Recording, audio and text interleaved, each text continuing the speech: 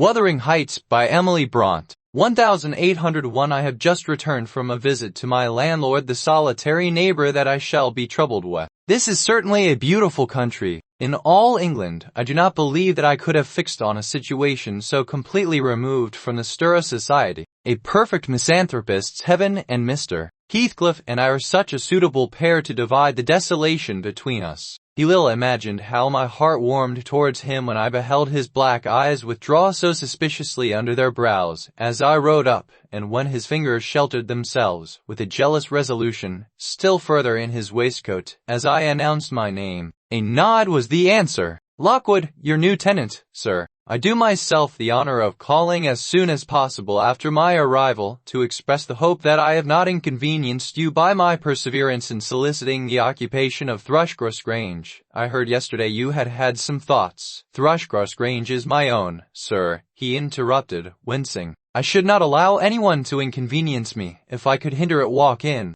The walk-in was uttered with closed teeth and expressed the sentiment, "Go to the deuce." Even the gate over which he leant manifested no sympathizing movement to the words, and I think that circumstance determined me to accept the invitation. I felt interested in a man who seemed more exaggeratedly reserved than myself. When he saw my horse's breast fairly pushing the barrier, he did put out his hand to unchain it, and then sullenly preceded me up the causeway, calling, as we entered the court, "Joseph, take Mr. Lockwood's horse, and bring up some wine." "Here we have the whole establishment of domestics, I suppose," was the reflection suggested by this compound order. "No wonder the grass grows up between the flags, and cattle are the only hedge cutters." Joseph was an elderly, nay, an old man, very old, perhaps, though hale and sinewy. He soliloquized in an undertone of peevish displeasure, while relieving me of my horse, looking, meantime, in my face so sourly that I charitably conjectured he must have need of divine aid to digest his dinner, and his pious ejaculation had no reference to my unexpected advent. "Wuthering Heights is the name of Mr. Heathcliff's dwelling." Wuthering being a significant provincial adjective,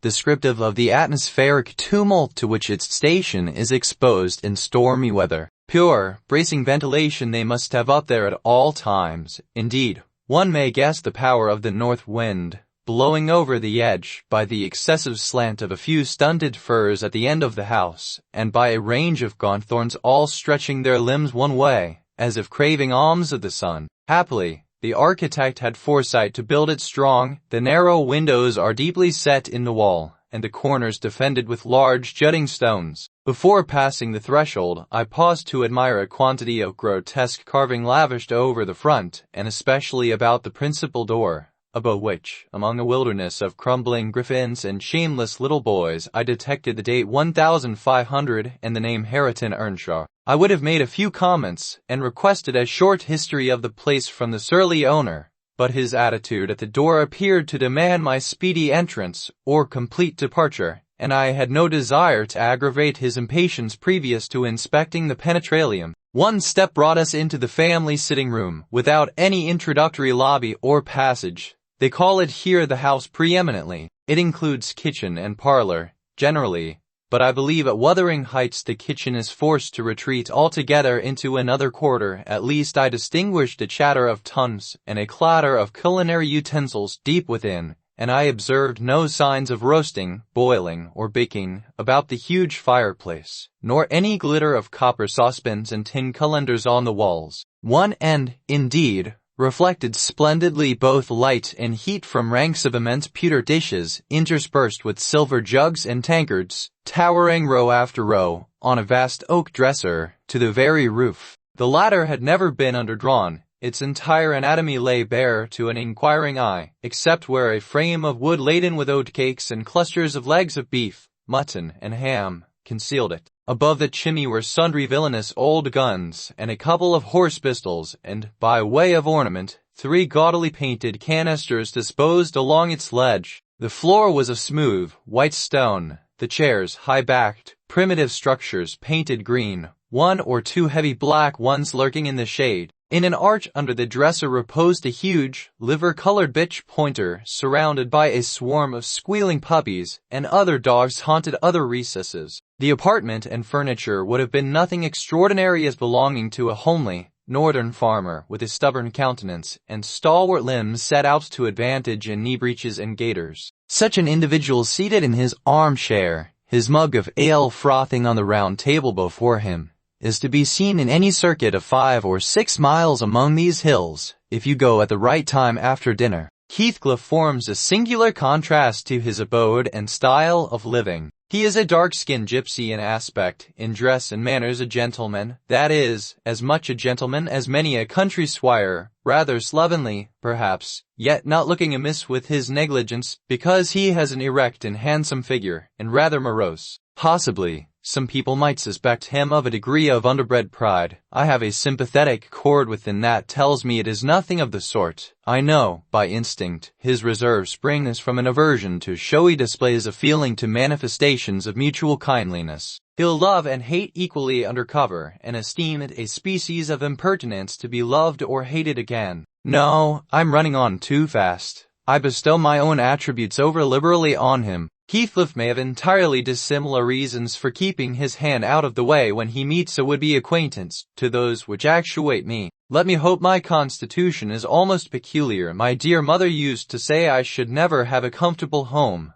and only last summer I proved myself perfectly unworthy of one. While enjoying a month of fine weather at the sea-coast, I was thrown into the company of a most fascinating creature, a real goddess in my eyes, as long as she took no notice of me. I never told my love vocally. Still, if looks have language, the merest idiot might have guessed I was over head and ears. She understood me at last, and looked a return the sweetest of all imaginable looks. I confess it with shame shrunk icily into myself like a snail. At every glance retired colder and farther, till finally the poor innocent was led to doubt her own senses, and, overwhelmed with confusion at her supposed mistake, persuaded her mammon to decamp. By this curious turn of disposition I have gained the reputation of deliberate heartlessness, how undeserved, I alone can appreciate. I took a seat at the end of the hearthstone opposite that towards which my landlord advanced, and filled up an interval of silence by attempting to caress the canine mother, who had left her nursery, and was sneaking wolfishly to the back of my legs, her lip curled up,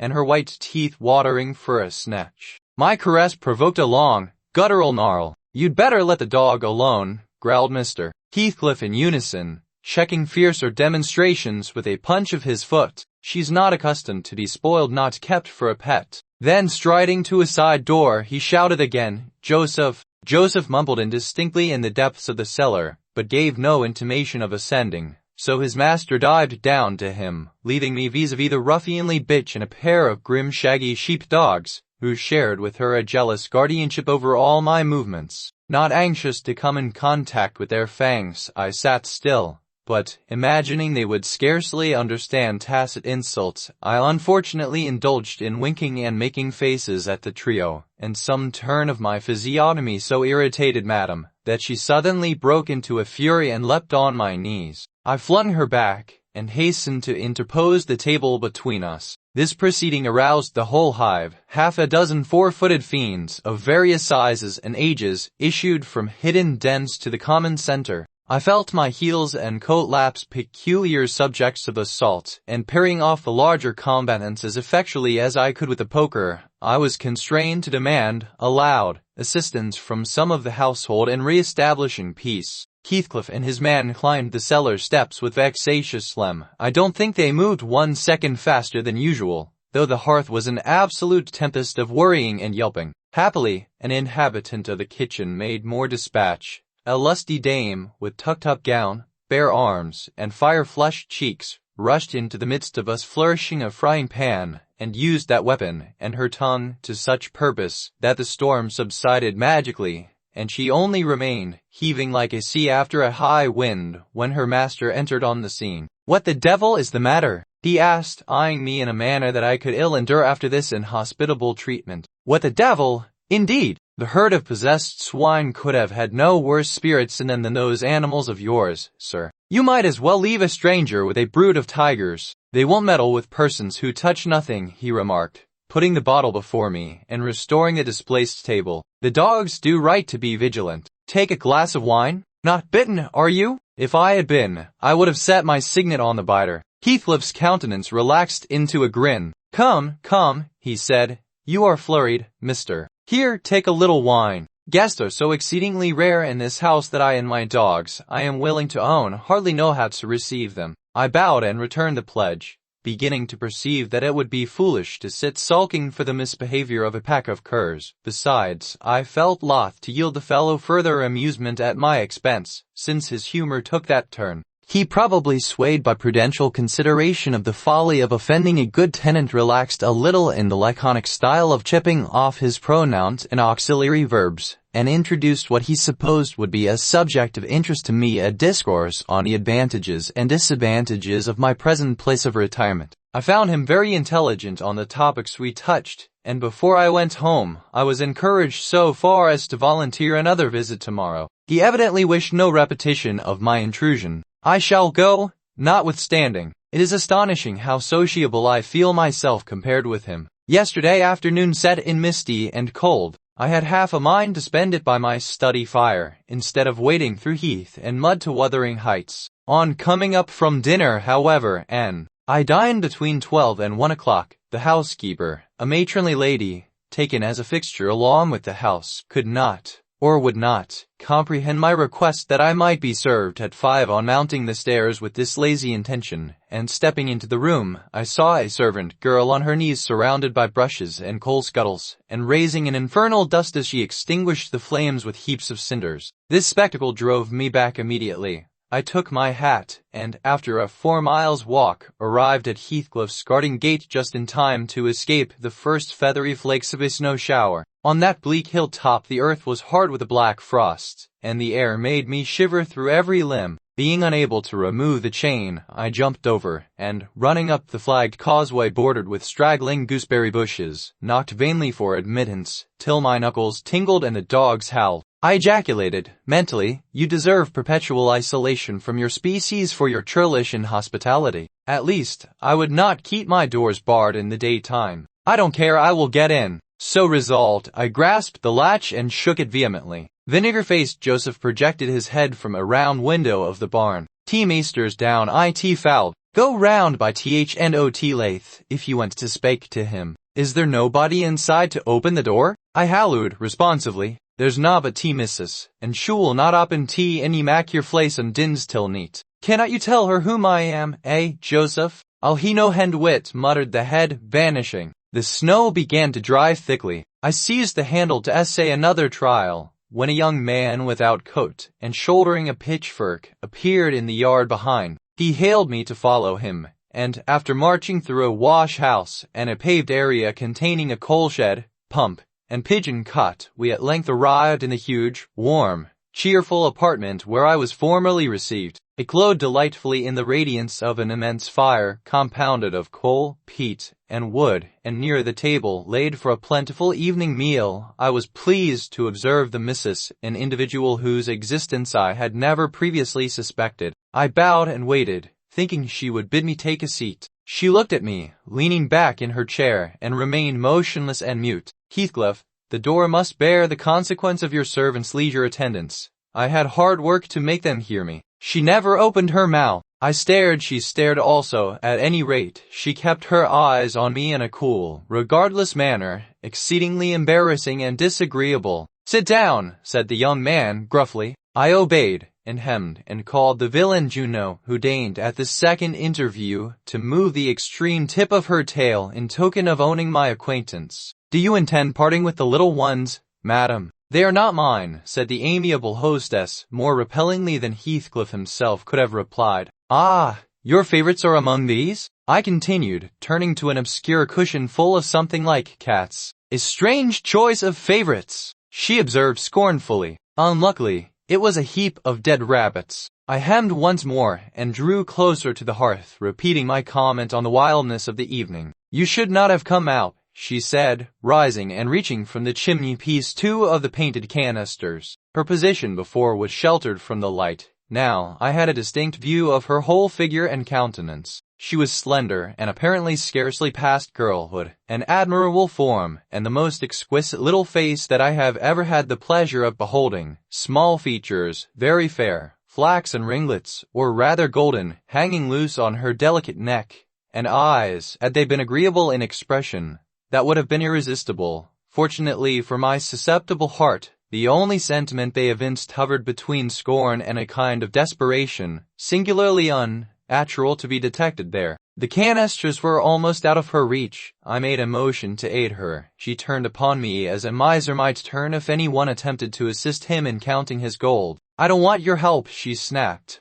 "I can get them for myself." "I beg your pardon," I hastened to reply. "Were you asked to tea?" she demanded, tying an apron over her neat black frock and standing with a spoonful of the leaf poised over the pot. "I shall be glad to have a cup," I answered. "No," I said, half smiling. "You are the proper person to ask me." She flung the tea back, spoon and all, and resumed her chair in a pet, her forehead corrugated and her red underlip pushed out, like a child's ready to cry. Meanwhile, the young man had slung onto his person a decidedly shabby upper garment and, erecting himself before the blaze, looked down on me from the corner of his eyes, for all the world as if there were some mortal feud unavenged between us. I began to doubt whether he were a servant or not. His dress and speech were both rude, entirely devoid of the superiority observable in Mr. Heathcliff. His thick brown curls were rough and uncultivated. His whiskers encroached bearishly over his cheeks, and his hands were embrowned like those of a common laborer. Still his bearing was free, almost haughty, and he showed none of a domestic's assiduity in attending on the lady of the house. In the absence of clear proofs of his condition, I deemed it best to abstain from noticing his curious conduct, and 5 minutes afterwards the entrance of Heathcliff relieved me, in some measure, from my uncomfortable state. "You see, sir, I am come according to promise," I explained, assuming the cheerful, "and I fear I shall be weather-bound for half an hour, if you can afford me shelter during that space," he said, shaking the white flakes from his clothes. "I wonder you should select the thick of a snowstorm to ramble about in.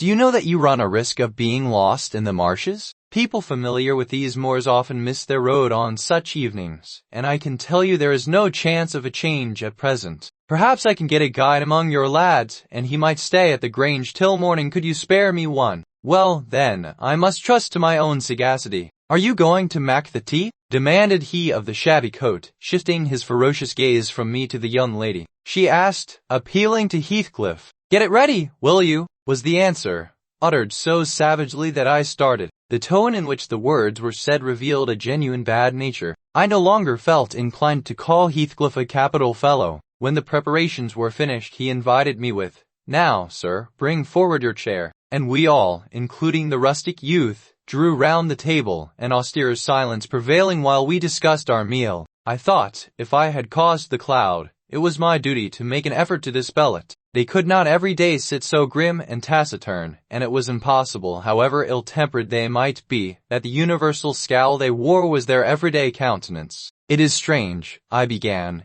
in the interval of swallowing one cup of tea and receiving another, "it is strange how custom can mold our tastes and ideas. Many could not imagine the existence of happiness in a life of such complete exile from the world as you spend, Mr. Heathcliff. Yet, I'll venture to say that, surrounded by your family, and with your amiable lady as the presiding genius over your home and heart—" "My amiable lady," he interrupted, with an almost diabolical sneer on his face. "Where is she, my amiable lady?" "Heathcliff, your wife, I mean." "Well, yes, so you would intimate that her spirit has taken the post of ministering angel, and guard the fortunes of Wuthering Heights, even when her body is gone." Perceiving myself in a blunder, I attempted to correct it. I might have seen there was too great a disparity between the ages of the parties to make it likely that they were man and wife. One was about 40, a period of mental vigor at which men seldom cherish the delusion of being married for love by girls. That dream is reserved for the solace of our declining years. The other did not look 17.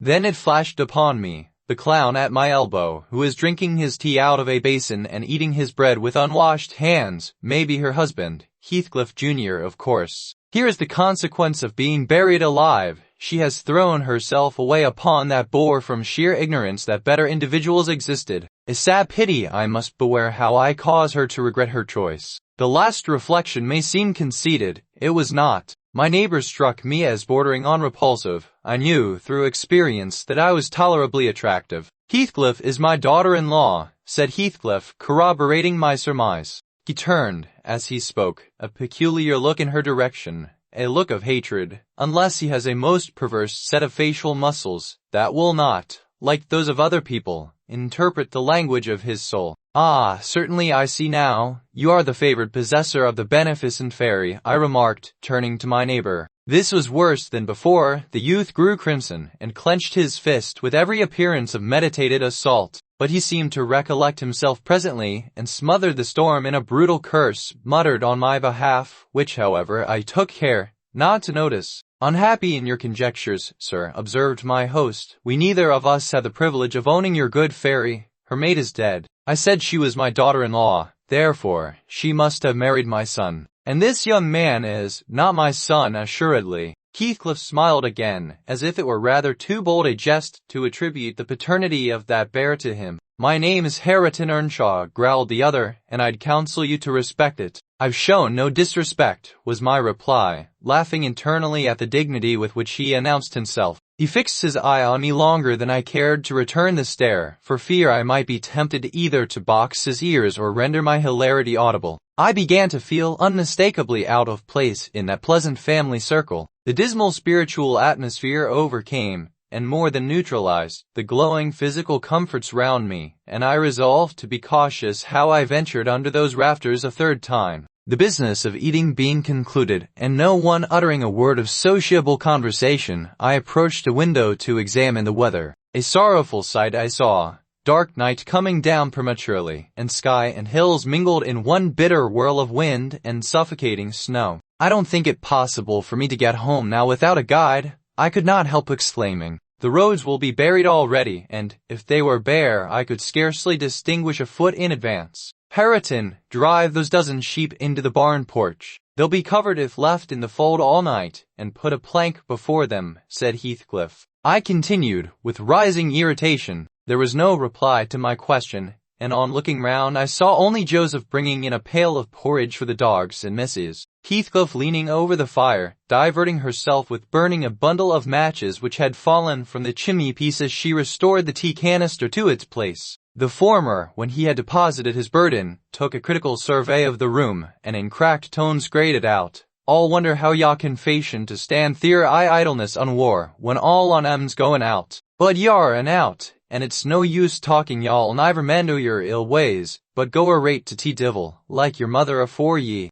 I imagined, for a moment, that this piece of eloquence was addressed to me, and, sufficiently enraged, stepped toward the aged rascal with an intention of kicking him out of the door. Heathcliff, however, checked me by her answer. "You scandalous old hypocrite! Are you not afraid of being carried away bodily whenever you mention the devil's name? I warn you to refrain from provoking me, or I'll ask your abduction as a special favor. Look here, Joseph," she continued, taking a long, dark book from a shelf. "I'll show you how far I've progressed in the black art. I shall soon be competent to make a clear house of it. The red cow didn't die by chance, and your rheumatism can hardly be reckoned among providential visitations." "Oh, wicked, wicked," gasped the elder. "May the Lord deliver us from evil. You are a castaway, be off, or I'll hurt you seriously. I'll have you all modeled in wax and clay, and the first who passes the limits I fix shall, I'll not say what he shall be done to, but you'll see. Go, I'm looking at you." The little witch put a mock malignity into her beautiful eyes, and Joseph, trembling with sincere horror, hurried out, praying and ejaculating wicked as he went. I thought her conduct must be prompted by a species of dreary fun, and, now that we were alone, I endeavored to interest her in my distress. "Heathcliff," I said earnestly, "you must excuse me for troubling you. I presume, because, with that face, I'm sure you cannot help being good-hearted. Do point out some landmarks by which I may know my way home. I have no more idea how to get there than you would have how to get to London." "Take the road you came," she answered, ensconcing herself in a chair, with a candle and a long book open before her. "It is brief advice, but as sound as I can give. Then, if you hear of me being discovered dead in a bog or a pit full of snow, your conscience won't whisper that it is partly your fault. They wouldn't let me go to the end of the garden wall. I should be sorry to ask you to cross the threshold for my convenience on such a night," I cried. "I want you to tell me my way, not to show it, or else to persuade Mr. Heathcliff to give me a guide. There is himself, Earnshaw and Zillah, Joseph and I. Which would you have? Are there no boys at the farm?" "No, those are all." "Then, it follows that I am compelled to stay, that you may settle with your host. I have nothing to do with it. I hope it will be a lesson to you to make no more rash journeys on these hills, cried Heathcliff's stern voice from the kitchen entrance.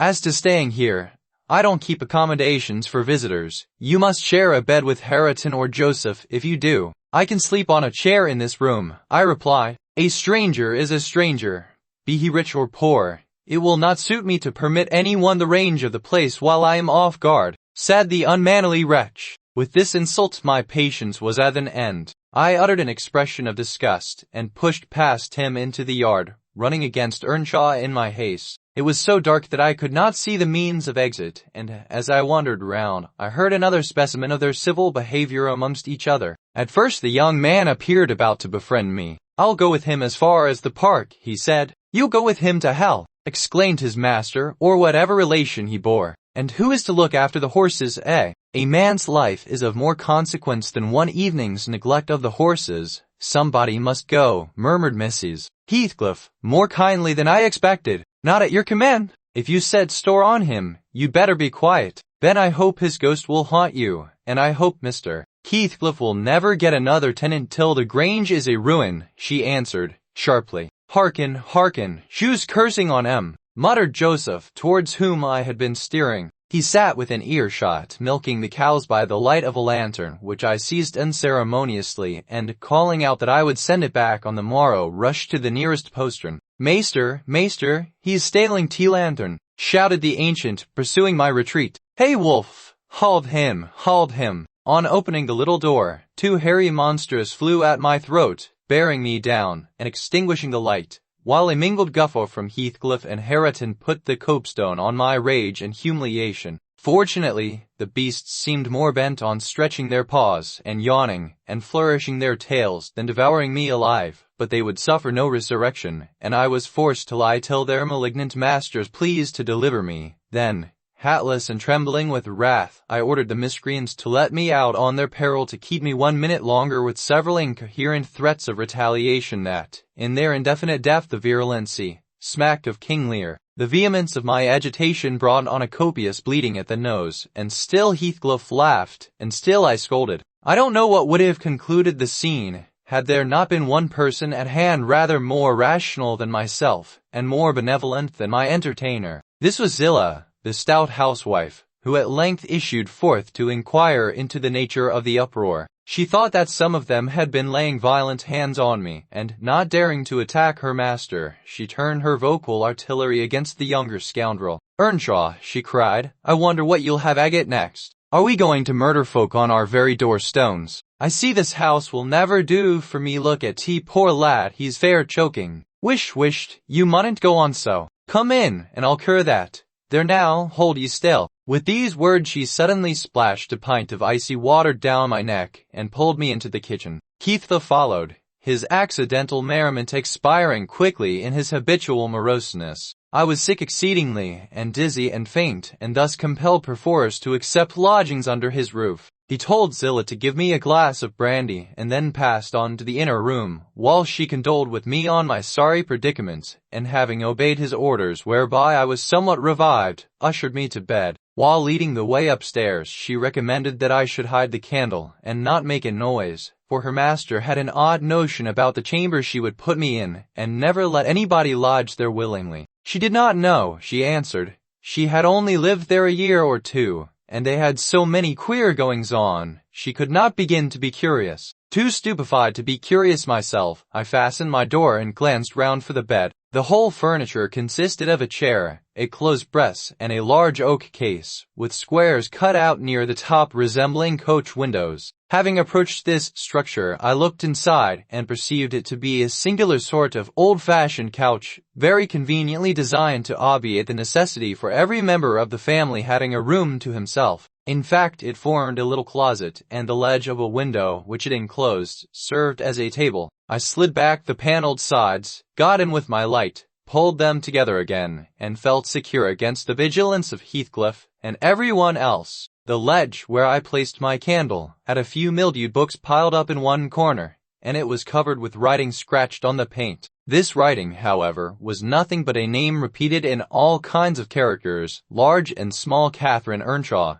here and there varied to Catherine Heathcliff, and then again to Catherine Linton. In vapid listen as I leant my head again at the window, and continued spelling over Catherine and Heathcliff Linton, till my eye closed. But they had not rested 5 minutes when a cholera what letters started on the dark as vivid spectres. The air swarmed with Catherines.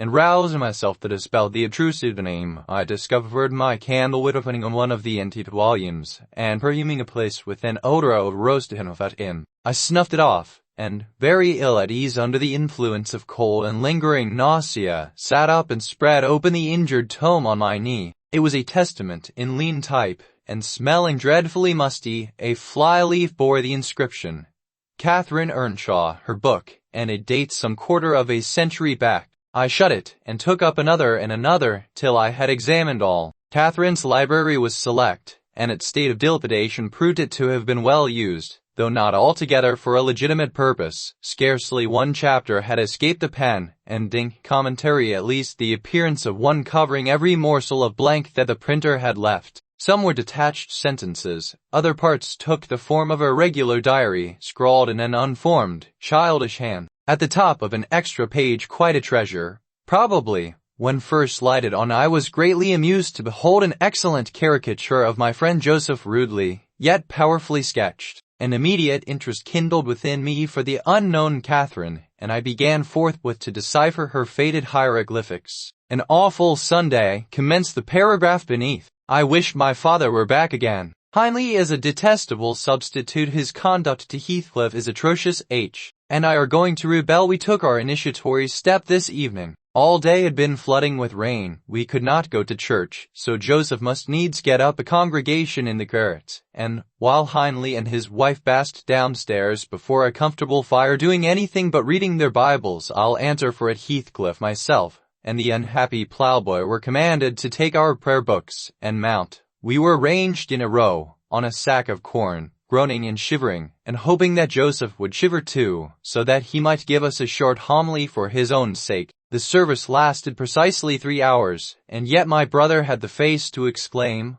when he saw us descending, "What, done already?" On Sunday evenings we used to be permitted to play, if we did not make much noise. Now a mere titter is sufficient to send us into corners. "You forget you have a master here," says the tyrant. "I'll demolish the first who puts me out of temper. I insist on perfect sobriety and silence. Francis, darling, pull his hair as you go by." I heard him snap his fingers. Francis pulled his hair heartily, and then went and seated herself on her husband's knee, and there they were, like two babies, kissing and talking nonsense by the hour, foolish palaver that we should be ashamed of. We made ourselves as snug as our means allowed in the arch of the dresser. I had just fastened our pinafores together and hung them up for a curtain when in comes Joseph on an errand from the stables. He tears down my handiwork, boxes my ears, and croaks, "T Maester Nobbat just buried, and Sabbath not ord, unty sound o t gospel still I your lugs, and ye darby laking.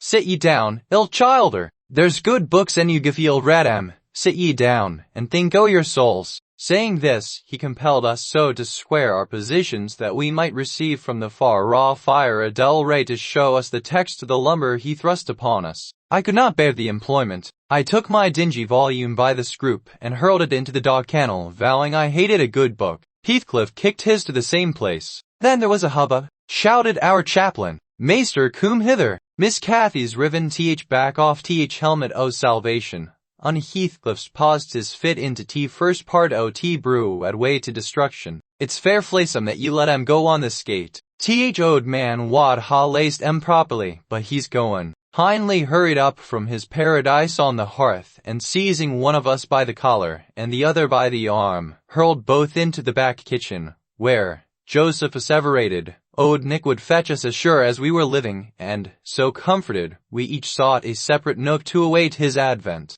I reached this book, and a pot of ink from a shelf, and pushed the house door ajar to give me light, and I have about the time on with writing for 20 minutes. But my companion is impatient, and proposes that we should appropriate the dairywoman's cloak, and have a scamper on the moors, under its shelter. A pleasant suggestion, and then, if the surly old man come in, he may believe his prophecy verified. We cannot be damper or colder in the rain than we are here. Asterisk, asterisk, asterisk. I suppose Catherine fulfilled her project, for the next sentence took up another subject. She waxed lachrymose. How little did I dream that Hindley would ever make me cry so. My head aches, still I cannot keep it on the pillow, and still I can't give over. Hindley calls him a vagabond and won't let him sit with us nor eat with us any more, and he says he and I must not play together, and threatens to turn him out of the house if we break his orders. He has been blaming our father, how dared he, too liberally, and swears he will reduce him to his right place. Asterisk, asterisk, asterisk. I began to nod drowsily over the dim page. My eye wandered from manuscript to print. I saw a red ornamented title, 70 times 7, and the first of the 71st,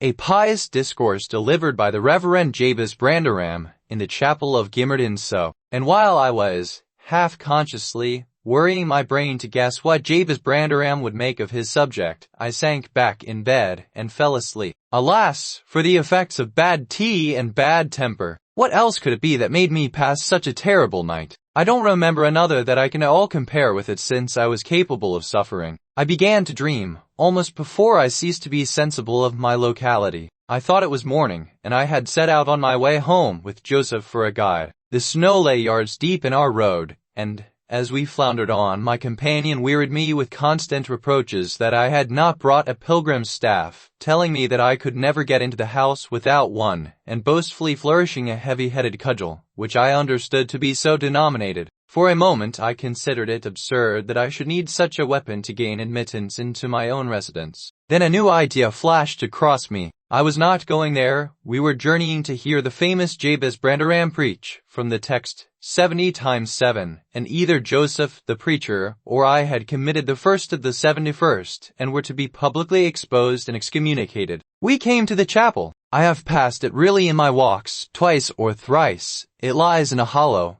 between two hills, an elevated hollow, near a swamp, whose peaty moisture is said to answer all the purposes of embalming on the few corpses deposited there. The roof has been kept whole hitherto, but as the clergyman's stipend is only £20 per annum, and a house with 2 rooms, threatening speedily to determine into one, no clergyman will undertake the duties of pastor, especially as it is currently reported that his flock would rather let him starve than increase the living by 1 penny from their own pockets. However, in my dream, Jabez had a full and attentive congregation, and he preached good God, what a sermon, divided into 490 parts, each fully equal to an ordinary address from the pulpit, and each discussing a separate sin. Where he searched for them, I cannot tell. He had his private manner of interpreting the phrase, and it seemed necessary the brothers should sin different sins on every occasion. They were of the most curious character, odd transgressions that I never imagined previously. Oh, how weary I grew! How I writhed, and yawned, and nodded, and revived! How I pinched and pricked myself, and rubbed my eyes, and stood up, and sat down again, and nudged Joseph to inform me if he would ever have done.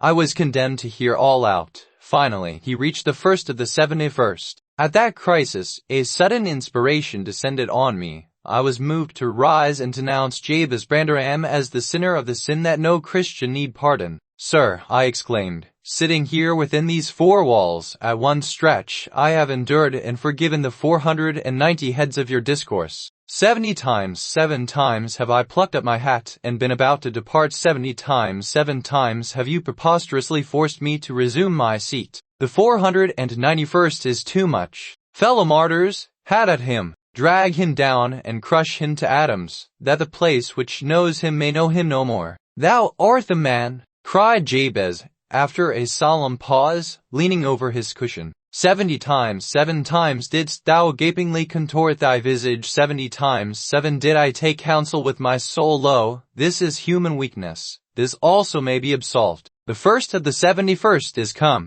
Brethren, execute upon him the judgment written. Such honor have all his saints. With that concluding word, the whole assembly, exalting their pilgrims' staves, rushed round me in a body, and I, having no weapon to raise in self-defense, commenced grappling with Joseph, my nearest and most ferocious assailant, for his. In the confluence of the multitude, several clubs crossed, blows, aimed at me, fell on other sconces. Presently the whole chapel resounded with rappings and counter-rappings. Every man's hand was against his neighbor, and Branderham, unwilling to remain idle, poured forth his zeal in a shower of loud taps on the boards of the pulpit, which responded so smartly that, at last, to my unspeakable relief, they woke me. And what was it that had suggested the tremendous tumult? What had played Jabez's part in the row? Merely the branch of a fir tree that touched my lattice as the blast wailed by and rattled its dry cones against the panes. I listened doubtingly an instant, detected the disturber, then turned and dozed, and dreamt again, if possible, still more disagreeably than before. This time I remembered I was lying in the oak closet, and I heard distinctly the gusty wind and the driving of the snow. I heard, also, the fir bough repeat its teeing sound, and ascribed it to the right cause. But it annoyed me so much that I resolved to silence it if possible, and I rose and endeavored to unhasp the casement. The hook was soldered into the staple, a circumstance observed by me when awake, but forgotten. I must stop it, nevertheless, I muttered, knocking my knuckles through the glass, and stretching an arm out to seize the importunate branch, instead of which my fingers closed on the fingers of a little ice-cold hand. The intense horror of nightmare came over me. I tried to draw back my arm, but the hand clung to it, and a most melancholy voice sobbed, "Let me in, let me in." I asked, struggling meanwhile to disengage myself. "Catherine Linton," it replied, shiveringly. Why did I think of Linton? I had read Earnshaw 20 times for Linton. I'm come home. I'd lost my way on the moor. As it spoke, I discerned, obscurely, a child's face looking through the window. Terror made me cruel, and, finding it useless to attempt shaking the creature off, I pulled its wrist onto the broken pane, and rubbed it to and fro till the blood ran down and soaked the bedclothes. Still it wailed, "Let me in," and maintained its tenacious gripe, almost maddening me with fear. "Let me go, if you want me to let you in." The fingers relaxed. I snatched mine through the hole, hurriedly piled the books up in a pyramid against it, and stopped my ears to exclude the lamentable prayer. I seemed to keep them closed above a quarter of an hour, yet, the instant I listened again, there was the doleful cry moaning on. "I'll never let you in, not if you beg for 20 years. It is 20 years, mourned the voice, 20 years. I have been away for 20 years. Thereat began a feeble scratching outside, and the pile of books moved as if thrust forward. I tried to jump up, but could not stir a limb, and so yelled aloud in a frenzy of fright. To my confusion, I discovered the yell was not ideal. Hasty footsteps approached my chamber door. Somebody pushed it open with a vigorous hand, and a light glimmered through the squares at the top of the bed. I sat shuddering, yet, and wiping the perspiration from my forehead. The intruder appeared to hesitate, and muttered to himself. "At last," he said, in a half-whisper, plainly not expecting an answer. "Is any one here?" I considered it best to confess my presence, for I knew Heathcliff's accents, and feared he might search further if I kept quiet. With this intention, I turned and opened the panels. I shall not soon forget the effect my action produced. Heathcliff stood near the entrance, in his shirt and trousers, with a candle dripping over his fingers, and his face as white as the wall behind him. The first creak of the oak startled him like an electric shock. The light leapt from his hold to a distance of some feet, and his agitation was so extreme that he could hardly pick it up. "It is only your guest, sir," I called out, desirous to spare him the humiliation of exposing his cowardice further. I had the misfortune to scream in my sleep, owing to a frightful nightmare. "I'm sorry I disturb you." "Oh, God confound you, mister. I wish you were at the," commenced my host, setting the candle on a chair, because he found it impossible to hold it steady. "And who showed you up into this room?" he continued, crushing his nails into his palms, and grinding his teeth to subdue the maxillary convulsions. "I've a good mind to turn them out of the house this moment." "It was your servant Zillah," I replied, flinging myself onto the floor, and rapidly resuming my garments. "I should not care if you did, Mr. Heathcliff. She richly deserves it. I suppose that she wanted to get another proof that the place was haunted, at my expense. Well, it is swarming with ghosts and goblins. You have reason in shutting it up, I assure you. No one will thank you for a doze in such a den." "What do you mean?" asked Heathcliff. "And what are you doing?" "Lie down and finish out the night since you are here, but for heaven's sake, don't repeat that horrid noise. Nothing could excuse it, unless you were having your throat cut. If the little fiend had gotten at the window, she probably would have strangled me." I'm not going to endure the persecutions of your hospitable ancestors again. Was not the Reverend Jabez Branderham akin to you on the mother's side? And that minx, Catherine Linton, or Earnshaw, or however she was called, she must have been a changeling, wicked little soul. She told me she had been walking the earth these 20 years, a just punishment for her mortal transgressions, I've no doubt. Scarcely were these words uttered when I recollected the association of Heathcliff's with Catherine's name in the book, which had completely slipped from my memory, till thus awakened. I blushed at my inconsideration, but, without showing further consciousness of the offence, I hastened to add, the truth is, sir, I passed the first part of the night in. Here I stopped afresh. I was about to say perusing those old volumes, then it would have revealed my knowledge of their written, as well as their printed, contents. So, correcting myself, I went on, in spelling over the name scratched on that window ledge. A monotonous occupation, calculated to set me asleep,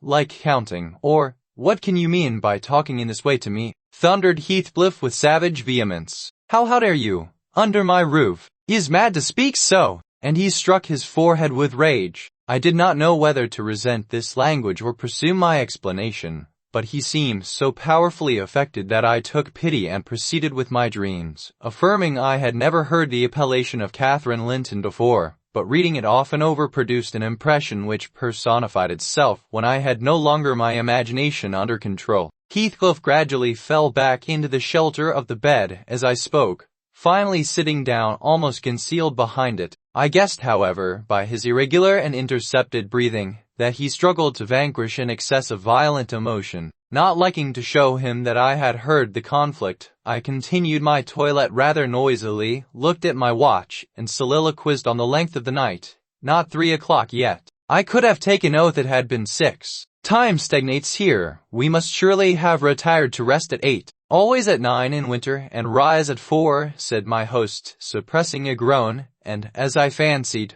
by the motion of his arm shadow dashing a tear from his eyes. Lockwood, he added, you may go into my room. You'll only be in the way, coming downstairs so early, and your childish outcry has sent sleep to the devil for me. And for me too, I replied. I'll walk in the yard till daylight, and then I'll be off, and you need not dread a repetition of my intrusion. I'm now quite cured of seeking pleasure in society, be it country or town. A sensible man ought to find sufficient company in himself. Delightful company, muttered Heathcliff. Take the candle, and go where you please. I shall join you directly. Keep out of the yard, though. The dogs are unchained, and the house Juno mounts sentinel there, and nay, you can only ramble about the steps and passages. I'll come in 2 minutes. I obeyed, so far as to quit the chamber, when, ignorant where the narrow lobbies led, I stood still, and was witness, involuntarily, to a piece of superstition on the part of my landlord which belied, oddly, his apparent sense. He got on to the bed, and wrenched open the lattice, bursting, as he pulled at it, into an uncontrollable passion of tears. Hear me this time, Catherine, at last. The spectre showed a spectre's ordinary caprice. It gave no sign of being, but the snow and wind whirled wildly through, even reaching my station, and blowing out the light. There was such anguish in the gush of grief that accompanied this raving, that my compassion made me overlook its folly, and I drew off, half angry to have listened at all, and vexed at having related my ridiculous nightmare, since it produced that agony, though why was beyond my comprehension. I descended cautiously to the lower regions, and landed in the back kitchen, where a gleam of fire, raked compactly together, enabled me to rekindle my candle. Nothing was stirring except a brindled, grey cat, which crept from the ashes, and saluted me with a querulous mew. 2 benches, shaped in sections of a circle, nearly enclosed the hearth. On one of these I stretched myself, and Grimalkin mounted the other. We were both of us nodding ere anyone invaded our retreat, and then it was Joseph, shuffling down a wooden ladder that vanished in the roof, through a trap, the ascent to his garret, I suppose. He cast a sinister look at the little flame which I had enticed to play between the ribs, swept the cat from its elevation, and bestowing himself in the vacancy, commenced the operation of stuffing a 3-inch pipe with tobacco. My presence in his sanctum was evidently esteemed a piece of impudence too shameful for remark.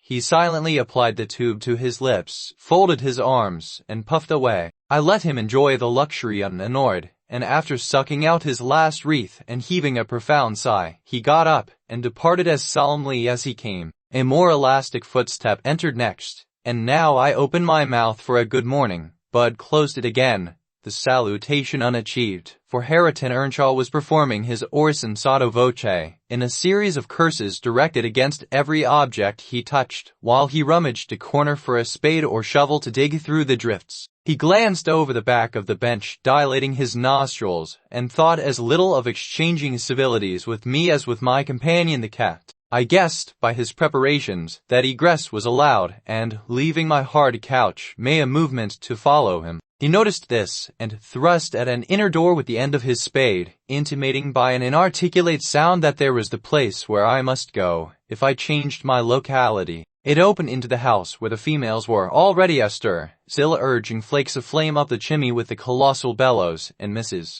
Heathcliff, kneeling on the hearth, reading a book by the aid of the blaze. She held her hand interposed between the furnace heat and her eyes, and seemed absorbed in her occupation, desisting from it only to chide the servant for covering her with sparks, or to push away a dog, now and then, that snoozled its nose over forwardly into her face. I was surprised to see Heathcliff there also. He stood by the fire, his back toward me, just finishing a stormy scene with poor Zillah, who ever and anon interrupted her labor to pluck up the corner of her apron and heave an indignant groan. "And you worthless," he broke out as I entered, turning to his daughter-in-law, and employing an epithet as harmless as duck or sheep, but generally represented by a dash. "There you are, at your idle tricks again? The rest of them do earn their bread. You live on my charity. Put your trash away, and find something to do. You shall pay me for the plague of having you eternally in my sight. Do you hear, damnable jade?" "I'll put my trash away, because you can make me if I refuse," answered the young lady, closing her book and throwing it on a chair. "But I'll not do anything, though you should swear your tongue out, except what I please." Heathcliff lifted his hand, and the speaker sprang to a safer distance, obviously acquainted with its weight. Having no desire to be entertained by a cat and dog combat, I stepped forward briskly, as if eager to partake the warmth of the hearth, and innocent of any knowledge of the interrupted dispute. Each had enough decorum to suspend further hostilities. Heathcliff placed his fists, out of temptation, in his pockets. Mrs. Heathcliff curled her lip and walked to a seat far off, where she kept her word by playing the part of a statue during the remainder of my stay. I declined joining their breakfast, and at the first gleam of dawn, took an opportunity of escaping into the free air, now clear and still and cold as impalpable ice. My landlord hallooed for me to stop ere I reached the bottom of the garden, and offered to accompany me across the moor. It was well he did, for the whole hill back was one billowy, white ocean, the swells and falls not indicating corresponding rises and depressions in the ground. Many pits, at least, were filled to a level, and entire ranges of mounds, the refuse of the quarries, blotted from the chart which my yesterday's walk left pictured in my mind. I had remarked on one side of the road, at intervals of 6 or 7 yards, a line of upright stones, continued through the whole length of the barren. These were erected and daubed with lime on purpose to serve as guides in the dark, and also when a fall, like the present, confounded the deep swamps on either hand with the firmer path, but, excepting a dirty dot pointing up here and there, all trace of their existence had vanished, and my companion found it necessary to warn me frequently to steer to the right or left, when I imagined I was following, correctly, the windings of the road. We exchanged little conversation, and he halted at the entrance of Thrushcross Park, saying I could make no error there. Our adieus were limited to a hasty bow, and then I pushed forward, trusting to my own resources, for the porter's lodge is untenanted as yet. The distance from the gate to the Grange is 2 miles. I believe I managed to make it 4, what with losing myself among the trees, and sinking up to the neck in snow, a predicament which only those who have experienced it can appreciate. At any rate, whatever were my wanderings, the clock chimed 12 as I entered the house, and that gave exactly an hour for every mile of the usual way from Wuthering Heights. My human fixture and her satellites rushed to welcome me, exclaiming, tumultuously, they had completely given me up.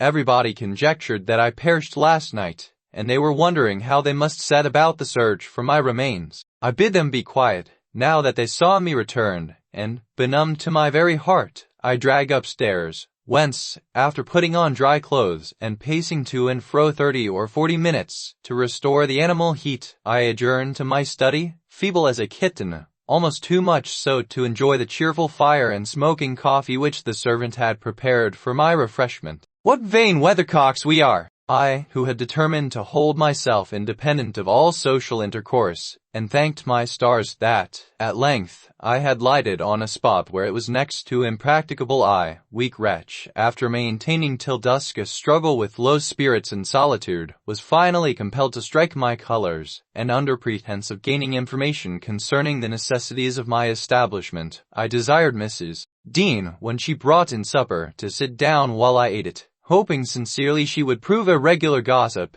and either rouse me to animation or lull me to sleep by her talk. "You have lived here a considerable time," I commenced. "Did you not say 16 years? 18, sir. I came when the mistress was married, to wait on her. After she died, the master retained me for his housekeeper." There ensued a pause. She was not a gossip, I feared, unless about her own affairs, and those could hardly interest me. However, having studied for an interval, with a fist on either knee, and a cloud of meditation over her ruddy countenance, she ejaculated, "Ah, times are greatly changed since then." "Yes," I remarked, "you've seen a good many alterations, I suppose?" "I have, and troubles too," she said. "Oh, I'll turn the talk on my landlord's family." I thought to myself, a good subject to start. And that pretty girl widow, I should like to know her history, whether she be a native of the country, or, as is more probable, an exotic that the surly indigene will not recognize for kin. With this intention I asked Mrs. Dean why Heathcliff let Thrushcross Grange, and preferred living in a situation and residence so much inferior. "Is he not rich enough to keep the estate in good order? He has nobody knows what money, and every year it increases." Yes,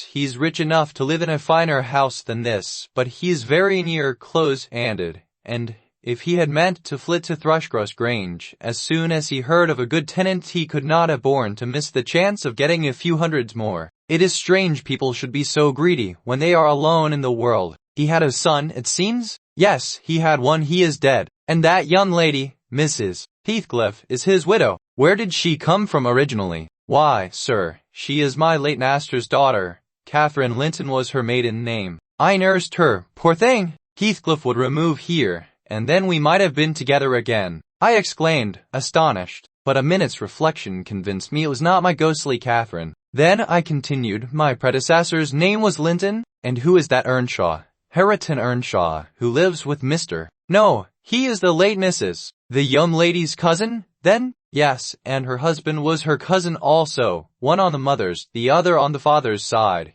Heathcliff married Mr. I see the house at Wuthering Heights says Earnshaw carved over the front door. Are they an old family? Very old, sir, and Hareton is the last of them, as our Miss Cathy is of us, I mean of the Lintons. Have you been to Wuthering Heights? I beg pardon for asking, but I should like to hear how she is. She looked very well and very handsome, yet, I think, not very happy. Oh dear, I don't wonder. And how did you like the master? A rough fellow, rather, Mrs. Is not that his character? Rough as a saw edge and hard as whinstone. The less you meddle with him the better. He must have had some ups and downs in life to make him such a churl. Do you know anything of his history? It's a cuckoo's, sir. I know all about it, except where he was born, and who were his parents, and how he got his money at first. And Hareton has been cast out like an unfledged dunnock. The unfortunate lad is the only one in all this parish that does not guess how he has been cheated. Dean, it will be a charitable deed to tell me something of my neighbors. I feel I shall not rest if I go to bed, so be good enough to sit and chat an hour. Oh, certainly, sir. I'll just fetch a little sewing, and then I'll sit as long as you please. But you've caught cold. I saw you shivering, and you must have some gruel to drive it out. The worthy woman bustled off, and I crouched nearer the fire. My head felt hot, and the rest of me chill. Moreover, I was excited, almost to a pitch of foolishness, through my nerves and brain. This caused me to feel, not uncomfortable, but rather fearful, as I am still of serious effects from the incidents of today and yesterday. She returned presently, bringing a smoking basin and a basket of work, and having placed the former on the hob, drew in her seat, evidently pleased to find me so companionable. Before I came to live here, she commenced, waiting no farther invitation to her story. I was almost always at Wuthering Heights, because my mother had nursed Mr. Hindley Earnshaw, that was Hareton's father, and I got used to playing with the children. I ran errands too, and helped to make hay, and hung about the farm ready for anything that anybody would set me to. One fine summer morning, it was the beginning of harvest, I remember Mr. Earnshaw, the old master, came downstairs dressed for a journey, and, after he had told Joseph what was to be done during the day, he turned to Hindley and Cathy and me, for I sat eating my porridge with them, and he said, speaking to his son, "Now, my bonny man, I'm going to Liverpool today. What shall I bring you? You may choose what you like, only let it be little, for I shall walk there and back, 60 miles each way. That is a long spell." Hindley named a fiddle, and then he asked Miss Cathy. She was hardly 6 years old, but she could ride any horse in the stable, and she chose a whip. He did not forget me, for he had a kind heart, though he was rather severe sometimes. He promised to bring me a pocketful of apples and pears, and then he kissed his children, said good-bye, and set off. It seemed a long mail to us all the 3 days of his absence, and often did little Cathy ask when he would be home. Earnshaw expected him by supper-time on the third evening, and she put the meal off hour after hour. There were no signs of his coming, however, and at last the children got tired of running down to the gate to look. Then it grew dark. She would have had them to bed, but they begged sadly to be allowed to stay up, and just about 11 o'clock, the door latch was raised quietly, and in stepped the master. He threw himself into a chair, laughing and groaning, and bid them all stand off, for he was nearly killed. He would not have such another walk for the 3 kingdoms, and at the end of it to be flighted to death. He said, opening his great coat, which he held bundled up in his arms, "I was never so beaten with anything in my life, but you must take it as a gift of God, though it's as dark almost as if it came from the devil." We crowded round, and over Miss Cathy's head I had a peep at a dirty, ragged, black-haired child, big enough both to walk and talk. Indeed, its face looked older than Catherine's, yet when it was set on its feet, it only stared round and repeated over and over again some gibberish that nobody could understand. I was frightened, and Mrs. Earnshaw was ready to fling it out of doors. She did fly up, asking how he could fashion to bring that gypsy brat into the house, when they had their own bairns to feed and fend for, what he meant to do with it, and whether he were mad. The master tried to explain the matter, but he was really half dead with fatigue, and all that I could make out, amongst her scolding, was a tale of his seeing it starving, and houseless, and as good as dumb, in the streets of Liverpool, where he picked it up and inquired for its owner. Not a soul knew to whom it belonged, he said, and his money and time being both limited, he thought it better to take it home with him at once than run into vain expenses there, because he was determined he would not leave it as he found it. Well, the conclusion was that my mistress grumbled herself calm, and Mr. Earnshaw told me to wash it, and give it clean things, and let it sleep with the children. Hindley and Cathy contented themselves with looking and listening till peace was restored. Then both began searching their father's pockets for the presents he had promised them. The former was a boy of 14, but when he drew out what had been a fiddle, crushed to morsels in the greatcoat, he blubbered aloud, and Cathy, when she learned the master had lost her whip in attending on the stranger, showed her humor by grinning and spitting at the stupid little thing, earning for her pains a sound blow from her father to teach her cleaner manners. They entirely refused to have it in bed with them, or even in their room, and I had no more sense, so I put it on the landing of the stairs, hoping it might be gone on the morrow. By chance, or else attracted by hearing his voice, it crept to Mr. Earnshaw's door, and there he found it on quitting his chamber. Inquiries were made as to how it got there.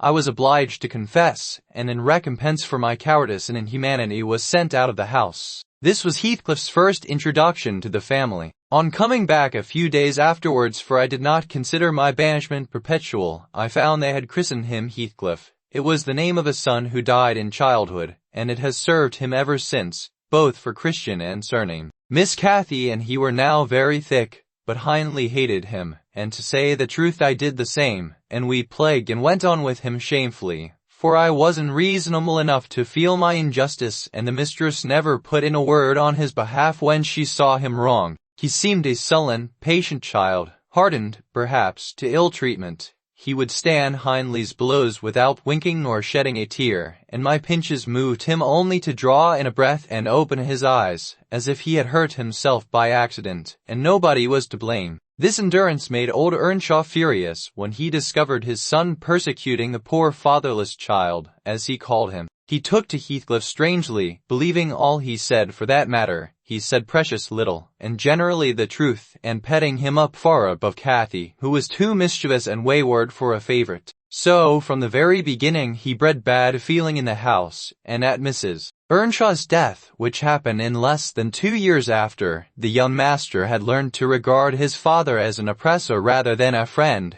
and Heathcliff as a usurper of his parents' affections and his privileges, and he grew bitter with brooding over these injuries. I sympathized a while, but when the children fell ill of the measles and I had to tend them, and take on me the cares of a woman at once, I changed my idea. Heathcliff was dangerously sick, and while he lay at the worst he would have me constantly by his pillow. I suppose he felt I did a good deal for him, and he hadn't wit to guess that I was compelled to do it. However, I will say this, he was the quietest child that ever nurse watched over. The difference between him and the others forced me to be less partial. Cathy and her brother harassed me terribly. He was as uncomplaining as a lamb, though hardness, not gentleness, made him give little trouble. He got through, and the doctor affirmed it was in a great measure owing to me, and praised me for my care. I was vain of his commendations, and softened toward the being by whose means I earned them, and thus Hindley lost his last ally. Still I couldn't dote on Heathcliff, and I wondered often what my master saw to admire so much in the sullen boy, who never, to my recollection, repaid his indulgence by any sign of gratitude.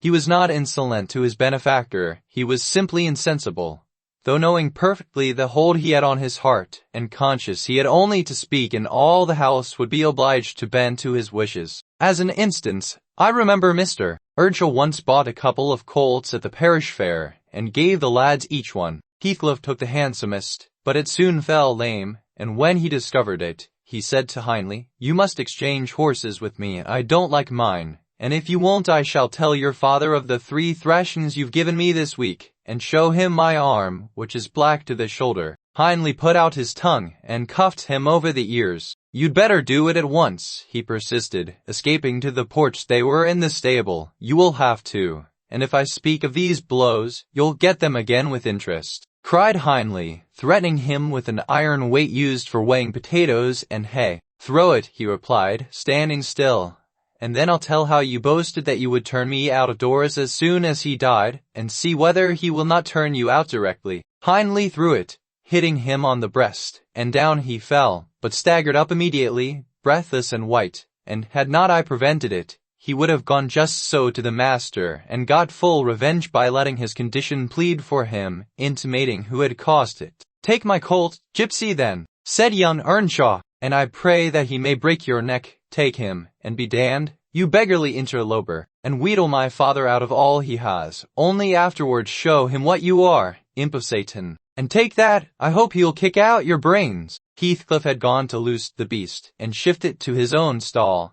He was passing behind it, when Hindley finished his speech by knocking him under its feet, and without stopping to examine whether his hopes were fulfilled, ran away as fast as he could. I was surprised to witness how coolly the child gathered himself up, and went on with his intention, exchanging saddles and all, and then sitting down on a bundle of hay to overcome the qualm which the violent blow occasioned, before he entered the house. I persuaded him easily to let me lay the blame of his bruises on the horse. He minded little what tale was told, since he had what he wanted. He complained so seldom, indeed, of such stirs as these, that I really thought him not vindictive. I was deceived completely, as you will hear. In the course of time Mr. Earnshaw began to fail. He had been active and healthy, yet his strength left him suddenly, and when he was confined to the chimney corner he grew grievously irritable. A nothing vexed him, and suspected slights of his authority nearly threw him into fits. This was especially to be remarked if any one attempted to impose upon, or domineer over, his favourite. He was painfully jealous lest a word should be spoken amiss to him, seeming to have got into his head the notion that,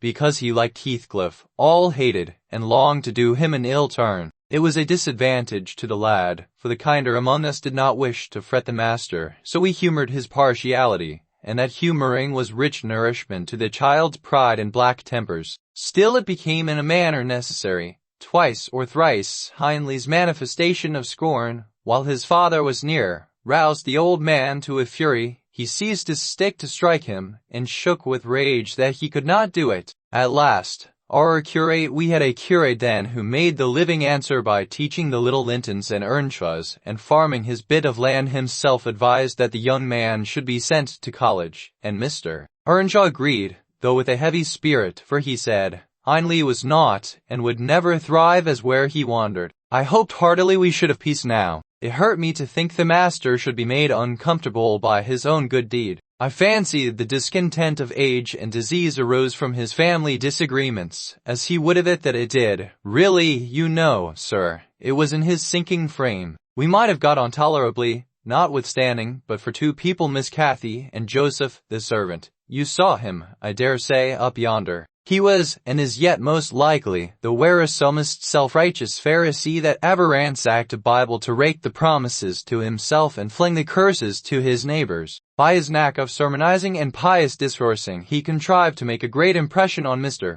Earnshaw, and the more feeble the master became, the more influence he gained. He was relentless in worrying him about his soul's concerns, and about ruling his children rigidly. He encouraged him to regard Hindley as a reprobate, and, night after night, he regularly grumbled out a long string of tales against Heathcliff and Catherine, always minding to flatter Earnshaw's weakness by heaping the heaviest blame on the latter. Certainly she had ways with her such as I never saw a child take up before, and she put all of us past our patience 50 times and oftener in a day. From the hour she came downstairs till the hour she went to bed, we had not a minute's security that she wouldn't be in mischief. Her spirits were always at high water mark, her tongue always going singing, laughing, and plaguing everybody who would not do the same. A wild, wicked slip she was, but she had the bonniest eye, the sweetest smile, and lightest foot in the parish, and, after all, I believe she meant no harm, for when once she made you cry in good earnest, it seldom happened that she would not keep you company, and oblige you to be quiet that you might comfort her. She was much too fond of Heathcliff. The greatest punishment we could invent for her was to keep her separate from him, yet she got chided more than any of us on his account. In play, she liked exceedingly to act the little mistress, using her hands freely and commanding her companions. She did so to me, but I would not bear slapping and ordering, and so I let her know. Earnshaw did not understand jokes from his children. He had always been strict and grave with them, and Catherine, on her part, had no idea why her father should be crosser and less patient in his ailing condition than he was in his prime. His peevish reproofs wakened in her a naughty delight to provoke him. She was never so happy as when we were all scolding her at once, and she defying us with her bold, saucy look, and her ready words, turning Joseph's religious curses into ridicule, baiting me, and doing just what her father hated most, showing how her pretended insolence, which he thought real, had more power over Heathcliff than his kindness, how the boy would do her bidding in anything, and his only when it suited his own inclination. After behaving as badly as possible all day, she sometimes came fondling to make it up at night. Nay, Cathy, the old man would say, I cannot love thee, thou art worse than thy brother. Go, say thy prayers, child, and ask God's pardon. I doubt thy mother and I must rue that we ever reared thee. That made her cry at first, and then being repulsed continually hardened her, and she laughed if I told her to say she was sorry for her faults and begged to be forgiven. But the hour came, at last, that ended Mr. Earnshaw's troubles on earth. He died quietly in his chair one October evening, seated by the fireside. A high wind blustered round the house and roared in the chimney. It sounded wild and stormy, yet it was not cold, and we were all together, I, a little removed from the hearth, busy at my knitting, and Joseph reading his Bible near the table, for the servants generally sat in the house then, after their work was done. Miss Cathy had been sick, and that made her still. She leant against her father's knee, and Heathcliff was lying on the floor with his head in her lap. I remember the master, before he fell into a doze, stroking her bonny hair. It pleased him rarely to see her gentle, and saying, Why canst thou not always be a good lass, Cathy? And she turned her face up to his, and laughed, and answered, Why cannot you always be a good man, father? But as soon as she saw him vexed again, she kissed his hand, and said she would sing him to sleep. She began singing very low, till his fingers dropped from hers, and his head sank on his breast. Then I told her to hush and not stir, for fear she should wake him. We all kept as mute as mice a full half-hour, and should have done so longer. Only Joseph, having finished his chapter, got up and said that he must rouse the master for prayers and bed. He stepped forward, and called him by name, and touched his shoulder, but he would not move, so he took the candle and looked at him. I thought there was something wrong as he set down the light, and seizing the children each by an arm, whispered them to frame upstairs, and make little din they might pray alone that evening he had summat to do. "I shall bid father good night first," said Catherine, putting her arms round his neck before we could hinder her. The poor thing discovered her loss directly she screamed out, "Oh, he's dead, Heathcliff," and they both set up a heartbreaking cry. I joined my wail to theirs, loud and bitter, but Joseph asked what we could be thinking of to roar in that way over a saint in heaven. He told me to put on my cloak and run to Gimmerton for the doctor and the parson. I could not guess the use that either would be of then. However, I went, through wind and rain, and brought one,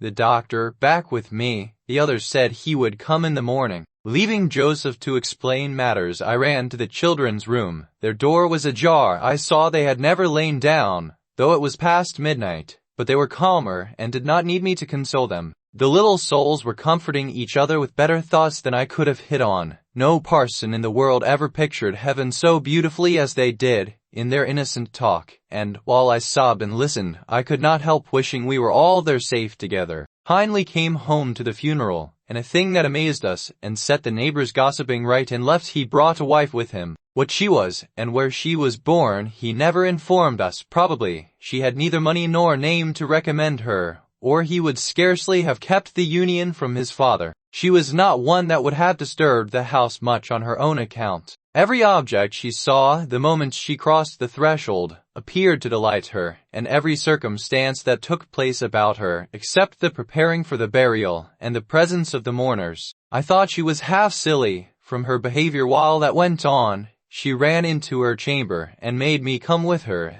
though I should have been dressing the children, and there she sat shivering and clasping her hands and asking repeatedly, "Are they gone yet?" Then she began describing with hysterical emotion the effect it produced on her to see black, and started and trembled, and at last fell a-weeping, and when I asked what was the matter, answered she didn't know, but she felt so afraid of dying. I imagined her as little likely to die as myself. She was rather thin, but young and fresh complexion, and her eyes sparkled as bright as diamonds. I did remark, to be sure, that mounting the stairs made her breathe very quick, that the least sudden noise set her all in a quiver, and that she coughed troublesomely sometimes, but I knew nothing of what these symptoms portended, and had no impulse to sympathize with her. "We don't in general take to foreigners here, Mr. Lockwood, unless they take to us first." Young Earnshaw was altered considerably in the 3 years of his absence. He had grown sparer, and lost his color, and spoke and dressed quite differently, and on the very day of his return he told Joseph and me we must thenceforth quarter ourselves in the back kitchen, and leave the house for him. Indeed, he would have carpeted and papered a small spare room for a parlor, but his wife expressed such pleasure at the white floor and huge glowing fireplace, at the pewter dishes and delf case, and dog kennel,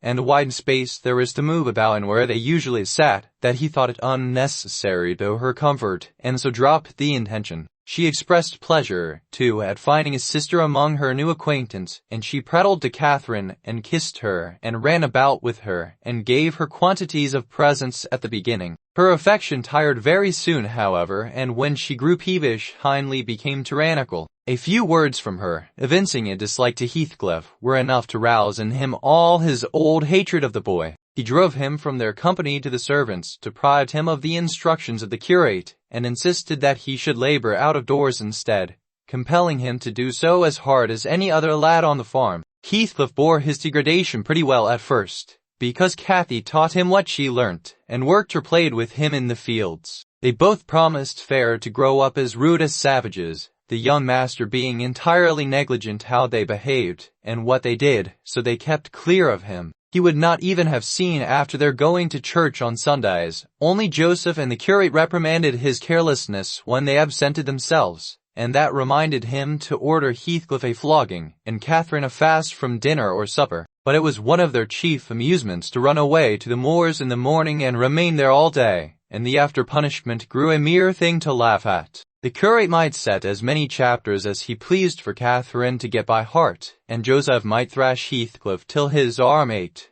They forgot everything the minute they were together again, at least the minute they had contrived some naughty plan of revenge, and many a time I've cried to myself to watch them growing more reckless daily, and I not daring to speak a syllable, for fear of losing the small power I still retain over the unfriended creatures. One Sunday evening, it chanced that they were banished from the sitting room for making a noise, or a light offense of the kind, and when I went to call them to supper I could discover them nowhere. We searched the house above and below, in the yard and stables. They were invisible, and at last Hindley in a passion told us to bolt the doors and swore nobody should let them in that night. The household went to bed, and I, too anxious to lie down, opened my lattice and put my head out to hearken, though it rained, determined to admit them in spite of the prohibition, should they return. In a while I distinguished steps coming up the road, and the light of a lantern glimmered through the gate. I threw a shawl over my head and ran to prevent them from waking Mr. Earnshaw by knocking.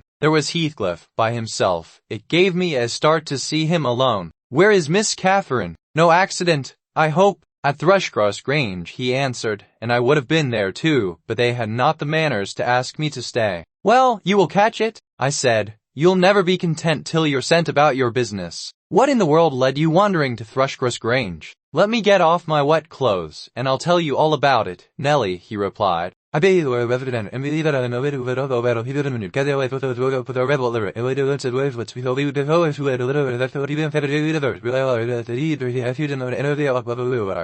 think they do? Or reading sermons, and being catechized by their manservant, and set to learn a column of scripture names if they don't answer properly? Probably not, I responded. They are good children, no doubt, and don't deserve the treatment you receive for your bad conduct.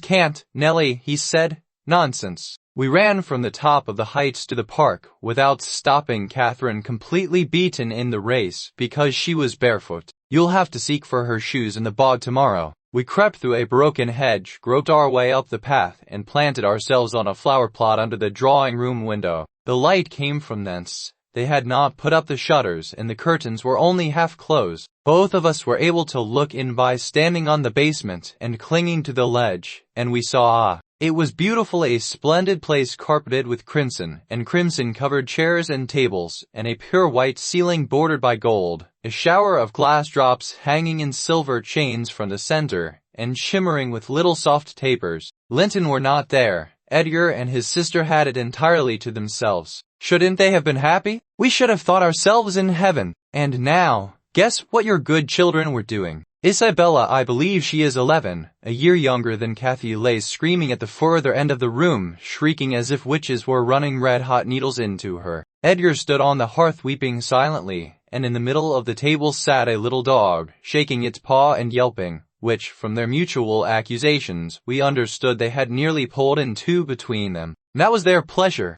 to quarrel who should hold a heap of warm hair, and each begin to cry because both, after struggling to get it, refused to take it. We laughed outright at the petted things. We did despise them. When would you catch me wishing to have what Catherine wanted? Or find us by ourselves, seeking entertainment and yelling, and sobbing, and rolling on the ground, divided by the whole room? I'd not exchange, for 1,000 lives, my condition here, for Edgar Linton's at Thrushcross Grange, not if I might have the privilege of flinging Joseph off the highest gable, and painting the house front with Hindley's blood. Still you have not told me, Heathcliff, how Catherine is left behind. I told you, we laughed, he answered. The Lintons heard us, and with one accord they shot like arrows to the door. There was silence, and then a cry, "Oh, mamma, mamma! Oh, mamma, come here!" They really did howl out something in that way. We made frightful noises to terrify them still more, and then we dropped off the ledge, because somebody was drawing the bars, and we felt we had better flee. I had Cathy by the hand, and was urging her on, when all at once she fell down. "Run, Heathcliff, run! They have let the bulldog loose, and he holds me." The devil had seized her ankle, Nelly.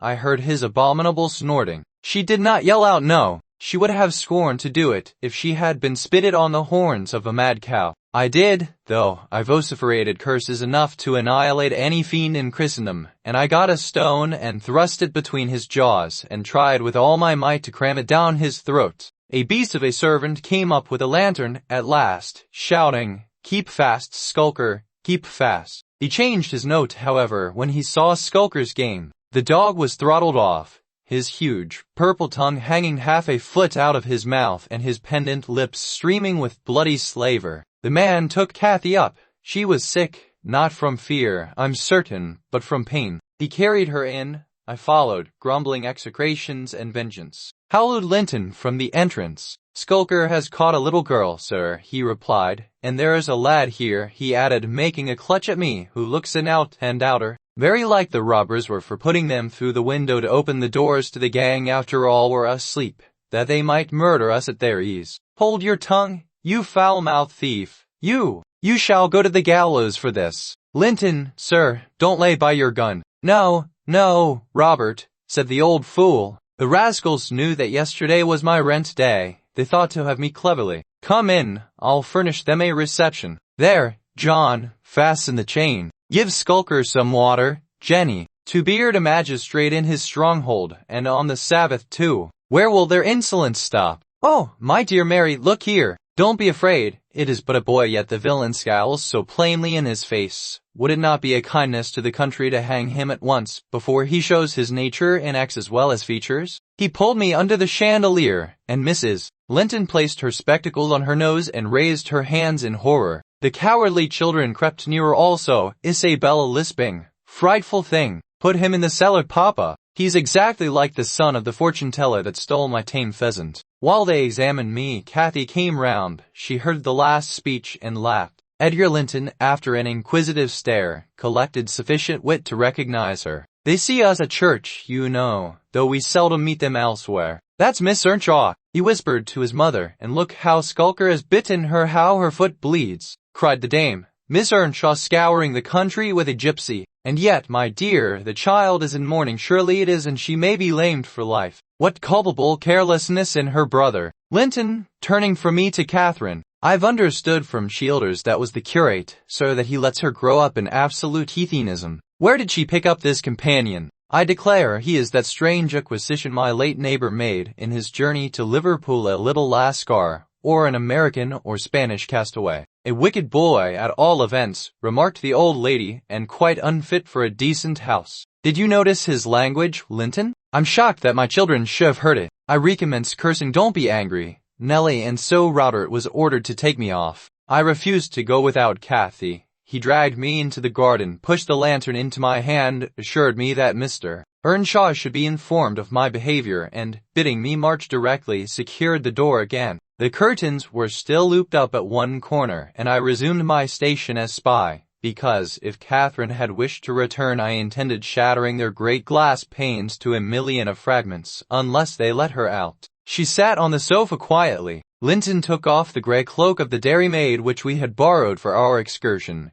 shaking her head and expostulating with her. I suppose she was a young lady, and they made a distinction between her treatment and mine. Then the woman servant brought a basin of warm water and washed her feet, and Mr. Linton mixed a tumbler of negus, and Isabella emptied a plateful of cakes into her lap, and Edgar stood gaping at a distance. Afterwards, they dried and combed her beautiful hair, and gave her a pair of enormous slippers, and wheeled her to the fire, and I left her, as merry as she could be, dividing her food between the little dog and Skulker, whose nose she pinched as he ate, and kindling a spark of spirit in the vacant blue eyes of the Lintons, a dim reflection from her own enchanting face. I saw they were full of stupid admiration. She is so immeasurably superior to them, to everybody on earth, is she not, Nellie? There will more come of this business than you reckon on, I answered, covering him up and extinguishing the light. You are incurable, Heathcliff, and Mr. Hindley will have to proceed to extremities, see if he won't.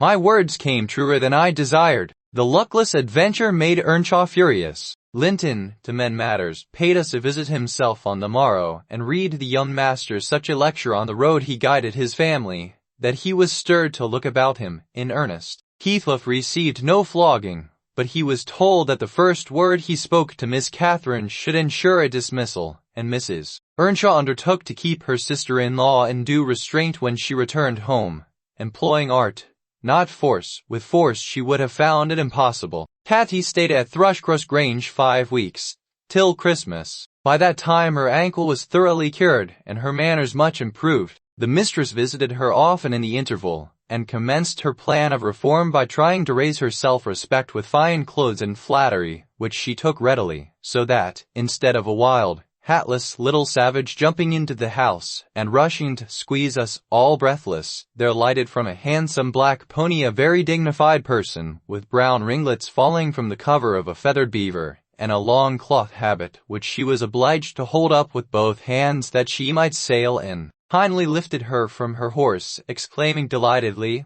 "Why, Cathy, you are quite a beauty. I should scarcely have known you. You look like a lady now." "Isabella Linton is not to be compared with her, is she, Francis?" "Isabella has not her natural advantages," replied his wife, "but she must mind and not grow wild again here. Ellen, help Miss Catherine off with her things. Stay, dear, you will disarrange your curls. Let me untie your hat." I removed the habit, and there shone forth beneath a grand plaid silk frock, white trousers, and burnished shoes, and, while her eyes sparkled joyfully when the dogs came bounding up to welcome her, she dared hardly touch them lest they should fawn upon her splendid garments. She kissed me gently. I was all flour making the Christmas cake, and it would not have done to give me a hug, and then she looked round for Heathcliff. Earnshaw watched anxiously their meeting, thinking it would enable them to judge, in some measure, what grounds they had for hoping to succeed in separating the two friends. Heathcliff was hard to discover, at first. If he were careless and uncared for, before Catherine's absence, he had been 10 times more so since. Nobody but I even did him the kindness to call him a dirty boy and bid him wash himself once a week, and children of his age seldom have a natural pleasure in soap and water.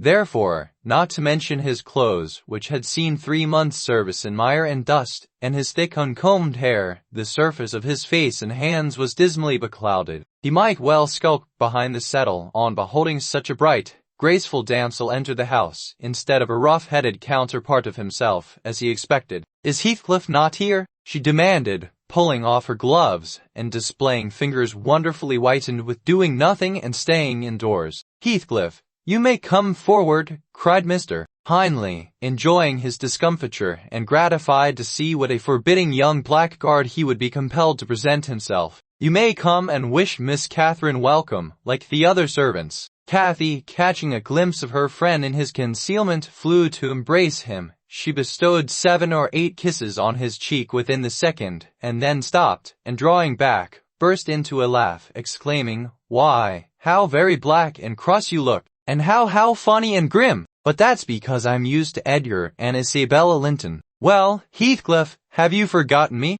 She had some reason to put the question, for shame and pride threw double gloom over his countenance, and kept him immovable. "Shake hands, Heathcliff," said Mr. Earnshaw condescendingly. "Once in a way, that is permitted." "I shall not," replied the boy, finding his tongue at last. "I shall not stand to be laughed at." And he would have broken from the circle, but Miss Cathy seized him again. "I did not mean to laugh at you," she said. "I could not hinder myself. Heathcliff, shake hands at least. What are you sulky for? It was only that you looked odd. If you wash your face and brush your hair, it will be all right. But you are so dirty." She gazed concernedly at the dusky fingers she held in her own, and also at her dress, which she feared had gained no embellishment from its contact with his. "You needn't have touched me," he answered, following her eye and snatching away his hand. "I shall be as dirty as I please, and I like to be dirty, and I will be dirty." With that he dashed headforemost out of the room, amid the merriment of the master and mistress, and to the serious disturbance of Catherine, who could not comprehend how her remarks should have produced such an exhibition of bad temper. After playing lady's maid to the newcomer, and putting my cakes in the oven, and making the house and kitchen cheerful with great fires, befitting Christmas Eve, I prepared to sit down and amuse myself by singing carols, all alone, regardless of Joseph's affirmations that he considered the merry tunes I chose as next door to songs. He had retired to private prayer in his chamber, and Mr. Earnshaw were engaging Missy's attention by sundry gay trifles bought for her to present to the little Lintons, as an acknowledgment of their kindness. They had invited them to spend the morrow at Wuthering Heights, and the invitation had been accepted, on one condition. Mrs. Linton begged that her darlings might be kept carefully apart from that naughty swearing boy. Under these circumstances I remained solitary. I smelt the rich scent of the heating spices, and admired the shining kitchen utensils, the polished clock, decked in holly, the silver mugs ranged on a tray ready to be filled with mulled ale for supper, and above all, the speckless purity of my particular care, the scoured and well-swept floor. I gave due inward applause to every object, and then I remembered how old Earnshaw used to come in when all was tidied, and call me a cant lass, and slip a shilling into my hand as a Christmas box, and from that I went on to think of his fondness for Heathcliff, and his dread lest he should suffer neglect after death had removed him, and that naturally led me to consider the poor lad's situation now, and from singing I changed my mind to crying. It struck me soon, however, there would be more sense in endeavoring to repair some of his wrongs than shedding tears over them. I got up and walked into the court to seek him. He was not far. I found him smoothing the glossy coat of the new pony in the stable, and feeding the other beasts, according to custom. "Make haste, Heathcliff," I said, "the kitchen is so comfortable, and Joseph is upstairs. Make haste, and let me dress you smart before Miss Cathy comes out, and then you can sit together, with the whole hearth to yourselves, and have a long chatter till bedtime." He proceeded with his task, and never turned his head towards me. "Come, are you coming? There's a little cake for each of you, nearly enough, and you'll need half an hour's donning." I waited 5 minutes, but getting no answer left him. Catherine supped with her brother and sister-in-law. Joseph and I joined at an unsociable meal, seasoned with reproofs on one side and sauciness on the other. His cake and cheese remained on the table all night for the fairies. He managed to continue work till 9 o'clock, and then marched dumb and dour to his chamber. Cathy sat up late, having a world of things to order for the reception of her new friends. She came into the kitchen once to speak to her old one, but he was gone, and she only stayed to ask what was the matter with him, and then went back. In the morning he rose early, and, as it was a holiday, carried his ill humor on to the moors, not reappearing till the family were departed for church. Fasting and reflection seemed to have brought him to a better spirit. He hung about me for a while, and having screwed up his courage, exclaimed abruptly, "Nellie, make me decent. I'm going to be good." "High time, Heathcliff," I said. "You have grieved Catherine. She's sorry she ever came home, I dare say. It looks as if you envied her, because she is more thought of than you." The notion of envying Catherine was incomprehensible to him, but the notion of grieving her he understood clearly enough. "Did she say she was grieved?" he inquired, looking very serious. "She cried when I told her you were off again this morning." "Well, I cried last night," he returned, "and I had more reason to cry than she." "Yes, you had the reason of going to bed with a proud heart and an empty stomach," said I. "Proud people breed sad sorrows for themselves. But if you be ashamed of your touchiness, you must ask pardon mine when she comes in. You must go up and offer to kiss her, and say you know best what to say. Only do it heartily, and not as if you thought her converted into a stranger by her grand dress. And now, though I have dinner to get ready, I'll steal time to arrange you so that Edgar Linton shall look quite a doll beside you, and that he does. You're younger, and yet, I'll be bound, you are taller and twice as broad across the shoulders. You could knock him down in a twinkling. Don't you feel that you could?" Heathcliff's face brightened a moment. Then it was overcast afresh, and he sighed. "But, Nellie, if I knocked him down 20 times, that wouldn't make him less handsome or me more so. I wish I had light hair and a fair skin, and was dressed and behaved as well, and had a chance of being as rich as he will be." "And cried for mamma at every turn," I added, "and trembled if a country lad heaved his fist against you, and sat at home all day for a shower of rain." "Oh, Heathcliff, you are showing a poor spirit. Come to the glass, and I'll let you see what you should wish. Do you mark those 2 lines between your eyes, and those thick brows that, instead of rising arched, sink in the middle, and that couple of black fiends, so deeply buried, who never open their windows boldly, but lurk glinting under them, like devil's spies? Wish and learn to smooth away the surly wrinkles, to raise your lids frankly, and change the fiends to confident, innocent angels, suspecting and doubting nothing, and always seeing friends where they are not sure of foes. Don't get the expression of a vicious cur that appears to know the kicks it gets are its desert, and yet hates all the world,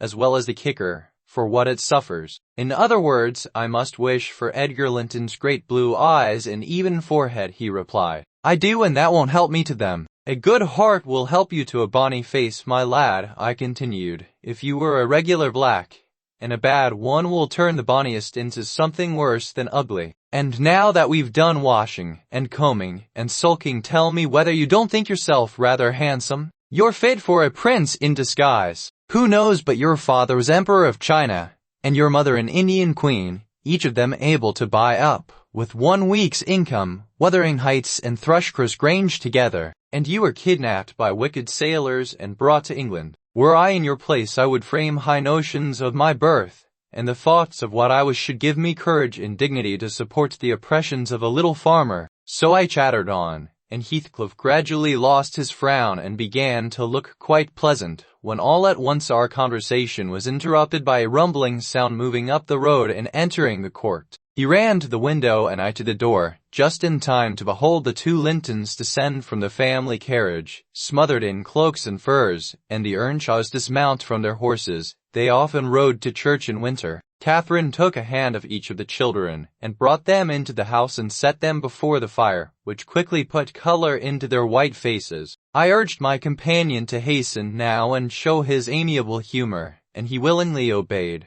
But ill luck would have it that, as he opened the door leading from the kitchen on one side, Hindley opened it on the other. They met, and the master, irritated at seeing him clean and cheerful, or, perhaps, eager to keep his promise to Mrs. Linton, shoved him back with a sudden thrust, and angrily bade Joseph keep the fellow out of the room, send him into the garret till dinner is over. He'll be craning his fingers in the tarts and stealing the fruit, if left alone with them a minute. Nay, sir, I could not avoid answering, he'll touch nothing, not he, and I suppose he must have his share of the dainties as well as we. He shall have his share of my hand, if I catch him downstairs till dark, cried Hindley. Begone, you vagabond! You are attempting the coxcomb, are you? Wait till I get hold of those elegant locks, see if I won't pull them a bit longer. They are long enough already, observed Master Linton, peeping from the doorway. I wonder they don't make his head ache. It's like a colt's mane over his eyes. He ventured this remark without any intention to insult, but Heathcliff's violent nature was not prepared to endure the appearance of impertinence from one whom he seemed to hate, even then, as a rival. He seized a tureen of hot apple sauce, the first thing that came under his gripe,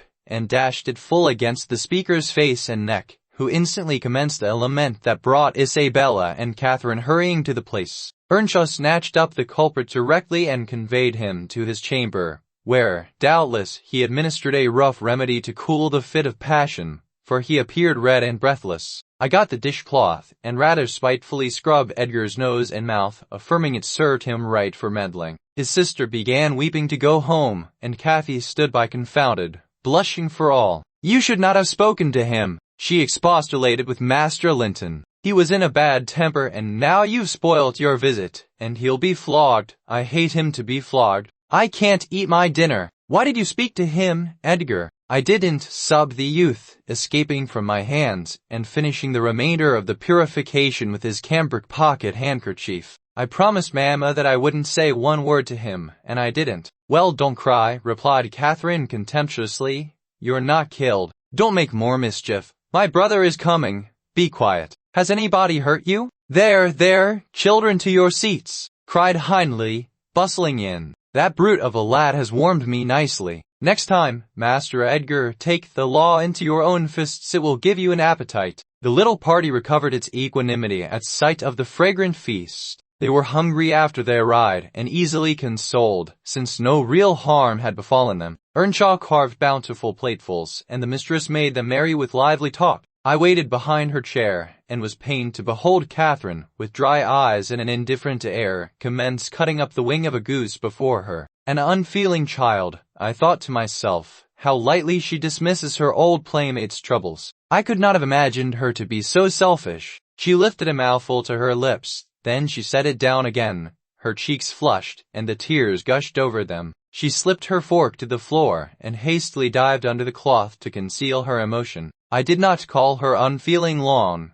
for I perceived she was in purgatory throughout the day, and wearying to find an opportunity of getting by herself, or paying a visit to Heathcliff, who had been locked up by the master, as I discovered, on endeavoring to introduce to him a private mess of victuals. In the evening we had a dance. Cathy begged that he might be liberated then, as Isabella Linton had no partner. Her entreaties were vain, and I was appointed to supply the deficiency. We got rid of all gloom in the excitement of the exercise, and our pleasure was increased by the arrival of the Gimmerton band, mustering 15 strong, a trumpet, a trombone, clarionets, bassoons, French horns, and a bass viol, besides singers. They go the rounds of all the respectable houses and receive contributions every Christmas, and we esteemed it a first-rate treat to hear them. After the usual carols had been sung, we set them to songs and glees. Earnshaw loved the music, and so they gave us plenty. Catherine loved it too, but she said it sounded sweetest at the top of the steps, and she went up in the dark. I followed. They shut the house door below, never noting our absence. It was so full of people. She made no stay at the stairs head, but mounted farther, to the garret where Heathcliff was confined, and called him. He stubbornly declined answering for a while. She persevered, and finally persuaded him to hold communion with her through the boards. I let the poor things converse unmolested, till I supposed the songs were going to cease and the singers to get some refreshment.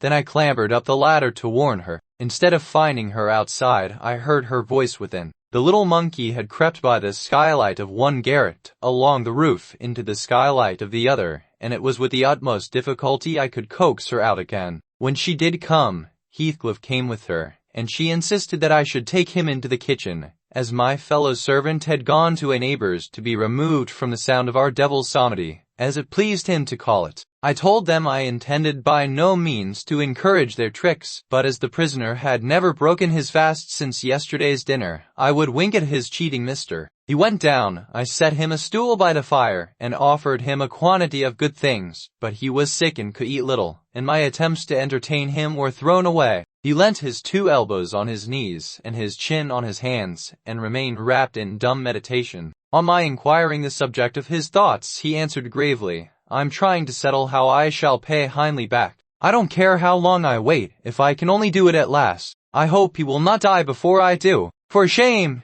Heathcliff! It is for God to punish wicked people. We should learn to forgive." "No, God won't have the satisfaction that I shall," he returned. "I only wish I knew the best way. Let me alone, and I'll plan it out. While I'm thinking of it, I don't feel pain. Lockwood, I forget these tales cannot divert you. I'm annoyed how I should dream of chattering on at such a rate, and your gruel cold, and you nodding for bed. I could have told Heathcliff's history, all that you need hear, in half a dozen words." Asterisk, asterisk, asterisk. Thus interrupting herself, the housekeeper rose, and proceeded to lay aside her sewing.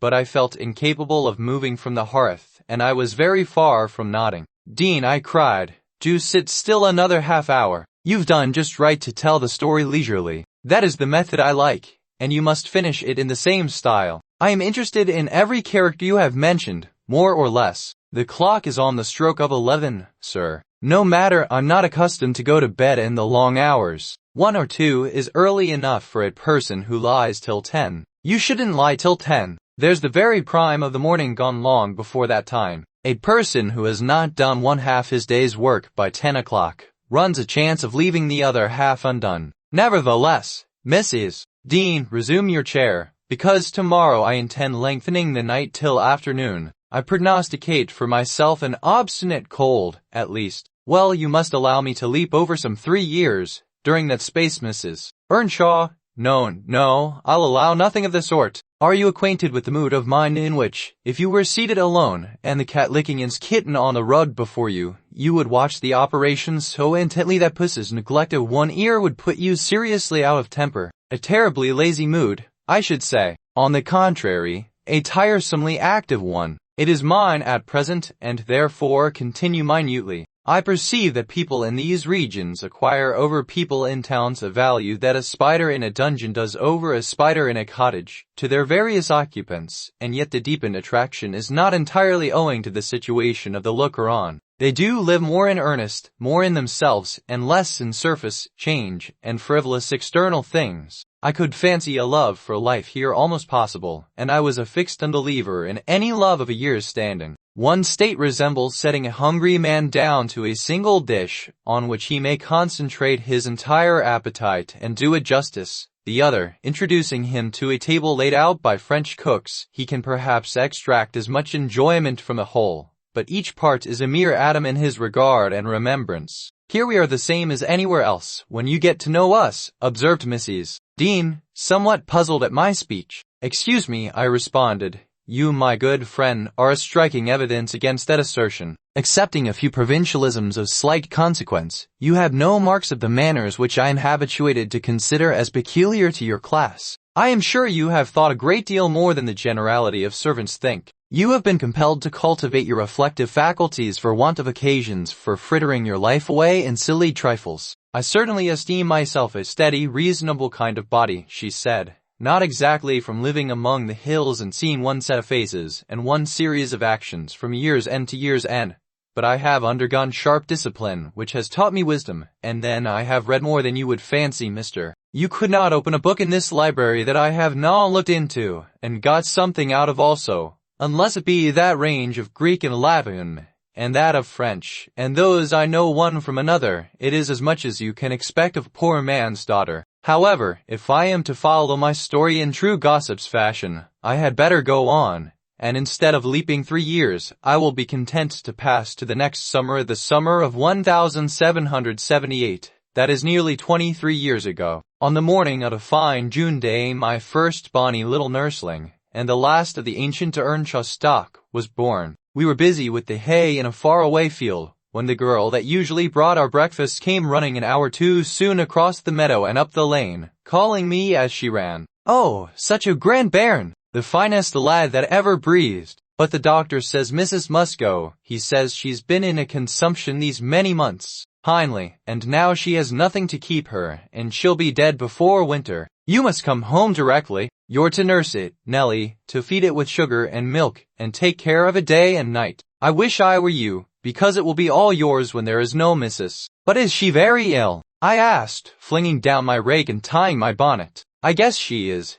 Yet she looks bravely," replied the girl, "and she talks as if she thought of living to see a grow a man. She's out of her head for joy. It's such a beauty. If I were her, I'm certain I should not die. I should get better at the bear's side of it, in spite of Kenneth." I was fairly mad at him. Dame Archer brought the cherub down to master in the house, and his face just began to light up, when the old croaker steps forward, and says he, "Earnshaw, it's a blessing your wife has been spared to leave you this son." When she came, I felt convinced we shouldn't keep her long, and now I must tell you the winter will probably finish her. Don't take on and fret about it too much. It can't be helped. And besides, you should have known better than to choose such a rush of a lass. And what did the master answer? I think he swore, but I didn't mind him. I was straining to see the bairn, and she began again to describe it rapturously. I, as zealous as herself, hurried eagerly home to admire on my part, though I was very sad for Hindley's sake. He had room in his heart only for 2 idols, his wife and himself. He doted on both, and adored one, and I couldn't conceive how he would bear the loss. When we got to Wuthering Heights, there he stood at the front door, and as I passed in I asked, "How was the baby? Nearly ready to run about?" "Nell," he replied, putting on a cheerful smile. I ventured to inquire, "The doctor says she's—" "Damn the doctor," he interrupted, reddening. "Frances is quite right. She'll be perfectly well by this time next week. Are you going upstairs? Will you tell her that I'll come, if she'll promise not to talk?" I left her because she would not hold her tongue, and she must tell her Mr. Kenneth says she must be quiet. I delivered this message to Mrs. Earnshaw. She seemed in flighty spirits, and replied merrily, "I hardly spoke a word, Ellen, and there he has gone out twice crying." Well, say I promise I won't speak, but that does not bind me not to laugh at him. Till within a week of her death that gay heart never failed her, and her husband persisted doggedly, nay furiously, in affirming her health improved every day. When Kenneth warned him that his medicines were useless at that stage of the malady, and he needn't put him to further expense by attending her, he retorted, "I know you need not. She is well. She does not want any more attendance from you. She never was in a consumption. It was a fever, and it is gone. Her pulse is as slow as mine now, and her cheek as cool." He told his wife the same story, and she seemed to believe him. But one night, while leaning on his shoulder, in the act of saying she thought she should be able to get up tomorrow, a fit of coughing took her, a very slight one. He raised her in his arms. She put her 2 hands about his neck, her face changed, and she was dead. As the girl had anticipated, the child Hareton fell wholly into my hands. Earnshaw, provided he saw him healthy and never heard him cry, was contented, as far as regarded him. For himself, he grew desperate. His sorrow was of that kind that will not lament. He neither wept nor prayed. He cursed and defied, execrated God and man, and gave himself up to reckless dissipation. The servants could not bear his tyrannical and evil conduct long. Joseph and I were the only 2 that would stay. I had not the heart to leave my charge, and besides, I had been his foster sister and excused his behavior more readily than a stranger would. Joseph remained to hector over tenants and laborers, and because it was his vocation to beware, he had plenty of wickedness to reprove. The master's bad ways and bad companions formed a pretty example for Catherine and Heathcliff. His treatment of the latter was enough to make a fiend of a saint, and truly, it appeared as if the lad were possessed of something diabolical at that period. He delighted to witness Hindley degrading himself past redemption, and became daily more notable for savage sullenness and ferocity. I could not half tell what an infernal house we had. The curate dropped calling, and nobody decent came near us at last, unless Edgar Linton's visits to Miss Cathy might be an exception. At 15 she was the queen of the countryside.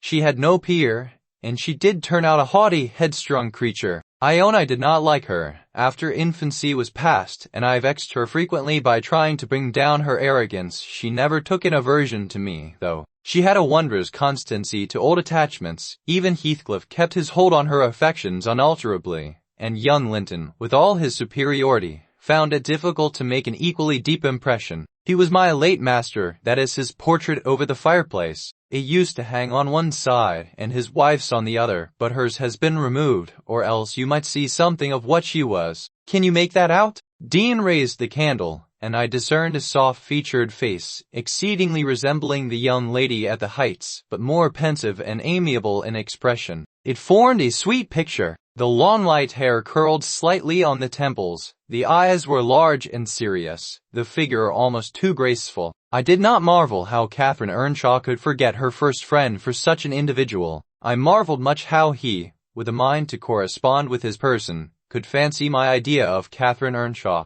A very agreeable portrait, I observed to the housekeeper. Yes, she answered, but he looked better when he was animated. That is his everyday countenance. He wanted spirit in general. Catherine had kept up her acquaintance with the Lintons since her 5 weeks' residence among them, and as she had no temptation to show her rough side in their company, and had the sense to be ashamed of being rude where she experienced such invariable courtesy, she imposed unwittingly on the old lady and gentleman by her ingenious cordiality, gained the admiration of Isabella, and the heart and soul of her brother, acquisitions that flattered her from the first, for she was full of ambition and led her to adopt a double character without exactly intending to defeat anyone. In the place where she heard Heathcliff termed a vulgar young ruffian, and worse than a brute, she took care not to act like him. But at home she had small inclination to practice politeness that would only be laughed at, and restrain an unruly nature when it would bring her neither credit nor praise. Edgar seldom mustered courage to visit Wuthering Heights openly.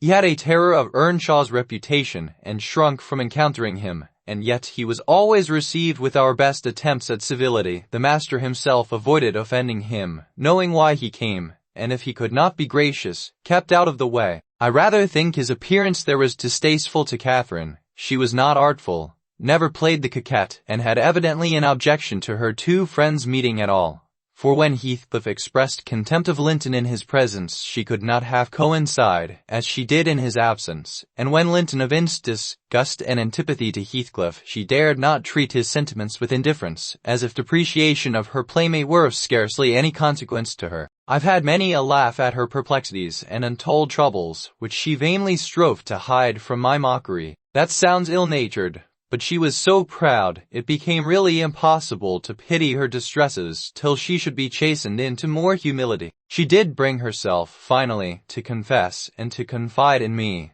There was not a soul else that she might fashion into an adviser. Hindley had gone from home one afternoon, and Heathcliff presumed to give himself a holiday on the strength of it. He had reached the age of 16 then, I think, and without having bad features, or being deficient in intellect, he contrived to convey an impression of inward and outward repulsiveness that his present aspect retains no traces of. In the first place, he had by that time lost the benefit of his early education. Continual hard work, begun soon and concluded late, had extinguished any curiosity he once possessed in pursuit of knowledge, and any love for books or learning. His childhood's sense of superiority, instilled into him by the favors of old Mr. Earnshaw, was faded away. He struggled long to keep up an equality with Catherine in her studies, and yielded with poignant though silent regret, but he yielded completely, and there was no prevailing on him to take a step in the way of moving upward, when he found he must, necessarily, sink beneath his former level. Then personal appearance sympathized with mental deterioration. He acquired a slouching gait and ignoble look. His naturally reserved disposition was exaggerated into an almost idiotic excess of unsociable moroseness, and he took a grim pleasure, apparently, in exciting the aversion rather than the esteem of his few acquaintance. Catherine and he were constant companions still at his seasons of respite from labor, but he had ceased to express his fondness for her in words and recoiled with angry suspicion from her girlish caresses, as if conscious there could be no gratification in lavishing such marks of affection on him. On the before-named occasion he came into the house to announce his intention of doing nothing, while I was assisting Miss Cathy to arrange her dress. She had not reckoned on his taking it into his head to be idle, and imagining she would have the whole place to herself, she managed, by some means, to inform Mr. Edgar of her brother's absence, and was then preparing to receive him. "Cathy, are you busy this afternoon? Are you going anywhere?" "No, it is raining," she answered. "Why have you that silk frock on, then? Nobody coming here, I hope?" "Not that I know of," stammered Miss, "but you should be in the field now." "Heathcliff, it is an hour past dinner time. I thought you were gone." "Hindley does not often free us from his accursed presence," observed the boy. "I'll not work any more today. I'll stay with you." "Oh, but Joseph will tell," she suggested. "You'd better go. Joseph is loading lime on the further side of Penistone Crags. It will take him till dark, and he'll never know." So saying, he lounged to the fire and sat down. Catherine reflected an instant. With knitted brows she found it needful to smooth the way for an intrusion. "Isabella and Edgar Linton talked of calling this afternoon," she said, at the conclusion of a minute's silence. "As it rains, I hardly expect them, but they may come, and if they do, you run the risk of being scolded for no good. Order Ellen to say you are engaged, Cathy," he persisted. "Don't turn me out for those pitiful, silly friends of yours. I'm on the point, sometimes, of complaining that they, but I'll not." "That they what?" cried Catherine, gazing at him with a troubled countenance. She added petulantly, jerking her head away from my hands, "You've combed my hair quite out of curl. That's enough. Let me alone. What are you on the point of complaining about, Heathcliff?"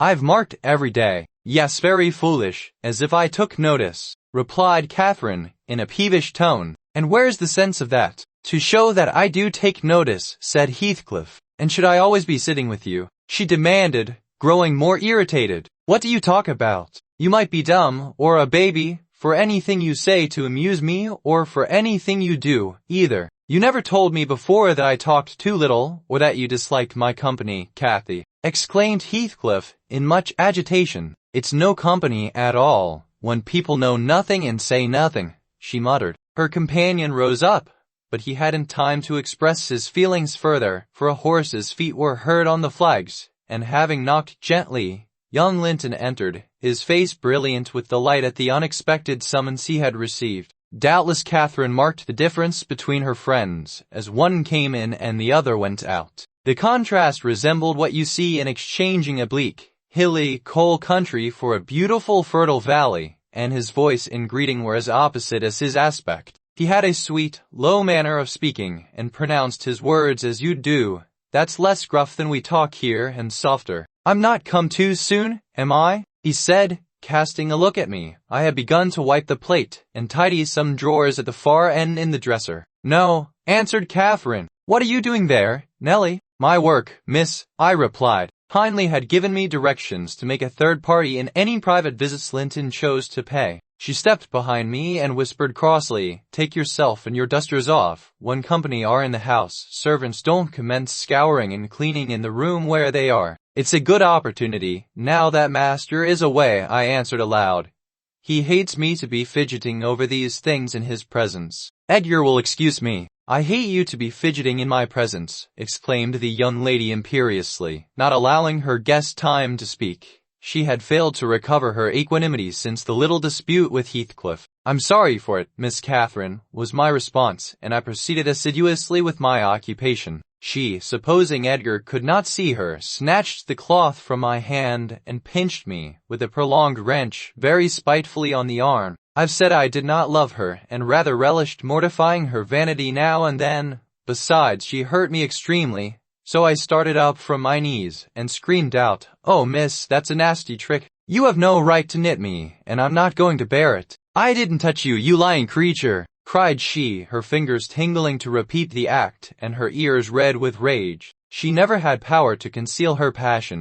It always set her whole complexion in a blaze. I retorted, showing a decided purple witness to refute her. She stamped her foot, wavered a moment, and then, irresistibly impelled by the naughty spirit within her, slapped me on the cheek, a stinging blow that filled both eyes with water. Interposed Linton, greatly shocked at the double fault of falsehood and violence which his idol had committed. "Leave the room, Ellen," she repeated, trembling all over. Little Hareton, who followed me everywhere, and was sitting near me on the floor, at seeing my tears commenced crying himself, and sobbed out complaints against wicked Aunt Cathy, which drew her fury on to his unlucky head. She seized his shoulders, and shook him till the poor child waxed livid, and Edgar thoughtlessly laid hold of her hands to deliver him. In an instant one was wrung free, and the astonished young man felt it applied over his own ear in a way that could not be mistaken for jest. He drew back in consternation. I lifted Hareton in my arms, and walked off to the kitchen with him, leaving the door of communication open, for I was curious to watch how they would settle their disagreement. The insulted visitor moved to the spot where he had laid his hat, pale and with a quivering lip. "Take warning and begone. It's a kindness to let you have a glimpse of her genuine disposition." "Where are you going?" demanded Catherine, advancing to the door. He swerved aside, and attempted to pass. She exclaimed, energetically. He replied in a subdued voice. "No," she persisted, grasping the handle. "Not yet, Edgar Linton. Sit down. You shall not leave me in that temper. I should be miserable all night, and I won't be miserable for you. Can I stay after you have struck me? You've made me afraid and ashamed of you," he continued. "I'll not come here again." Her eyes began to glisten and her lids to twinkle. "And you told a deliberate untruth," she cried, recovering her speech. "I did nothing deliberately." "Well, go if you please, get away. And now I'll cry myself sick." She dropped down on her knees by a chair and set to weeping in serious earnest. Edgar persevered in his resolution as far as the court. There he lingered. I resolved to encourage him.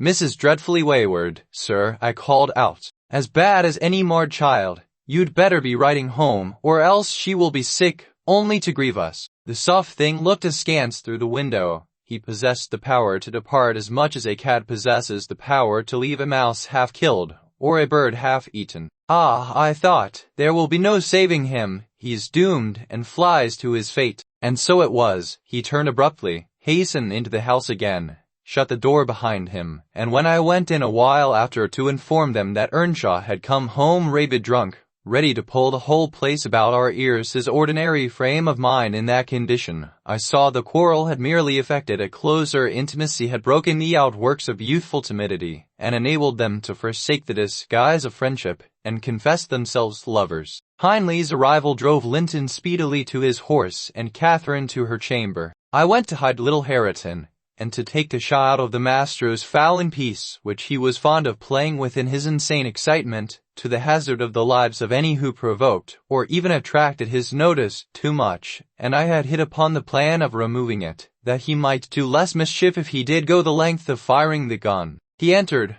vociferating oaths dreadful to hear, and caught me in the act of stowing his son away in the kitchen cupboard. Hareton was impressed with a wholesome terror of encountering either his wild beast's fondness or his madman's rage, for in one he ran a chance of being squeezed and kissed to death, and in the other of being flung into the fire, or dashed against the wall, and the poor thing remained perfectly quiet wherever I chose to put him. "There, I've found it out at last," cried Hindley, pulling me back by the skin of my neck, like a dog. "By heaven and hell, you've sworn between you to murder that child. I know how it is, now, that he is always out of my way, but with the help of Satan, I shall make you swallow the carving knife. Nellie, you needn't laugh, for I've just crammed Kenneth head downmost in the Black Horse Marsh, and 2 is the same as 1, and I want to kill some of you. I shall have no rest till I do. But I don't like the carving knife, Mr. Hindley," I answered. "It has been cutting red herrings." "I'd rather be shot, if you please." "You'd rather be damned," he said, "and so you shall.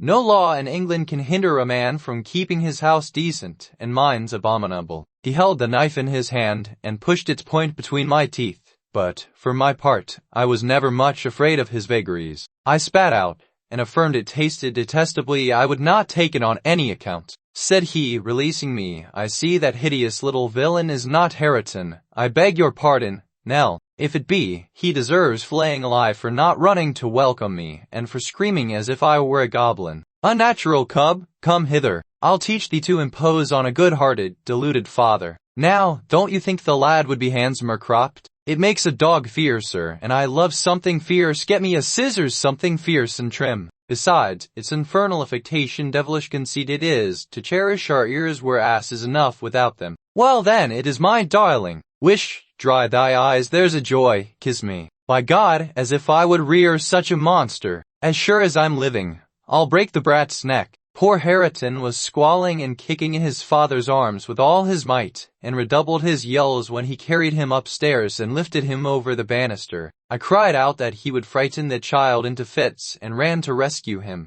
As I reached them, Hindley leant forward on the rails to listen to a noise below, almost forgetting what he had in his hands. He asked, hearing someone approaching the stairs foot. I leant forward also, for the purpose of signing to Heathcliff, whose step I recognized, not to come further, and, at the instant when my eye quitted Hareton, he gave a sudden spring, delivered himself from the careless grasp that held him, and fell. There was scarcely time to experience a thrill of horror before we saw that the little wretch was safe. Heathcliff arrived underneath just at the critical moment. By a natural impulse he arrested his descent, and setting him on his feet, looked up to discover the author of the accident. A miser who has parted with a lucky lottery ticket for 5 shillings, and finds next day he has lost in the bargain £5,000, could not show a blanker countenance than he did on beholding the figure of Mr. It expressed, plainer than words could do, the intensest anguish at having made himself the instrument of thwarting his own revenge. Had it been dark, I dare say he would have tried to remedy the mistake by smiting Hareton's skull on the steps, but we witnessed his salvation, and I was presently below with my precious charge pressed to my heart. Hindley descended more leisurely, sobered and abashed. It is your fault, Ellen, he said. You should have kept him out of sight. You should have taken him from me. Is he injured anywhere? I cried angrily. If he is not killed, he'll be an idiot. I wonder his mother does not rise from her grave to see how you use him. You're worse than a heathen, treating your own flesh and blood in that manner. He attempted to touch the child, who, on finding himself with me, sobbed off his terror directly. At the first finger his father laid on him, however, he shrieked again louder than before, and struggled as if he would go into convulsions. You shall not meddle with him. He hates you, they all hate you, that's the truth. A happy family you have,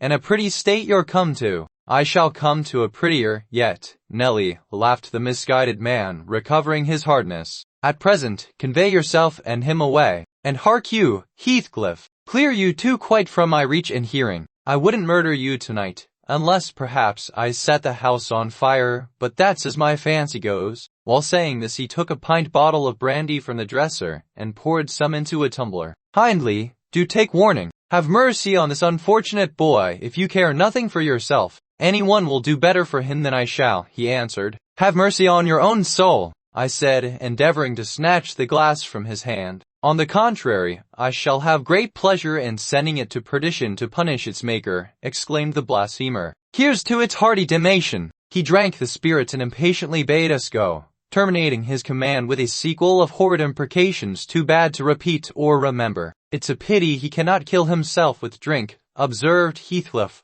muttering an echo of curses back when the door was shut. He's doing his very utmost, but his constitution defies him. Kenneth says he would wager his mare that he'll outlive any man on this side Gimmerton, and go to the grave a hoary sinner, unless some happy chance out of the common course befall him. I went into the kitchen, and sat down to lull my little lamb to sleep. Heathcliff, as I thought, walked through to the barn. It turned out afterwards that he only got as far as the other side the settle, when he flung himself on a bench by the wall, removed from the fire, and remained silent. I was rocking Hareton on my knee, and humming a song that began, "It was far in the night, and the bairnies grat." The midder beneath the mules heard that, when Miss Cathy, who had listened to the hubbub from her room, put her head in, and whispered, "Are you alone, Nelly?" "Yes, miss," I replied. She entered and approached the hearth. I, supposing she was going to say something, looked up. The expression of her face seemed disturbed and anxious. Her lips were half asunder, as if she meant to speak, and she drew a breath, but it escaped in a sigh instead of a sentence. I resumed my song, not having forgotten her recent behavior. She said, interrupting me, about his work in the stable, was my answer. He did not contradict me. Perhaps he had fallen into a doze. There followed another long pause, during which I perceived a drop or two trickle from Catherine's cheek to the flags. Is she sorry for her shameful conduct? That will be a novelty, but she may come to the point as she will. I shan't help her. No, she felt small trouble regarding any subject, save her own concerns. A pity, observed I. You're hard to please, so many friends and so few cares, and can't make yourself content. Nellie, will you keep a secret for me? She pursued, kneeling down by me, and lifting her winsome eyes to my face with that sort of look which turns off bad temper, even when one has all the right in the world to indulge it. Is it worth keeping? I inquired, less sulkily. Yes, and it worries me, and I must let it out. I want to know what I should do. Today, Edgar Linton has asked me to marry him, and I've given him an answer. Now, before I tell you whether it was a consent or denial, you tell me which it ought to have been. Really, Miss Catherine, how can I know? To be sure, considering the exhibition you performed in his presence this afternoon, I might say it would be wise to refuse him. Since he asked you after that, he must either be hopelessly stupid or a venturesome fool. If you talk so, I won't tell you any more, she returned, peevishly rising to her feet. I accepted him. Nellie, be quick, and say whether I was wrong. You accepted him. Then what good is it discussing the matter? You have pledged your word, and cannot retract. But say whether I should have done so do, she exclaimed in an irritated tone, chafing her hands together and frowning. There are many things to be considered before that question can be answered properly, I said, sententiously. First and foremost, do you love Mr.? Of course I do, she answered. Then I put her through the following catechism. For a girl of 22 it was not injudicious. Why do you love him, Miss Cathy? Nonsense, I do, that's sufficient. By no means. You must say why? Well, because he is handsome and pleasant to be with, and because he is young and cheerful, and because he loves me. Indifferent, coming there, and he will be rich, and I shall like to be the greatest woman of the neighborhood, and I shall be proud of having such a husband. And now, say how you love him, as everybody loves your silly Nellie. Not at all answer. I love the ground under his feet, and the air over his head, and everything he touches, and every word he says. I love all his looks, and all his actions, and him entirely and altogether. Nay, you are making a jest of it. It is exceedingly ill-natured, said the young lady, scowling and turning her face to the fire. I'm very far from jesting, Miss Catherine, I replied. Edgar, because he is handsome, and young, and cheerful, and rich, and loves you. The last, however, goes for nothing. You would love him without that, probably, and with it you wouldn't, unless he possessed the four former attractions. No, to be sure not. I should only pity him, hate him, perhaps, if he were ugly, and a clown. But there are several other handsome, rich young men in the world, handsomer, possibly, and richer than he is. What should hinder you from loving them? If there be any, they are out of my way. I've seen none like Edgar. You may see some, and he won't always be handsome and young, and may not always be rich. He is now, and I have only to do with the present. I wish you would speak rationally. Well, that settles it. If you have only to do with the present, marry Mr.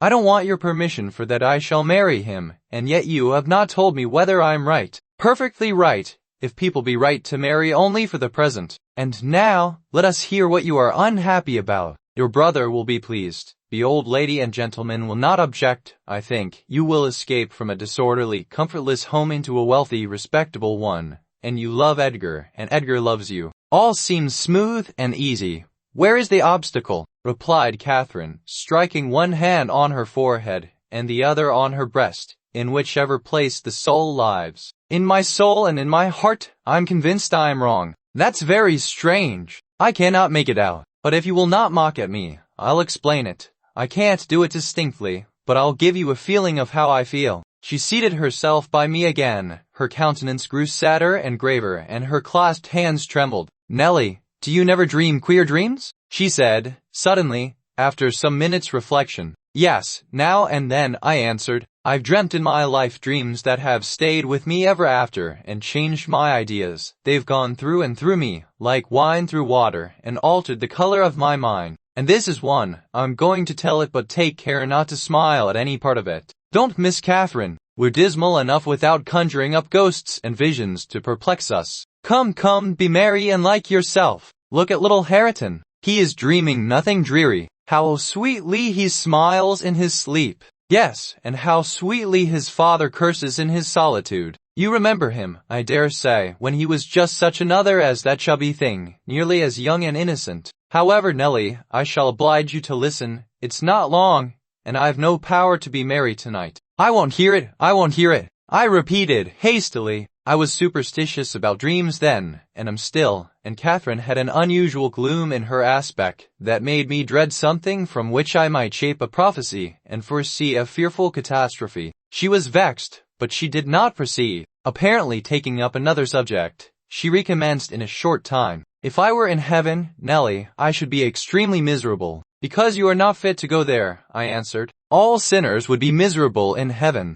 but it is not for that. I dreamt once that I was there. I tell you I won't hearken to your dreams, Miss Catherine. I'll go to bed, I interrupted again. She laughed and held me down, for I made a motion to leave my chair. This is nothing, cried she. I was only going to say that heaven did not seem to be my home, and I broke my heart with weeping to come back to earth. And the angels were so angry that they flung me out into the middle of the heath on the top of Wuthering Heights, where I woke sobbing for joy. That will do to explain my secret, as well as the other. I've no more business to marry Edgar Linton than I have to be in heaven, and if the wicked man in there had not brought Heathcliff so low, I shouldn't have thought of it. It would degrade me to marry Heathcliff now, so he shall never know how I love him, and that, not because he's handsome, Nelly, but because he's more myself than I am. Whatever our souls are made of, his and mine are the same, and Linton's is as different as a moonbeam from lightning or frost from fire. Ere this speech ended, I became sensible of Heathcliff's presence. Having noticed this slight movement, I turned my head and saw him rise from the bench and steal out noiselessly. He had listened till he heard Catherine say it would degrade her to marry him, and then he stayed to hear no further. My companion, sitting on the ground, was prevented by the back of the settle from remarking his presence or departure, but I started and bade her hush. She asked, gazing nervously round. Joseph is here, I answered, catching opportunely the roll of his cartwheels up the road, and Heathcliff will come in with him. I'm not sure whether he were not at the door this moment. Oh, he couldn't overhear me at the door. Give me Hareton while you get the supper, and when it is ready ask me to sup with you. I want to cheat my uncomfortable conscience and be convinced that Heathcliff has no notion of these things. He does not know what being in love is. I see no reason that he should not know as well as you, I returned, and if you are his choice, he'll be the most unfortunate creature that ever was born. As soon as you become Mrs. Linton, he loses friend and love and all. Have you considered how you'll bear the separation, and how he'll bear to be quite deserted in the world? Because, Miss Catherine, he quite deserted, she exclaimed with an accent of indignation. Who is to separate us, pray? They'll meet the fate of Milo. Not as long as I live, Ellen, for no mortal creature. Every Linton on the face of the earth might melt into nothing before I could consent to forsake Heathcliff. Oh, that's not what I intend, that's not what I mean. Linton were such a price demanded. He'll be as much to me as he has been all his lifetime. Edgar must shake off his antipathy and tolerate him at least. He will, when he learns my true feelings towards him. Nelly, I see now you think me a selfish wretch, but did it never strike you that if Heathcliff and I married, we should be beggars? Whereas, if I marry Linton I can aid Heathcliff to rise and place him out of my brother's power. With your husband's money, Miss Catherine, you'll find him not so pliable as you calculate upon, and, though I'm hardly a judge, I think that's the worst motive you've given yet for being the wife of young Linton. It is not, retorted she, it is the best. The others were the satisfaction of my whims, and for Edgar's sake, too, to satisfy him. This is for the sake of one who comprehends in his person my feelings to Edgar and myself. I cannot express it, but surely you and everybody have a notion that there is or should be an existence of yours beyond you. What would the use of my creation if I were entirely contained here? My great miseries in this world have been Heathcliff's miseries, and I watched and felt each from the beginning. My great thought in living is himself. If all else perished and he remained, I should still continue to be, and if all else remained, and he were annihilated, the universe would turn to a mighty stranger. I should not seem a part of it. My love for Linton is like the foliage in the woods. Time will change it, I'm well aware, as winter changes the trees. My love for Heathcliff resembles the eternal rocks beneath, a source of little visible delight, but necessary. Nellie, I am Heathcliff. He's always in my mind, not as a pleasure any more than I am always a pleasure to myself, but as my own being. So don't talk of our separation again.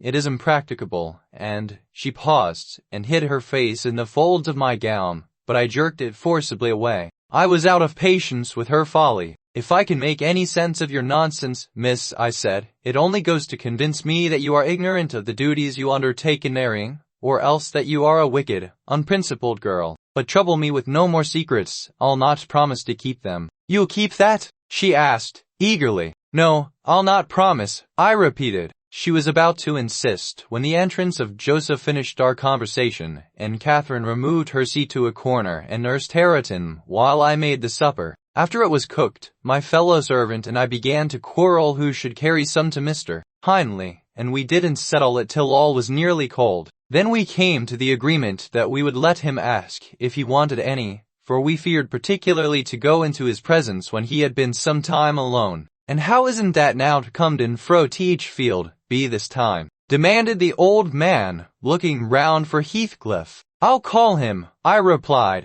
He's in the barn, I've no doubt. I went and called, but got no answer. On returning, I whispered to Catherine that he had heard a good part of what she said, I was sure, and told how I saw him quit the kitchen just as she complained of her brother's conduct regarding him. She jumped up in a fine fright, flung Hareton onto the settle, and ran to seek for her friend herself, not taking leisure to consider why she was so flurried or how her talk would have affected him. She was absent such a while that Joseph proposed we should wait no longer. He cunningly conjectured they were staying away in order to avoid hearing his protracted blessing. They were ill ennuig for ony fall manners, he affirmed, and on their behalf he added that night of special prayer but a usual quarter of an hour's supplication before meat, and would have tacked another to the end of the grace, had not his young mistress broken in upon him with a hurried command that he must run down the road, and, wherever Heathcliff had rambled, find and make him re-enter directly. I want to speak to him, and I must, before I go upstairs, she said,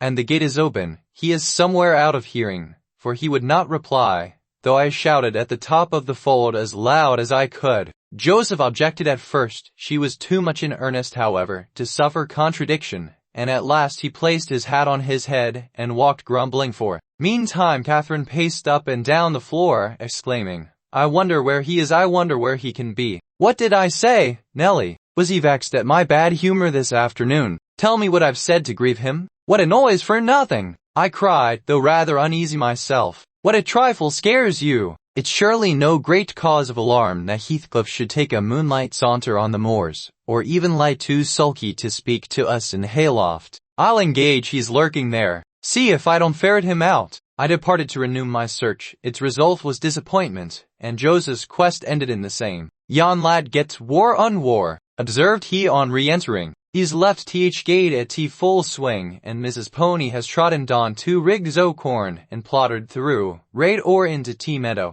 Hossendiver, maester all play devil to morn, and he'll do weel. He's patience, it's son why sich careless, awful craters patience, it's son he is. But he'll not be so a lose yaws see, all on ye. Yaw munn't drive him out of his head for nowt. Have you found Heathcliff, you ass? Interrupted Catherine. Have you been looking for him, as I ordered? I sud more liquor look for horse, he replied. It 'ud be to more sense. But I can look for neither horse nor man of a neat loik this as black as Chimbley. Un Heathcliff's known chat to coom at my whistle happen he'll be less hard o' hearing why ye. It was a very dark evening for summer. The clouds appeared inclined to thunder, and I said we had better all sit down. The approaching rain would be certain to bring him home without further trouble. However, Catherine would not be persuaded into tranquility. She kept wandering to and fro, from the gate to the door, in a state of agitation which permitted no repose, and at length took up a permanent situation on one side of the wall, near the road, where, heedless of my expostulations and growling thunder and the great drops that began to plash around her. She remained, calling at intervals, and then listening, and then crying outright. She beat Hareton, or any child, at a good passionate fit of crying. About midnight, while we still sat up, the storm came rattling over the heights in full fury. There was a violent wind, as well as thunder, and either one or the other split a tree off at the corner of the building. A huge bough fell across the roof and knocked down a portion of the east chimney stack, sending a clatter of stones and soot into the kitchen fire. We thought a bolt had fallen in the middle of us, and Joseph swung on to his knees, beseeching the Lord to remember the patriarchs Noah and Lot, and, as in former times, spare the righteous, though he smote the ungodly. I felt some sentiment that it must be a judgment on us also. The Jonah, in my mind, was Mr. Earnshaw, and I shook the handle of his den that I might ascertain if he were yet living. He replied audibly enough in a fashion which made my companion vociferate, more clamorously than before, that a wide distinction might be drawn between saints like himself and sinners like his master. But the uproar passed away in 20 minutes, leaving us all unharmed, excepting Cathy, who got thoroughly drenched for her obstinacy in refusing to take shelter, and standing bonnetless and shawlless to catch as much water as she could with her hair and clothes. She came in and lay down on the saddle, all soaked as she was, turning her face to the back and putting her hands before it. I exclaimed, touching her shoulder, "You are not bent on getting your death, are you? Do you know what o'clock it is? There's no use waiting any longer on that foolish boy. He'll be gone to Gimmerton, and he'll stay there now. He guesses we shouldn't wait for him till this late hour. At least, he guesses that only Mr. Hindley would be up, and he'd rather avoid having the door opened by the master." "Nay, nay, he is known at Gimmerton," said Joseph. "I's niver wonder but he is at T Botham of a bog hoyle. This visitation warn't for nowt, and I wad have ye to look out, Miss Yaw mubby tea next. All works together for good to them as is chosen, and piked out fro th rubbage. Da know what T's scripture says." And he began quoting several texts, referring us to chapters and verses where we might find them. I, having vainly begged the wilful girl to rise and remove her wet things, left him preaching in her shivering, and betook myself to bed with little Hareton, who slept as fast as if everyone had been sleeping round him. I heard Joseph read on a while afterwards, then I distinguished his slow step on the ladder, and then I dropped asleep. Coming down somewhat later than usual, I saw, by the sunbeams piercing the chinks of the shutters, Miss Catherine still seated near the fireplace. The house door was ajar, too. Light entered from its unclosed windows. Hindley had come out and stood on the kitchen hearth, haggard and drowsy. "What ails you, Cathy?" he was saying when I entered. "You look as dismal as a drowned whelp. Why are you so damp and pale, child?" "I've been wet," she answered reluctantly, "and I'm cold, that's all." "Oh, she is naughty," I cried, perceiving the master to be tolerably sober. "She got steeped in the shower of yesterday evening, and there she has sat the night through, and I couldn't prevail on her to stir." Earnshaw stared at us in surprise. "The night through," he repeated. "Not fear of the thunder, surely? That was over hours since." Neither of us wished to mention Heathcliff's absence, as long as we could conceal it, so I replied, I didn't know how she took it into her head to sit up, and she said nothing. The morning was fresh and cool. I threw back the lattice, and presently the room filled with sweet scents from the garden. But Catherine called peevishly to me, "Ellen, shut the window," and her teeth chattered as she shrank closer to the almost extinguished embers. "She's ill," said Hindley, taking her wrist. "I suppose that's the reason she would not go to bed." "I don't want to be troubled with more sickness here. What took you into the rain?" "Running after tea, lads, as usual," croaked Joseph, catching an opportunity from our hesitation to thrust in his evil tongue. "If I were ya, maester, I'd just slant tea board I their faces all on 'em, gentle and simple. Never a day at yar off, but yon Cato Linton comes sneaking hither, and Miss Nelly, shoe's a fine lass. Shoe sits watching for ye I tea kitchen, and as yar in at one door, he's out at tea other, and then, where grand lady goes a courting of her side. It's bonny behaviour lurking among tea fields after 12 tea night. Why that fall, flason divil of a gypsy, Heathcliff. They think I'm blind, but I'm known, now that tea sort. I seed young Linton both coming and going, and I seed ya directing his discourse to me, ya good for nowt slatternly witch. Nip up and bolt into th house. Mate ya heard master's horse fit clatter up road. Silence, eavesdropper, cried Catherine, none of your insolence before me. Edgar Linton came yesterday by chance Hindley, and it was I who told him to be off, because I knew you would not like to have met him as you were. You lie, Cathy, no doubt, answered her brother, and you are a confounded simpleton. But never mind Linton at present. Tell me,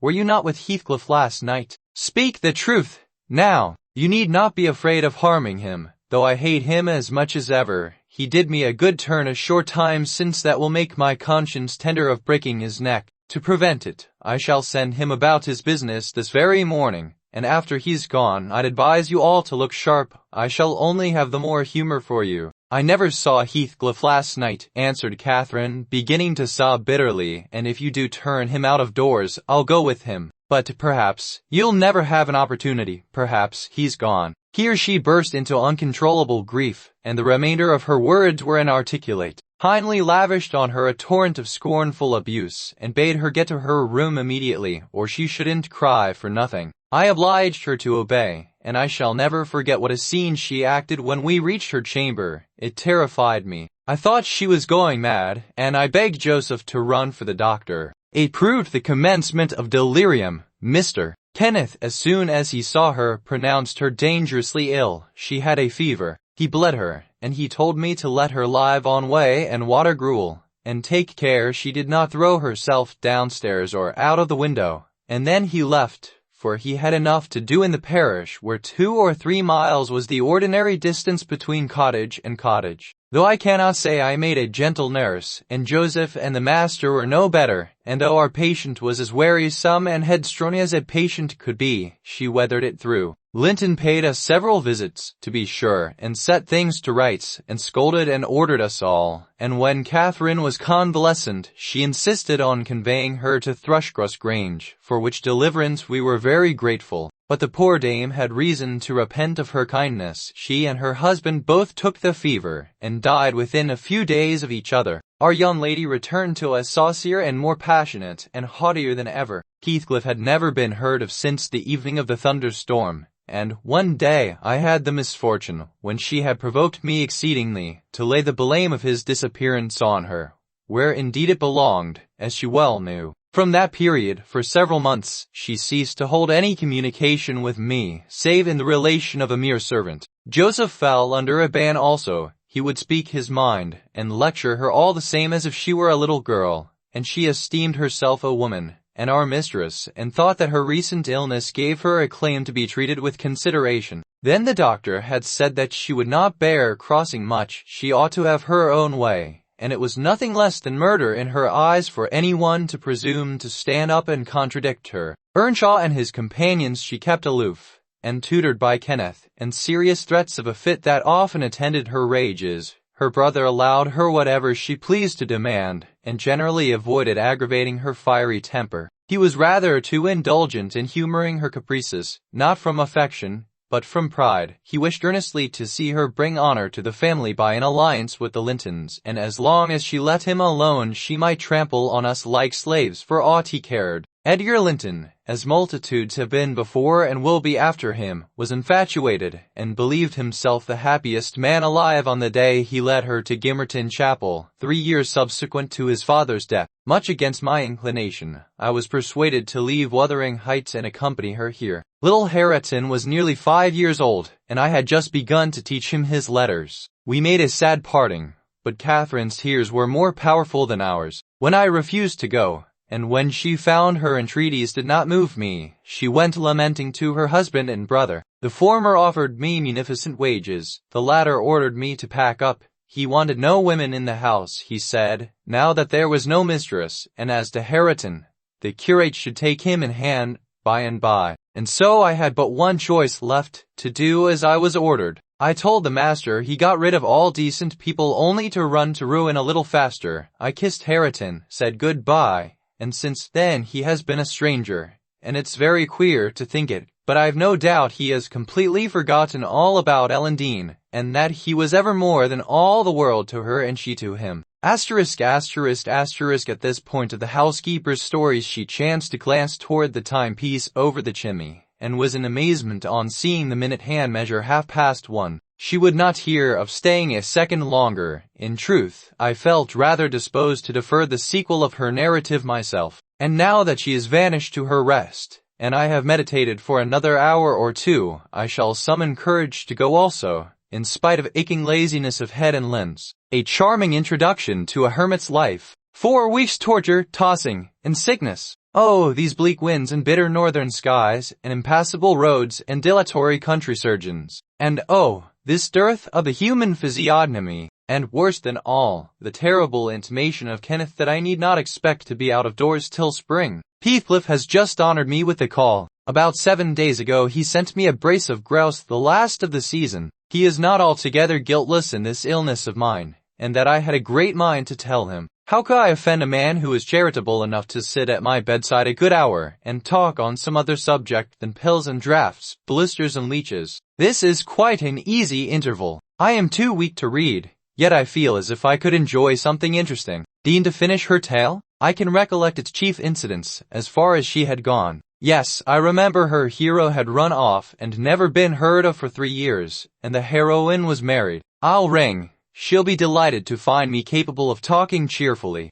It wants 20 minutes, sir, to taking the medicine, she commenced. I replied, I desire to have. The doctor says you must drop the powders. With all my heart. Come and take your seat here. Keep your fingers from that bitter phalanx of vials. Draw your knitting out of your pocket, that will do. Now continue the history of Mr. Heathcliff, from where you left off, to the present day. Did he finish his education on the continent, and come back a gentleman? Or did he get a sizar's place at college, or escape to America, and earn honors by drawing blood from his foster country, or make a fortune more promptly on the English highways? He may have done a little in all these vocations, Mr. Lockwood, but I couldn't give my word for any. I stated before that I didn't know how he gained his money. Neither am I aware of the means he took to raise his mind from the savage ignorance into which it was sunk. But, with your leave, I'll proceed in my own fashion, if you think it will amuse and not weary you. Are you feeling better this morning? That's good news. I got Miss Catherine and myself to Thrushcross Grange, and to my agreeable disappointment, she behaved infinitely better than I dared to expect. She seemed almost over fond of Mr. Linton, and even to his sister she showed plenty of affection. They were both very attentive to her comfort, certainly. It was not the thorn bending to the honeysuckles, but the honeysuckles embracing the thorn. There were no mutual concessions.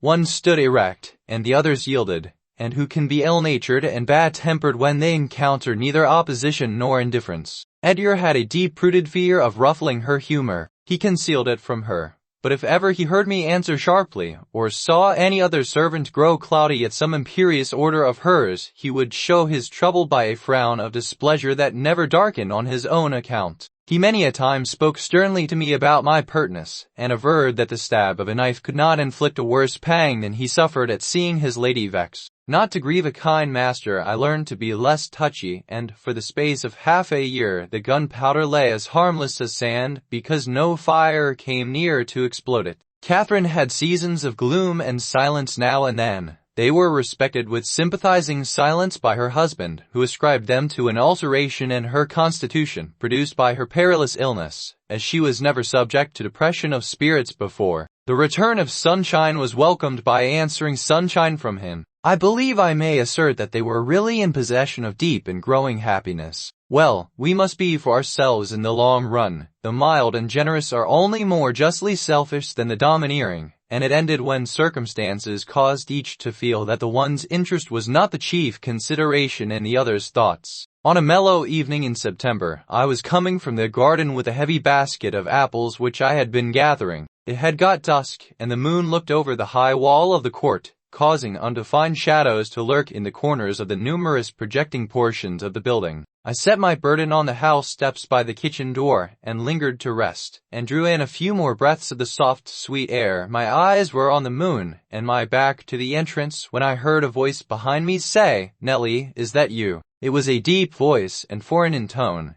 yet there was something in the manner of pronouncing my name which made it sound familiar. I turned about to discover who spoke, fearfully, for the doors were shut, and I had seen nobody on approaching the steps. Something stirred in the porch, and moving nearer, I distinguished a tall man dressed in dark clothes with dark face and hair. He leant against the side and held his fingers on the latch as if intending to open for himself. The voice has no resemblance to his. I have waited here an hour, he resumed, while I continued staring, and the whole of that time all round has been as still as death. Look, I'm not a stranger. A ray fell on his features. The cheeks were sallow and half covered with black whiskers, the brows lowering, the eyes deep-set and singular. I remembered the eyes! I cried, uncertain whether to regard him as a worldly visitor, and I raised my hands in amazement. Yes, Heathcliff, he replied, glancing from me up to the windows, which reflected a score of glittering moons, but showed no lights from within.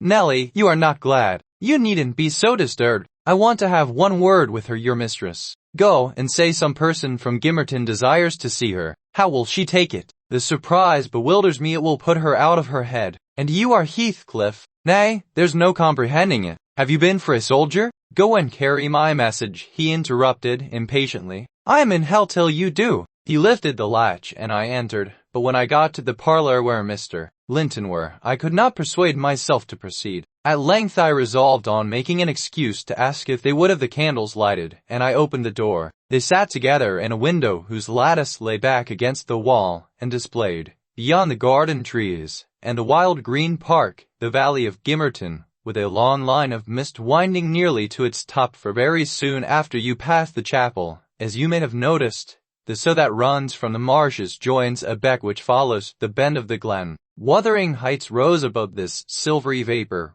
but our old house was invisible. It rather dips down on the other side. Both the room and its occupants, and the scene they gazed on, looked wondrously peaceful. I shrank reluctantly from performing my errand, and was actually going away, leaving it unsaid, after having put my question about the candles, when a sense of my folly compelled me to return and mutter, "A person from Gimmerton wishes to see you, ma'am." What does he want? I did not question him, I answered. Well, close the curtains, Nelly, she said, and bring up tea. I'll be back again directly. She quitted the apartment. Mr. Edgar inquired, carelessly, who it was. Someone mistress does not expect, I replied. At Heathcliff, you recollect him, sir, who used to live at Mr. The gypsy, the ploughboy? Why did you not say so to Catherine? You must not call him by those names, master, I said. She be sadly grieved to hear you. She was nearly heartbroken when he ran off. I guess his return will make a jubilee to her. Linton walked to a window on the other side of the room that overlooked the court. He unfastened it and leant out. I supposed they were below, for he exclaimed quickly, "Don't stand there, love.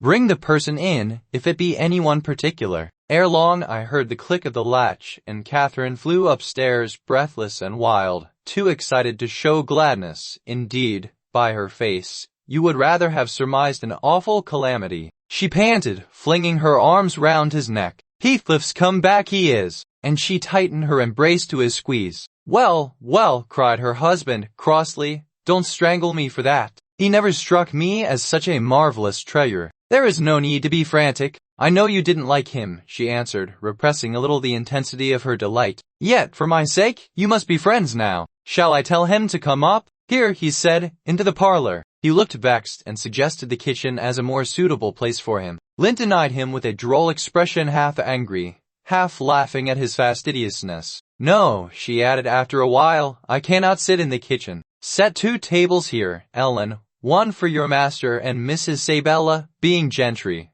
the other for Heathcliff and myself, being of the lower orders. Will that please you, dear? Or must I have a fire lighted elsewhere? If so, give directions. I'll run down and secure my guest. I'm afraid the joy is too great to be real. She was about to dart off again, but Edgar arrested her. You bid him step up, he said, addressing me, and Catherine tried to be glad, without being absurd. The whole household need not witness the sight of your welcoming a runaway servant as a brother. I descended, and found Heathcliff waiting under the porch, evidently anticipating an invitation to enter. He followed my guidance without waste of words, and I ushered him into the presence of the master and mistress, whose flushed cheeks betrayed signs of warm talking. But the ladies glowed with another feeling when her friend appeared at the door. She sprang forward, took both his hands, and led him to Linton, and then she seized Linton's reluctant fingers and crushed them into his. Now, fully revealed by the fire and candlelight, I was amazed, more than ever, to behold the transformation of Heathcliff. He had grown a tall, athletic, well-formed man,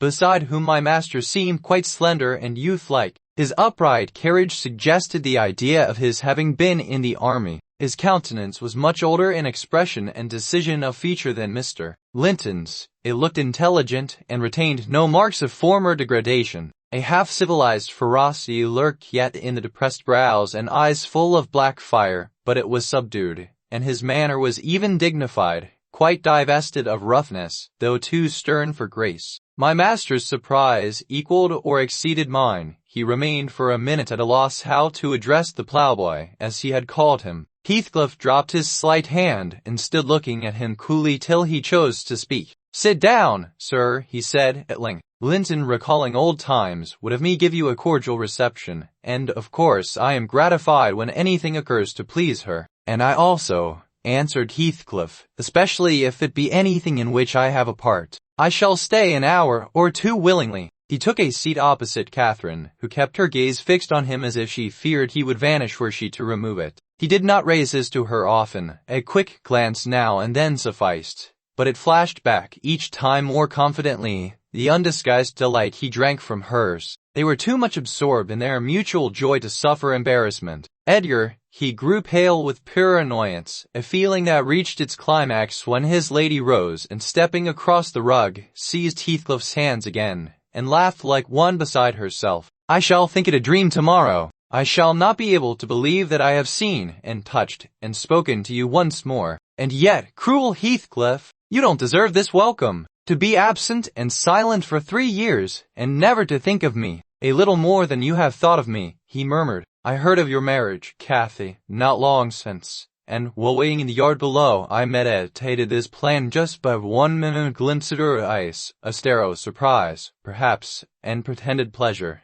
Afterward, settle my score with Hindley, and then prevent the law by doing execution on myself. Your welcome has put these ideas out of my mind, but beware of meeting me with another aspect next time. Nay, you'll not drive me off again. You were really sorry for me, were you? Well, there was cause. I've fought through a bitter life since I last heard your voice, and you must forgive me, for I struggled only for you. Catherine, unless we are to have cold tea, please to come to the table," interrupted Linton, striving to preserve his ordinary tone and a due measure of politeness. "Heathcliff will have a long walk wherever he may lodge tonight, and I'm thirsty." She took her post before the urn, and Miss Isabella came, summoned by the bell. Then, having handed their chairs forward, I left the room. The meal hardly endured 10 minutes. Catherine's cup was never filled. She could neither eat nor drink. Edgar had made a slop in his saucer, and scarcely swallowed a mouthful.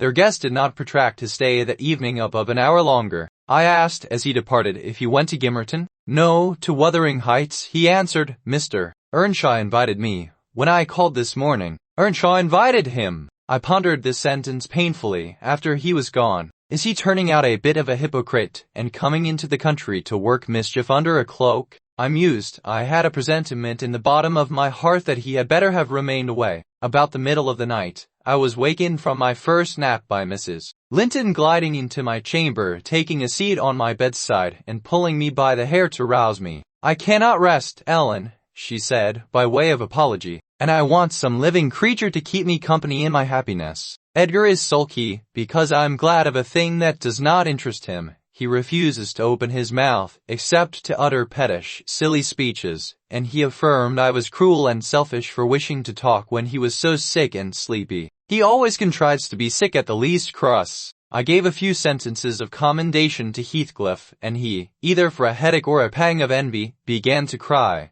So I got up and left him. What use is it praising Heathcliff to him? As lads they had an aversion to each other, and Heathcliff would hate just as much to hear him praised. It's human nature. Linton alone about him, unless you would like an open quarrel between them. But does it not show great weakness? I'm not envious. I never feel hurt at the brightness of Isabella's yellow hair and the whiteness of her skin, at her dainty elegance and the fondness all the family exhibit for her. Even you, Nellie, if we have a dispute sometimes, you back Isabella at once, and I yield like a foolish mother. I call her a darling, and flatter her into a good temper. It pleases her brother to see us cordial, and that pleases me. But they are very much alike. They are spoiled children, and fancy the world was made for their accommodation. And though I humor both, I think a smart chastisement might improve them all the same. You're mistaken, Mrs. They humor you. I know what there would be to do if they did not. You can well afford to indulge their passing whims as long as their business is to anticipate all your desires. You may, however, fall out, at last, over something of equal consequence to both sides, and then those you term weak are very capable of being as obstinate as you. And then we shall fight to the death, shan't we, Nellie? She returned, laughing. I tell you, I have such faith in Linton's love, that I believe I might kill him, and he wouldn't wish to retaliate. I advised her to value him the more for his affection. I do, she answered, but he needn't resort to whining for trifles. It is childish. And, instead of melting into tears because I said that Heathcliff was now worthy of anyone's regard, and it would honor the first gentleman in the country to be his friend, he ought to have said it for me, and been delighted from sympathy. He must get accustomed to him, and he may as well like him, considering how Heathcliff has reason to object to him. I'm sure he behaved excellently. What do you think of his going to Wuthering Heights? He is reformed in every respect, apparently, quite a Christian,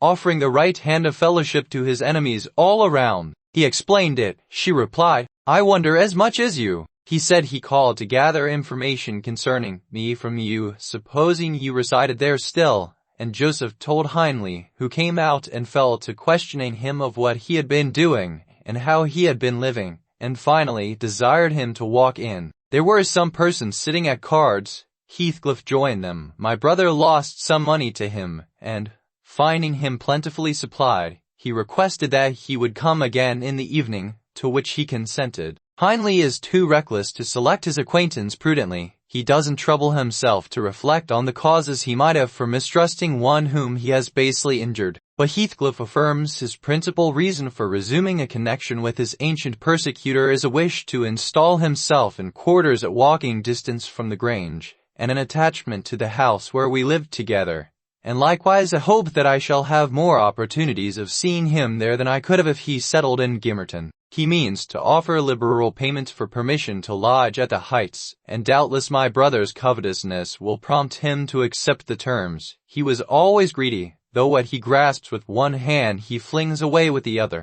It's a nice place for a young man to fix his dwelling in. Have you no fear of the consequences, Mrs.? None for my friend, she replied. His strong head will keep him from danger. A little for Hindley, but he can't be made morally worse than he is, and I stand between him and bodily harm. The event of this evening has reconciled me to God and humanity. I had risen in angry rebellion against Providence. Oh, I've endured very, very bitter misery, Nellie. If that creature knew how bitter, he'd be ashamed to cloud its removal with idle petulance. It was kindness for him which induced me to bear it alone. Had I expressed the agony I frequently felt, he would have been taught to long for its alleviation as ardently as I. However, it's over, and I'll take no revenge on his folly. I can afford to suffer anything hereafter. Should the meanest thing alive slap me on the cheek, I'd not only turn the other, but I'd ask pardon for provoking it. And, as a proof, I'll go make my peace with Edgar instantly. In this self-complacent conviction she departed, and the success of her fulfilled resolution was obvious on the morrow. Mr. Linton had not only abjured his peevishness, though his spirits seemed still subdued by Catherine's exuberance of vivacity,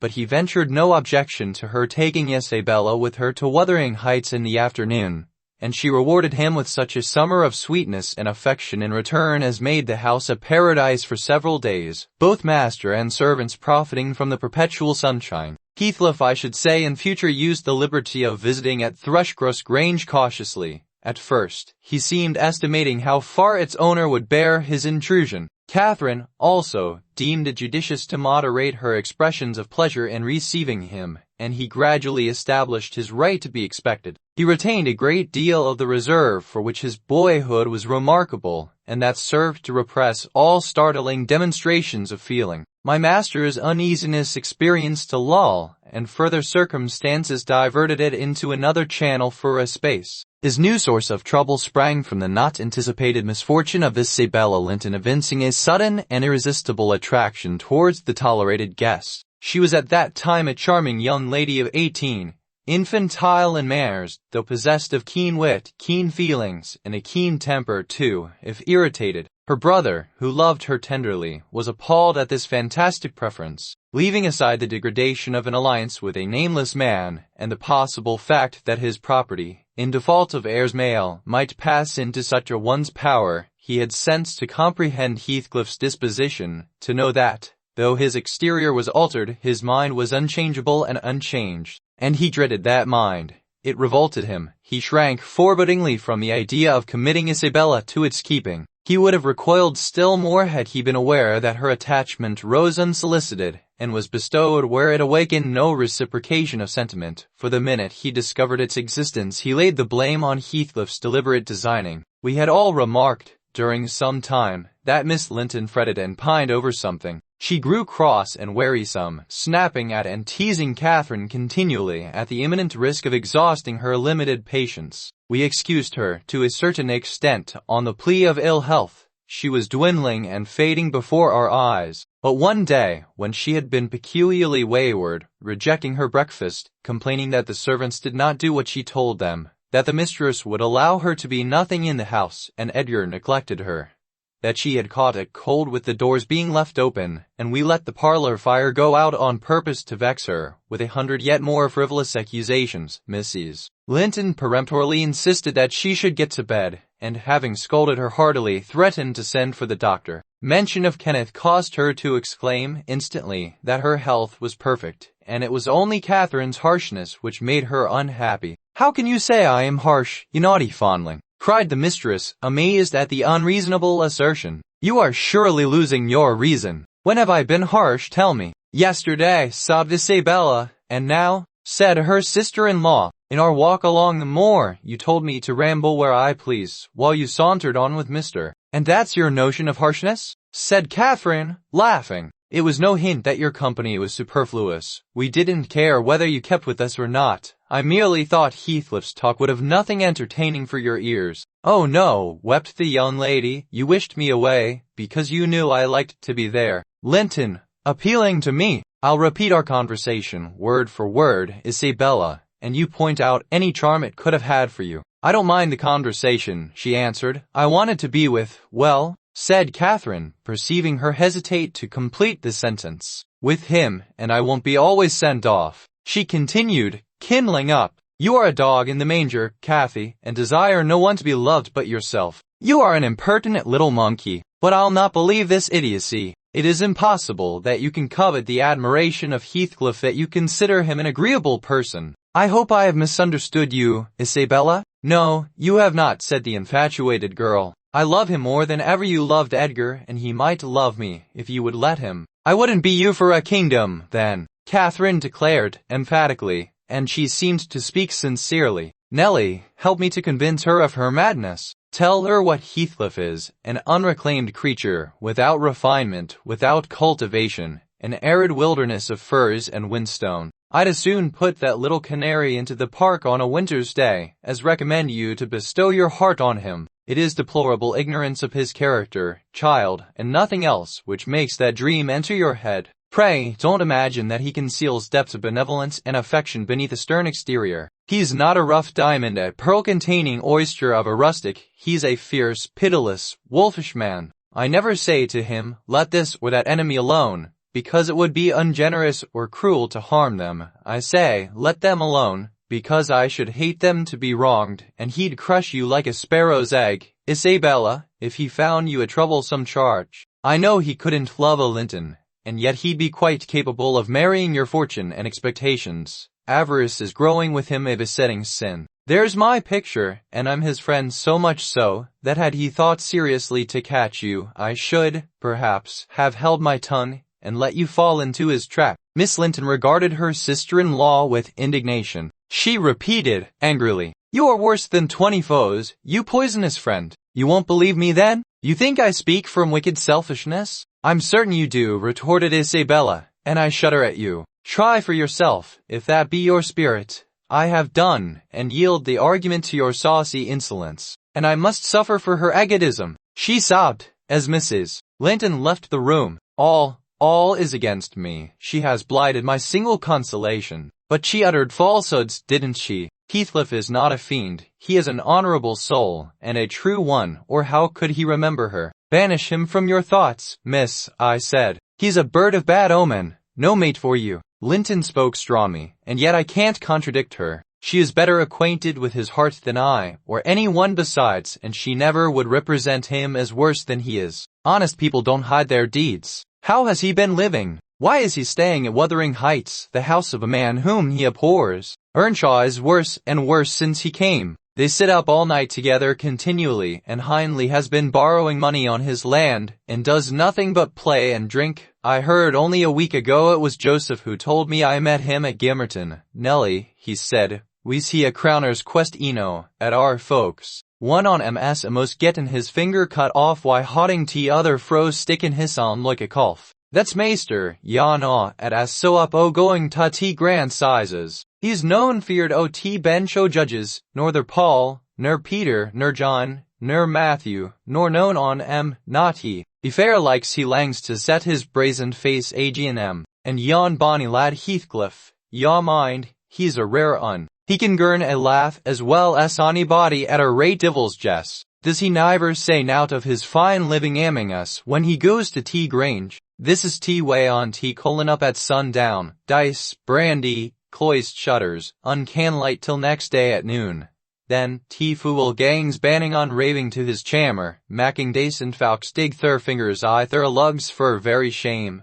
On the knave, why he can caint his brass, unate, unsleep, unoff to his neighbors to gossip why T wife. I course, he tells Dame Catherine how her father's gold runs into his pocket, and her father's son gallops down T Broad Road, while he flees afore to op and T Pikes. Now Miss Linton, Joseph is an old rascal, but no liar, and, if his account of Heathcliff's conduct be true, you would never think of desiring such a husband, would you? You are leagued with the rest, Ellen. I'll not listen to your slanders. What malevolence you must have to wish to convince me that there is no happiness in the world. Whether she would have got over this fancy if left to herself, or persevered in nursing it perpetually, I cannot say. She had little time to reflect. The day after, there was a justice meeting at the next town. My master was obliged to attend, and Mr. Heathcliff, aware of his absence, called rather earlier than usual. Catherine and Isabella were sitting in the library, on hostile terms, but silent. The latter alarmed at her recent indiscretion, and the disclosure she had made of her secret feelings in a transient fit of passion.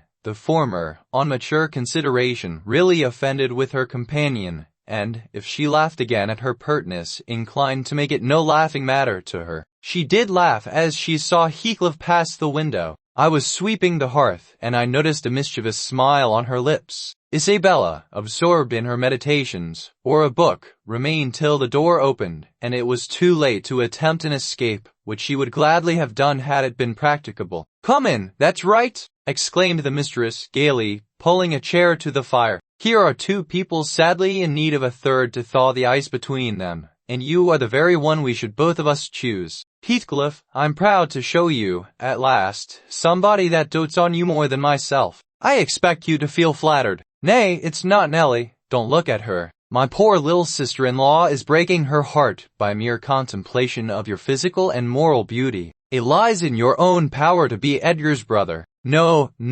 Isabella, you shan't run off," she continued, arresting, with feigned playfulness, the confounded girl, who had risen indignantly. "We were quarreling like cats about you, Heathcliff, and I was fairly beaten in protestations of devotion and admiration, and moreover I was informed that if I would but have the manners to stand aside, my rival, as she will have herself to be, would shoot a shaft into your soul that would fix you forever and send my image into eternal oblivion," said Isabella, calling up her dignity, and disdaining to struggle from the tight grasp that held her. "I'd thank you to adhere to the truth and not slander me, even in joke. Heathcliff, be kind enough to bid this friend of yours release me. She forgets that you and I are not intimate acquaintances, and what amuses her is painful to me beyond expression." As the guest answered nothing, but took his seat, and looked thoroughly indifferent what sentiments she cherished concerning him, she turned and whispered an earnest appeal for liberty to her tormentor. "I won't be named a dog in the manger again. You shall stay. Now then."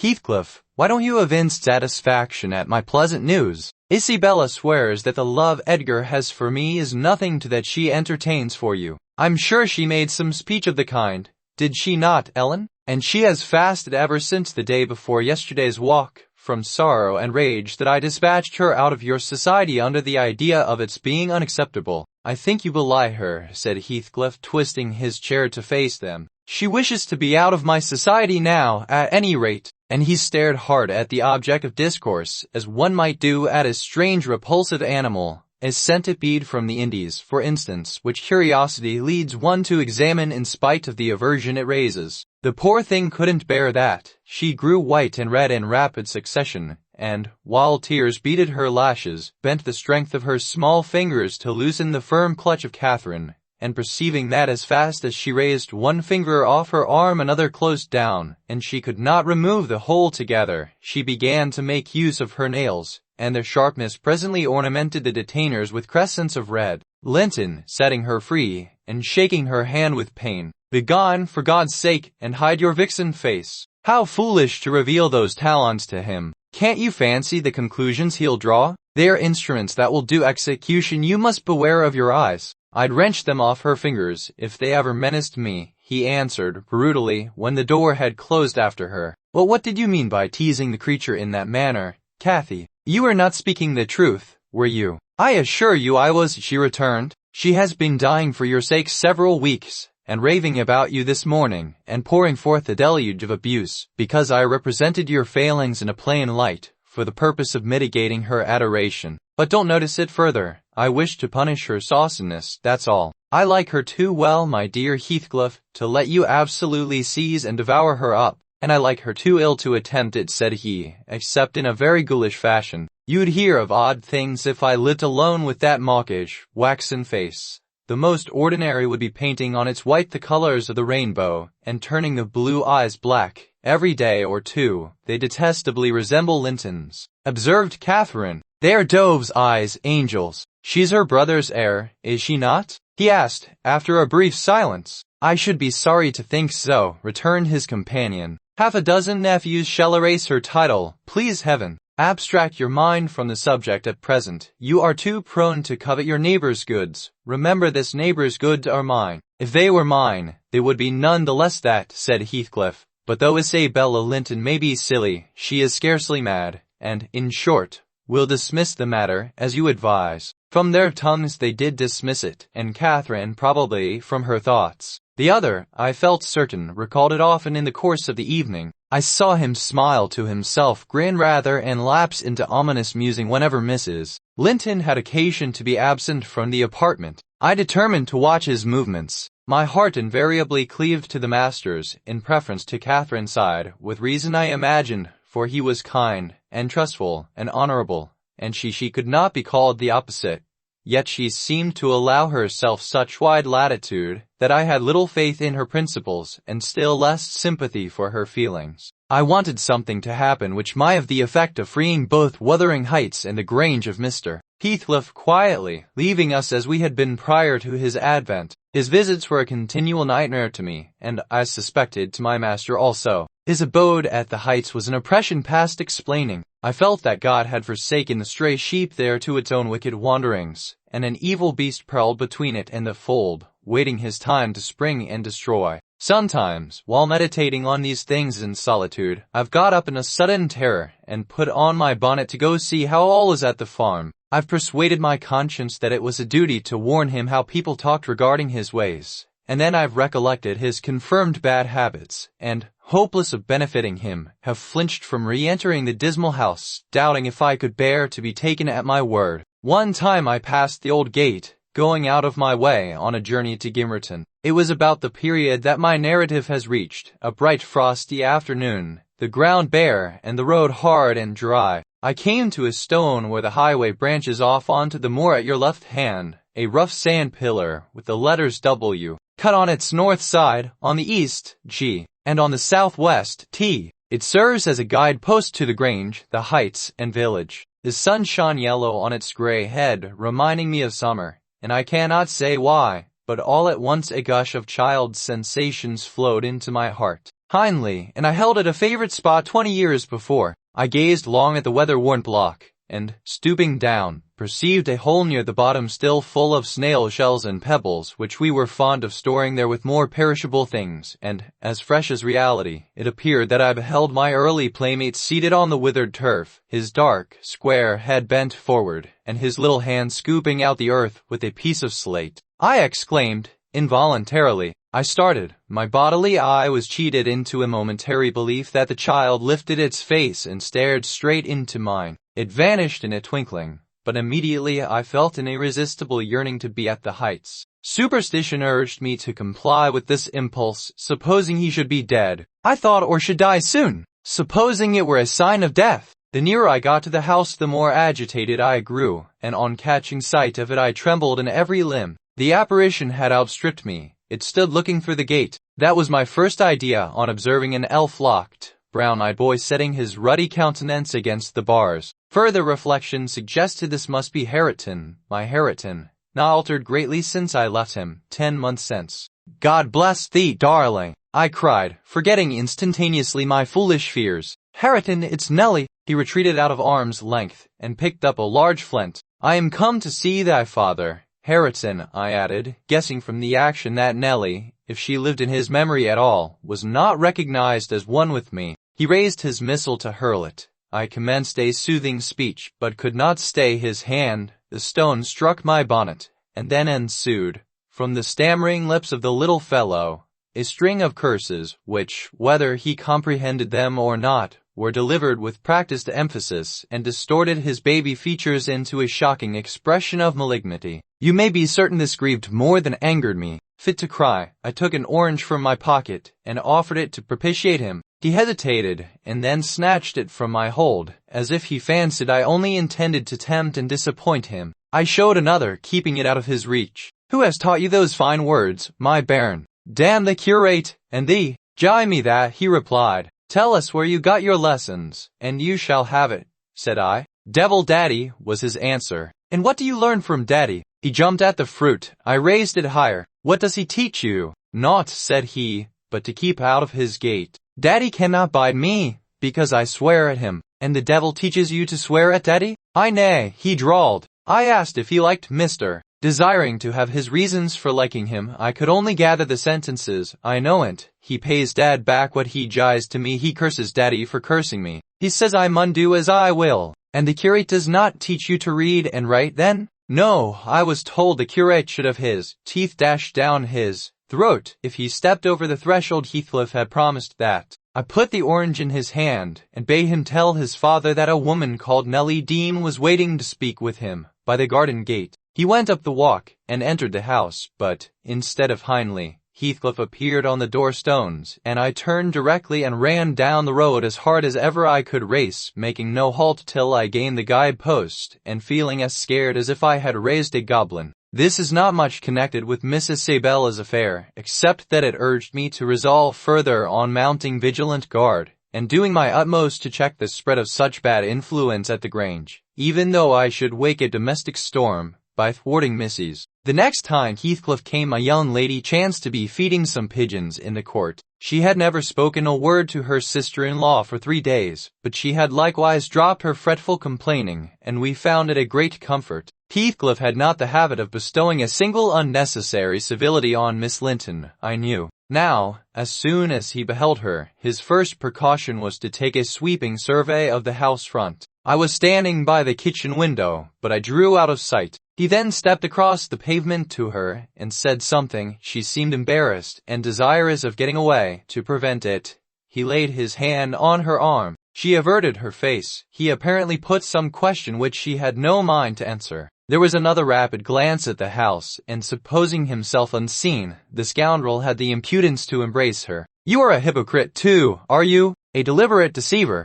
said Catherine's voice at my elbow. I had been over-intent on watching the pair outside to mark her entrance. Your worthless friend, I answered, warmly. The sneaking rascal yonder. Ah, he has caught a glimpse of us. He is coming in. I wonder will he have the heart to find a plausible excuse for making love to Miss, when he told you he hated her. Linton saw Isabella tear herself free and run into the garden, and a minute after, Heathcliff opened the door. I couldn't withhold giving some loose to my indignation, but Catherine angrily insisted on silence and threatened to order me out of the kitchen if I dared to be so presumptuous as to put in my insolent tongue. To hear you, people might think you are the mistress. You want setting down in your right place. Heathcliff, what are you about, raising this stir? I said you must let Isabella alone. I beg you will, unless you are tired of being received here and wish Linton to draw the bolts against you. God forbid that he should try, answered the black villain. I detested him just then.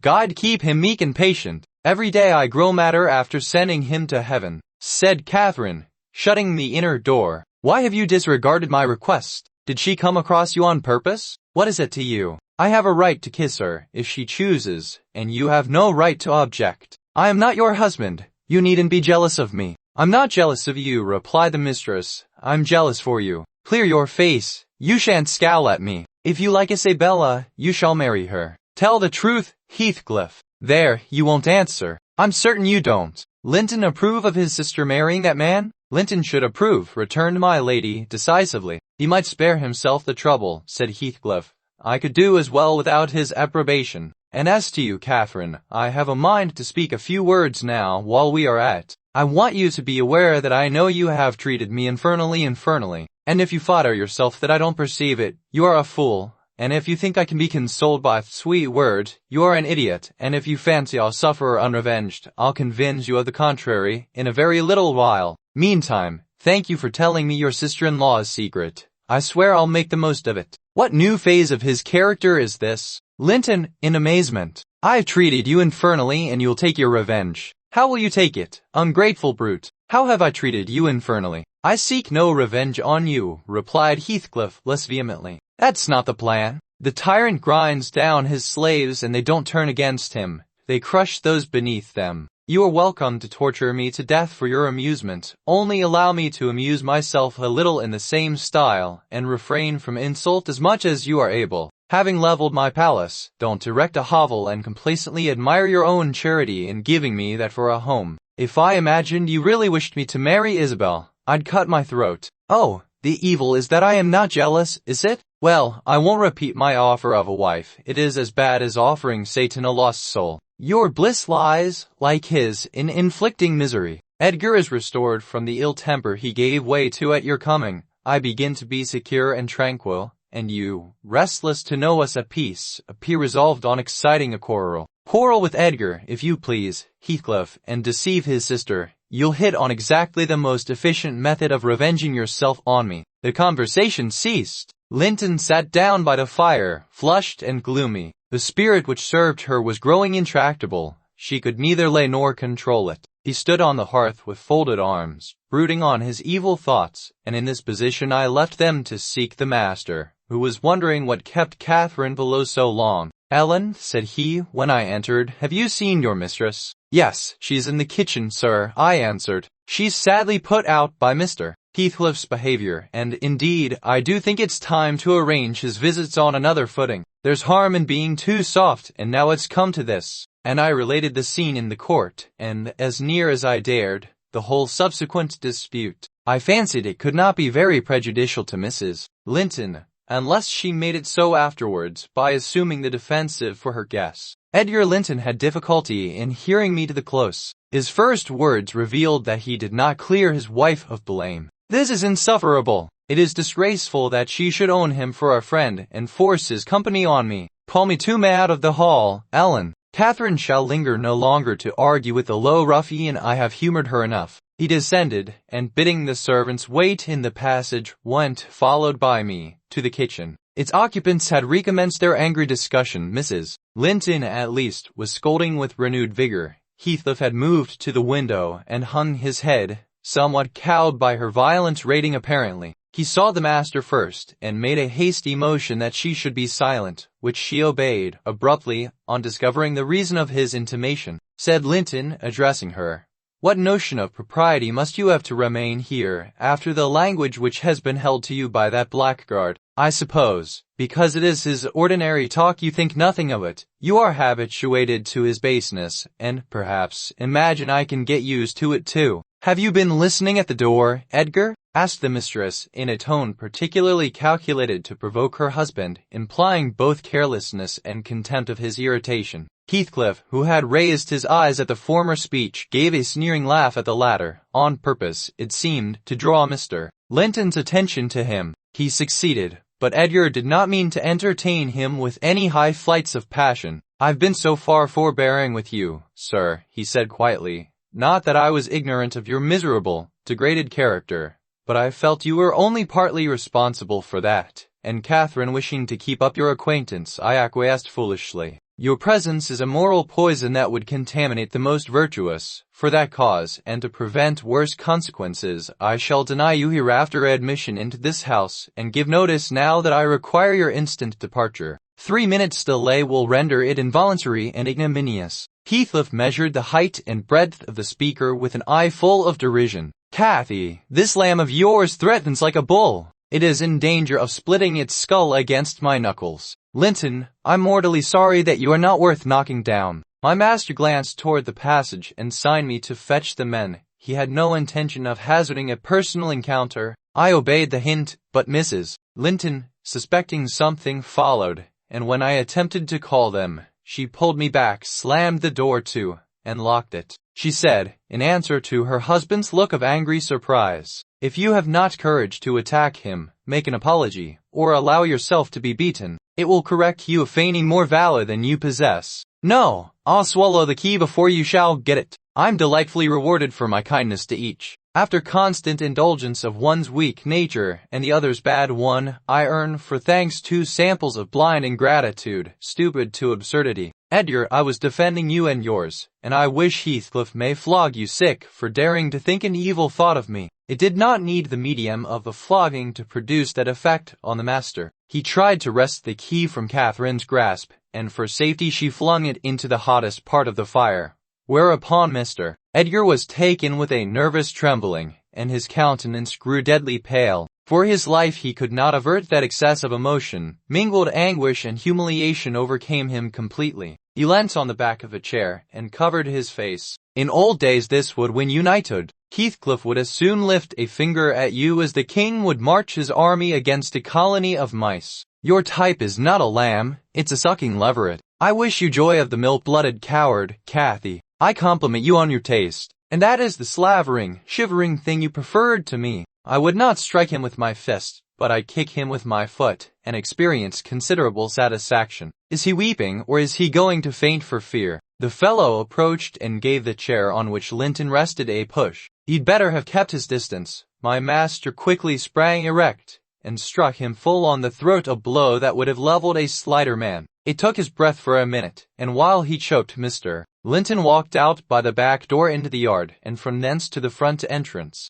"You've done with coming here," cried Catherine. "Get away, now. He'll return with a brace of pistols and half a dozen assistants. If he did overhear us, of course he'd never forgive you. You've played me an ill turn, Heathcliff. I'd rather see Edgar at bay than you. Do you suppose I'm going with that blow burning in my gullet? I'll crush his ribs in like a rotten hazelnut before I cross the threshold. If I don't floor him now, I shall murder him sometime. So, as you value his existence, let me get at him." "He is not coming," I interposed, framing a bit of a lie. "There's the coachman and the 2 gardeners. You'll surely not wait to be thrust into the road by them. Each has a bludgeon, and master will, very likely, be watching from the parlor windows to see that they fulfill his orders." The gardeners and coachman were there, but Linton was with them. They had already entered the court. Heathcliff, on the second thoughts, resolved to avoid a struggle against 3 underlings. He seized the poker, smashed the lock from the inner door, and made his escape as they tramped in.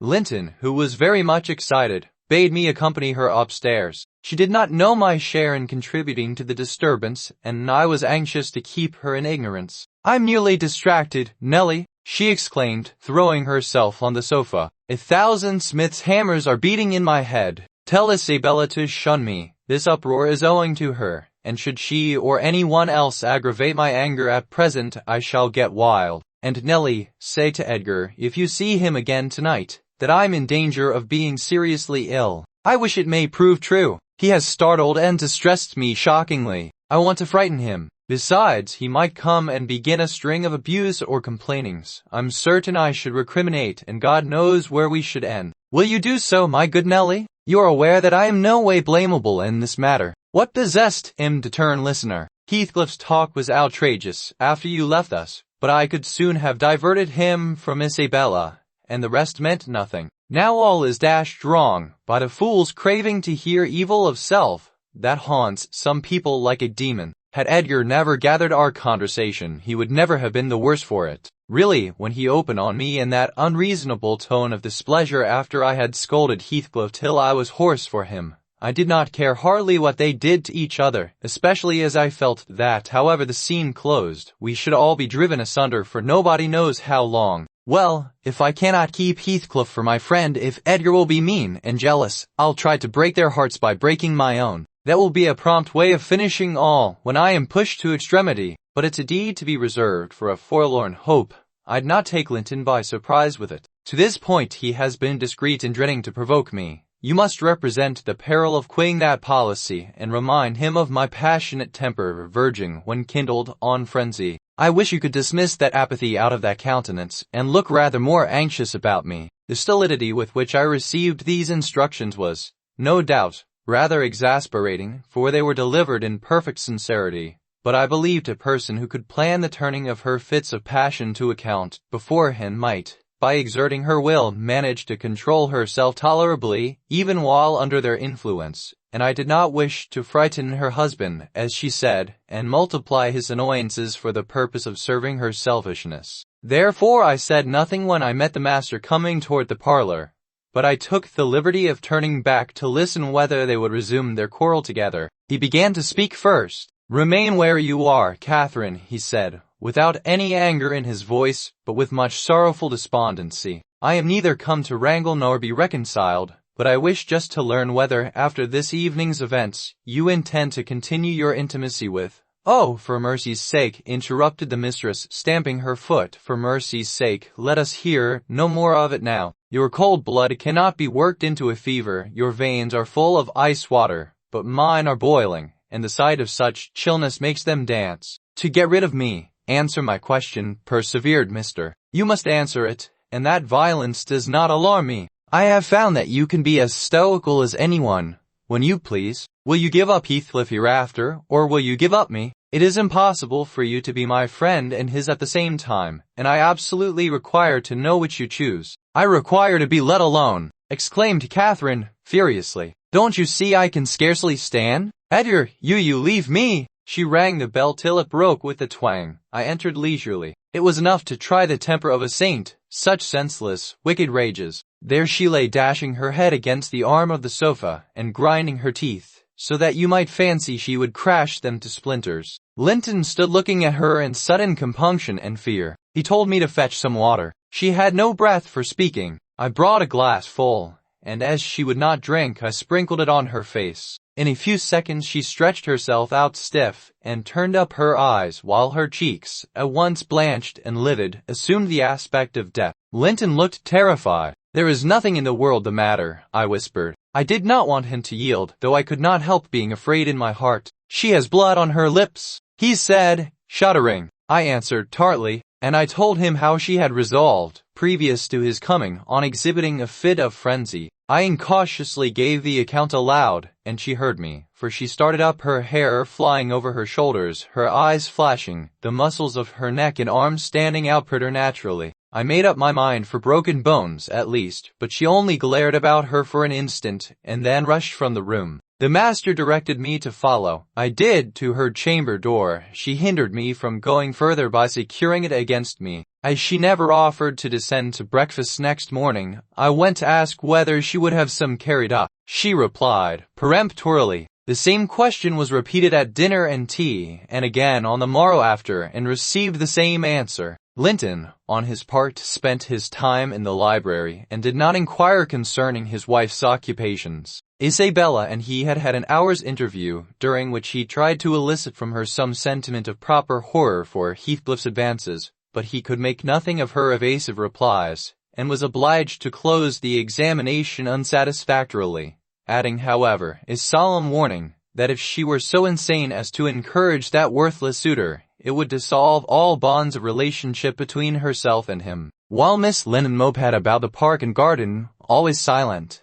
and almost always in tears, and her brother shut himself up among books that he never opened, wearying, I guessed, with a continual expectation that Catherine, repenting her conduct, would come of her own accord to ask pardon, and seek a reconciliation, and she fasted pertinaciously, under the idea, probably, that at every meal Edgar was ready to choke for her absence, and pride alone held him running to cast himself at her feet. I went about my household duties, convinced that a grange had but one sensible soul in its walls, and that lodged in my body. I wasted no condolences on Miss, nor any expostulations on my mistress, nor did I pay much attention to the sighs of my master, who yearned to hear his lady's name, since he might not hear her voice. I determined they should come about as they pleased for me, and though it was a tiresomely slow process, I began to rejoice at length in a faint dawn of its progress, as I thought at first. Linton, on the third day, unbarred her door, and having finished the water in her pitcher and decanter, desired a renewed supply, and a basin of gruel, for she believed she was dying.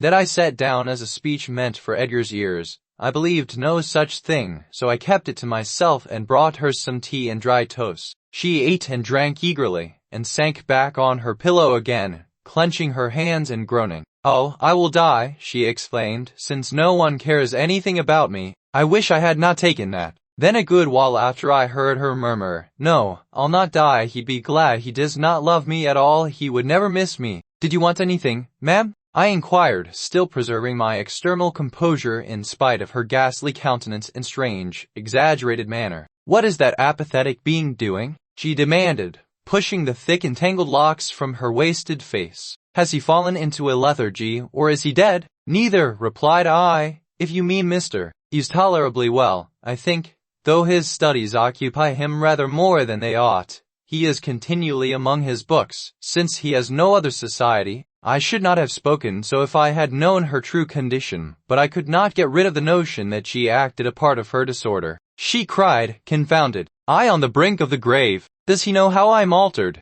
continued she, staring at her reflection in a mirror hanging against the opposite wall. "Is that Catherine Linton? He imagines me in a pet in play, perhaps. Cannot you inform him that it is frightful earnest? Nelly, if it be not too late, as soon as I learn how he feels, I'll choose between these two, either to starve at once, that would be no punishment unless he had a heart, or to recover, and leave the country." "Are you speaking the truth about him now? Is he actually so utterly indifferent for my life?" "Why, ma'am," I answered, "the master has no idea of your being deranged, and of course he does not fear that you will let yourself die of hunger. Cannot you tell him I will? Speak of your own mind. Say you are certain I will." "No, you forget, Mrs. Linton," I suggested, "that you have eaten some food with a relish this evening, and tomorrow you will perceive its good effects." "If I were only sure it would kill him," she interrupted, "I'd kill myself directly. These 3 awful nights I've never closed my lids, and oh, I've been tormented.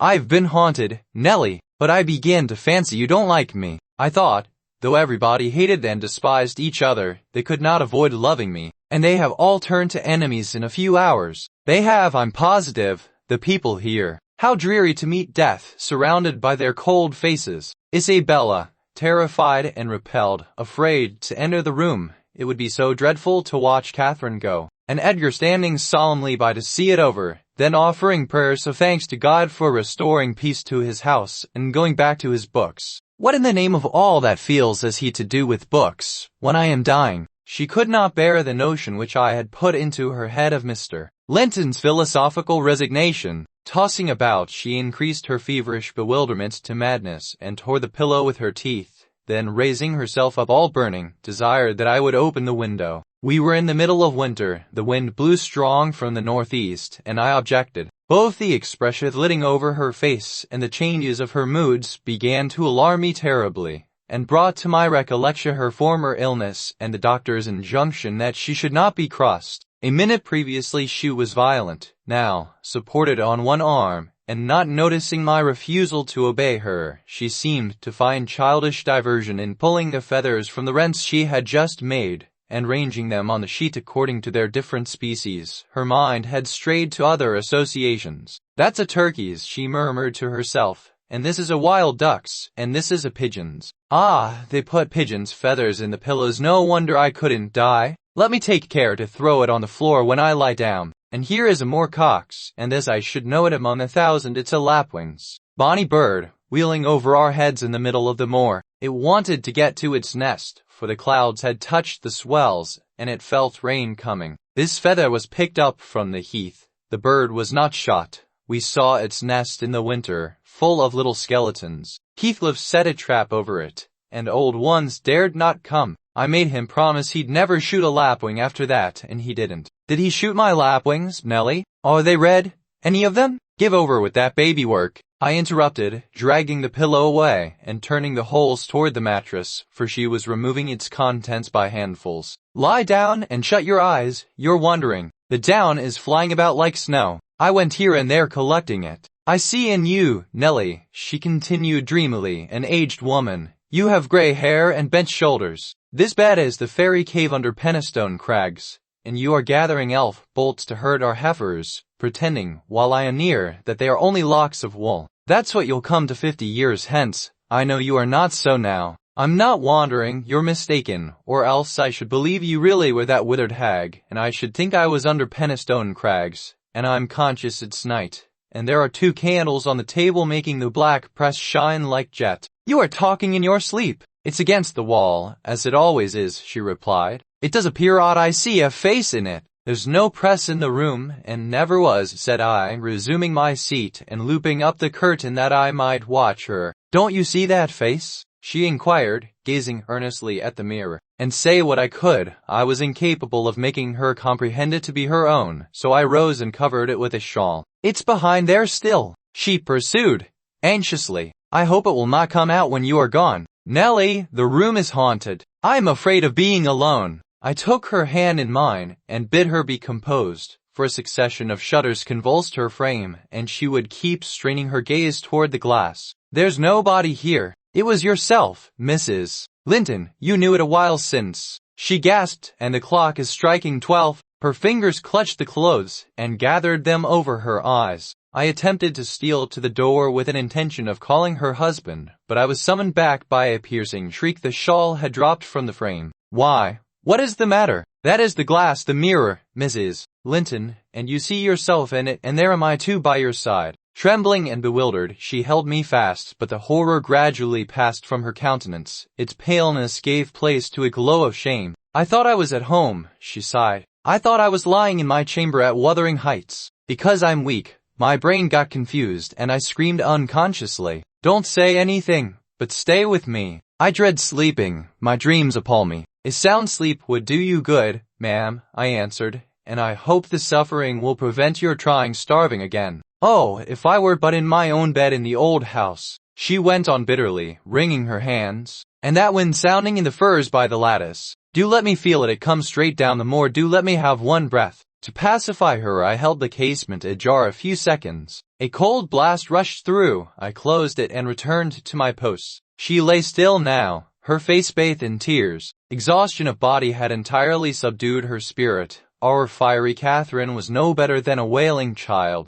How long is it since I shut myself in here? She asked, suddenly reviving. It was Monday evening, I replied, and this is Thursday night, or rather Friday morning at present. Only that brief time? Long enough to live on nothing but cold water and ill temper, observed I. Well, it seems a weary number of hours, she muttered doubtfully. It must be more. I remember being in the parlor after they had quarreled, and Edgar being cruelly provoking, and me running into this room desperate. As soon as ever I had barred the door, utter blackness overwhelmed me, and I fell on the floor. I couldn't explain to Edgar how certain I felt of having a fit, or going raging mad, if he persisted in teasing me. I had no command of tongue or brain, and he did not guess my agony. Perhaps it barely left me sense to try to escape from him and his voice. Before I recovered sufficiently to see and hear, it began to be dawn, and, Nellie, I'll tell you what I thought, and what has kept recurring and recurring till I feared for my reason. I thought as I lay there, with my head against that table leg, and my eyes dimly discerning the grey square of the window, that I was enclosed in the oak-panelled bed at home, and my heart ached with some great grief which, just waking, I could not recollect. I pondered and worried myself to discover what it could be, and most strangely, the whole last 7 years of my life grew a blank. I did not recall that they had been at all. I was a child. My father was just buried, and my misery arose from the separation that Hindley had ordered between me and Heathcliff. I was laid alone for the first time, and, rousing from a dismal doze after a night of weeping, I lifted my hand to push the panels aside. It struck the table-top. I swept it along the carpet, and then memory burst in. My late anguish was swallowed in a paroxysm of despair. I cannot say why I felt so wildly wretched. It must have been temporary derangement, for there is scarcely cause. But supposing at 12 years old I had been wrenched from the heights in every early association, and my all in all, as Heathcliff was at that time, and been converted at a stroke into Mrs. Linton, the lady of Thrushcross Grange, and the wife of a stranger, an exile, an outcast, thenceforth from what had been my world. You may fancy a glimpse of the abyss where I grovelled. Shake your head as you will, Nellie, you have helped to unsettle me. You should have spoken to Edgar, indeed you should, and compelled him to leave me quiet. I wish I were out of doors. I wish I were a girl again, half savage and hearty and free, and laughing at injuries, not maddening under them. Why does my blood rush into a hell of tumult at a few words? I'm sure I should be myself were I once among the heather on those hills. Open the window again wide. Fasten it open. Quick! Why don't you move? Because I won't give you your death of cold, I answered. You won't give me a chance of life, you mean, she said sullenly. However, I'm not helpless yet. I'll open it myself. And sliding from the bed before I could hinder her, she crossed the room, walking very uncertainly, threw it back, and bent out, careless of the frosty air that cut about her shoulders as keen as a knife. I entreated, and finally attempted to force her to retire. But I soon found her delirious strength much surpassed mine. She was delirious, I became convinced by her subsequent actions and ravings. There was no moon, and everything beneath lay in misty darkness. Not a light gleamed from any house, far or near. All had been extinguished long ago, and those at Wuthering Heights were never visible. Still she asserted she caught their shining. She cried eagerly, "That's my room with the candle in it, and the tree is swaying before it, and the other candle is in Joseph's garret. Joseph sits up late, doesn't he? He's waiting till I come home that he may lock the gate. Well, he'll wait a while yet. It's a rough journey and a sad heart to travel it, and we must pass by Gimmerton Kirk to go that journey. We braved its ghosts often together, and dared each other to stand among the graves and ask them to come. But, Heathcliff, if I dare you now, will you venture? If you do, I'll keep you. I'll not lie there by myself. They may bury me 12 feet deep, and throw the church down over me, but I won't rest till you are with me." She paused, and resumed with a strange smile. "He's considering he'd rather I'd come to him, not through that kirkyard. Be content, you always followed me." Perceiving it vain to argue against her insanity, I was planning how I could reach something to wrap about her, without quitting my hold of herself, for I could not trust her alone by the gaping lattice, when, to my consternation, I heard the rattle of the door handle, and Mr. He had only then come from the library, and, in passing through the lobby, had noticed our talking and been attracted by curiosity or fear to examine what it signified at that late hour. I cried, checking the exclamation risen to his lips at the sight which met him, and the bleak atmosphere of the chamber. "My poor mistress is ill, and she quite masters me. I cannot manage her at all. Pray, come and persuade her to go to bed. Forget your anger, for she's hard to guide any way but her own," he said, hastening to us. "Shut the window, Ellen." He was silent. The haggardness of Mrs. Linton's appearance smote him speechless, and he could only glance from her to me in horrified astonishment. "She's been fretting here," I continued, "and eating scarcely anything, and never complaining. She would admit none of us till this evening, and so we couldn't inform you of her state, as we were not aware of it ourselves. But it is nothing." I felt I uttered my explanations awkwardly. The master frowned. "It is nothing, is it, Ellen Dean? You shall account more clearly for keeping me ignorant of this." And he took his wife at his arms, and looked at her with anguish. At first she gave him no glance of recognition. He was invisible to her abstracted gaze. The delirium was not fixed, however. Having weaned her eyes from contemplating the outer darkness, by degrees she centered her attention on him, and discovered who it was that held her. "You are come, are you, Edgar Linton?" she said, with angry animation. "You are one of those things that are ever found when least wanted, and when you are wanted, never.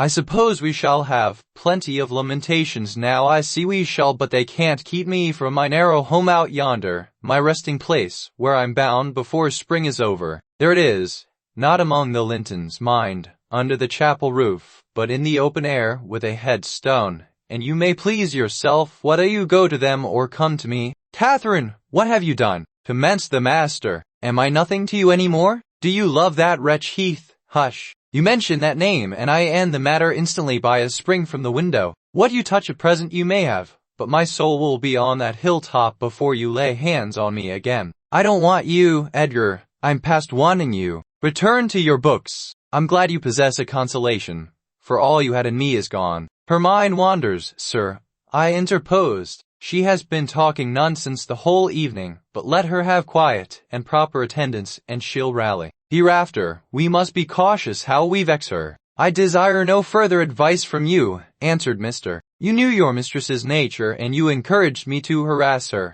and not to give me one hint of how she has been these 3 days. Months of sickness could not cause such a change. I began to defend myself, thinking it too bad to be blamed for another's wicked waywardness. Linton's nature to be headstrong and domineering, cried I. But I didn't know that you wished to foster her fierce temper. I didn't know that to humor her I should wink at Mr. I performed the duty of a faithful servant in telling you, and I have got a faithful servant's wages. Well, it will teach me to be careful next time. Next time you may gather intelligence for yourself. The next time you bring a tale to me you shall quit my service, Ellen Dean, he replied. You'd rather hear nothing about it, I suppose, then Mr. Heathcliff has your permission to come, according to Miss, and to drop in at every opportunity your absence offers, on purpose to poison the mistress against you? Confused as Catherine was, her wits were alert at applying our conversation. Nellie has played traitor, she exclaimed, passionately. Nellie is my hidden enemy. So you do seek elf bolts to hurt us. Let me go, and I'll make her rue. I'll make her howl a recantation. A maniac's fury kindled under her brows. She struggled desperately to disengage herself from Linton's arms. I felt no inclination to tarry the event, and, resolving to seek medical aid on my own responsibility, I quitted the chamber. In passing the garden to reach the road, at a place where a bridle hook is driven into the wall, I saw something white moved irregularly, evidently by another agent than the wind. Notwithstanding my hurry, I stayed to examine it, lest ever after I should have the conviction impressed on my imagination that it was a creature of the other world. My surprise and perplexity were great on discovering, by touch more than vision, Miss Isabella Springer, Fanny, suspended by a handkerchief, and nearly at its last yelp. I quickly released the animal, and lifted it into the garden. I had seen it follow its mistress upstairs when she went to bed, and wondered much how it could have got out there, and what mischievous person had treated it so. While untying the knot round the hook, it seemed to me that I repeatedly caught the beat of horses' feet galloping at some distance, but there were such a number of things to occupy my reflections that I hardly gave the circumstance a thought, though it was a strange sound, in that place, at 2 o'clock in the morning. Kenneth was fortunately just issuing from his house to see a patient in the village as I came up the street, and my account of Catherine Linton's malady induced him to accompany me back immediately. He was a plain rough man, and he made no scruple to speak his doubts of her surviving this second attack, unless she were more submissive to his directions than she had shown herself before. Nellie Dean, said he, I can't help fancying there is an extra cause for this. What has there been to do at the Grange? We've odd reports up here. A stout, hearty lass like Catherine does not fall ill for a trifle, and that sort of people should not either. It's hard work bringing them through fevers and such things. The master will inform you, I answered, but you are acquainted with the Earnshaw's violent dispositions, and Mrs. Linton caps them all. I may say this, it commenced in a quarrel. She was struck during a tempest of passion with a kind of fit. That's her account, at least, for she flew off in the height of it, and locked herself up. Afterwards she refused to eat, and now she alternately raves and remains in a half-dream, knowing those about her, but having her mind filled with all sorts of strange ideas and illusions. Linton will be sorry, observed Kenneth, interrogatively. You'll break his heart should anything happen. Don't alarm him more than necessary. Well, I told him to beware, said my companion, and he must bide the consequences of neglecting my warning. Hasn't he been intimate with Mr. Heathcliff? Frequently visits at the Grange, answered I. though more on the strength of the mistress having known him when a boy than because the master likes his company. At present he's discharged from the trouble of calling, owing to some presumptuous aspirations after Miss Linton which he manifested. I hardly think he'll be taken in again. And does Miss Linton turn a cold shoulder on him? Was the doctor's next question. I'm not in her confidence, returned I, reluctant to continue the subject. No, she's a sly one, he remarked, shaking his head. She keeps her own counsel, but she's a real little fool. I have it from good authority that last night, and a pretty night it was, she and Heathcliff were walking in the plantation at the back of your house above 2 hours, and he pressed her not to go in again, but just mount his horse and away with him. My informant said she could only put him off by pledging her word of honor to be prepared on their first meeting after that. When it was to be he didn't hear. But you urge Mr. Linton to look sharp.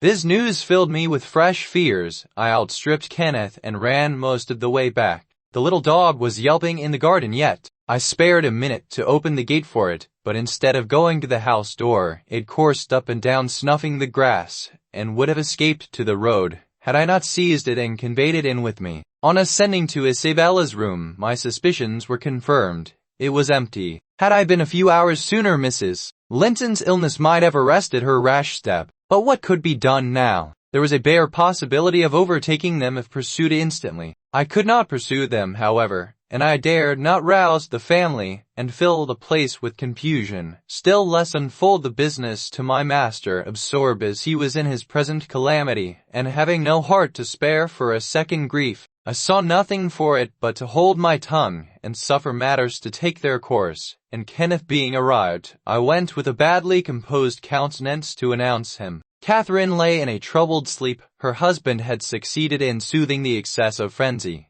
He now hung over her pillow, watching every shade and every change of her painfully expressive features. The doctor, on examining the case for himself, spoke hopefully to him of its having a favorable termination, if we could only preserve around her perfect and constant tranquillity. To me, he signified the threatening danger was not so much death, as permanent alienation of intellect. I did not close my eyes that night, nor did Mr. Linton. Indeed, we never went to bed, and the servants were all up long before the usual hour, moving through the house with stealthy tread and exchanging whispers as they encountered each other in their vocations. Everyone was active but Miss Isabella, and they began to remark how sound she slept. Her brother, too, asked if she had risen, and seemed impatient for her presence, and hurt that she showed so little anxiety for her sister-in-law. I trembled lest he should send me to call her, but I was spared the pain of being the first proclaimant of her flight. One of the maids, a thoughtless girl who had been on an early errand to Gimmerton, came panting upstairs, open-mouthed, and dashed into the chamber, crying, "Oh dear, dear, what mun we have next? Master, master, our young lady, hold your noise," cried I hastily, enraged at her clamorous manner. "Speak lower, Mary, what is the matter? What ails your young lady?" She's gone, yon Heathcliff's run off. Why her?" exclaimed Linton, rising in agitation. "It cannot be. How has the idea entered your head? Elendine, go and seek her. It is incredible, it cannot be." As he spoke he took the servant to the door, and then repeated his demand to know her reasons for such an assertion. "Why, I met on the road a lad that fetches milk here," she stammered, "and he asked whether we weren't in trouble at the Grange. I thought he meant for Mrs.'s sickness, so I answered, yes. Then says he, there's somebody gone after Emma, I guess. He saw I knew naught about it, and he told how a gentleman and lady had stopped to have a horse's shoe fastened at a blacksmith's shop 2 miles out of Gimmerton, not very long after midnight, and how the blacksmith's lass had got up to spy who they were. She knew them both directly, and she noticed the man Heathcliff it was. She felt certain Nobby could mistake him, besides put a sovereign in her father's hand for payment. The lady had a cloak about her face, but having desired a sup of water, while she drank it fell back, and she saw her very plain. Heathcliff held both bridles as they rode on, and they set their faces from the village, and went as fast as the rough roads would let them. The lass said nothing to her father, but she told it all over Gimmerton this morning. I ran and peeped for form's sake into Isabella's room, confirming, when I returned, the servant's statement. Linton had resumed his seat by the bed. On my re-entrance, he raised his eyes, read the meaning of my blank aspect, and dropped them without giving an order or uttering a word. "Are we to try any measures for overtaking and bringing her back?" I inquired. "She went of her own accord," answered the master. "She had a right to go if she pleased. Trouble me no more about her. Hereafter she is only my sister in name, not because I disown her, but because she has disowned me." And that was all he said on the subject. He did not make a single inquiry further, or mention her in any way, except directing me to send what property she had in the house to her fresh home, wherever it was, when I knew it. For 2 months the fugitives remained absent. In those 2 months Mrs. Linton encountered and conquered the worst shock of what was denominated a brain fever. No mother could have nursed an only child more devotedly than Edgar tended her. Day and night he was working impotently and very old, went to ear to ear, and a shit there like, and the venom remarked that what he said would away, but only out of a bear before he sort of home and mutually adding that the impel him a transferred via of a removing of him, he knew millions in bed to him, and fill out of danger. And Howard I've used it better. Finn knew so all health embedded in put him and who the other uniform I visit of the visit right down also. And she was he and better for himself. The first time she left her chamber was at the commencement of the following March. Linton had put on her pillow in the morning a handful of golden crocuses. Her eye, long stranger to any gleam of pleasure, caught them in waking and shone delighted as she gathered them eagerly together. "These are the earliest flowers at the Heights," she exclaimed. "They remind me of soft thaw winds, and warm sunshine, and nearly melted snow. Edgar, is there not a south wind, and is not the snow almost gone?" "The snow is quite gone down here, darling," replied her husband, "and I only see 2 white spots on the whole range of moors. The sky is blue, and the larks are singing, and the becks and brooks are all brimful. Catherine, last spring at this time, I was longing to have you under this roof. Now, I wish you were a mile or 2 up those hills. The air blows so sweetly, I feel that it would cure you." "I shall never be there but once more," said the invalid, "and then you'll leave me, and I shall remain forever. Next spring you'll long again to have me under this roof, and you'll look back and think you were happy today." Linton lavished on her the kindest caresses, and tried to cheer her by the fondest words, but, vaguely regarding the flowers, she let the tears collect on her lashes and stream down her cheeks unheeding. We knew she was really better, and, therefore, decided that long confinement to a single place produced much of this despondency, and it might be partially removed by a change of scene. The master told me to light a fire in the many weeks deserted parlor, and to set an easy chair in the sunshine by the window. And then he brought her down, and she sat a long while enjoying the genial heat, and, as we expected, revived by the objects round her, which, though familiar, were free from the dreary associations investing her hated sick chamber. By evening she seemed greatly exhausted, yet no arguments could persuade her to return to that apartment, and I had to arrange the parlor sofa for her bed, till another room could be prepared. To obviate the fatigue of mounting and descending the stairs, we fitted up this, where you lie at present on the same floor with the parlor, and she was soon strong enough to move from one to the other, leaning on Edgar's arm. Ah, I thought myself, she might recover, so weighted on as she was, and there was double cause to desire it, for on her existence depended that of another. We cherished the hope that in a little while Mr. Linton's heart would be gladdened, and his lands secured from a stranger's gripe, by the birth of an heir. I should mention that Isabella sent to her brother, some 6 weeks from her departure, a short note, announcing her marriage with Heathcliff. It appeared dry and cold,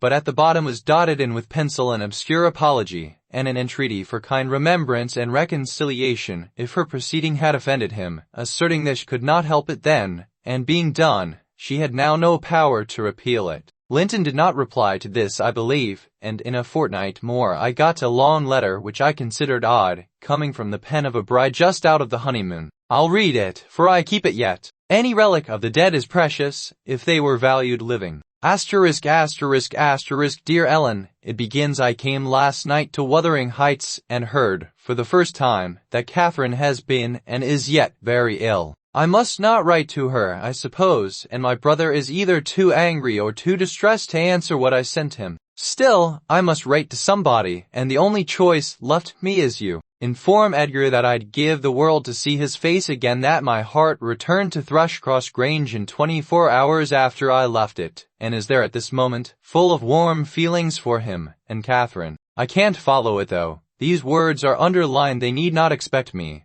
and they may draw what conclusions they please, taking care, however, to lay nothing at the door of my weak will or deficient affection. The remainder of the letter is for yourself alone. I want to ask you 2 questions. The first is, how did you contrive to preserve the common sympathies of human nature when you resided here? I cannot recognize any sentiment which those around share with me. The second question I have great interest in. It is this: is Mr. And if not, is he a devil? I shan't tell my reasons for making this inquiry, but I beseech you to explain, if you can, what I have married.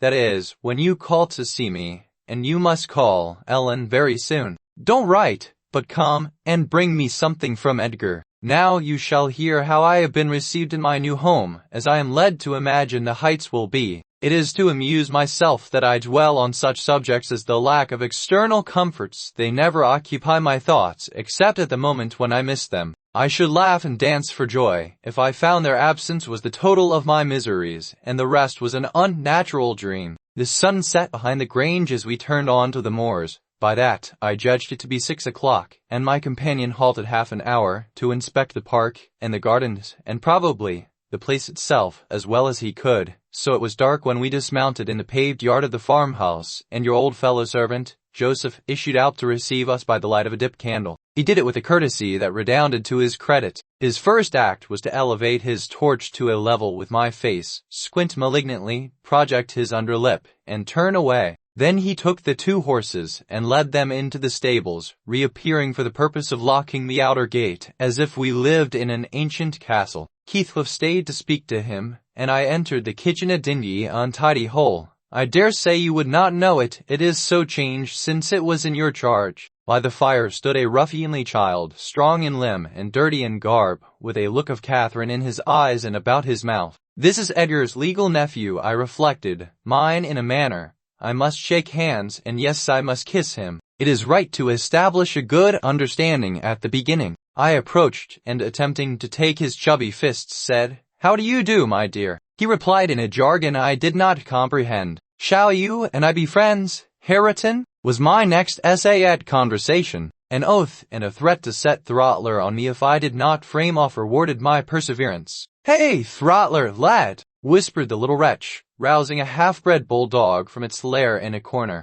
"Now, wilt thou be ganging?" he asked authoritatively. Love for my life urged to compliance. I stepped over the threshold to wait till the others should enter. Heathcliff was nowhere visible, and Joseph, whom I followed to the stables and requested to accompany me in, after staring and muttering to himself, screwed up his nose and replied, "Mem, did ever Christian body hear aught like it? Mincing unmunching. How can I tell what ye say?" "I say, I wish you to come with me into the house," I cried, thinking him deaf, yet highly disgusted at his rudeness. "I getten summat else to do," he answered, and continued his work, moving his lantern jaws meanwhile, and surveying my dress and countenance, the former a great deal too fine, but the latter, I'm sure, as sad as he could desire with sovereign contempt. I walked round the yard, and through a wicket, to another door at which I took the liberty of knocking, in hopes some more civil servant might show himself. After a short suspense, it was opened by a tall, gaunt man without neckerchief, and otherwise extremely slovenly. His features were lost in masses of shaggy hair that hung on his shoulders, and his eyes, too, were like a ghostly Catherine's with all their beauty annihilated. "What's your business here?" he demanded,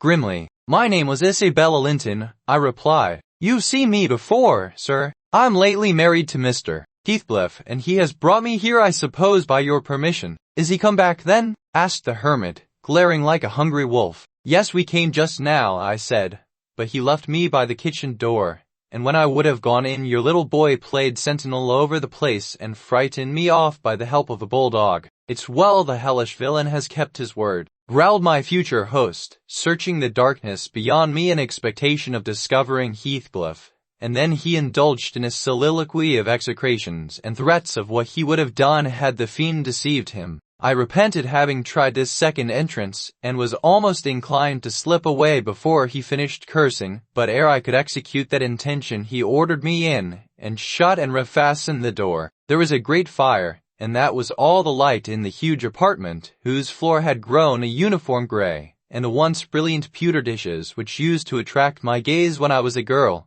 partook of a similar obscurity created by tarnish and dust. I inquired whether I might call the maid and be conducted to a bedroom. Earnshaw vouchsafed no answer. He walked up and down, with his hands in his pockets, apparently quite forgetting my presence, and his abstraction was evidently so deep, and his whole aspect so misanthropical, that I shrank from disturbing him again. You'll not be surprised, Ellen, at my feeling particularly cheerless, seated in worse than solitude on that inhospitable hearth, and remembering that 4 miles distant lay my delightful home containing the only people I loved on earth, and there might as well be the Atlantic to part us. Instead of those 4 miles, I could not overpass them. I questioned with myself where must I turn for comfort. And mind you don't tell Edgar or Catherine above every sorrow beside. This rose preeminent despair at finding nobody who could or would be my ally against Heathcliff. I had sought shelter at Wuthering Heights almost gladly,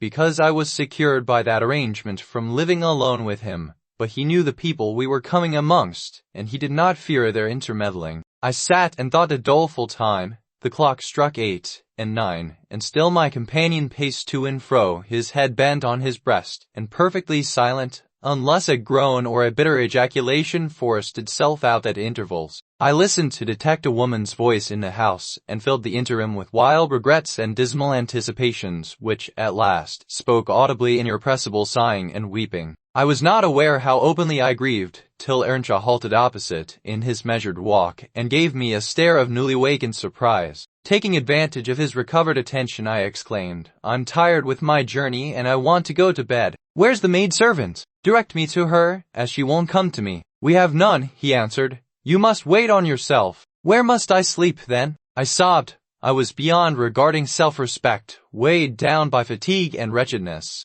Joseph will show you Heathcliff's chamber, said he. Open that door, he's in there. I was going to obey, but he suddenly arrested me, and added in the strangest tone, Be so good as to turn your lock, and draw your bolt, don't omit it. I did not relish the notion of deliberately fastening myself in with Heathcliff. He replied, pulling from his waistcoat a curiously constructed pistol, having a double-edged spring knife attached to the barrel. That's a great tempter to a desperate man, is it not? I cannot resist going up with this every night and trying his door. If once I find it open, he's done for. I do it invariably, even though the minute before I have been recalling 100 reasons that should make me refrain. It is some devil that urges me to thwart my own schemes by killing him. You fight against that devil for love as long as you may. When the time comes, not all the angels in heaven shall save him. I surveyed the weapon inquisitively. A hideous notion struck me, how powerful I should be possessing such an instrument. I took it from his hand and touched the blade. He looked astonished at the expression my face assumed during a brief second. It was not horror, it was covetousness. He snatched the pistol back, jealously, shut the knife, and returned it to its concealment. I don't care if you tell him, said he. Put him on his guard and watch for him. You know the terms we are on, I see. His danger does not shock you. What has Heathcliff done to you? In what has he wronged you to warrant this appalling hatred? Wouldn't it be wiser to bid him quit the house? Thundered Earnshaw. Should he offer to leave me, he's a dead man. Persuade him to attempt it, and you are a murderess. Am I to lose all, without a chance of retrieval? Is Harriet to be a beggar? I will have it back, and I'll have his gold too, and then his blood, and hell shall have his soul. It will be 10 times blacker with that guess than ever it was before. You've acquainted me, Ellen, with your old master's habits. He is clearly on the verge of madness. He was so last night at least. I shuddered to be near him, and thought on the servant's ill-bred moroseness as comparatively agreeable. He now recommenced his moody walk, and I raised the latch and escaped into the kitchen. Joseph was bending over the fire, peering into a large pan that swung above it, and a wooden bowl of oatmeal stood on the settle close by. The contents of the pan began to boil, and he turned to plunge his hand into the bowl. I conjectured that this preparation was probably for our supper, and being hungry, I resolved it should be eatable. So, crying out sharply, I'll make the porridge, I removed the vessel out of his reach, and proceeded to take off my hat and riding habit. Earnshaw, I continued, directs me to wait on myself. I will. I'm not going to act the lady among you, for fear I should starve. He muttered, sitting down, and stroking his ribbed stockings from the knee to the ankle. If there's to be fresh ortherings just when I gettin' used to 2 maisters, if I mun have a mistress said or my he, ad, it's like time to be flitting. I niver did think to see day that I mud lave to each ould place, but I doubt it's nigh at hand. This lamentation drew no notice from me. I went briskly to work, sighing to remember a period when it would have been all merry fun, but compelled speedily to drive off the remembrance. It racked me to recall past happiness and the greater peril there was of conjuring up its apparition. The quicker the thimble ran around, and the faster the handfuls of meal fell into the water. Joseph beheld my style of cookery with growing indignation. "Hareton, thou willn't sup thy porridge to neat. There'll be naught but lumps as big as my kneve. I'd fling and bowl on all, if I were ye. There, pale tea gilb off, and then ye'll he done wit. It's a mercy tea bothom isn't deaved out." It was rather a rough mess, I own, when poured into the basins. 4 had been provided, and a gallon pitcher of new milk was brought from the dairy, which Hareton seized and commenced drinking and spilling from the expansive lip. I expostulated, and desired that he should have his in a mug, affirming that I could not taste the liquid treated so dirtily. The old cynic chose to be vastly offended at this nicety, assuring me, repeatedly, that the barn was every bit as good as I, and every bit as wholesome, and wondering how I could fashion to be so conceited. Meanwhile,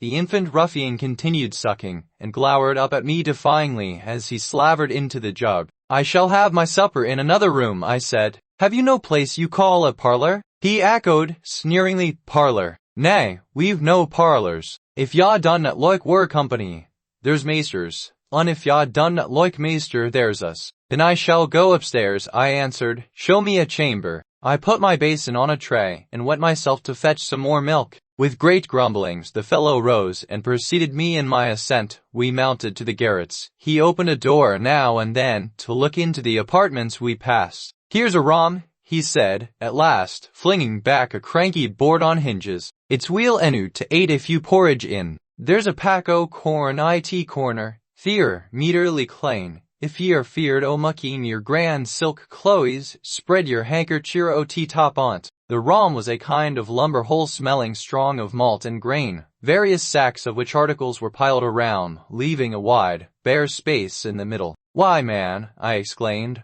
facing him angrily, "this is not a place to sleep in. I wish to see my bedroom." He repeated, in a tone of mockery, "Yas see all te bedrooms theer is yon's mine." He pointed into the second garret, only differing from the first in being more naked about the walls, and having a large, low, curtainless bed, with an indigo-colored quilt at one end. "What do I want with yours? Heathcliff does not lodge at the top of the house, does he? It's Maester Heathcliff's you're wanting?" cried he, as if making a new discovery. "Couldn't ye ha' said so at onst? And then, I mud ha' telled ye, but all this work, that's just when he canna see he allus keeps it locked. On nobby iver mel's on't but his own. You a nice house, Joseph," I could not refrain from observing, "and pleasant inmates, and I think the concentrated essence of all the madness in the world took up its abode in my brain the day I linked my fate with theirs. However, that is not to the present purpose. There are other rooms. For heaven's sake be quick, and let me settle somewhere."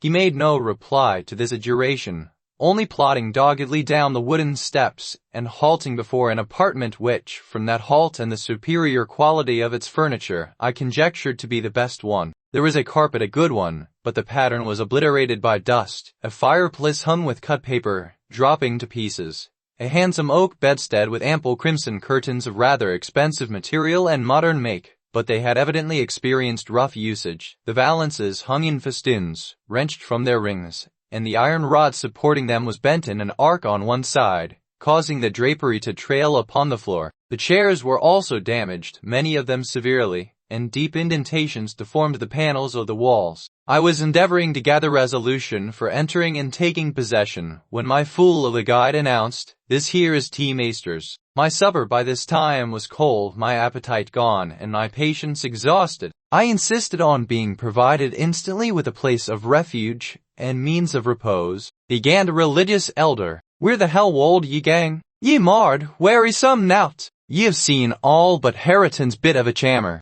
There's not another hoyle to lig down in ith hus." I was so vexed, I flung my tray and its contents on the ground, and then seated myself at the stairs head, hid my face in my hands, and cried, "Weel done, Miss Cathy! Weel done, Miss Cathy! Howsoever, tea maisters sall just tumble o'er them brocken pots, and then we's hear summat. We's hear how it's to be. Good for not maddling." Ye'd sarve pining fro this to Christmas, flinging te precious gifts o' God under foot I your flaysome rages. But I mistan if ye show your spirit lang. Will Heathcliff bide sich bonny ways, think ye? I na but wish he may catch ye eye that plisky. I na but wish he may. And so he went on scolding to his den beneath, taking the candle with him, and I remained in the dark. The period of reflection succeeding this silly action compelled me to admit the necessity of smothering my pride and choking my wrath, and bestirring myself to remove its effects. An unexpected aid presently appeared in the shape of Throttler, whom I now recognized as a son of our old skulker. It had spent a 12-foot at the Grange, and was given by my father to Mr. I fancy it knew me. It pushed its nose against mine by way of salute, and then hastened to devour the porridge, while I groped from step to step, collecting the shattered earthenware, and drying the spatters of milk from the banister with my pocket handkerchief. Our labors were scarcely over when I heard Earnshaw's tread in the passage. My assistant tucked in his tail, and pressed to the wall. I stole into the nearest doorway. The dog's endeavor to avoid him was unsuccessful, as I guessed by his scutter downstairs and a prolonged, piteous yelping. I had better luck. He passed on, entered his chamber, and shut the door. Directly after Joseph came up with Hareton, to put him to bed. I had found shelter in Hareton's room, and the old man, on seeing me, said, "There's rum for both ye on your pride." Now, I said, think I the hoss. It's empty, ye may have it all to yourseln, on him as Allah's Max a third, I sich ill company. Gladly did I take advantage of this intimation, and the minute I flung myself into a chair by the fire I nodded, and slept. My slumber was deep and sweet, though over far too soon. Heathcliff awoke me. He had just come in, and demanded, in his loving manner, what I was doing there. I told him the cause of my staying up so late, that he had the key of our room in his pocket.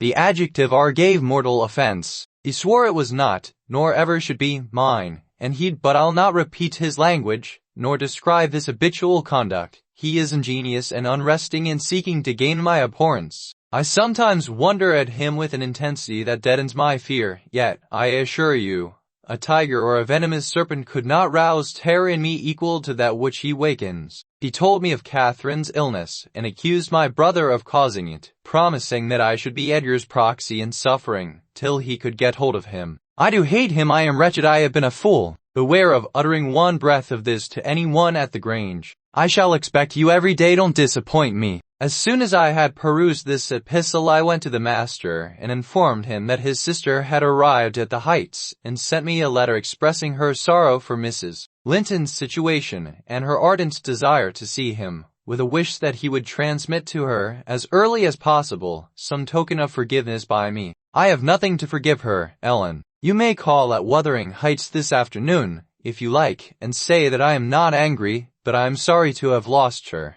especially as I can never think she'll be happy. It is out of the question my going to see her, however. We are eternally divided, and should she really wish to oblige me, let her persuade the villain she has married to leave the country. And you won't write her a little note, sir? I asked, imploringly. My communication with Heathcliff's family shall be as sparing as his with mine. Edgar's coldness depressed me exceedingly, and all the way from the Grange I puzzled my brains how to put more heart into what he said when I repeated it, and how to soften his refusal of even a few lines to console Isabella. I dare say she had been on the watch for me since morning. I saw her looking through the lattice as I came up the garden causeway, and I nodded to her, but she drew back, as if afraid of being observed. I entered without knocking. There never was such a dreary, dismal scene as the formerly cheerful house presented. I must confess that if I had been in the young lady's place I would, at least, have swept the hearth and wiped the tables with the duster. But she already partook of the pervading spirit of neglect which encompassed her.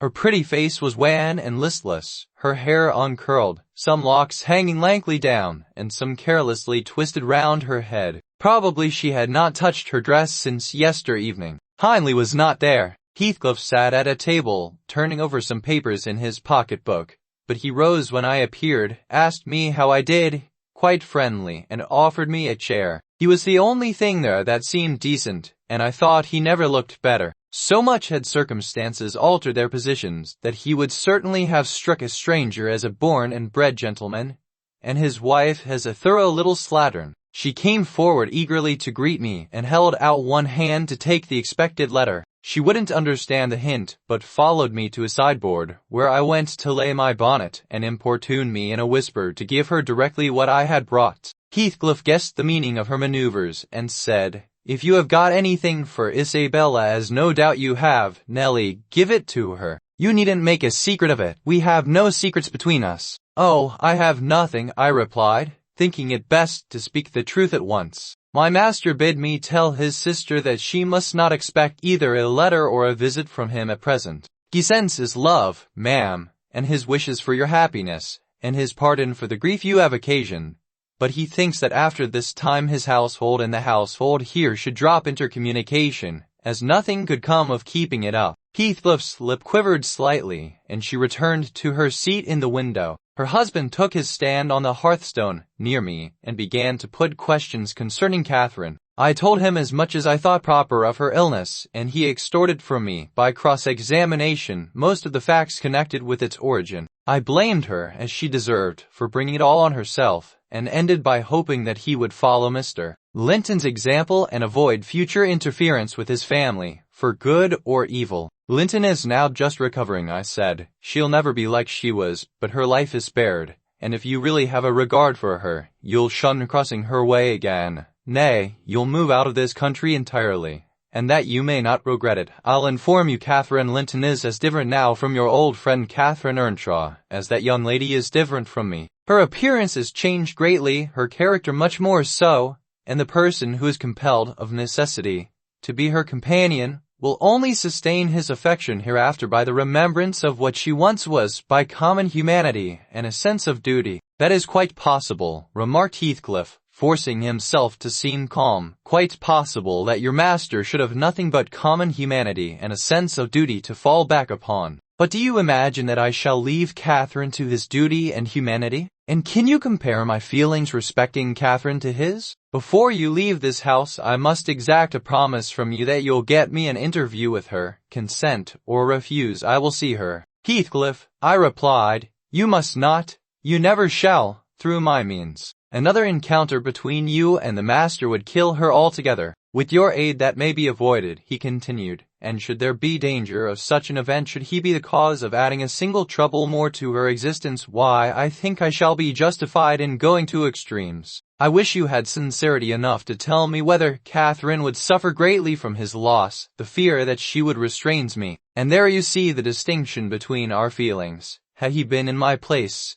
and I in his, though I hated him with a hatred that turned my life to gall, I never would have raised a hand against him. You may look incredulous, if you please. I never would have banished him from her society as long as she desired his. The moment her regard ceased, I would have torn his heart out and drunk his blood. But till then, if you don't believe me, you don't know me till then, I would have died by inches before I touched a single hair of his head. And yet," I interrupted, "you have no scruples in completely ruining all hopes of her perfect restoration, by thrusting yourself into her remembrance now, when she has nearly forgotten you, and involving her in a new tumult of discord and distress. You suppose she has nearly forgotten me? You know she has not. You know as well as I do, that for every thought she spends on Linton she spends 1,000 on me. At a most miserable period of my life, I had a notion of the kind. It haunted me on my return to the neighborhood last summer, but only her own assurance could make me admit the horrible idea again. And then, Linton would be nothing, nor Hindley, nor all the dreams that ever I dreamt. 2 words would comprehend my future death and hell. Existence, after losing her, would be hell. Yet I was a fool to fancy for a moment that she valued Edgar Linton's attachment more than mine. If he loved with all the powers of his puny being, he couldn't love as much in 80 years as I could in a day.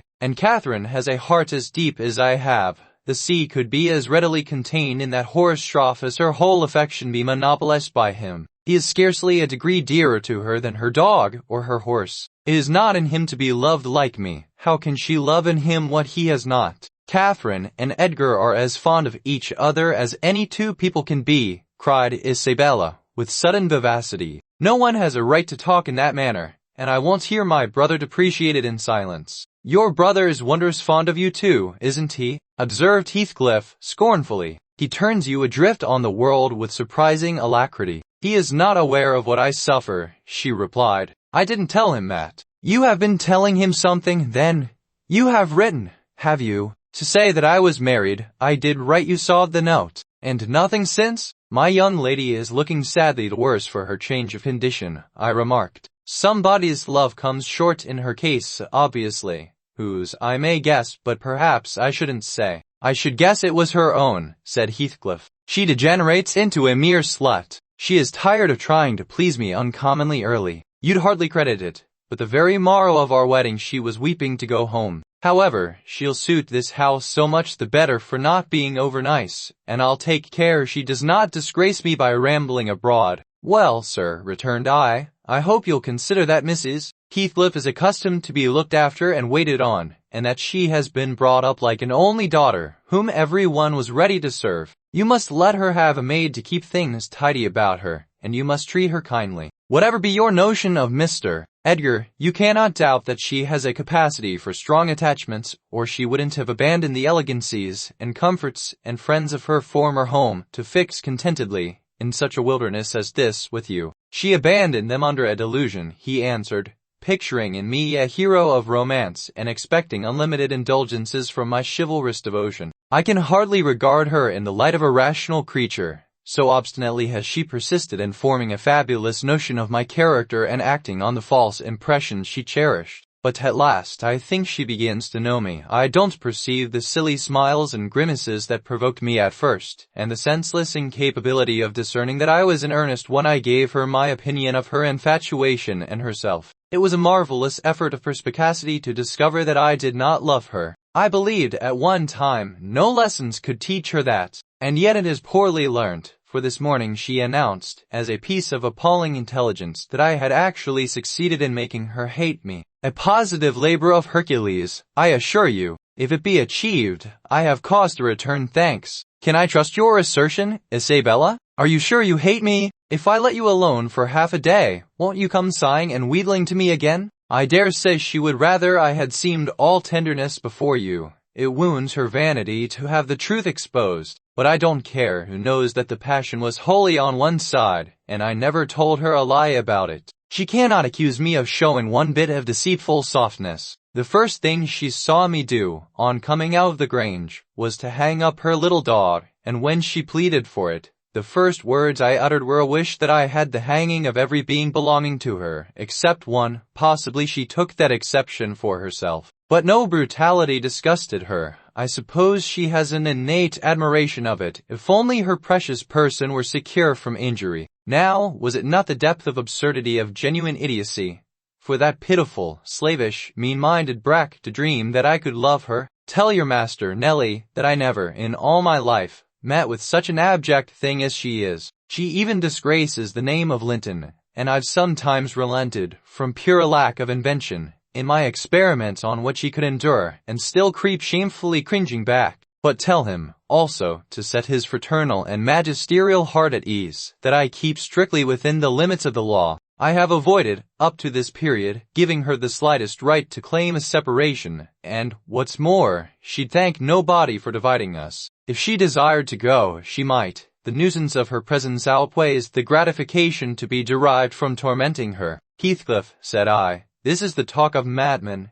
Your wife, most likely, is convinced you are mad, and for that reason she has borne with you hitherto. But now that you say she may go, she'll doubtless avail herself of the permission. You are not so bewitched, ma'am, are you, as to remain with him of your own accord? Take care, Ellen, answered Isabella, her eyes sparkling irefully. There was no misdoubting by their expression the full success of her partner's endeavors to make himself detested. Don't put faith in a single word he speaks. A monster, and not a human being. I've been told I might leave him before, and I've made the attempt, but I dare not repeat it. Only, Ellen, promise you'll not mention a syllable of his infamous conversation to my brother or Catherine. Whatever he may pretend, he wishes to provoke Edgar to desperation. He says he has married me on purpose to obtain power over him, and he shan't obtain it. I'll die first. I just hope, I pray, that he may forget his diabolical prudence and kill me. The single pleasure I can imagine is to die, or to see him dead.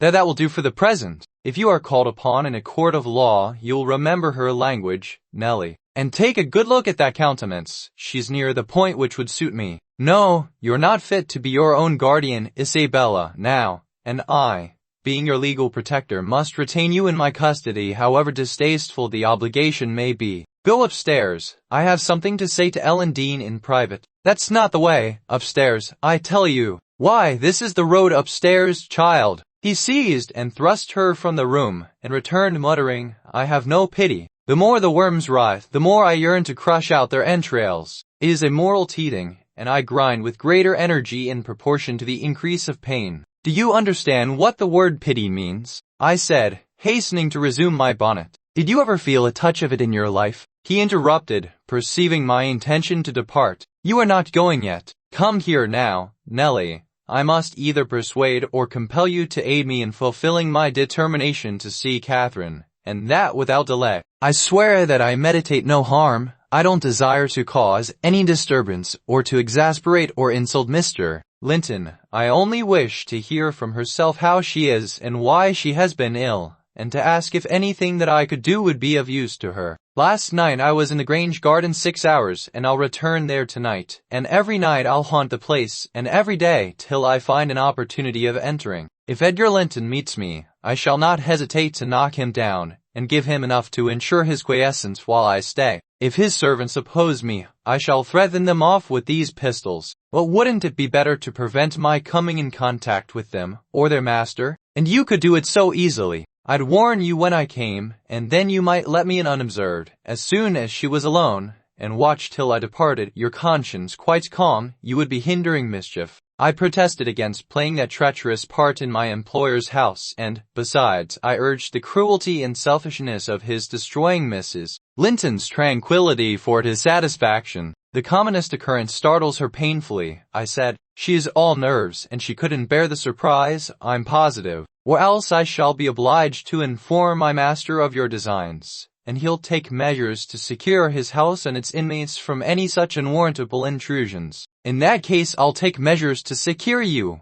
woman, exclaimed Heathcliff. You shall not leave Wuthering Heights till tomorrow morning. It is a foolish story to assert that Catherine could not bear to see me, and as to surprising her, I don't desire it. You must prepare her. Ask her if I may come. You say she never mentions my name, and that I'm never mentioned to her. To whom should she mention me if I am a forbidden topic in the house? She thinks you are all spies for her husband. Oh, I've no doubt she's in hell among you. I guess by her silence as much as anything what she feels. You say she is often restless and anxious looking. Is that a proof of tranquility? You talk of her mind being unsettled. How the devil could it be otherwise in her frightful isolation? And that insipid, paltry creature attending her from duty and humanity, from pity and charity. He might as well plant an oak in a flower pot, and expect it to thrive, as imagine he can restore her to vigor in the soil of his shallow cares. Let us settle it at once. Will you stay here? And am I to fight my way to Catherine over Linton and his footman? Or will you be my friend, as you have been hitherto,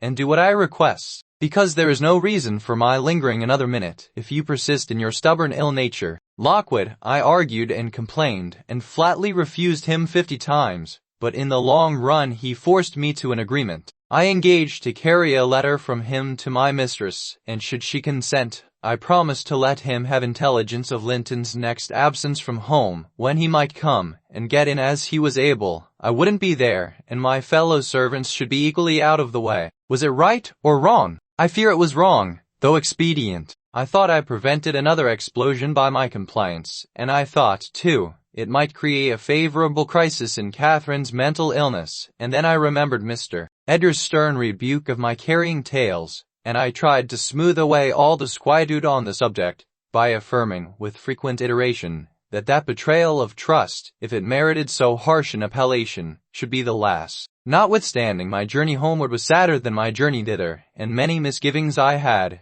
ere I could prevail on myself to put the missive into Mrs. But here is Kenneth. I'll go down and tell him how much better you are. My history is dree, as we say, and will serve to while away another morning. Asterisk, asterisk, asterisk, dree and dreary, I reflected as the good woman descended to receive the doctor, and not exactly of the kind which I should have chosen to amuse me. I'll extract wholesome medicines from Mrs. Dean's bitter herbs, and firstly, let me beware of the fascination that lurks in Catherine Heathcliff's brilliant eyes. I should be in a curious taking if I surrendered my heart to that young person, and the daughter turned out a second edition of the mother. Another week over and I am so many days near health and spring. I have now heard all my neighbor's history, at different sittings, as the housekeeper could spare time from more important occupations. I'll continue it in her own words, only a little condensed. She is, on the whole, a very fair narrator, and I don't think I could improve her style. In the evening, she said, the evening of my visit to the Heights, I knew, as well as if I saw him, that Mr. Heathcliff was about the place, and I shunned going out, because I still carried his letter in my pocket, and didn't want to be threatened or teased any more. I had made up my mind not to give it till my master went somewhere, as I could not guess how its receipt would affect Catherine. The consequence was that it did not reach her before the lapse of 3 days. The 4th was Sunday, and I brought it into her room after the family were gone to church. There was a manservant left to keep the house with me, and we generally made a practice of locking the doors during the hours of service. But on that occasion the weather was so warm and pleasant that I set them wide open, and, to fulfill my engagement, as I knew who would be coming, I told my companion that the mistress wished very much for some oranges, and he must run over to the village and get a few, that would be paid for on the morrow. He departed, and I went upstairs. Linton sat in a loose white dress, with a light shawl over her shoulders, in the recess of the open window, as usual. Her thick, long hair had been partly removed at the beginning of her illness, and now she wore it simply combed in its natural tresses over her temples and neck. Her appearance was altered, as I had told Heathcliff, but when she was calm, there seemed unearthly beauty in the change. The flash of her eyes had been succeeded by a dreamy and melancholy softness. They no longer gave the impression of looking at the objects around her. They appeared always to gaze beyond, and far beyond you would have said out of this world. Then, the paleness of her face, its haggard aspect having vanished as she recovered flesh, and the peculiar expression arising from her mental state, though painfully suggestive of their causes, added to the touching interest which she awakened. And invariably to me, I know, and to any person who saw her, I should think refuted more tangible proofs of convalescence, and stamped her as one doomed to decay. A book lay spread on the sill before her, and the scarcely perceptible wind fluttered its leaves at intervals. I believe Linton had laid it there, for she never endeavored to divert herself with reading, or occupation of any kind, and he would spend many an hour in trying to entice her attention to some subject which had formerly been her amusement. She was conscious of his aim, and in her better moods endured his efforts placidly, only showing their uselessness by now and then suppressing a wearied sigh, and checking him at last with the saddest of smiles and kisses. At other times she would turn petulantly away and hide her face in her hands, or even push him off angrily, and then he took care to let her alone, for he was certain of doing no good. Gimmerton chapel bells were still ringing, and the full, mellow flow of the beck in the valley came soothingly on the ear. It was a sweet substitute for the yet absent murmur of the summer foliage, which drowned that music about the grange when the trees were in leaf. At Wuthering Heights it always sounded on quiet days following a great thaw or a season of steady rain.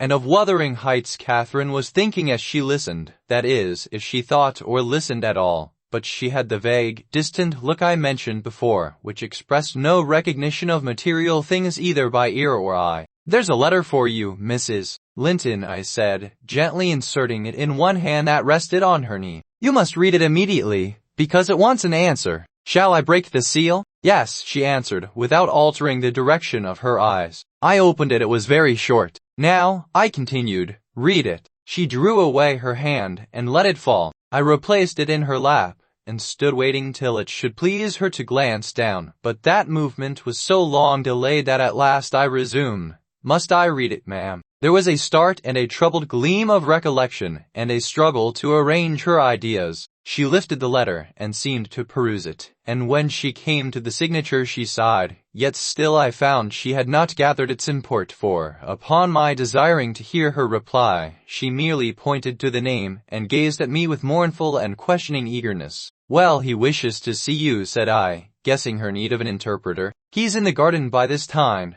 and impatient to know what answer I shall bring." As I spoke, I observed a large dog lying on the sunny grass beneath raise its ears as if about to bark, and then smoothing them back, announced, by a wag of the tail, that someone approached whom it did not consider a stranger. Linton bent forward, and listened breathlessly. The minute after his step traversed the hall, the open house was too tempting for Heathcliff to resist walking in. Most likely he supposed that I was inclined to shirk my promise, and so resolved to trust to his own audacity. With straining eagerness Catherine gazed toward the entrance of her chamber. He did not hit the right room directly. She motioned me to admit him, but he found it out ere I could reach the door, and in a stride or two was at her side, and had her grasped in his arms. He neither spoke nor loosed his hold for some 5 minutes, during which period he bestowed more kisses than ever he gave in his life before, I dare say. But then my mistress had kissed him first, and I plainly saw that he could hardly bear, for downright agony, to look into her face.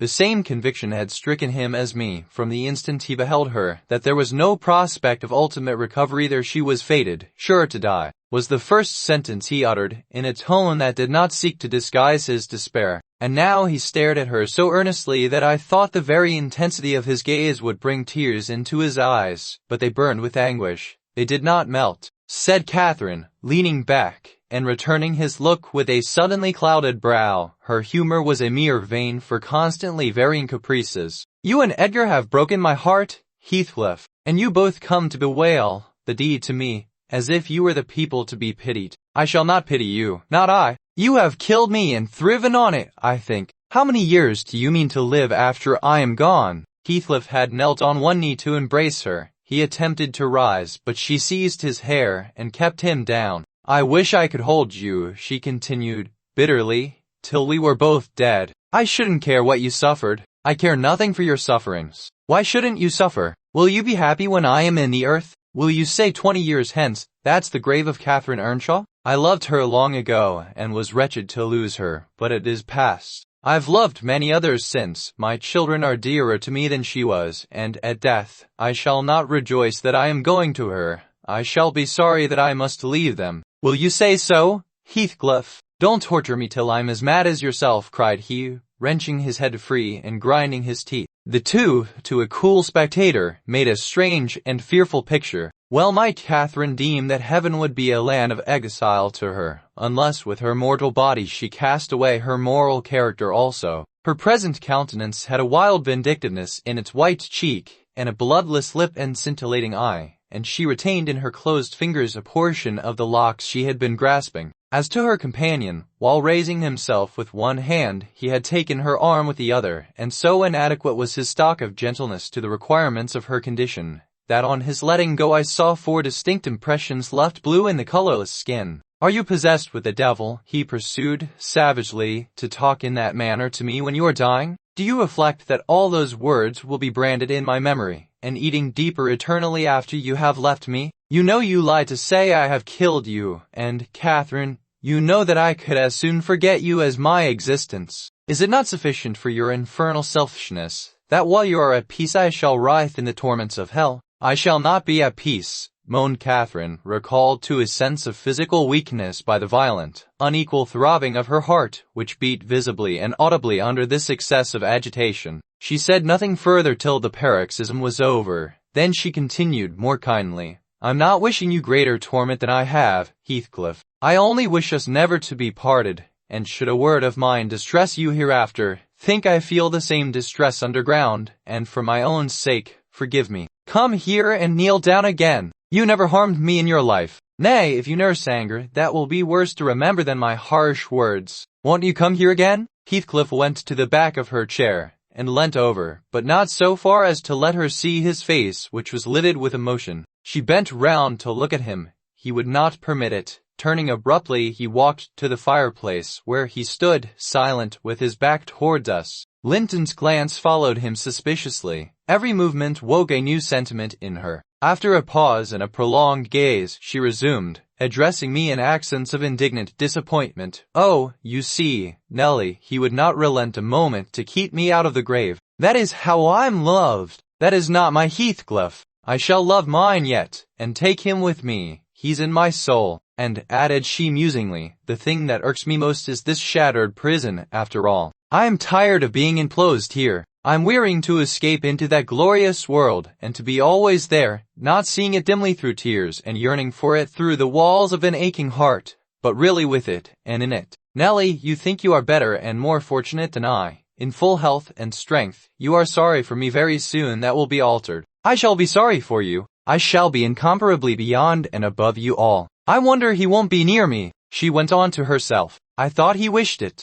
You should not be sullen now. Do come to me, Heathcliff. In her eagerness she rose and supported herself on the arm of the chair. At that earnest appeal he turned to her, looking absolutely desperate. His eyes, wide and wet, at last flashed fiercely on her. His breast heaved convulsively. An instant they held asunder, and then how they met I hardly saw, but Catherine made a spring, and he caught her, and they were locked in an embrace from which I thought my mistress would never be released alive. In fact, to my eyes, she seemed directly insensible. He flung himself into the nearest seat, and on my approaching hurriedly to ascertain if she had fainted, he gnashed at me, and foamed like a mad dog, and gathered her to him with greedy jealousy. I did not feel as if I were in the company of a creature of my own species. It appeared that he would not understand, though I spoke to him, so I stood off, and held my tongue in great perplexity. A movement of Catherine's relieved me a little presently. She put up her hand to clasp his neck, and bring her cheek to his as he held her, while he, in return, covering her with frantic caresses, said wildly, "You teach me now how cruel you've been, cruel and false. Why did you despise me? Why did you betray your own heart, Cathy? I have not one word of comfort. You have killed yourself. Yes, you may kiss me and cry, and wring out my kisses and tears. They'll blight you, they'll damn you. You loved me, then what right had you to leave me? What right answer me for the poor fancy you felt for Linton? Because misery and degradation and death and nothing that God or Satan could inflict would have parted us, you, of your own will, did it. I have not broken your heart, you have broken it,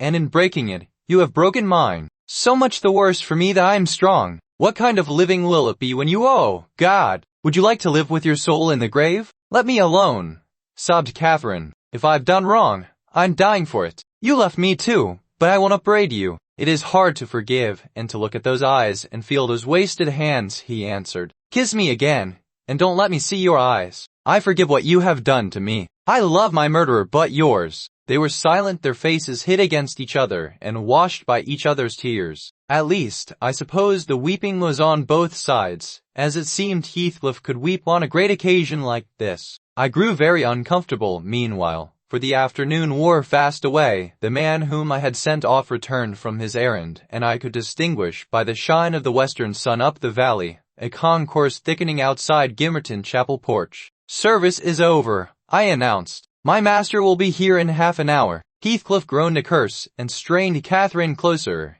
She never moved. Ere long I perceived a group of the servants passing up the road toward the kitchen wing. Linton was not far behind. He opened the gate himself and sauntered slowly up, probably enjoying the lovely afternoon that breathed soft as summer. Now he is here, I exclaimed. For heaven's sake, hurry down. You'll not meet anyone on the front stairs. Do be quick, and stay among the trees till he is fairly in. I must go, Cathy, said Heathcliff, seeking to extricate himself from his companion's arms. But if I live, I'll see you again before you are asleep. I won't stray 5 yards from your window, she answered, holding him as firmly as her strength allowed. You shall not, I tell you. For 1 hour, he pleaded earnestly. Not for 1 minute, she replied. I must. Linton will be up immediately, persisted the alarmed intruder. He would have risen and unfixed her fingers by the act she clung fast, gasping. There was mad resolution in her face. Oh, don't go. Edgar will not hurt us. Heathcliff, I shall die. There he is, cried Heathcliff, sinking back into his seat. Hush, hush, Catherine. If he shot me so, I'd expire with a blessing on my lips. And there they were fast again. I heard my master mounting the stairs. The cold sweat ran from my forehead. I was horrified. Are you going to listen to her ravings? I said passionately. She does not know what she says. Will you ruin her, because she has not wit to help herself? You could be free instantly.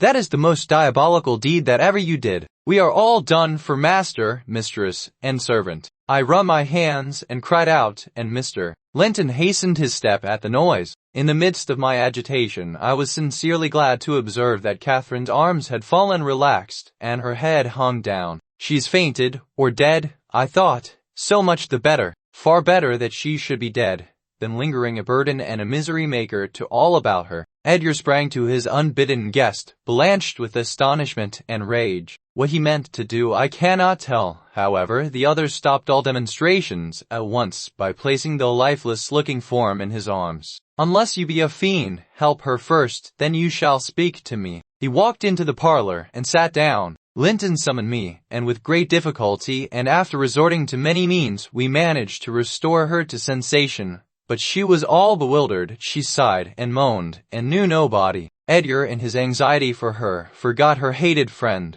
I went at the earliest opportunity, and besought him to depart, affirming that Catherine was better, and he should hear from me in the morning how she passed the night. "I shall not refuse to go out of doors," he answered, "but I shall stay in the garden. And, Nelly, mind you keep your word tomorrow. I shall be under those large trees, or I pay another visit, whether Linton be in or not." He sent a rapid glance through the half-open door of the chamber, and ascertaining that what I stated was apparently true, delivered the house of his luckless presence. About 12 o'clock that night was born the Catherine you saw at Wuthering Heights, a puny, 7 months child, and 2 hours after the mother died, having never recovered sufficient consciousness to miss Heathcliff or know Edgar. The latter's distraction at his bereavement is a subject too painful to be dwelt on. Its after effects showed how deep the sorrows sunk. A great addition, in my eyes, was his being left without an heir. I bemoan that, as I gazed on the feeble orphan, and I mentally abused old Linton for what was only natural partiality, the securing his estate to his own daughter instead of his son's. An unwelcomed infant it was, poor thing! It might have wailed out of life, and nobody cared a morsel during those first hours of existence. We redeemed the neglect afterwards, but its beginning was as friendless as its end is likely to be.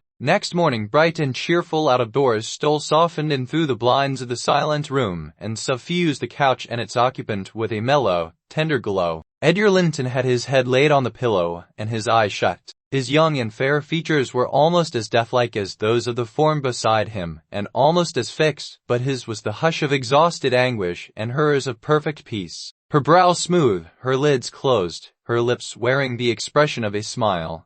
No angel in heaven could be more beautiful than she appeared, and I partook of the infinite calm in which she lay. My mind was never in a holier frame than while I gazed on that untroubled image of divine rest. I instinctively echoed the words she had uttered a few hours before, incomparably beyond and above us all. Whether still on earth or now in heaven, her spirit is at home with God. I don't know if it be a peculiarity in me, but I've been so other with and happy will while in the chamber of death, should know of or is very more have a duty with me. I see a repose that neither earth nor hell can break, and I feel an assurance of the endless and shadowless hereafter, the eternity they have entered, where life is boundless in its duration, and love in its sympathy, and joy in its fullness. I noticed on that occasion how much selfishness there is even in a love like Mr. Linton's, when he so regretted Catherine's blessed release. To be sure, one might have doubted, after the wayward and impatient existence she had led, whether she merited a haven of peace at last. One might doubt in seasons of cold reflection, but not then in the presence of her corpse. It asserted its own tranquility, which seemed a pledge of equal quiet to its former inhabitant. Do you believe such people are happy in the other world, sir? I'd give a great deal to know. I declined answering Mrs. Dean's question, which struck me as something heterodox. She proceeded, retracing the course of Catherine Linton. I fear we have no right to think she is, but we'll leave her with her Maker. The master looked asleep, and I ventured soon after sunrise to quit the room and steal out to the pure refreshing air. The servants thought me gone to shake off the drowsiness of my protracted watch. In reality, my chief motive was seeing Mr. If he had remained among the larches all night, he would have heard nothing of the stir at the Grange, unless perhaps he might catch the gallop of the messenger going to Gimmerton. If he had come nearer, he would probably be aware, from the lights flitting to and fro, and the opening and shutting of the outer doors, that all was not right within. I wished, yet feared to find him. I felt the terrible news must be told, and I longed to get it over, but how to do it I did not know. He was there at least, a few yards further in the park, leant against an old ash tree, his hat off, and his hair soaked with the dew that had gathered on the budded branches and fell pattering round him. He had been standing a long time in that position, for I saw a pair of owls passing and repassing scarcely 3 feet from him, busy in building their nest and regarding his proximity no more than that of a piece of timber. They flew off at my approach, and he raised his eyes and spoke. "She's dead," he said. "I've not waited for you to learn that. Put your handkerchief away, don't snivel before me. She wants none of your tears." I was weeping as much for him as her. We do sometimes pity creatures that have none of the feeling either for themselves or others. When I first looked into his face, I perceived that he had got intelligence of the catastrophe, and a foolish notion struck me that his heart was quelled and he prayed, because his lips moved and his gaze was bent on the ground. I answered, checking my sobs and drying my cheeks, "Gone to heaven, I hope, where we may, every one, join her, if we take due warning and leave our evil ways to follow good." "Did she take due warning, then?" asked Heathcliff, attempting a sneer. "Did she die like a saint? Come, give me a true history of the event." He endeavored to pronounce the name, but could not manage it, and compressing his mouth he held a silent combat with his inward agony, defying, meanwhile, my sympathy with an unflinching, ferocious stare. He resumed, at last feigning, notwithstanding his hardihood, to have a support behind him, for, after the struggle, he trembled, in spite of himself, to his very finger ends. "I thought, you have a heart and nerves the same as your brother men. Why should you be anxious to conceal them? Your pride can not blind God. You tempt him to wring them, till he forces a cry of humiliation, quietly as a lamb." She drew a sigh and stretched herself, like a child reviving and sinking again to sleep, and 5 minutes after I felt one little pulse at her heart, and nothing more.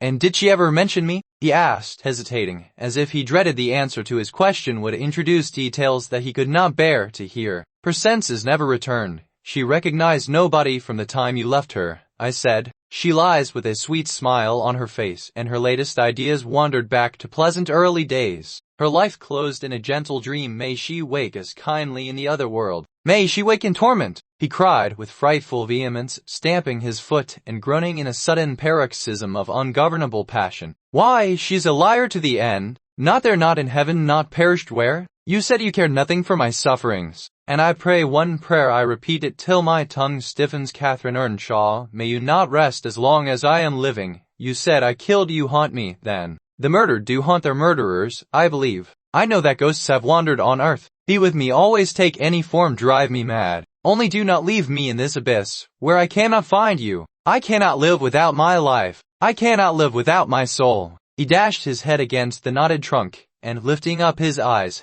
howled, not like a man, but like a savage beast being goaded to death with knives and spears. I observed several splashes of blood about the bark of the tree, and his hand and forehead were both stained. Probably the scene I witnessed was a repetition of others acted during the night. It hardly moved my compassion, it appalled me. Still, I felt reluctant to quit him so. But the moment he recollected himself enough to notice me watching, he thundered a command for me to go, and I obeyed. He was beyond my skill to quiet or console. Linton's funeral was appointed to take place on the Friday following her decease. Until then her coffin remained uncovered and strewn with flowers and scented leaves in the great drawing room. Linton spent his days and nights there, a sleepless guardian, and a circumstance concealed from all but me. Heathcliff spent his nights, at least, outside, equally a stranger to repose. I held no communication with him. Still, I was conscious of his design to enter, if he could, and on the Tuesday, a little after dark, when my master, from sheer fatigue, had been compelled to retire a couple of hours, I went and opened one of the windows, moved by his perseverance to give him a chance of bestowing on the faded image of his idol one final adieu.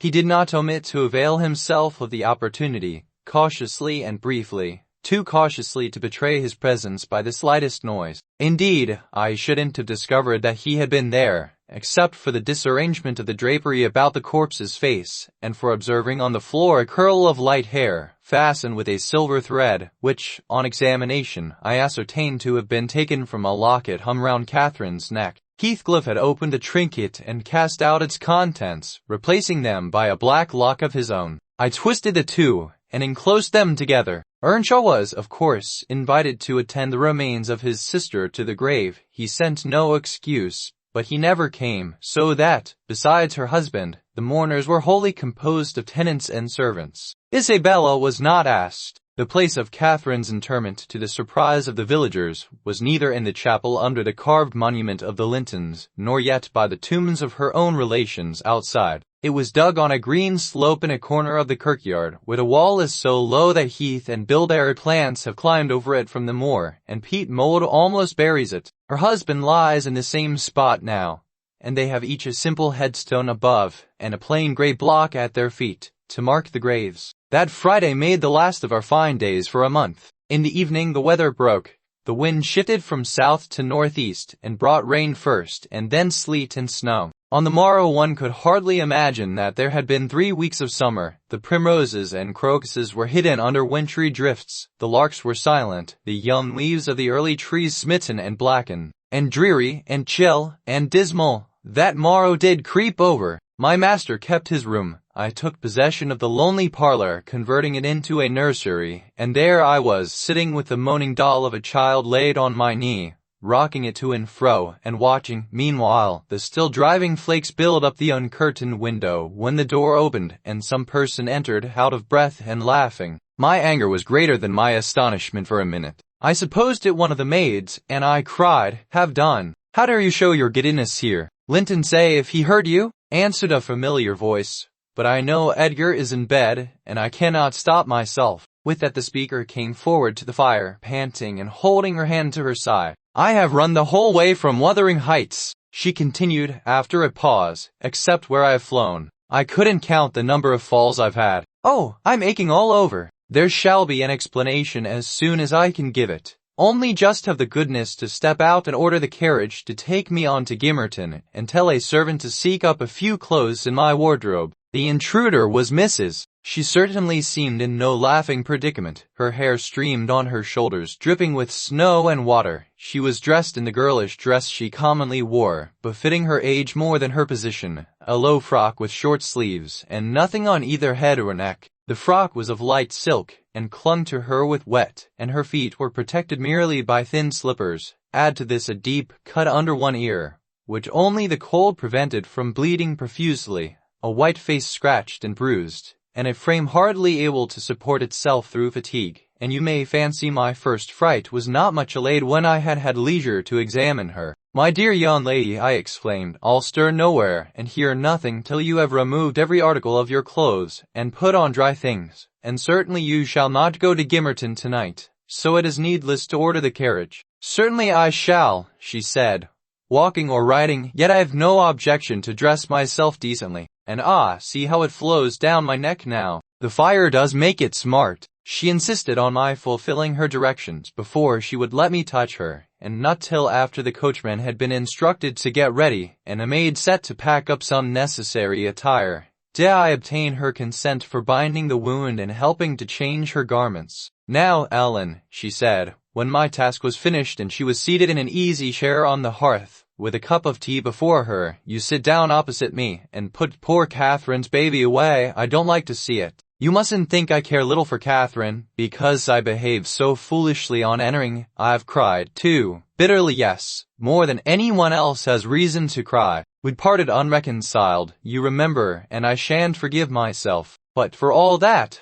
I was not going to sympathize with him, the brute beast. Oh, give me the poker. This is the last thing of his I have about me." She slipped the gold ring from her third finger, and threw it on the floor. She continued, striking it with childish spite, "And then I'll burn it." And she took and dropped the misused article among the coals. "He shall buy another, if he gets me back again. He'd be capable of coming to seek me, to tease Edgar. I dare not stay, lest that notion should possess his wicked head. And besides, Edgar has not been kind, has he? And I won't come suing for his assistance, nor will I bring him into more trouble. Necessity compelled me to seek shelter here, though, if I had not learned he was out of the way, I'd have halted at the kitchen, washed my face, warmed myself, got you to bring what I wanted, and departed again to anywhere out of the reach of my accursed of that incarnate goblin.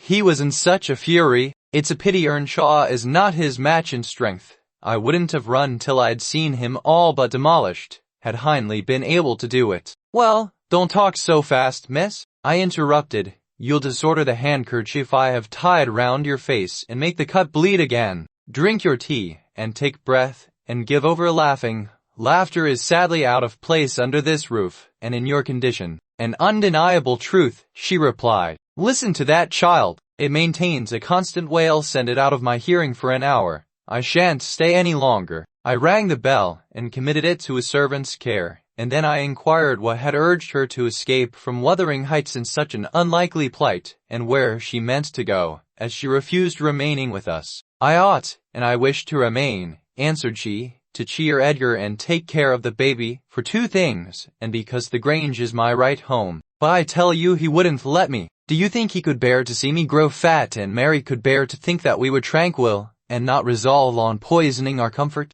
Now I have the satisfaction of being sure that he detests me, to the point of its annoying him seriously to have me within earshot or eyesight. I notice, when I enter his presence, the muscles of his countenance are involuntarily distorted into an expression of hatred, partly arising from his knowledge of the good causes I have to feel that sentiment for him, and partly from original aversion. It is strong enough to make me feel pretty certain that he would not chase me over England, supposing I contrived a clear escape, and therefore I must get quite away. I've recovered from my first desire to be killed by him. I'd rather he'd kill himself. He has extinguished my love effectually, and so I'm at my ease. I can recollect yet how I loved him, and can dimly imagine that I could still be loving him, if even if he had doted on me, a devilish nature would have revealed its existence somehow. Catherine had an awfully perverted taste to esteem him so dearly, knowing him so well. Would that he could be blotted out of creation, and out of my memory. He is a human being, I said. Be more charitable, there are worse men than he is yet. He is not a human being, she retorted, and he has no claim on my charity. I gave him my heart, and he took and pinched it to death, and flung it back to me. People feel with their hearts, Ellen, and since he has destroyed mine, I have not power to feel for him,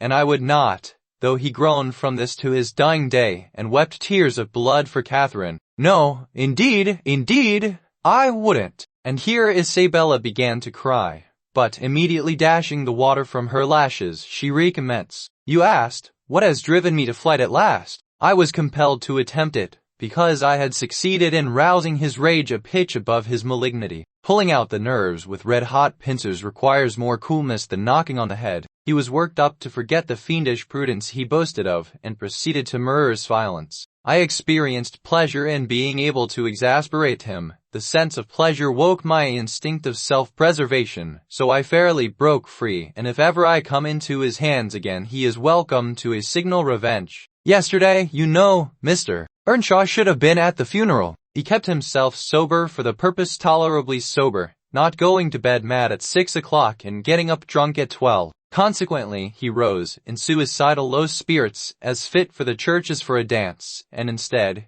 he sat down by the fire and swallowed gin or brandy by tumblerfuls. Heathcliff, I shudder to name him, has been a stranger in the house from last Sunday till today. Whether the angels have fed him, or his kin beneath, I cannot tell, but he has not eaten a meal with us for nearly a week. He has just come home at dawn, and gone upstairs to his chamber, locking himself in as if anybody dreamt of coveting his company. There he has continued, praying like a Methodist. Only the deity he implored is senseless dust and ashes, and God, when addressed, was curiously confounded with his own black father. After concluding these precious orisons, and they lasted generally till he grew hoarse and his voice was strangled in his throat, he would be off again, always straight down to the Grange. I wonder Edgar did not send for a constable, and give him into custody. For me, grieved as I was about Catherine, it was impossible to avoid regarding this season of deliverance from degrading oppression as a holiday. I recovered spirits sufficient to hear Joseph's eternal lectures without weeping, and to move up and down the house less with the foot of a frightened thief than formerly. You wouldn't think that I should cry at anything Joseph could say, but he and Hareton are detestable companions. I'd rather sit with Hindley and hear his awful talk than with T. Little Maester and his staunch supporter, that odious old man. When Heathcliff is in, I'm often obliged to seek the kitchen and their society, or starve among the damp uninhabited chambers. When he is not, as was the case this week, I establish a table and chair at one corner of the house fire, and never mind how Mr. Earnshaw may occupy himself, and he does not interfere with my arrangements. He is quieter now than he used to be, if no one provokes him, more sullen and depressed, and less furious. Joseph affirms he's sure he's an altered man, that the Lord has touched his heart, and he is saved so as by fire. I'm puzzled to detect signs of the favorable change, but it is not my business. Yester evening I sat in my nook reading some old books till late on towards 12. It seemed so dismal to go upstairs, with the wild snow blowing outside, and my thoughts continually reverting to the kirkyard and the new-made grave. I dared hardly lift my eyes from the page before me. That melancholy scene so instantly usurped its place. Hindley sat opposite, his head leant on his hand, perhaps meditating on the same subject. He had ceased drinking at a point below irrationality, and had neither stirred nor spoken during 2 or 3 hours. There was no sound through the house but the moaning wind, which shook the windows every now and then, the faint crackling of the coals, and the click of my snuffers as I removed at intervals the long wick of the candle. Hareton and Joseph were probably fast asleep in bed. It was very, very sad, and while I read I sighed, for it seemed as if all joy had vanished from the world, never to be restored. The doleful silence was broken at length by the sound of the kitchen latch. Heathcliff had returned from his watch earlier than usual, owing, I suppose, to the sudden storm. That entrance was fastened, and we heard him coming round to get in by the other. I rose with an irrepressible expression of what I felt on my lips, which induced my companion, who had been staring toward the door, to turn and look at me. "I'll keep him out 5 minutes," he exclaimed. "No, you may keep him out the whole night for me," I answered. "Put the key in the lock, and draw the bolts." Earnshaw accomplished this ere his guest reached the front. He then came and brought his chair to the other side of my table, leaning over it, and searching in my eyes for his sympathy with the burning hate that gleamed from his, as he both looked and felt like an assassin. He couldn't exactly find that, but he discovered enough to encourage him to speak. "You and I," he said, "have each a great debt to settle with the man out yonder. If we were neither of us cowards, we might combine to discharge it. Are you as soft as your brother? Are you willing to endure to the last, and not once attempt a repayment?" "I'm weary of enduring now," I replied, "and I'd be glad of a retaliation that wouldn't recoil on myself, but treachery and violence are spears pointed at both ends. They wound those who resort to them worse than their enemies. Treachery and violence are a just return for treachery and violence. Heathcliff, I'll ask you to do nothing, but sit still and be dumb. Tell me now, can you? I'm sure you would have as much pleasure as I in witnessing the conclusion of the fiend's existence. He'll be your death unless you overreach him, and he'll be my ruin. Damn the hellish villain! He knocks at the door as if he were master here already. Promise to hold your tongue, and before that clock strikes at once 3 minutes of 1 you're a free woman." He took the implements which I described to you in my letter from his breast, and would have turned down the candle.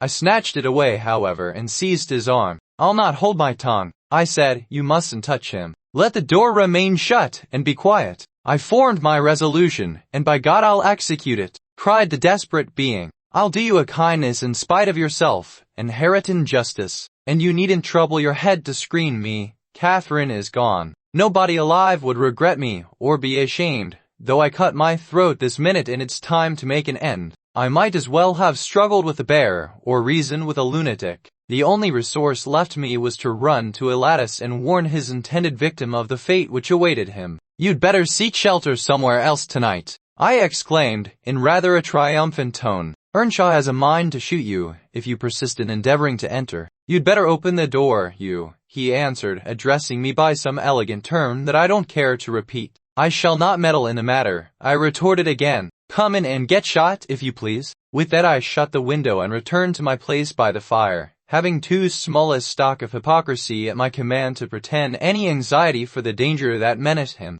Earnshaw swore passionately at me, affirming that I loved the villain yet, and calling me all sorts of names for the base spirit I evinced. And I, in my secret heart and conscience, never reproached me. Thought what a blessing it would be for him should Heathcliff put him out of misery, and what a blessing for me should he send Heathcliff to his right abode. As I sat nursing these reflections, the casement behind me was banged on to the floor by a blow from the latter individual, and his black countenance looked blightingly through. The stanchion stood too close to suffer his shoulders to follow, and I smiled, exulting in my fancied security. His hair and clothes were whitened with snow, and his sharp cannibal teeth, revealed by cold and wrath, gleamed through the dark. "Isabella, let me in, or I'll make you repent," he gurned, as Joseph calls it. "I cannot commit murder," I replied. Hindley stands sentinel with a knife and loaded pistol. "Let me in by the kitchen door," he said. "Hindley will be there before me," I answered, "and that's a poor love of yours that cannot bear a shower of snow." We were left at peace in our beds as long as the summer moon shone, but the moment a blast of winter returns, you must run for shelter. Heathcliff, if I were you,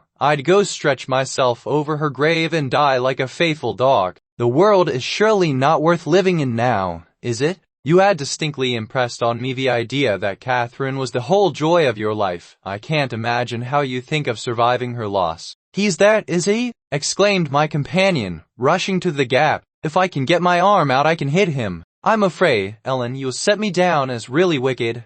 But you don't know all, so don't judge. I wouldn't have aided or abetted an attempt on even his life for anything. Wish that he were dead, I must. And therefore I was fearfully disappointed and unnerved by terror for the consequences of my taunting speech when he flung himself on Earnshaw's weapon and wrenched it from his grasp. The charge exploded, and the knife, in springing back, closed into its owner's wrist. Heathcliff pulled it away by main force, slitting up the flesh as it passed on, and thrust it dripping into his pocket. He then took a stone, struck down the division between two windows, and sprang in. His adversary had fallen senseless with excessive pain and the flow of blood that gushed from an artery or a large vein. The ruffian kicked and trampled on him, and dashed his head repeatedly against the flags, holding me with one hand meantime to prevent me summoning Joseph. He exerted perturbation self-denial and abstaining from finishing him completely, but getting out of breath, he finally desisted and dragged the apparently inanimate body onto the settle. There he tore off the sleeve of Earnshaw's coat and bound up the wound with brutal roughness, spitting and cursing during the operation as energetically as he had kicked before. Being at liberty, I lost no time in seeking the old servant,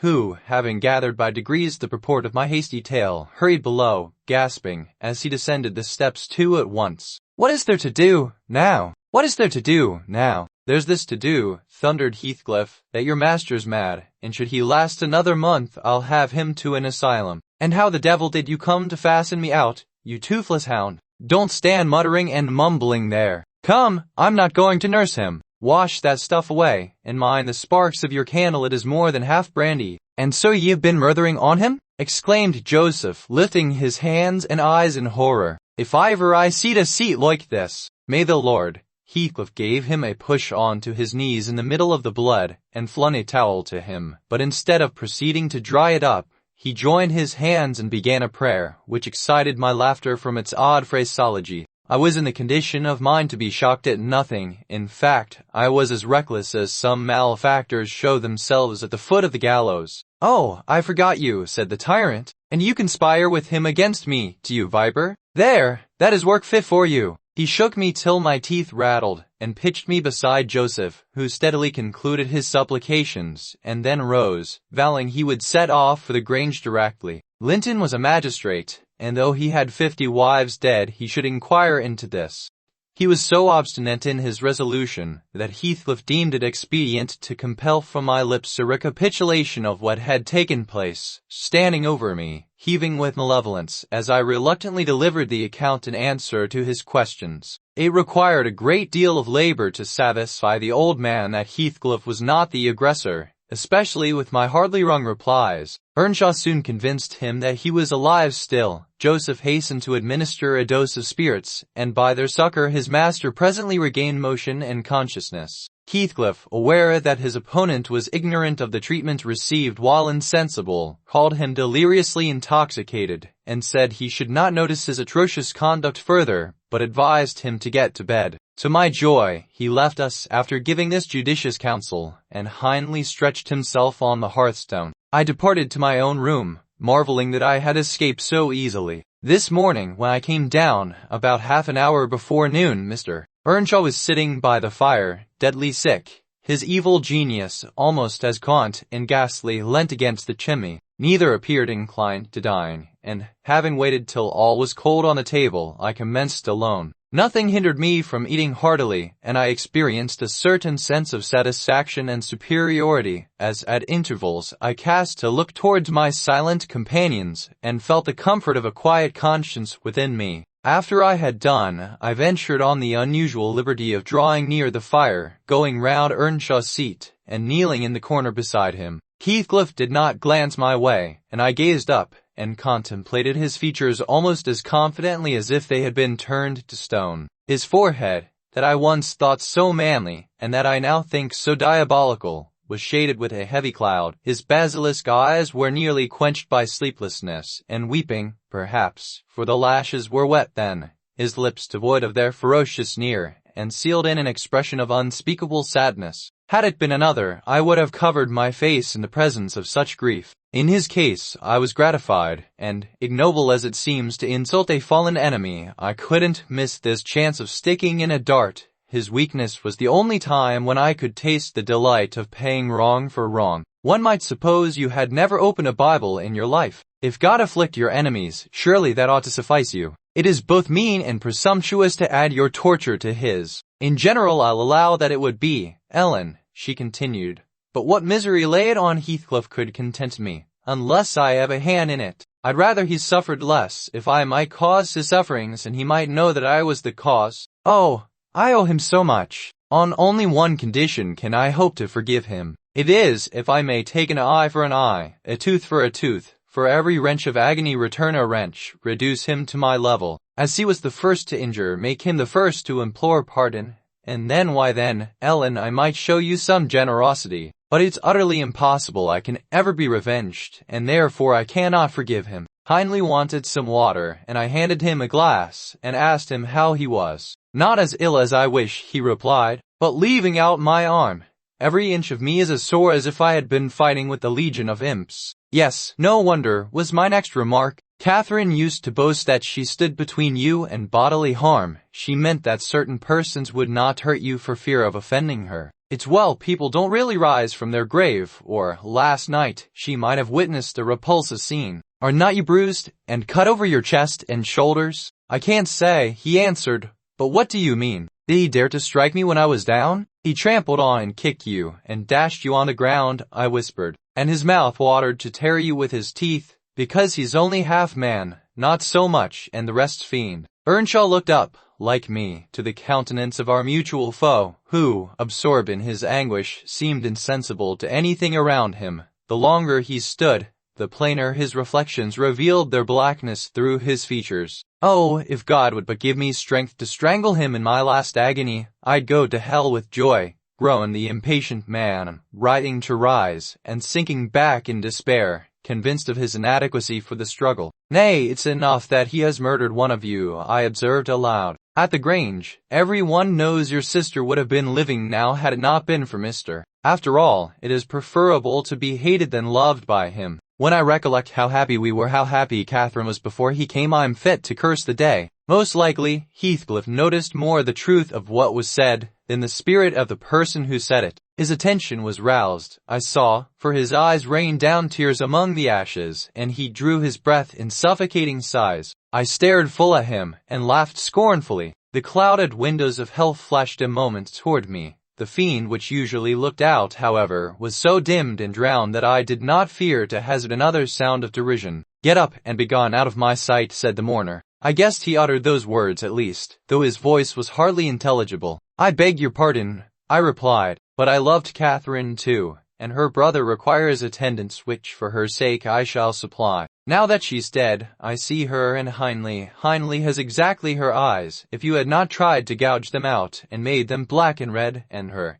Get up, wretched idiot, before I stamp you to death, he cried, making a movement that caused me to make one also. But then, I continued, holding myself ready to flee, if poor Catherine had trusted you and assumed the ridiculous, contemptible, degrading title of Mrs. Heathcliff, she would soon have presented a similar picture. She wouldn't have borne your abominable behavior quietly. Her detestation and disgust must have found voice. The back of the settle and Earnshaw's person interposed between me and him, so instead of endeavoring to reach me, he snatched a dinner knife from the table and flung it at my head. It struck beneath my ear and stopped the sentence I was uttering, but pulling it out I sprang to the door and delivered another, which I hope went a little deeper than his missile. The last glimpse I caught of him was a furious rush on his part, checked by the embrace of his hosts, and both fell locked together on the hearth. In my flight through the kitchen I bid Joseph speed to his master. I knocked over Hareton, who was hanging a litter of puppies from a chair back in the doorway,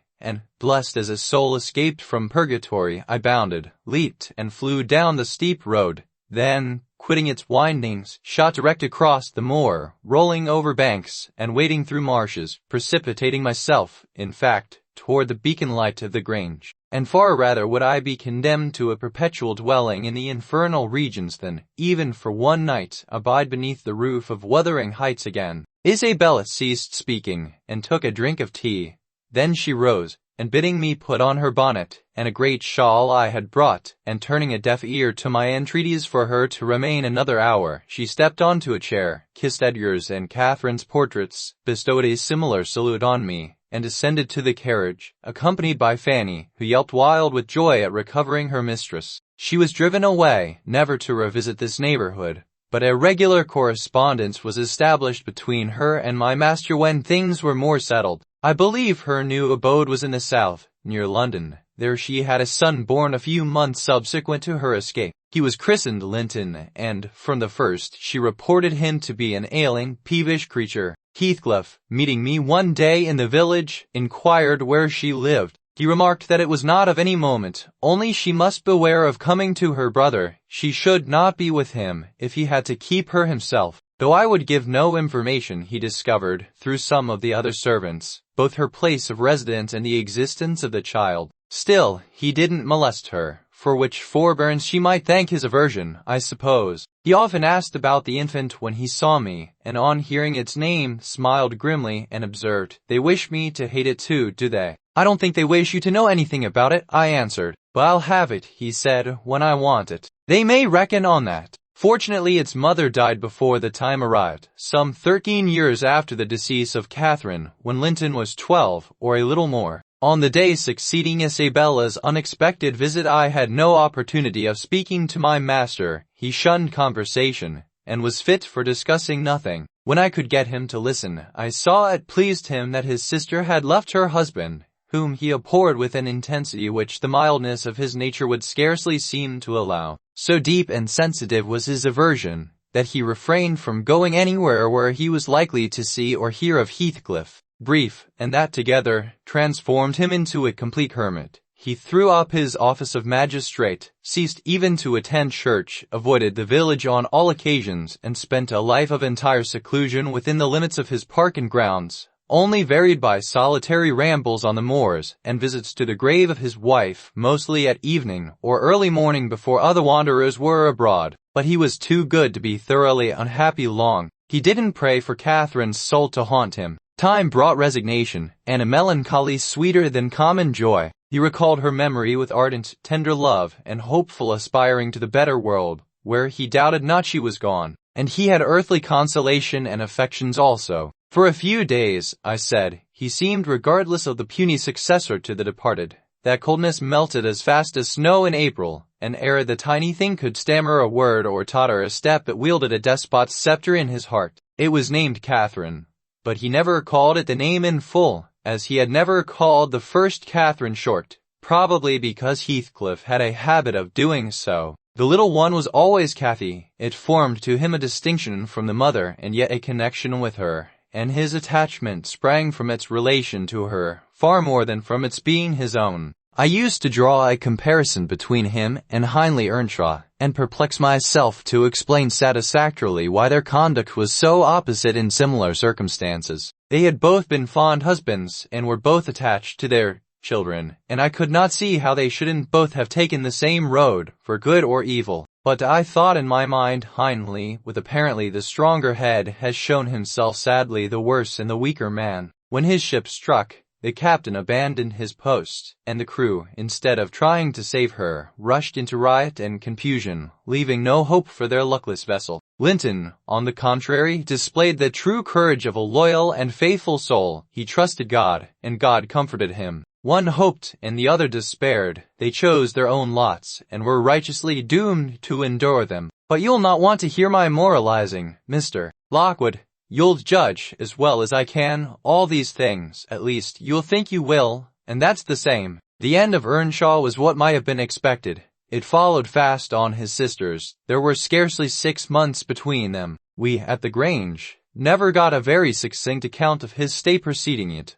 All that I did learn was on occasion of going to aid in the preparations for the funeral. Kenneth came to announce the event to my master. "Well, Nellie," said he, riding into the yard one morning too early not to alarm me with an instant presentiment of bad news, "it's yours and my turn to go into mourning at present." "Who's given us the slip now, do you think?" I asked in a flurry. He returned, dismounting and slinging his bridle on a hook by the door. "And nip up the corner of your apron. I'm certain you'll need it. Would you have tears for him?" "No, Heathcliff's a tough young fellow. He looks blooming today. He's rapidly regaining flesh since he lost his better half." "Who is it, then, mister?" I repeated impatiently. "Your old friend Hindley," he replied, "and my wicked gossip, though he's been too wild for me this long while. I said we should draw water. He died true to his character, drunk as a lord. One can't help missing an old companion, though he had the worst tricks with him that ever man imagined, and has done me many a rascally turn.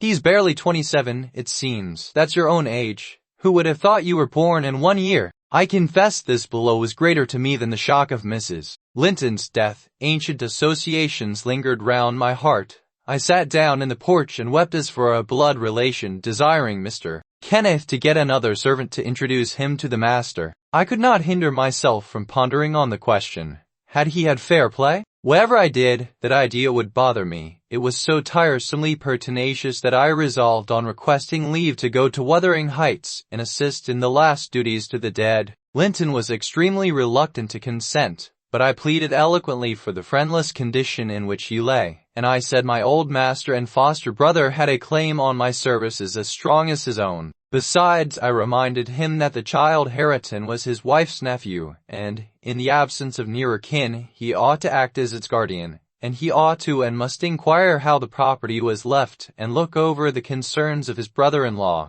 He was unfit for attending to such matters then, but he bid me speak to his lawyer, and at length permitted me to go. His lawyer had been Earnshaw's also. I called at the village, and asked him to accompany me. He shook his head, and advised that Heathcliff should be let alone, affirming, if the truth were known, Hareton would be found little else than a beggar. His father died in debt, he said. The whole property is mortgaged, and the sole chance for the natural heir is to allow him an opportunity of creating some interest in the creditor's heart, that he may be inclined to deal leniently towards him. When I reached the Heights, I explained that I had come to see everything carried on decently, and Joseph, who appeared in sufficient distress, expressed satisfaction at my presence. Heathcliff said he did not perceive that I was wanted, but I might stay and order the arrangements for the funeral, if I chose. "Correctly," he remarked. "That fool's body should be buried at the crossroads without ceremony of any kind. I happened to leave him 10 minutes yesterday afternoon,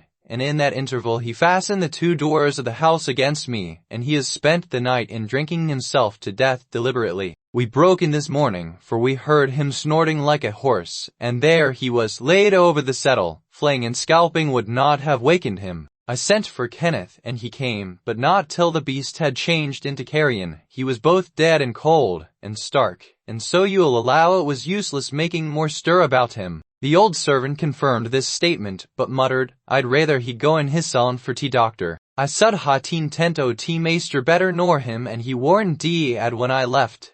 Not o tea's sort." I insisted on the funeral being respectable. Heathcliff said I might have my own way there too, only, he desired me to remember that the money for the whole affair came out of his pocket. He maintained a hard, careless deportment, indicative of neither joy nor sorrow. If anything, it expressed a flinty gratification at a piece of difficult work successfully executed. I observed once, indeed, something like exultation in his aspect. It was just when the people were bearing the coffin from the house. He had the hypocrisy to represent a mourner, and previous to following with Hareton, he lifted the unfortunate child on to the table and muttered, with peculiar gusto, "Now, my bonny lad, you are mine, and we'll see if one tree won't grow as crooked as another with the same wind to twist it." The unsuspecting thing was pleased at this speech. He played with Heathcliff's whiskers, and stroked his cheek, but I divined its meaning, and observed heartily, "That boy must go back with me to Thrushcross Grange, sir. There's nothing in the world less yours than he is." "Does Linton say so?" "Of course he has ordered me to take him," I replied. "Well," said the scoundrel, will not argue this subject now, but I have a fancy to try my hand at rearing a young one, so intimate to your master that I must supply the place of this with my own, if he attempt to remove it. I don't engage to let Hareton go undisputed, but I'll be pretty sure to make the other come. Remember to tell him." This hint was enough to bind our hands. I repeated its substance on my return, and Edgar Linton, little interested at the commencement, spoke no more of interfering. I'm not aware that he could have done it to any purpose, had he been ever so willing. The guest was now the master of Wuthering Heights. He held firm possession, and proved to the attorney who, in his turn, proved it to Mr. Linton that Earnshaw had mortgaged every yard of land he owned for cash to supply his mania for gaming, and he, Heathcliff, was the mortgagee. In that manner Hareton, who should now be the first gentleman in the neighbourhood, was reduced to a state of complete dependence on his father's inveterate enemy, and lives in his own house as a servant, deprived of the advantage of wages, quite unable to right himself, because of his friendlessness and his ignorance that he has been wronged. The 12 years, continued Mrs.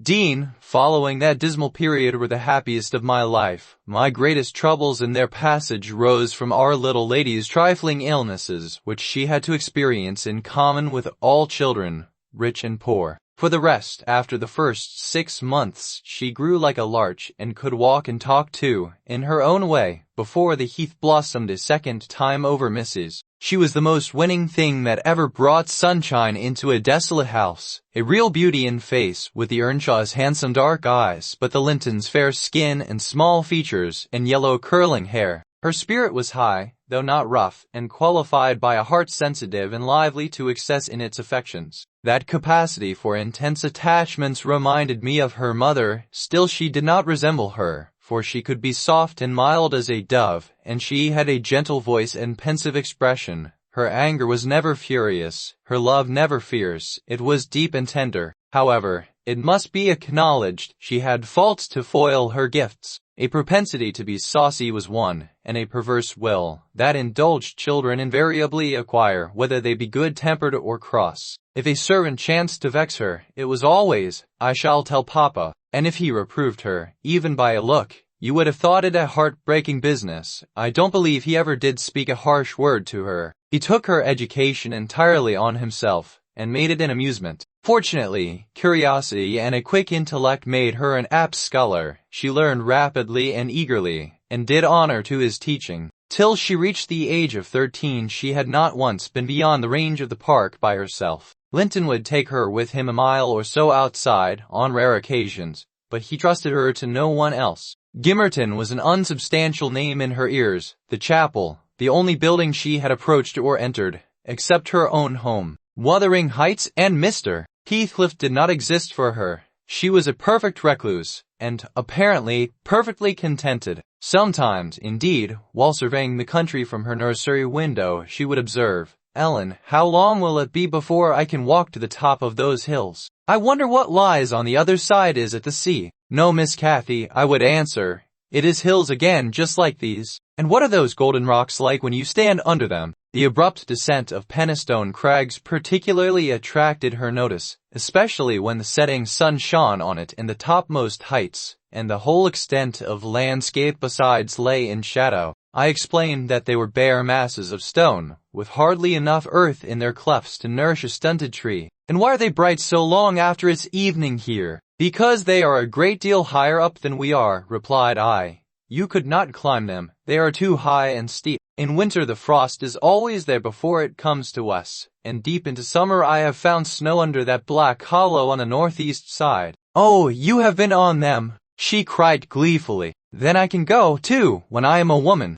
Has Papa been, Ellen?" "Papa would tell you," Miss I answered, hastily, "that they are not worth the trouble of visiting. The moors where you ramble with him are much nicer, and Thrushcross Park is the finest place in the world. But I know the park, and I don't know those," she murmured to herself, "and I should delight to look round me from the brow of that tallest point. My little pony Minnie shall take me some time." One of the maids mentioning the fairy cave, quite turned her head with a desire to fulfill this project. She teased Mr. Linton about it, and he promised she should have the journey when she got older. But Miss Catherine measured her age by months, and now, "Am I old enough to go to Penistone Crags?" was the constant question in her mouth. The road thither wound close by Wuthering Heights. Edgar had not the heart to pass it, so she received as constantly the answer, "Not yet, love, not yet." Heathcliff lived above a dozen years after quitting her husband. Her family were of a delicate constitution. She and Edgar both lacked the ruddy health that you will generally meet in these parts. What her last illness was, I am not certain. I conjecture they died of the same thing,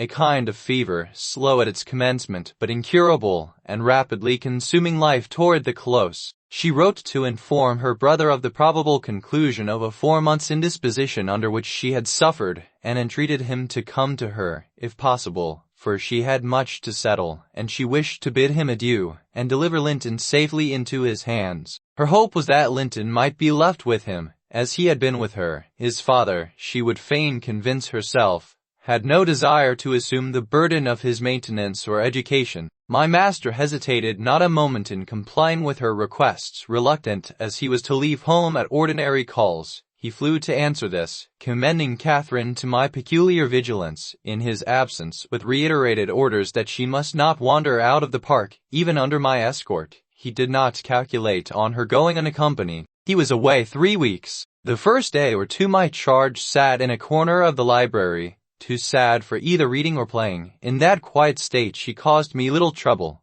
but it was succeeded by an interval of impatient, fretful weariness, and being too busy, and too old then, to run up and down amusing her, I hit on a method by which she might entertain herself. I used to send her on her travels round the grounds, now on foot, and now on a pony, indulging her with a patient audience of all her real and imaginary adventures. When she returned, the summer shone in full prime, and she took such a taste for this solitary rambling that she often contrived to remain out from breakfast till tea, and then the evenings were spent in recounting her fanciful tales. I did not fear her breaking bounds, because the gates were generally locked, and I thought she would scarcely venture forth alone, if they had stood wide open. Unluckily, my confidence proved misplaced. Catherine came to me one morning at 8 o'clock and said she was that day an Arabian merchant going to cross the desert with his caravan, and I must give her plenty of provision for herself and beasts, a horse and 3 camels, personated by a large hound and a couple of pointers.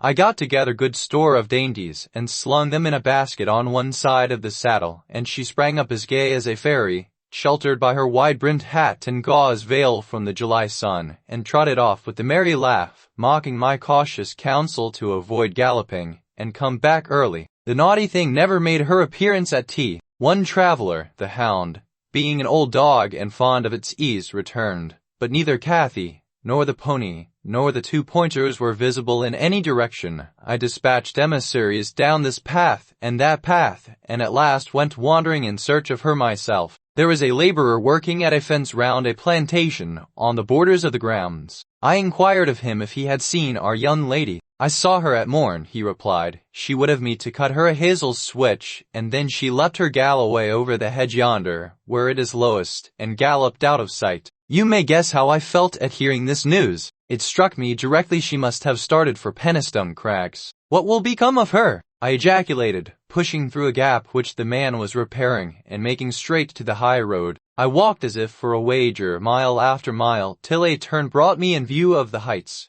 but no Catherine could I detect, far or near. The crags lie about 1.5 miles beyond Mr. Heathcliff's place, and that is 4 from the Grange, so I began to fear night would fall ere I could reach them. And what if she should have slipped in clambering among them, I reflected, and been killed, or broken some of her bones? My suspense was truly painful, and at first it gave me delightful relief to observe, in hurrying by the farmhouse, Charlie, the fiercest of the pointers, lying under a window with swelled head and bleeding ear. I opened the wicket and ran to the door, knocking vehemently for admittance. A woman whom I knew, and who formerly lived at Gimmerton, answered. She had been servant there since the death of Mr. Ah, said she, you are come seeking your little mistress. She is here safe, but I'm glad it isn't the master. He is not at home then, is he? I panted, quite breathless with quick walking and alarm. No, no, she replied. Both he and Joseph are off, and I think they won't return this hour or more.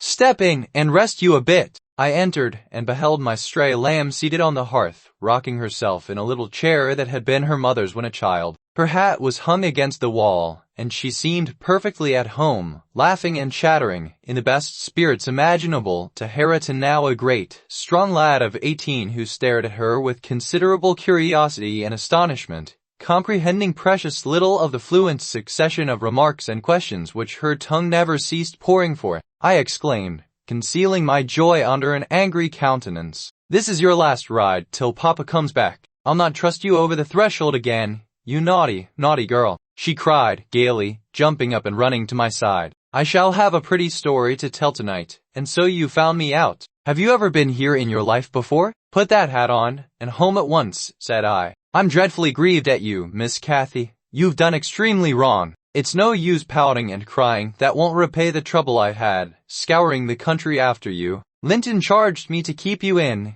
and you stealing off so. It shows you are a cunning little fox, and nobody will put faith in you any more." "What have I done?" sobbed she, instantly checked. "Papa charged me nothing. He'll not scold me, Ellen. He's never cross, like you. I'll tie the ribband. Now, let us have no petulance. You 13 years old, and such a baby!" This exclamation was caused by her pushing the hat from her head and retreating to the chimney out of my reach. "Nay," said the servant, "don't be hard on the bonny lass, missies. We made her stop. She'd fain have ridden forwards, afeard you should be uneasy. Hareton offered to go with her, and I thought he should. It's a wild road over the hills." Hareton, during the discussion, stood with his hands in his pockets, too awkward to speak, though he looked as if he did not relish my intrusion. "How long am I to wait?" I continued, disregarding the woman's interference. "It will be dark in 10 minutes. Where's the pony, Miss Cathy? And where is Phoenix?" "I shall leave you, unless you be quick, so please yourself."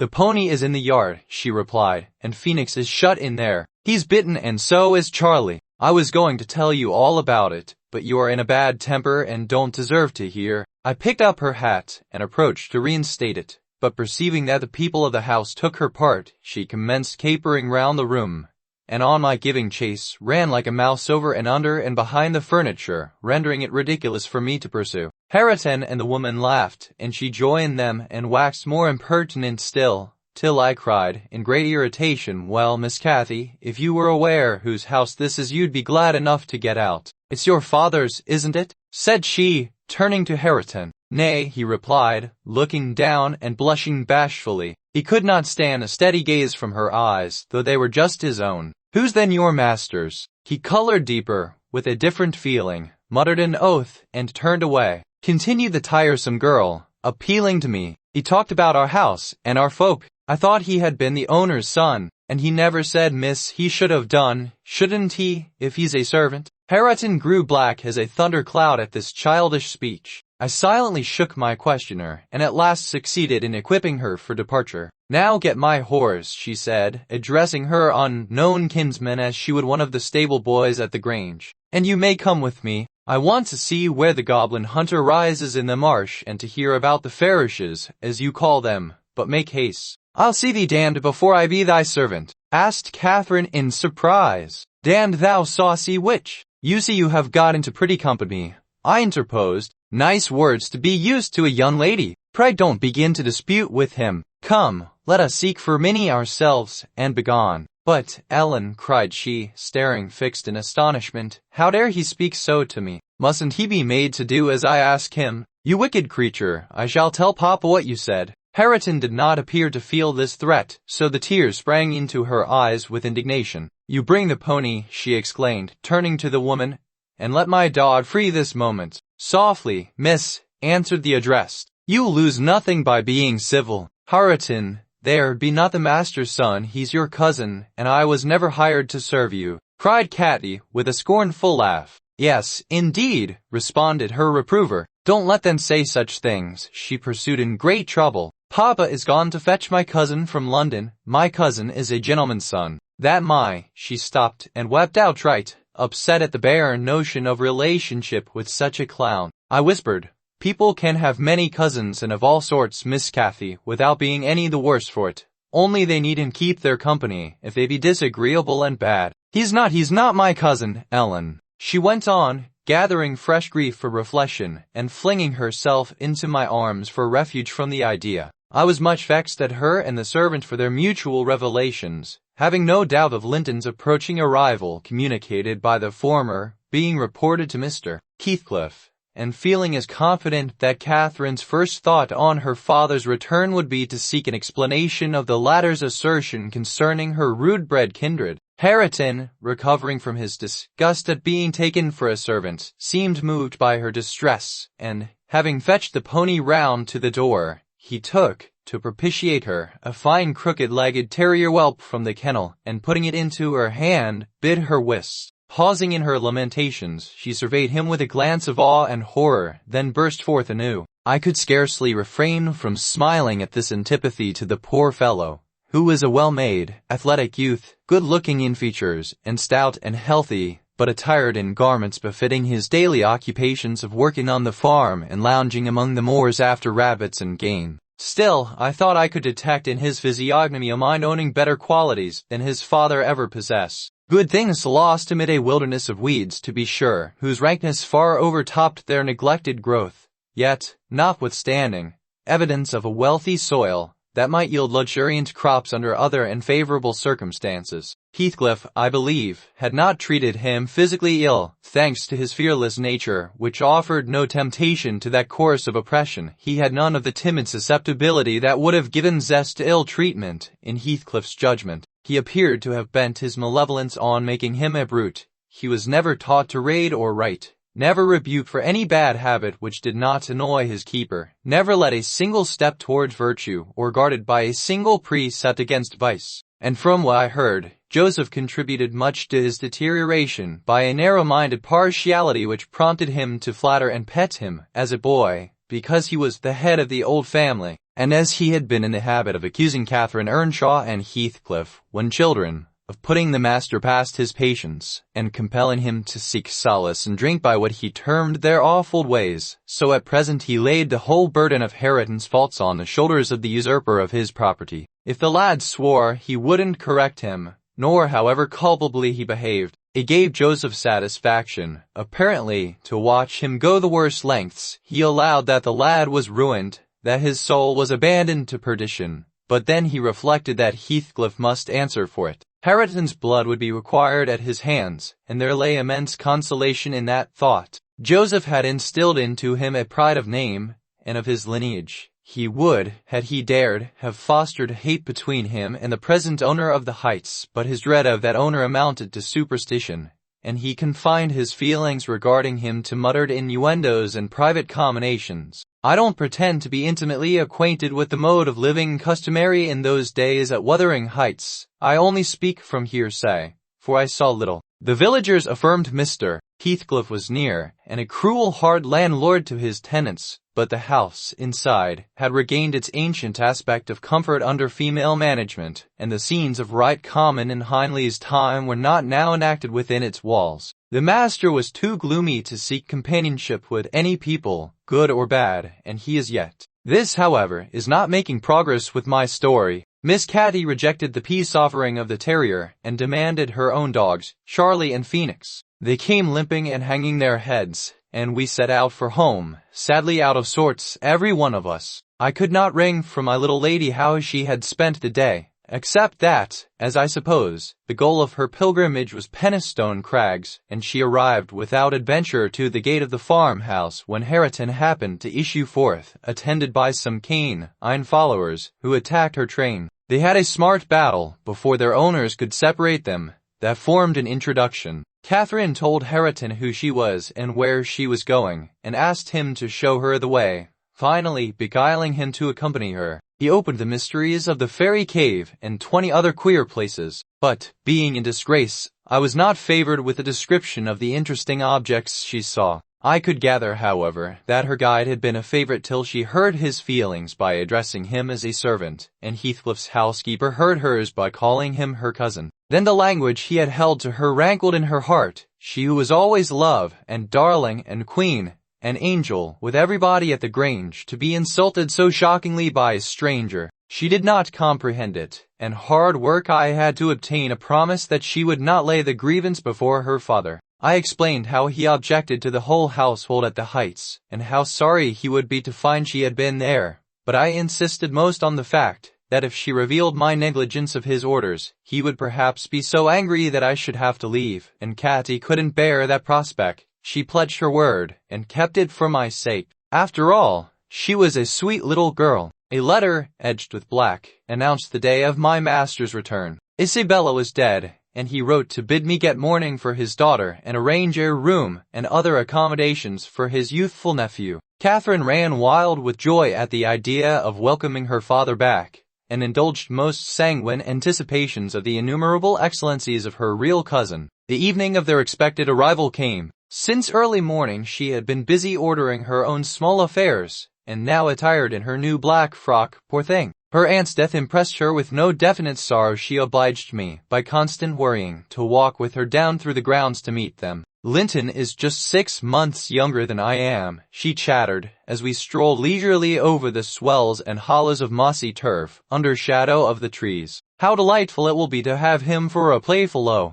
Aunt Isabella sent Papa a beautiful lock of his hair. It was lighter than mine, more flaxen, and quite as fine. I have it carefully preserved in a little glass box, and I've often thought what a pleasure it would be to see its owner. I am happy in Papa, dear Papa. Come, Ellen, let us run. She ran, and returned and ran again, many times before my sober footsteps reached the gate, and then she seated herself on the grassy bank beside the path, and tried to wait patiently. But that was impossible. She couldn't be still a minute. Ah, I see some dust on the road. They are coming. When will they be here? May we not go a little way, half a mile, Ellen, only just half a mile? Do say yes to that clump of birches at the turn. I refuse staunchly. At length her suspense was ended. The traveling carriage rolled in sight. Miss Cathy shrieked and stretched out her arms as soon as she caught her father's face looking from the window. He descended, nearly as eager as herself, and a considerable interval elapsed ere they had a thought to spare for any but themselves. While they exchanged caresses, I took a peep in to see after Linton.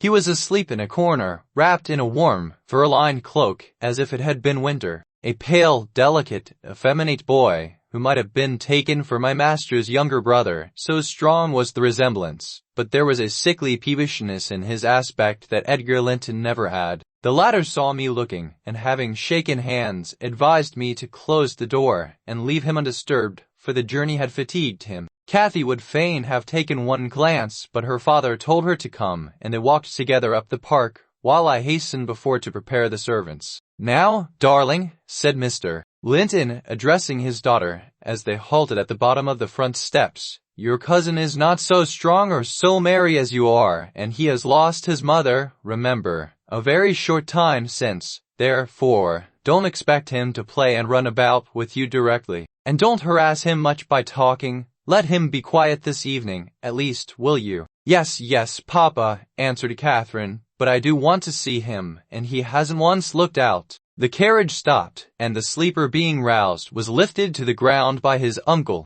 This is your cousin Cathy, Linton, he said, putting their little hands together. She is fond of you already, and mind you don't grieve her by crying tonight. Try to be cheerful now. The traveling is at an end, and you have nothing to do but rest and amuse yourself as you please. Let me go to bed, then, answered the boy, shrinking from Catherine's salute, and he put his fingers to his eyes to remove incipient tears. Come, there's a good child, I whispered, leading him in. You will make her weep too. See how sorry she is for you. I do not know whether it was sorrow for him, but his cousin put on a sad countenance as himself, and returned to her father. All three entered, and mounted to the library, where tea was laid ready. I proceeded to remove Linton's cap and mantle, and placed him on a chair by the table, but he was no sooner seated than he began to cry afresh. My master inquired what was the matter. I can't sit on a chair, sobbed the boy. Go to the sofa, then, and Ellen shall bring you some tea, answered his uncle patiently.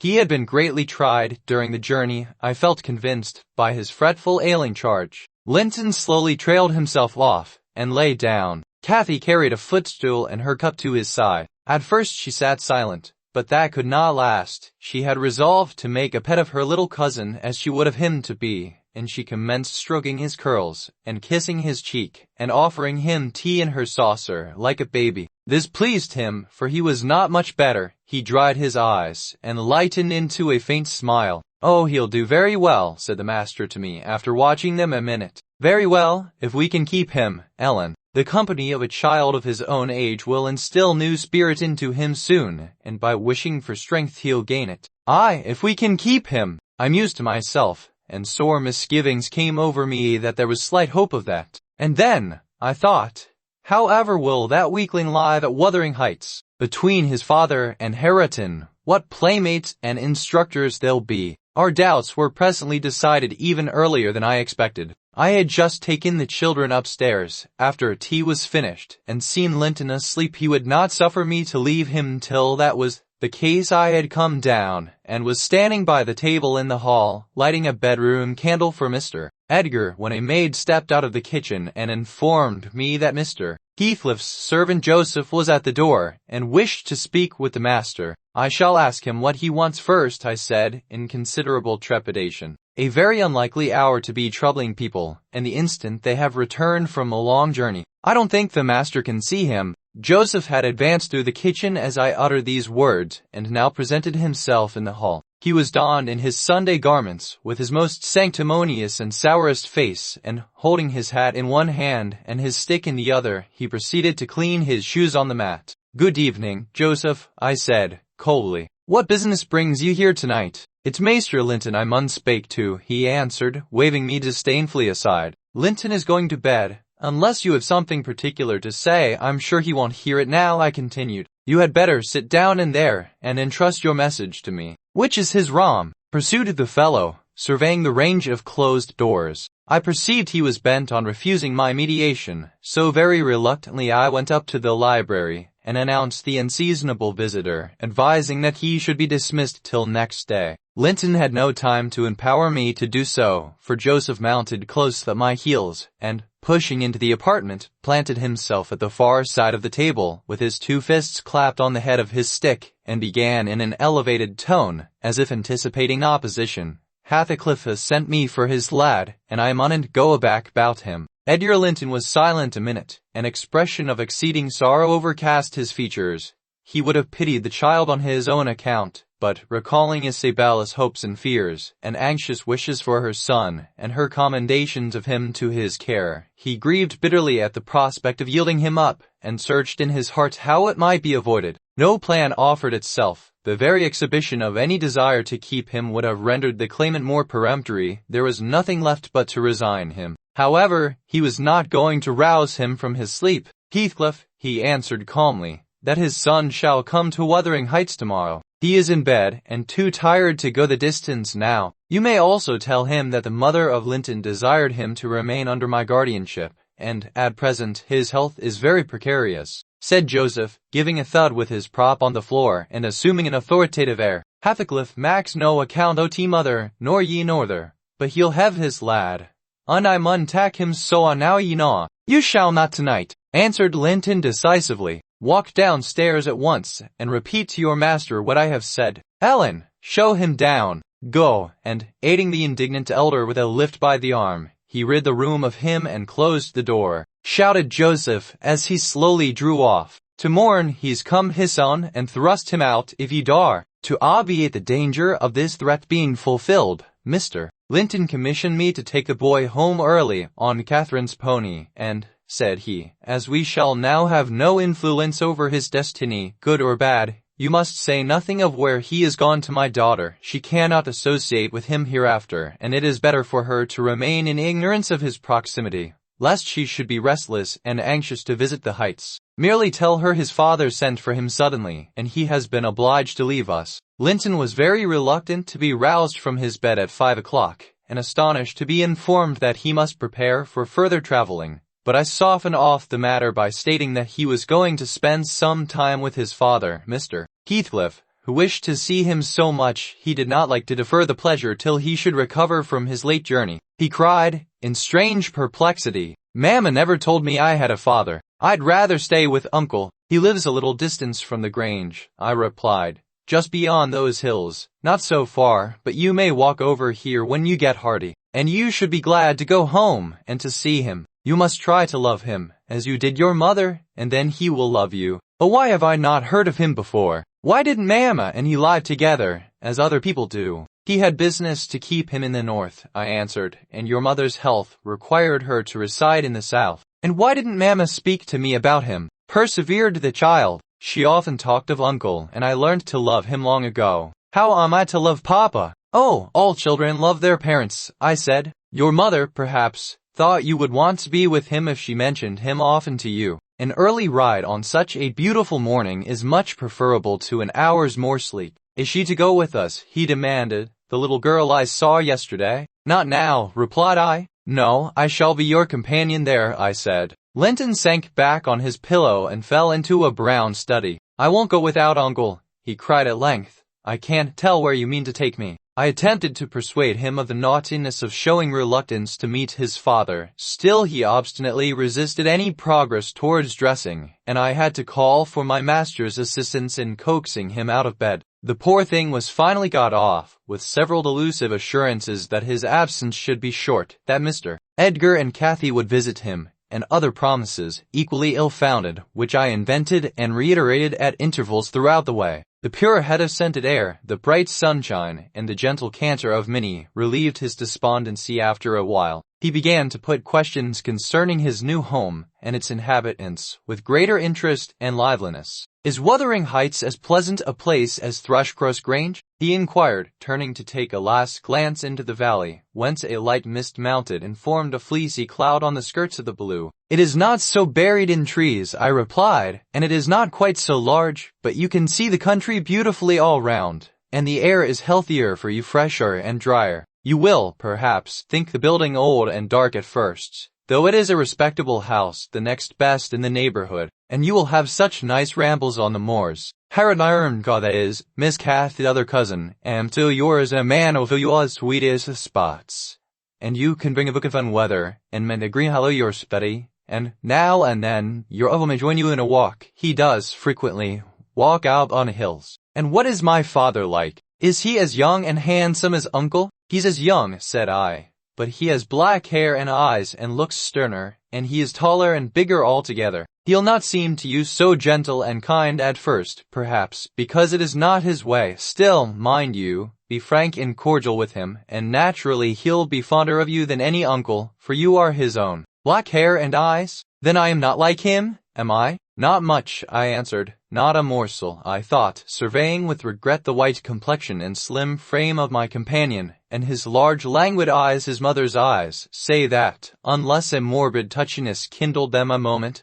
they had not a vestige of her sparkling spirit. How strange that he should never come to see Mamma and me. Has he ever seen me? If he has, I must have been a baby. I remember not a single thing about him. Why, Master Linton, said I, 300 miles is a great distance, and 10 years seem very different in length to a grown-up person compared with what they do to you. Heathcliff proposed going from summer to summer, but never found a convenient opportunity, and now it is too late. Don't trouble him with questions on the subject, it will disturb him, for no good. The boy was fully occupied with his own cogitations for the remainder of the ride, till we halted before the farmhouse garden gate. I watched to catch his impressions in his countenance. He surveyed the carved front and low-browed lattices, the straggling gooseberry bushes and crooked firs, with solemn intentness, and then shook his head. His private feelings entirely disapproved of the exterior of his new abode, but he had sense to postpone complaining. There might be compensation within. Before he dismounted,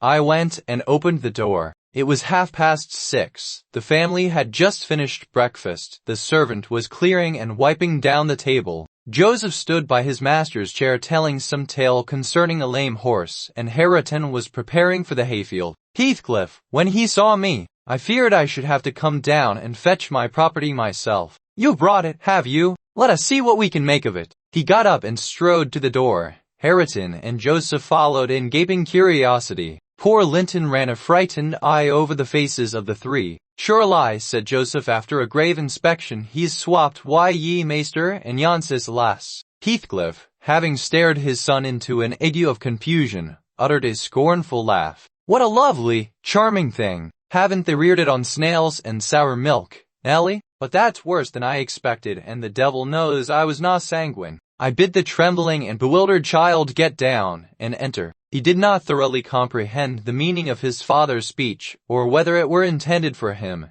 Indeed, He was not yet certain that the grim, sneering stranger was his father, but he clung to me with growing trepidation, and on Mr. Heathcliff's taking his seat and bidding him come hither, he hid his face on my shoulder and wept, said Heathcliff, stretching out a hand and dragging him roughly between his knees, and then holding up his head by the chin. None of that nonsense. We're not going to hurt thee, Linton, isn't that thy name? Thou art thy mother's child, entirely. Where is my share in thee, puling chicken? He took off the boy's cap and pushed back his thick flaxen curls, felt his slender arms and his small fingers, during which examination Linton ceased crying and lifted his great blue eyes to inspect the inspector. Asked Heathcliff, having satisfied himself that the limbs were all equally frail and feeble. No, said Linton with a gaze of vacant fear. You've heard of me, I dare say? No, he replied again. What a shame of your mother, never to waken your filial regard for me. You are my son, then, I'll tell you.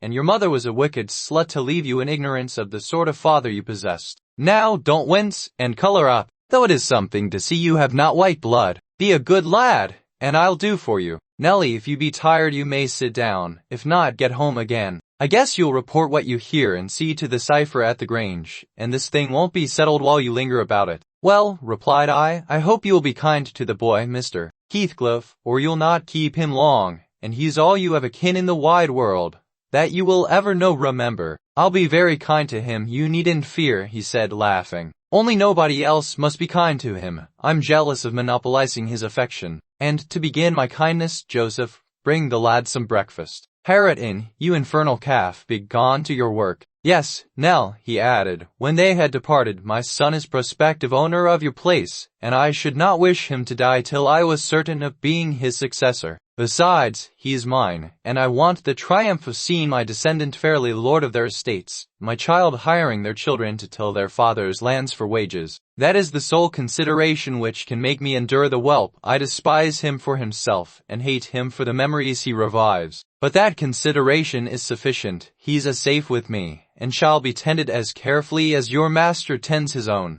I have a room upstairs, furnished for him in handsome style. I've engaged a tutor, also, to come 3 times a week from 20 miles distance to teach him what he pleases to learn. I've ordered Harriton to obey him, and in fact I've arranged everything with a view to preserve the superior and the gentleman in him, above his associates. I do regret, however, that he so little deserves the trouble. If I wished any blessing in the world, it was to find him a worthy object of pride, and I'm bitterly disappointed with the way-faced, whining wretch. While he was speaking, Joseph returned bearing a basin of milk porridge and placed it before Linton, who stirred round the homely mess with a look of aversion and affirmed he could not eat it. I saw the old man's servant shared largely in his master's scorn of the child, though he was compelled to retain this sentiment in his heart, because Heathcliff plainly meant his underlings to hold him in honor. Repeated he, peering in Linton's face and subduing his voice to a whisper for fear of being overheard. But Maester Harriton niver ate naught else, when he were a little un, and what were good enough for him is good enough for ye. I's rather think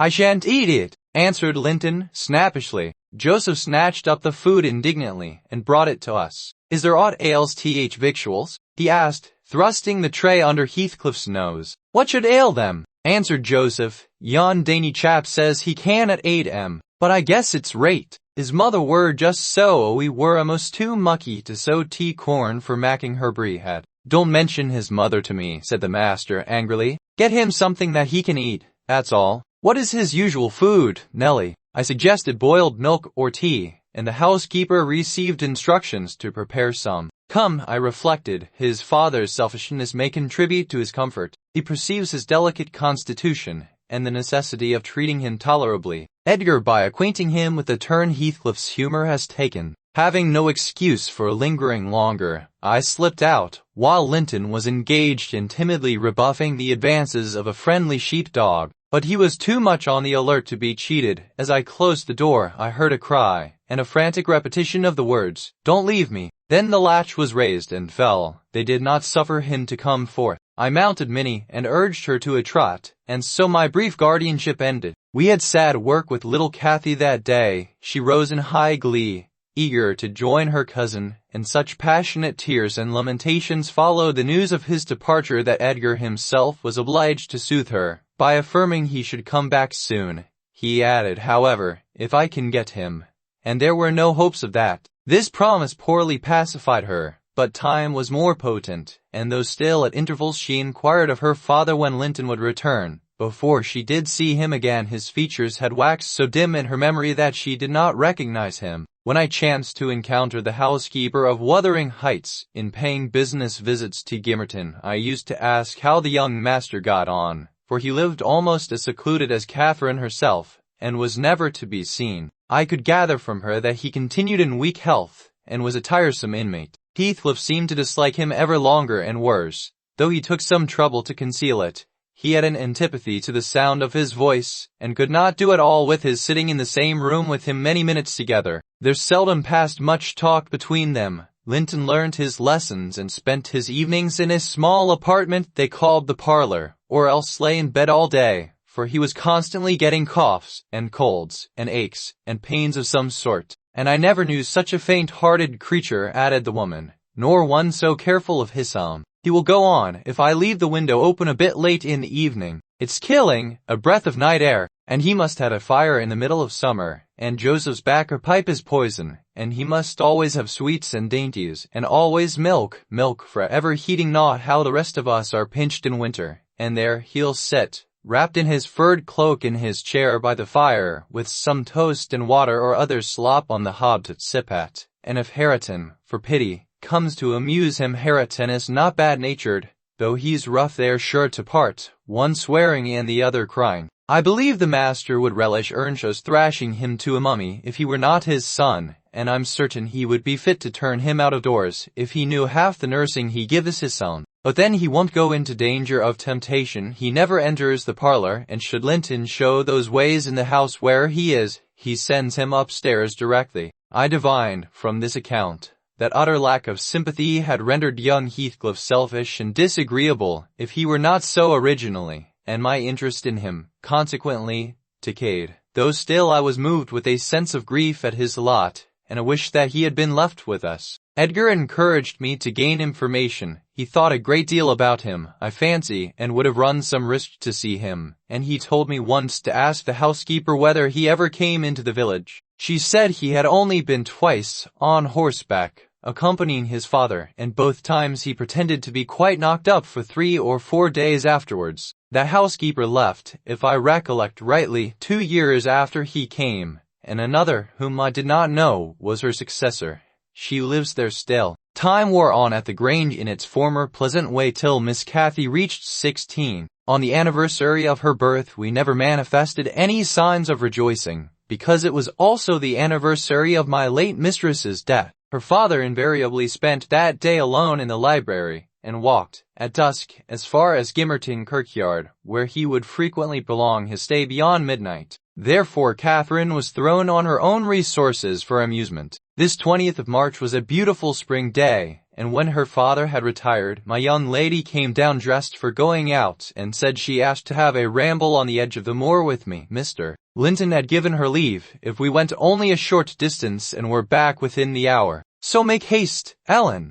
I know where I wish to go, where a colony of moor game are settled. I want to see whether they have made their nests yet. That must be a good distance up, I answered. They don't breed on the edge of the moor. No, it's not, she said. I've gone very near with Papa. I put on my bonnet and sallied out, thinking nothing more of the matter. She bounded before me and returned to my side, and was off again like a young greyhound. And at first I found plenty of entertainment in listening to the larks singing far and near, and enjoying the sweet, warm sunshine, and watching her, my pet and my delight, with her golden ringlets flying loose behind, and her bright cheek as soft and pure in its bloom as a wild rose, and her eyes radiant with cloudless pleasure. She was a happy creature and an angel in those days. It's a pity she could not be content. Well, say I, where are your moor game, Miss Cathy? We should be at them. The Grange Park fence is a great way off now. Oh, a little further, only a little further, Ellen, was her answer continually. Climb to that hillock, past that bank, and by the time you reach the other side I shall have raised the birds. But there were so many hillocks and banks to climb and pass that, at length, I began to be weary, and told her we must halt and retrace our steps. I shouted to her, as she had outstripped me a long way, she either did not hear or did not regard, for she still sprang on, and I was compelled to follow. Finally, she dived into a hollow, and before I came in sight of her again, she was 2 miles nearer Wuthering Heights than her own home, and I beheld a couple of persons arrest her, one of whom I felt convinced was Mr. Cathy had been caught in the fact of plundering, or, at least, hunting out the nests of the grouse. The heights were Heathcliff's land, and he was reproving the poacher. "I've neither taken any nor found any," she said, as I toiled to them, expanding her hands in corroboration of the statement. "I didn't mean to take them, but Papa told me there were quantities up here, and I wished to see the eggs." Heathcliff glanced at me with an ill-meaning smile, expressing his acquaintance with the party, and consequently his malevolence towards it, and demanded who Papa was. "Linton of Thrushcross Grange," she replied.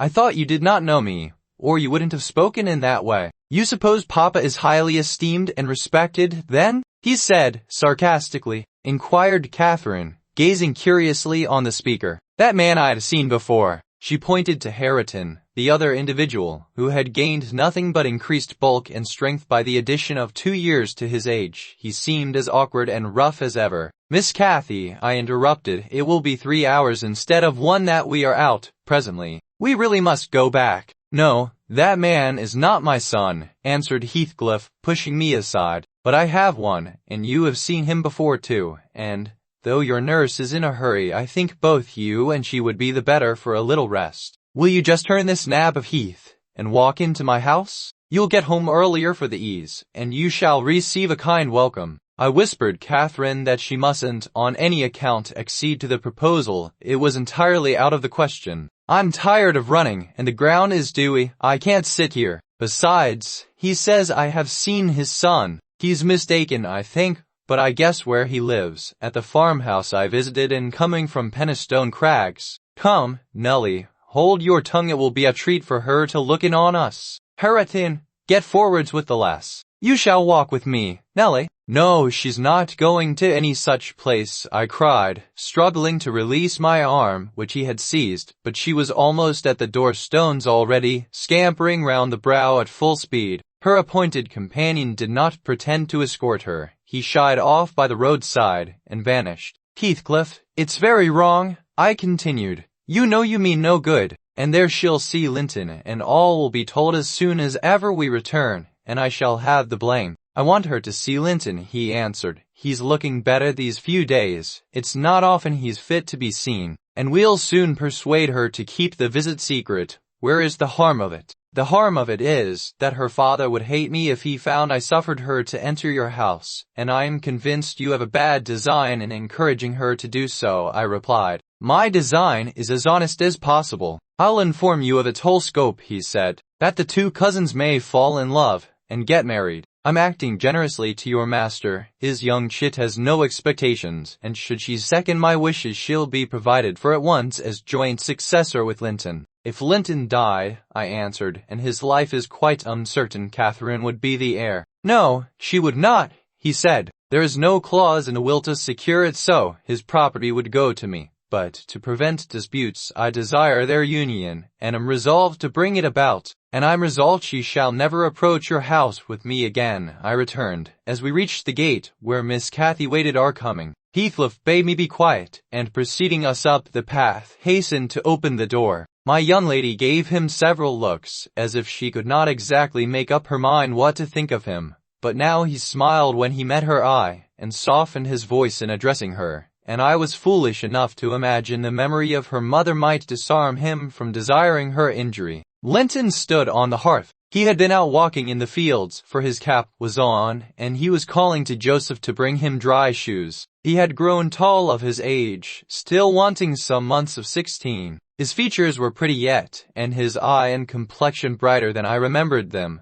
though with merely temporary luster borrowed from the salubrious air and genial sun. "Heathcliff," turning to Cathy, she said, having doubtfully surveyed, first one and then the other. Yes, answered he, "but is this the only time you have beheld him? You have a short memory. Linton, don't you recall your cousin, that you used to tease us so with wishing to see?" cried Cathy, kindling into joyful surprise at the name. "Is that little Linton? He is taller than I am." The youth stepped forward, and acknowledged himself. She kissed him fervently, and they gazed with wonder at the change time had wrought in the appearance of each. Catherine had reached her full height. Her figure was both plump and slender, elastic as steel, and her whole aspect sparkling with health and spirits. Linton's looks and movements were very languid, and his form extremely slight, but there was a grace in his manner that mitigated these defects, and rendered him not unpleasing. After exchanging numerous marks of fondness with him, his cousin went to Mr. Heathcliff, who lingered by the door, dividing his attention between the objects inside and those that lay without, pretending, that is, to observe the latter, and really noting the former alone. "And you are my uncle, then?" she cried, reaching up to salute him.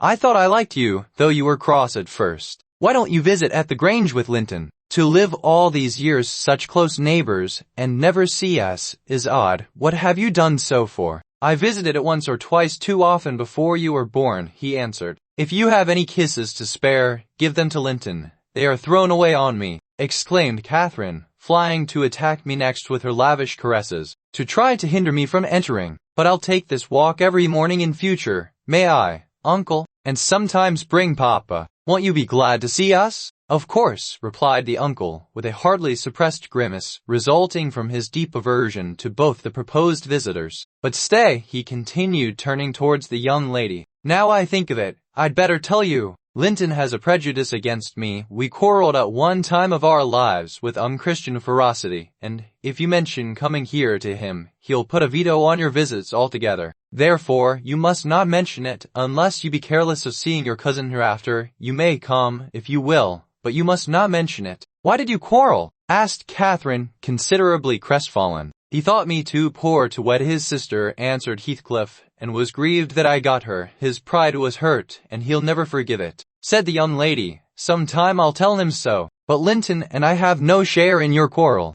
"I'll not come here then. He shall come to the Grange." "It will be too far for me," murmured her cousin. "To walk 4 miles would kill me." "No, come here, Miss Catherine, now and then, not every morning, but once or twice a week." The father launched towards his son a glance of bitter contempt. "I am afraid, Nellie, I shall lose my labor," he muttered to me. "Miss Catherine, as the ninny calls her, will discover his value and send him to the devil." Now, if it had been Hareton, do you know that 20 times a day I covet Hareton with all his degradation? I'd have loved the lad had he been someone else, but I think he is safe from her love. I'll pit him against that paltry creature, unless it bestir itself briskly. We calculate it will scarcely last till it is 18. Oh, confound the vapid thing! He's absorbed in drying his feet, and never looks at her. "Yes, father," answered the boy. "Have you nothing to show your cousin anywhere about?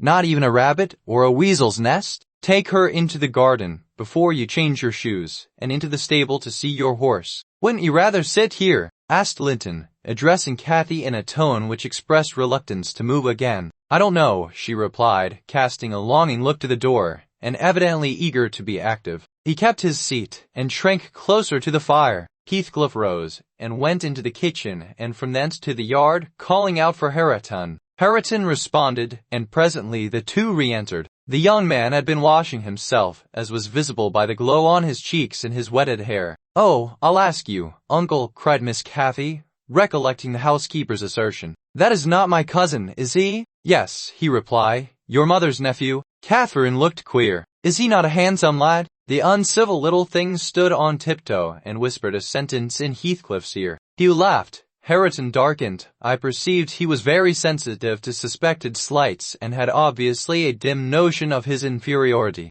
But his master or guardian chased the frown by exclaiming, "You'll be the favorite among us, Hareton. She says you are a what was it? Well, something very flattering. You go with her round the farm, and behave like a gentleman, mind. Don't use any better words, and don't stare when the young lady is not looking at you, and be ready to hide her face when it is, and when you speak, consider words slowly, and keep your hands out of your pockets. Be off, and entertain her as nicely as you can." He watched the couple walking past the window. Earnshaw had his countenance completely averted from his companion. He seemed studying the familiar landscape with a stranger's and an artist's interest. Catherine took a sly look at him, expressing small admiration. She then turned her attention to seeking out objects of amusement for herself and tripped merrily on, lilting a tune to supply the lack of conversation. "I've tied his tongue," observed Heathcliff. "He'll not venture a single syllable all the time." Nelly, you recollect me at his age, nay, some years younger. Did I ever look so stupid, so gownless, as Joseph calls it?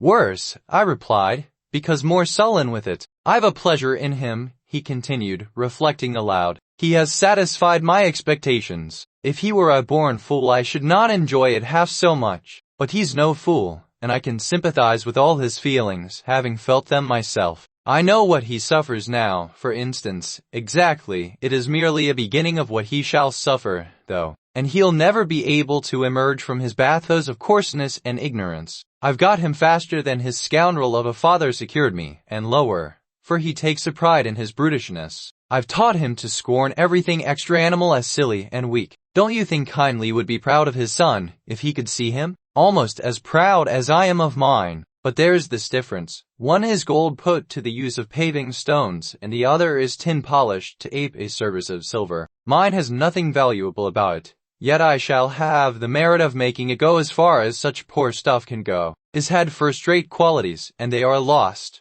rendered worse than unavailing. I have nothing to regret. He would have more than any but I are aware of. And the best of it is, Hareton is damnably fond of me. You'll own that I've outmatched Hindley there. If the dead villain could rise from his grave to abuse me for his offspring's wrongs, I should have the fun of seeing the said offspring fight him back again, indignant that he should dare to rail at the one friend he has in the world. Heathcliff chuckled a fiendish laugh at the idea. I made no reply, because I saw that he expected none. Meantime, our young companion, who sat too removed from us to hear what was said, began to evince symptoms of uneasiness, probably repenting that he had denied himself the treat of Catherine's society for fear of a little fatigue. His father remarked the restless glances wandering to the window and the hand irresolutely extended towards his cap. "Get up, you idle boy!" he exclaimed with assumed heartiness. "They're just at the corner, by the stand of hides." Linton gathered his energies and left the hearth. The lattice was open, and, as he stepped out, I heard Cathy inquiring of her unsociable attendant what was that inscription over the door. Hareton stared up, and scratched his head like a true clown. "It's some damnable writing," he answered. Cried Catherine, "I can read it, it's English, but I want to know why it is there."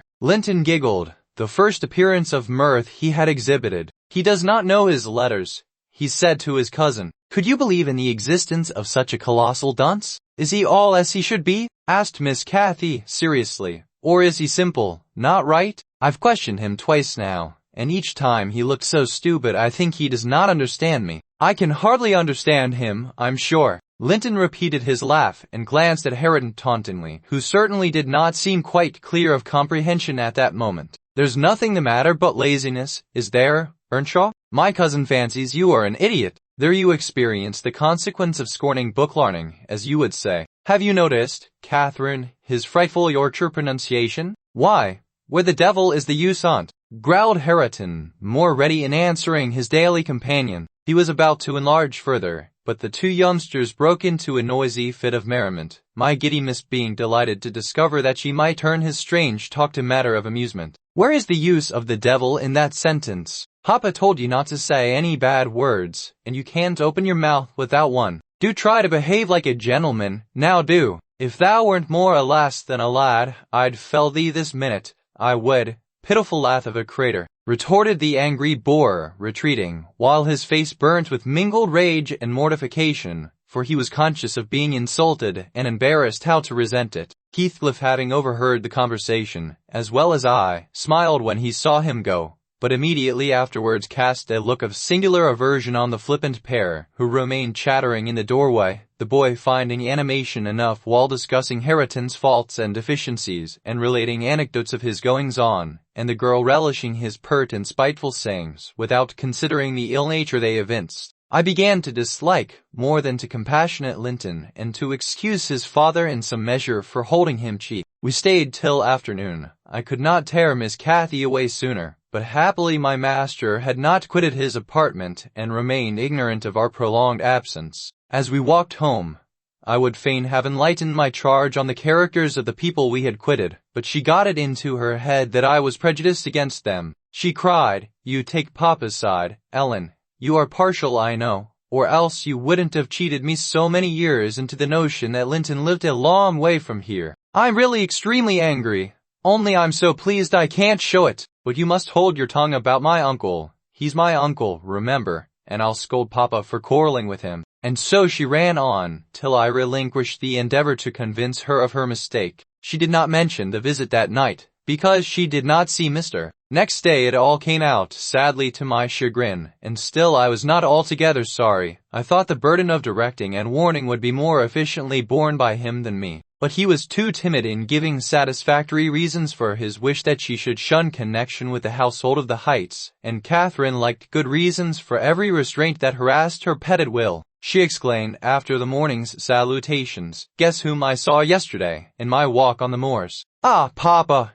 you started. "You've not done right, have you now?" "I saw, but listen, and you shall hear how I found you out, and Ellen, who is in league with you, and yet pretended to pity me so, when I kept hoping, and was always disappointed about Linton's coming back. She gave a faithful account of her excursion and its consequences, and my master, though he cast more than one reproachful look at me, said nothing till she had concluded. Then he drew her to him, and asked if she knew why he had concealed Linton's near neighborhood from her. Could she think it was to deny her a pleasure that she might harmlessly enjoy? "It was because you disliked Mr. Heathcliff," she answered. "Then you believe I care more for my own feelings than yours, Cathy?" "No, it was not because I disliked Mr. Heathcliff, but because Mr. Heathcliff dislikes me, and is a most diabolical man, delighting to wrong and ruin those he hates if they give him the slightest opportunity. I knew that you could not keep up an acquaintance with your cousin without being brought into contact with him, and I knew he would detest you on my account, so for your own good, and nothing else, I took precautions that you should not see Linton again. I meant to explain this some time as you grew older, and I'm sorry I delayed it." "Heathcliff was quite cordial, Papa," observed Catherine, not at all convinced, "and he didn't object to our seeing each other. He said I might come to his house when I please. Only I must not tell you, because you had quarreled with him, and would not forgive him for marrying Aunt Isabella. You are the one to be blamed. He is willing to let us be friends, at least, Linton and I, and you are not." My master, perceiving that she would not take his word for her uncle-in-law's evil disposition, gave a hasty sketch of his conduct to Isabella, and the manner in which Wuthering Heights became his property. He could not bear to discourse long upon the topic, for though he spoke little of it, he still felt the same horror and detestation of his ancient enemy that had occupied his heart ever since Mrs. She might have been living yet, if it had not been for him, was his constant bitter reflection, and in his eyes Heathcliff seemed a murderer. Misdemeanors with no vigilance to own those with obedience. Injustice, impunity to hold number impulses, evident that they were committed with amazed at the value of fear that would do by eventual years. It literally identified as that of his own remorse. She appeared so deeply impressed and shocked at this new view of human nature excluded from all her studies and all her ideas till now that Mr. Edgar deemed it unnecessary to pursue the subject. He merely added, "You will know hereafter, darling, why I wish you to avoid his house and family. Now return to your old employments and amusements, and think no more about them." Catherine kissed her father, and sat down quietly to her lessons for a couple of hours, according to custom.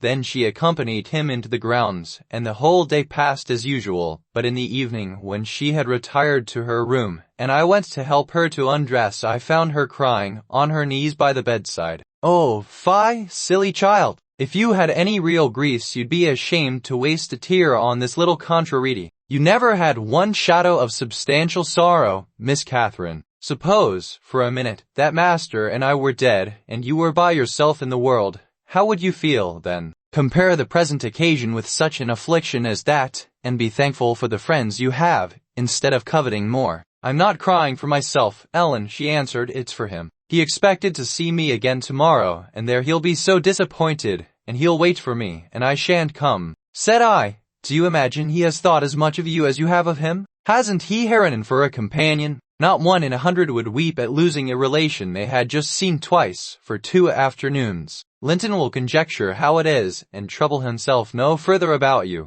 But may I not write a note to tell him why I cannot come?" she asked, rising to her feet. "And just send those books I promised to lend him. His books are not as nice as mine, and he wanted to have them extremely when I told him how interesting they were," replied I with decision. "Then he would write to you, and there'd never be an end of it." "No, Miss Catherine, the acquaintance must be dropped entirely, so Papa expects, and I shall see that it is done. But how can one little note?" She recommenced, putting on an imploring countenance. "Will not begin with your little notes." She threw at me a very naughty look, so naughty that I would not kiss her good night at first. I covered her up and shut her door in great displeasure, but, repenting halfway, I returned softly, and lo, there was Miss standing at the table with a bit of blank paper before her and a pencil in her hand, which she guiltily slipped out of sight on my entrance. "You'll get nobody to take that, Catherine," I said, "if you write it, and at present I shall put out your candle." I set the extinguisher on the flame, receiving as I did so a slap on my hand and a petulant cross thing. I then acquitted her again, and she drew the bolt in one of her worst, most peevish humors. The letter was finished and forwarded to its destination by a milk fetcher who came from the village, but that I didn't learn till some time afterwards. Weeks passed on, and Cathy recovered her temper, though she grew wondrous fond of stealing off to corners by herself, and often, if I came near her suddenly while reading, she would start and bend over the book, evidently desirous to hide it, and I detected edges of loose paper sticking out beyond the leaves. She also got a trick of coming down early in the morning and lingering about the kitchen, as if she were expecting the arrival of something, and she had a small drawer in a cabinet in the library which she would trifle over for hours, and whose key she took special care to remove when she left it. One day, as she inspected this drawer, I observed that the playthings and trinkets which recently formed its contents were transmuted into bits of folded paper. My curiosity and suspicions were roused. I determined to take a peep at her mysterious treasures, so at night, as soon as she and my master were safe upstairs, I searched, and readily found among my house keys one that would fit the lock. Having opened, I emptied the whole contents into my apron, and took them with me to examine at leisure in my own chamber. Though I could not but suspect, I was still surprised to discover that they were a mass of correspondence daily almost. It must have been from Linton Heathcliff, answers to documents forwarded by her. The earlier dated were embarrassed and short. Gradually, however, they expanded into copious love letters, foolish, as the age of the writer rendered natural, yet with touches here and there which I thought were borrowed from a more experienced source. Some of them struck me as singularly odd compounds of ardor and flatness, commencing in strong feeling, and concluding in the affected, wordy style that a schoolboy might use to a fancied, incorporeal sweetheart. Whether they satisfied Cathy I don't know, but they appeared very worthless trash to me. After turning over as many as I thought proper, I tied them in a handkerchief and set them aside, relocking the vacant drawer. Following her habit, my young lady descended early and visited the kitchen. I watched her go to the door on the arrival of a certain little boy, and, while the dairymaid filled his can, she tucked something into his jacket pocket and plucked something out.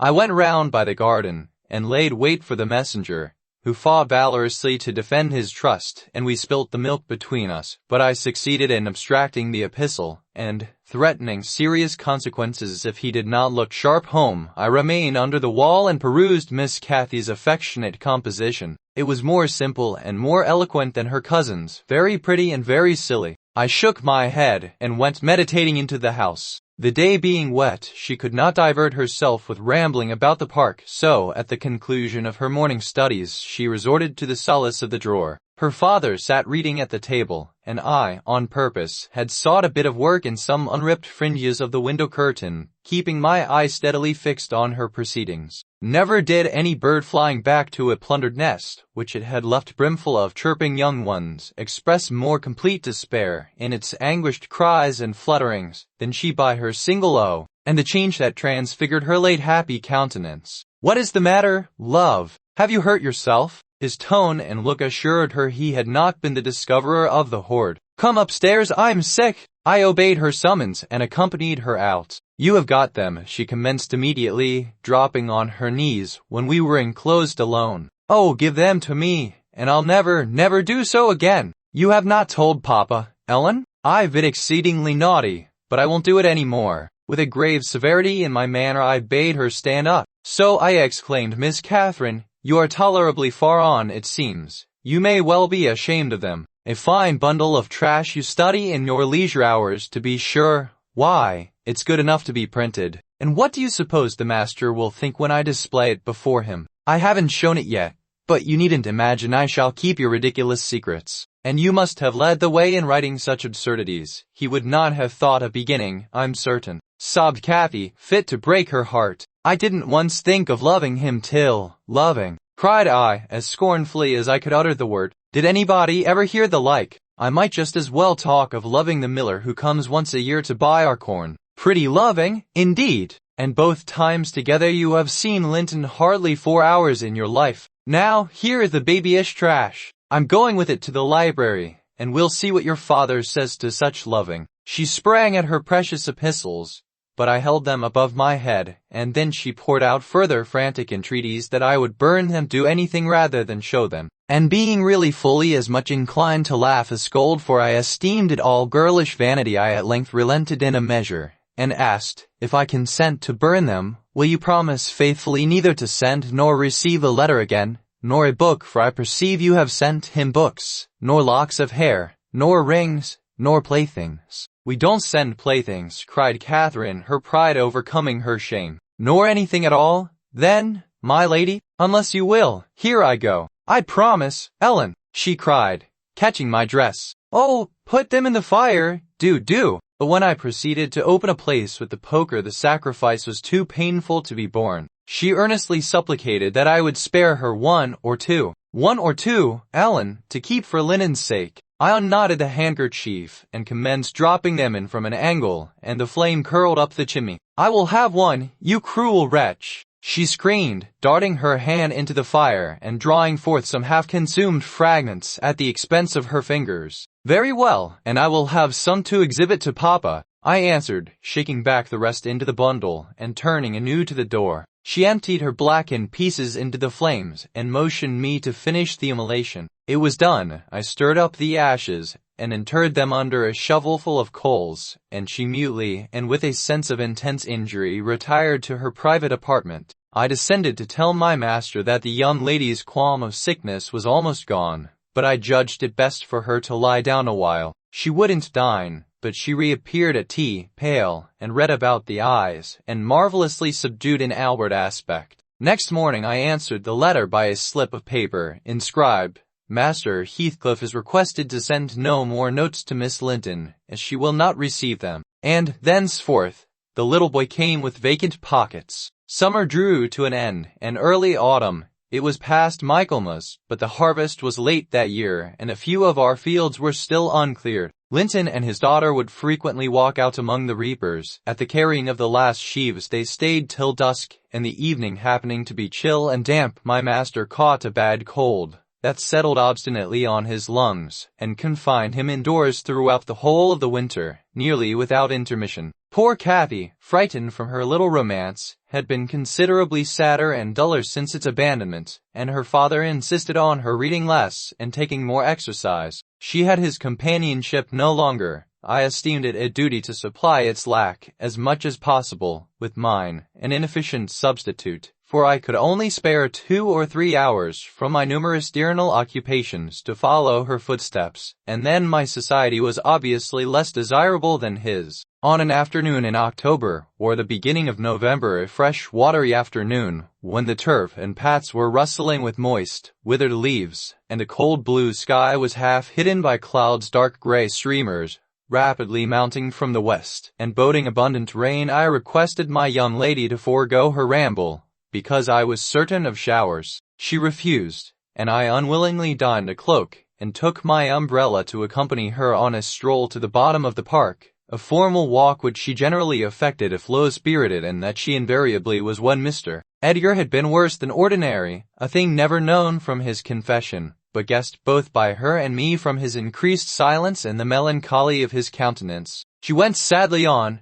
There was no running or bounding now, though the chill wind might well have tempted her to race, and often, from the side of my eye, I could detect her raising a hand and brushing something off her cheek. I gazed round for a means of diverting her thoughts. On one side of the road rose a high, rough bank where hazels and stunted oaks, with their roots half exposed, held uncertain tenure. The soil was too loose for the latter, and strong winds had blown some nearly horizontal. In summer Miss Catherine delighted to climb along these trunks and sit in the branches, swinging 20 feet above the ground, and I, pleased with her agility and her light, childish heart, still considered it proper to scold every time I caught her at such an elevation, but so that she knew there was no necessity for descending. From dinner to tea she would lie in her breeze-rocked cradle, doing nothing except singing old songs my nursery lore to herself, or watching the birds, joint tenants, feed and entice their young ones to fly, or nestling with closed lids, half thinking, half dreaming, happier than words can express. I exclaimed, pointing to a nook under the roots of one twisted tree. Winter is not here yet. There's a little flower up yonder, the last bud from the multitude of bluebells that clouded those turf steps in July with a lilac mist. Will you clamber up and pluck it to show to Papa? Cathy stared a long time at the lonely blossom trembling in its earthy shelter, and replied, at length, No, I'll not touch it, but it looks melancholy, does it not, Ellen? Yes, I observed, about as starved and sackless as you. Your cheeks are bloodless. Let us take hold of hands and run. You're so low. I dare say I shall keep up with you. No, she repeated, and continued sauntering on, pausing at intervals to muse over a bit of moss, or a tuft of blanched grass, or a fungus spraying its bright orange among the heaps of brown foliage, and, ever and anon, her hand was lifted to her averted face. Catherine, why are you crying, love?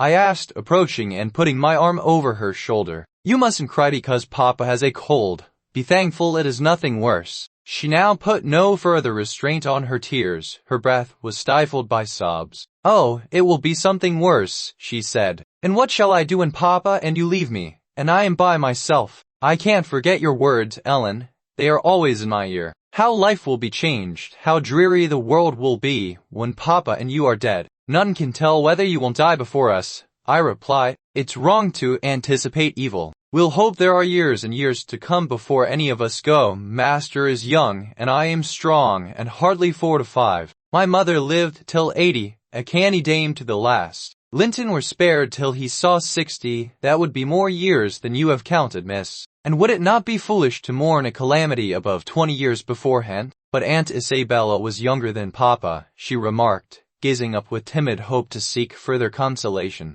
Aunt Isabella had not you and me to nurse her, I replied. She wasn't as happy as Master, she hadn't as much to live for. All you need do, is to wait well on your father, and cheer him by letting him see you cheerful, and avoid giving him anxiety on any subject. Mind that, Cathy. I'll not disguise, but you might kill him if you were wild and reckless, and cherished a foolish, fanciful affection for the son of a person who would be glad to have him in his grave, and allowed him to discover that you fretted over the separation he has judged it expedient to make. I fret about nothing on earth except Papa's illness, answered my companion. I care for nothing in comparison with Papa, and I'll never, never, while I have my senses, do an act or say a word to vex him. I love him better than myself, Ellen, and I know it by this. I pray every night that I may live after him, because I would rather be miserable than that he should be. That proves I love him better than myself. Good words, I reply, but deeds must prove it also, and after he is well, remember you don't forget resolutions formed in the hour of fear.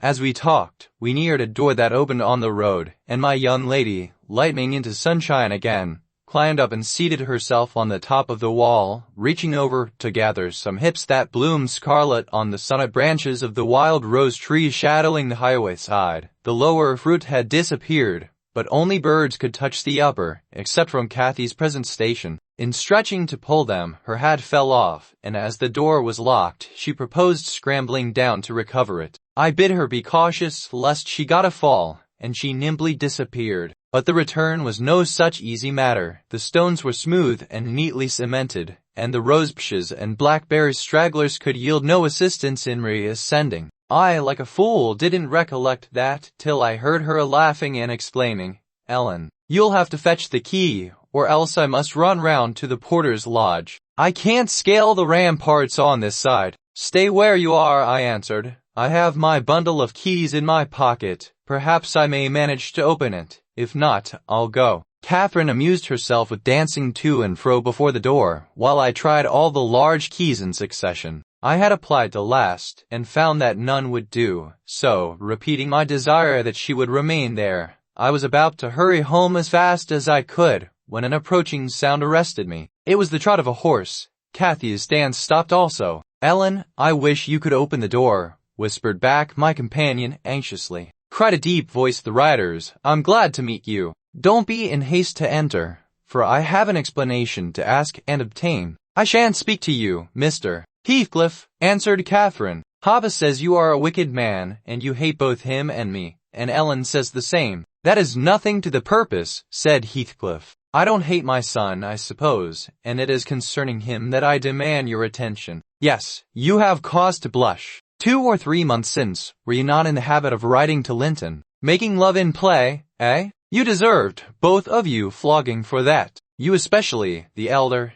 and less sensitive as it turns out. I've got your letters, and if you give me any pertness I'll send them to your father. I presume you grew weary of the amusement and dropped it, didn't you? Well, you dropped Linton with it into a slough of despond. He was in earnest, in love, really. As true as I live, he's dying for you, breaking his heart at your fickleness, not figuratively, but actually. Though Hareton has made him a standing jest for 6 weeks, and I have used more serious measures and attempted to frighten him out of his idiocy, he gets worse daily, and he'll be under the sod before summer unless you restore him. How can you lie so glaringly to the poor child? I called from the inside. How can you deliberately get up such paltry falsehoods? Miss Cathy, I'll knock the lock off with a stone. You won't believe that vile nonsense. You can feel in yourself it is impossible that a person should die for love of a stranger. I was not aware there were eavesdroppers, muttered the detected villain. Dean, I like you, but I don't like your double-dealing, he added aloud.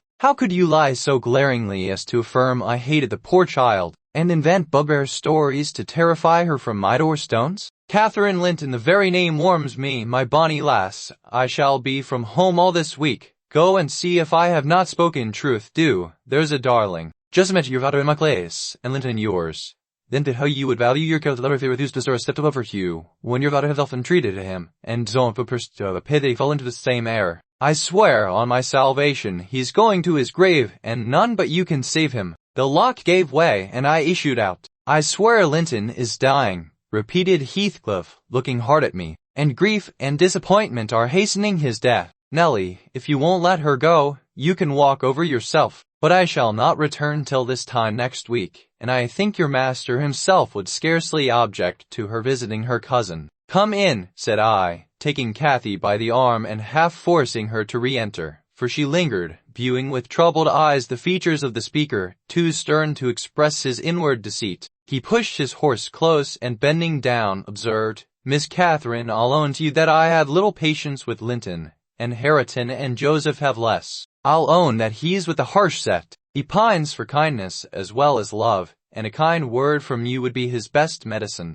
Dean's cruel cautions, but be generous and contrive to see him. He dreams of you day and night, and cannot be persuaded that you don't hate him, since you neither write nor call. I closed the door, and rolled a stone to assist the loosened lock in holding it, and spreading my umbrella, I drew my charge underneath, for the rain began to drive through the moaning branches of the trees, and warned us to avoid delay. Our hurry prevented any comment on the encounter with Heathcliff, as we stretched towards home, but I divined instinctively that Catherine's heart was clouded now in double darkness. Her features were so sad, they did not seem hers. She evidently regarded what she had heard as every syllable true. The master had retired to rest before we came in. Cathy stole to his room to inquire how he was. He had fallen asleep. She returned and asked me to sit with her in the library. We took our tea together, and afterwards she lay down on the rug and told me not to talk, for she was weary. I got a book and pretended to read. As soon as she supposed me absorbed in my occupation, she recommenced her silent weeping. It appeared, at present, her favorite diversion.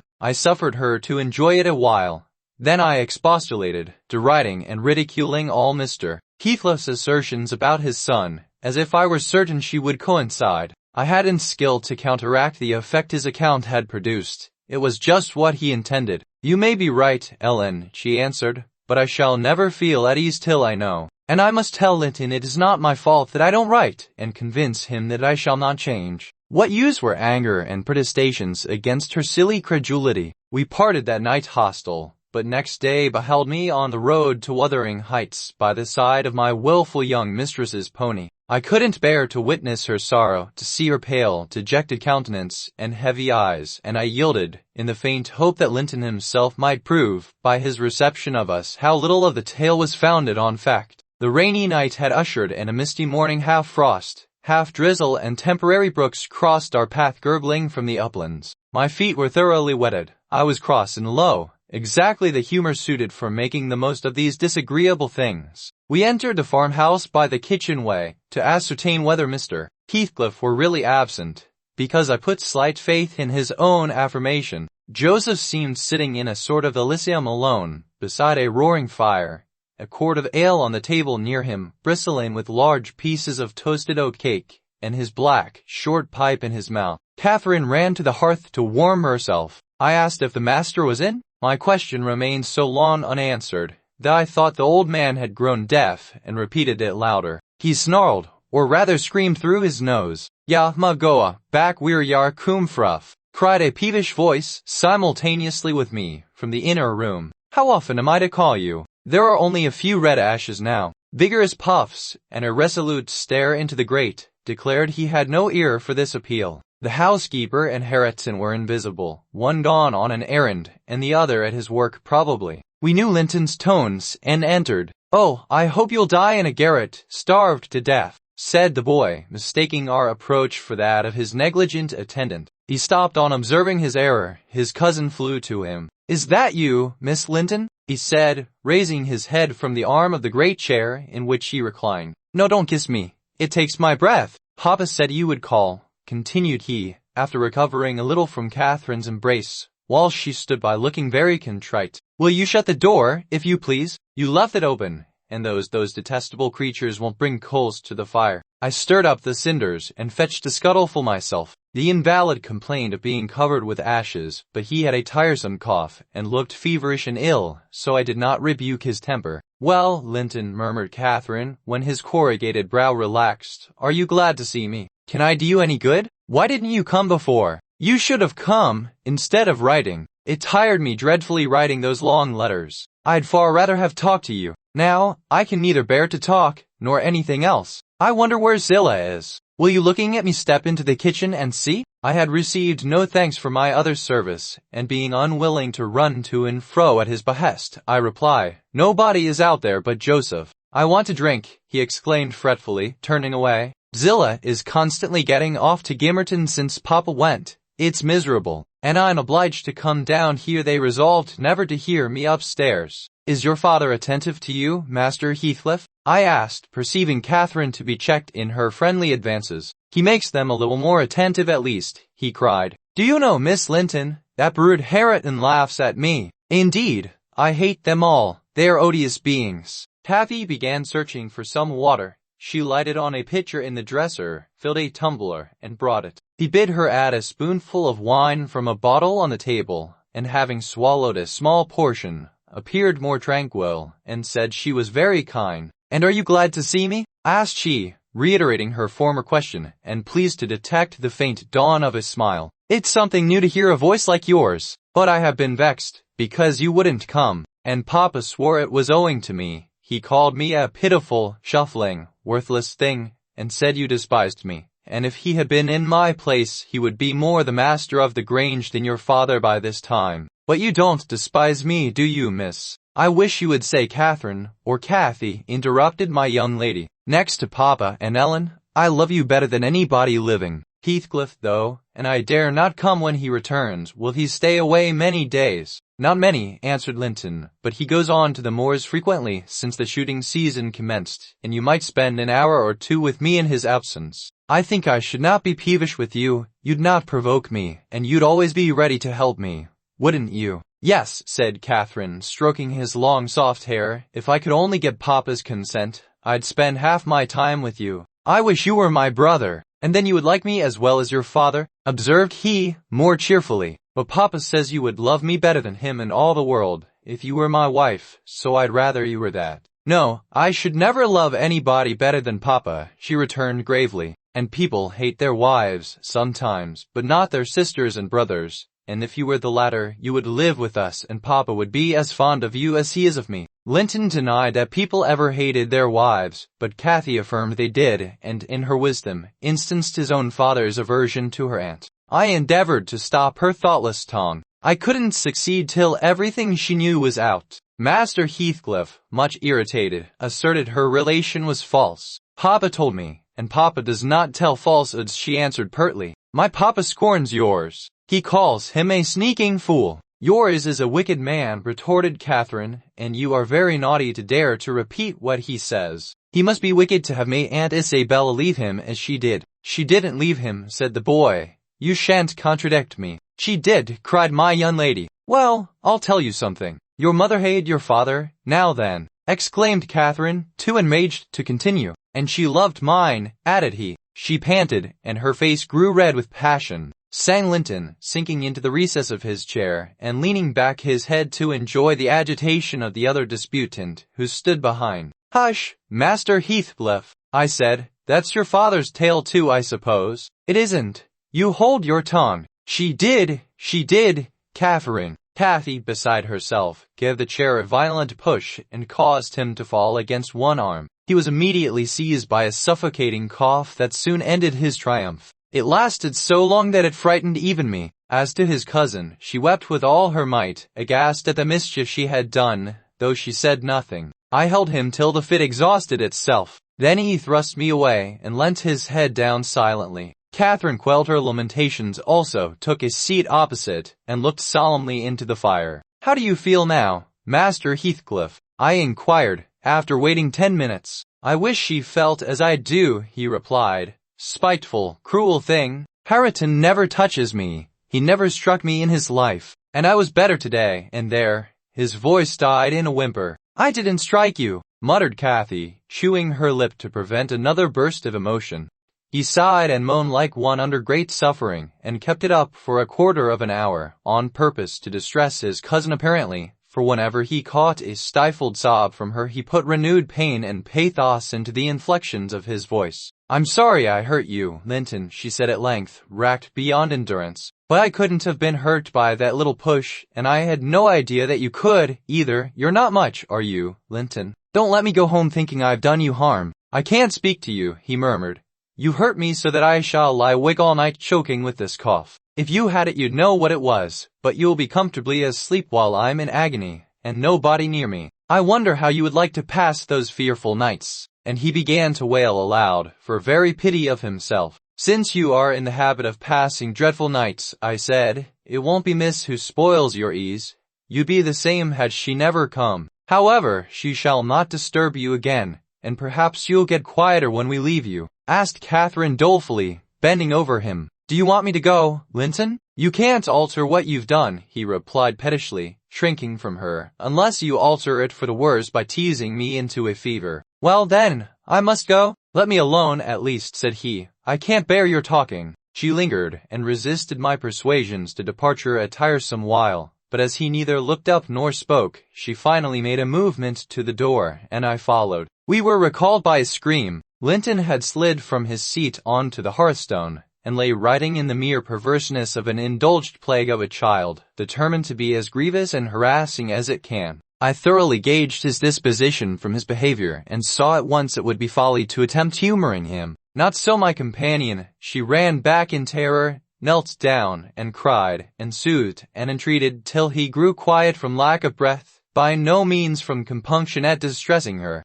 I shall lift him on to the settle, I said, and he may roll about as he pleases. We can't stop to watch him. I hope you are satisfied, Miss Cathy, that you are not the person to benefit him, and that his condition of health is not occasioned by attachment to you. Now, then, there he is. Come away. As soon as he knows there is nobody by to care for his nonsense, he'll be glad to lie still. She placed a cushion under his head, and offered him some water. He rejected the latter, and tossed uneasily on the former, as if it were a stone or a block of wood. She tried to put it more comfortably. I can't do with that, he said. It's not high enough. Catherine brought another to lay above it. That's too high, murmured the provoking thing. How must I arrange it, then? She asked despairingly. He twined himself up to her, as she half knelt by the settle, and converted her shoulder into a support. No, that won't do, I said. You'll be content with the cushion, Master Heathcliff. Miss has wasted too much time on you already. We cannot remain 5 minutes longer. Yes, we can. He's good and patient now. He's beginning to think I shall have far greater misery than he will tonight, if I believe he is the worse for my visit, and then I dare not come again. Tell the truth about it, Linton, for I mustn't come if I have hurt you. You must come to cure me, he answered. You ought to come because you have hurt me. You know you have extremely. I was not as ill when you entered as I am at present, was I? But you've made yourself ill by crying and being in a passion. I didn't do it all, said his cousin. However, we'll be friends now. And you want me? You would wish to see me sometimes, really? I told you I did, he replied impatiently. Sit on the settle and let me lean on your knee. That's as Mamma used to do, whole afternoons together. Sit quite still and don't talk, but you may sing a song if you can sing, or you may say a nice long interesting ballad, one of those you promised to teach me, or a story. I'd rather have a ballad, though. Begin. Catherine repeated the longest she could remember. The employment pleased both mightily. Linton would have another, and after that another, notwithstanding my strenuous objections, and so they went on until the clock struck 12, and we heard Hareton in the court returning for his dinner. And tomorrow, Catherine, will you be here tomorrow? Asked young Heathcliff, holding her frock as she rose reluctantly. No, I answered, nor next day neither. She, however, gave a different response evidently, for his forehead cleared as she stooped and whispered in his ear. You won't go tomorrow, recollect, miss. I commenced when we were out of the house. You are not dreaming of it, are you? Oh, I'll take good care, I continued. I'll have that lock mended, and you can escape by no way else. I can get over the wall, she said laughing. The Grange is not a prison, Ellen, and you are not my jailer. And besides, I'm almost 17, I'm a woman, and I'm certain Linton would recover quickly if he had me to look after him. I'm older than he is, you know, and wiser, less childish, am I not? And he'll soon do as I direct him, with some slight coaxing. He's a pretty little darling when he's good. I'd make such a pet of him, if he were mine. We should never quarrel, should we, after we were used to each other. Don't you like him, Ellen? The worst-tempered bit of a sickly slip that ever struggled into its teens. Heathcliff conjectured, he'll not win 20. I doubt whether he'll see spring, indeed, and small loss to his family whenever he drops off. And lucky it is for us that his father took him. The kinder he was treated, the more tedious and selfish he'd be. I'm glad you have no chance of having him for a husband, Miss Catherine. My companion waxed serious at hearing this speech. To speak of his death so regardlessly wounded her feelings. He's younger than I, she answered after a protracted pause of meditation, and he ought to live the longest. He must live as long as I do. He's as strong now as when he first came into the north. I'm positive of that. It's only a cold that ails him, the same as Papa has. You say Papa will get better, and why shouldn't he? Well, I cried, after all, we needn't trouble ourselves. For listen, miss, and mind, I'll keep my word if you attempt going to Wuthering Heights again, with or without me, I shall inform Mr. Linton, and, unless he allow it, the intimacy with your cousin must not be revived. It has been revived, muttered Cathy, sulkily. Must not be continued, then, I said. We'll see, was her reply, and she set off at a gallop, leaving me to toil in the rear. We both reached home before our dinner time. My master supposed we had been wandering through the park, and therefore he demanded no explanation of our absence. As soon as I entered I hastened to change my soaked shoes and stockings, but sitting such a while at the Heights had done the mischief. On the succeeding morning I was laid up, and during 3 weeks I remained incapacitated for attending to my duties, a calamity never experienced prior to that period, and never, I am thankful to say, since. My little mistress behaved like an angel in coming to wait on me and cheer my solitude. The confinement brought me exceedingly low. It is wearisome to a stirring active body, but few have slighter reasons for complaint than I had. The moment Catherine left Mr. Linton's room she appeared at my bedside. Her day was divided between us. No amusement usurped a minute. She neglected her meals, her studies, and her play, and she was the fondest nurse that ever watched. She must have had a warm heart, when she loved her father so, to give so much to me. I said her days were divided between us, but the master retired early, and I generally needed nothing after 6 o'clock, thus the evening was her own. I never considered what she did with herself after tea. and though frequently, when she looked in to bid me good night, I remarked a fresh color in her cheeks and a pinkness over her slender fingers, instead of fancying the hue borrowed from a cold ride across the moors, I laid it to the charge of a hot fire in the library. At the close of 3 weeks I was able to quit my chamber and move about the house, and on the first occasion of my sitting up in the evening I asked Catherine to read to me, because my eyes were weak. We were in the library, the master having gone to bed. She consented, rather unwillingly, I fancied, and imagining my sort of books did not suit her, I bid her please herself in the choice of what she perused. She selected one of her own favorites, and got forward steadily about an hour. Then came frequent questions. "Ellen, are not you tired? Hadn't you better lie down now? You'll be sick, keeping up so long, Ellen." "No, dear, I'm not tired," I returned, continually. Perceiving me immovable, she essayed another method of showing her disrelish for her occupation. It changed to yawning and stretching and, "Ellen, I'm tired." "Give over then and talk," I answered. That was worse. She fretted and sighed, and looked at her watch till 8, and finally went to her room, completely overdone with sleep, judging by her peevish, heavy look, and the constant rubbing she inflicted on her eyes. The following night she seemed more impatient still, and on the 3rd from recovering my company she complained of a headache and left me. I thought her conduct odd, and having remained alone a long while, I resolved on going and inquiring whether she were better, and asking her to come and lie on the sofa, instead of upstairs in the dark. No Catherine could I discover upstairs, and none below. The servants affirmed they had not seen her. Edgar's door, all was silence. I returned to her apartment, extinguished my candle, and seated myself in the window. The moon shone bright, a sprinkling of snow covered the ground, and I reflected that she might possibly have taken it into her head to walk about the garden for refreshment. I did detect a figure creeping along the inner fence of the park, but it was not my young mistress. On its emerging into the light, I recognized one of the grooms. He stood a considerable period, viewing the carriage road through the grounds, then started off at a brisk pace, as if he had detected something, and reappeared presently leading Mrs. Pony, and there she was, just dismounted, and walking by its side. The man took his charge stealthily across the grass toward the stable. Cathy entered by the casement window of the drawing-room, and glided noiselessly up to where I awaited her. She put the door gently to, slipped off her snowy shoes, untied her hat, and was proceeding, unconscious of my espionage, to lay aside her mantle, when I suddenly rose and revealed myself. The surprise petrified her an instant. She uttered an inarticulate exclamation, and stood fixed. "My dear Miss Catherine," I began, too vividly impressed by her recent kindness to break into a scold, "where have you been riding out at this hour? And why should you try to deceive me by telling a tale?" "To the bottom of the park," she stammered.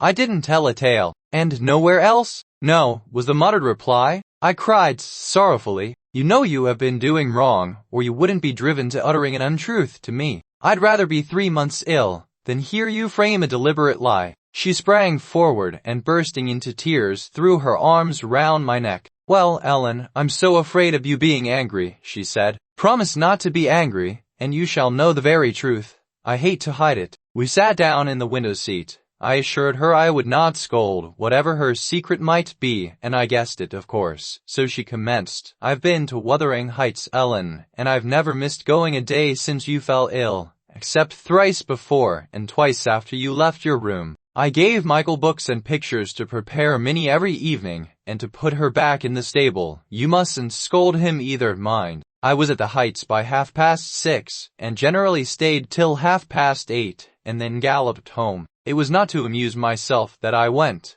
I was often wretched all the time. Now and then I was happy, once in a week perhaps. At first, I expected there would be sad work persuading you to let me keep my word to Linton, for I had engaged to call again next day, when we quitted him. But, as you stayed upstairs on the morrow, I escaped that trouble. While Michael was refastening the lock of the park door in the afternoon, I got possession of the key, and told him how my cousin wished me to visit him, because he was sick and couldn't come to the Grange, and how Papa would object to my going, and then I negotiated with him about the pony. He is fond of reading, and he thinks of leaving soon to get married, so he offered, if I would lend him books out of the library, to do what I wished, but I preferred giving him my own, and that satisfied him better. On my second visit Linton seemed in lively spirits, and Zillah, that is their housekeeper, made us a clean room and a good fire, and told us that, as Joseph was out at a prayer meeting and Hareton Earnshaw was off with his dogs robbing our woods of pheasants, as I heard afterwards, we might do what we liked. She brought me some warm wine and gingerbread, and appeared exceedingly good-natured, and Linton sat in the armchair, and I in the little rocking chair on the hearthstone.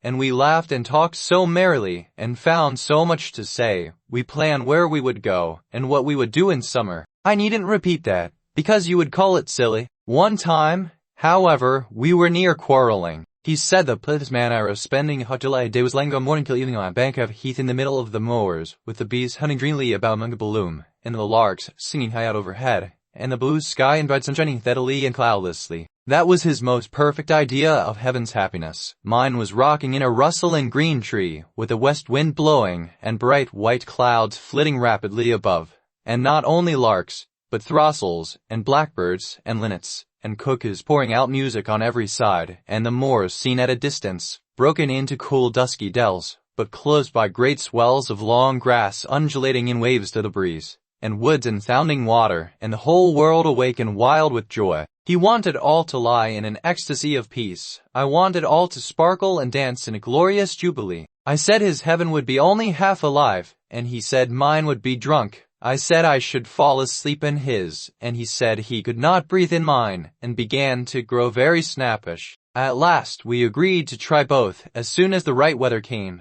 and then we kissed each other and were friends. After sitting still an hour, I looked at the great room with its smooth uncarpeted floor, and thought how nice it would be to play in, if we removed the table, and I asked Linton to call Zillah in to help us, and we'd have a game at blindman's buff. She should try to catch us. You used to, you know, Ellen. He wouldn't. There was no pleasure in it, he said, but he consented to play at ball with me. We found two in a cupboard, among a heap of old toys, tops and hoops and battledores and shuttlecocks. I wished to have the C, because that stood for Catherine, and the H might be for Heathcliff, his name, but the brand came out of H, and Linton didn't like it. I beat him constantly, and he got cross again and coughed and returned to his chair. That night, though he easily recovered his good humor, he was charmed with 2 or 3 pretty songs, your songs, Ellen, and when I was obliged to go, he begged and entreated me to come the following evening, and I promised. Minnie and I went flying home as light as air, and I dreamt of Wuthering Heights and my sweet, darling cousin till morning. On the morrow I was sad,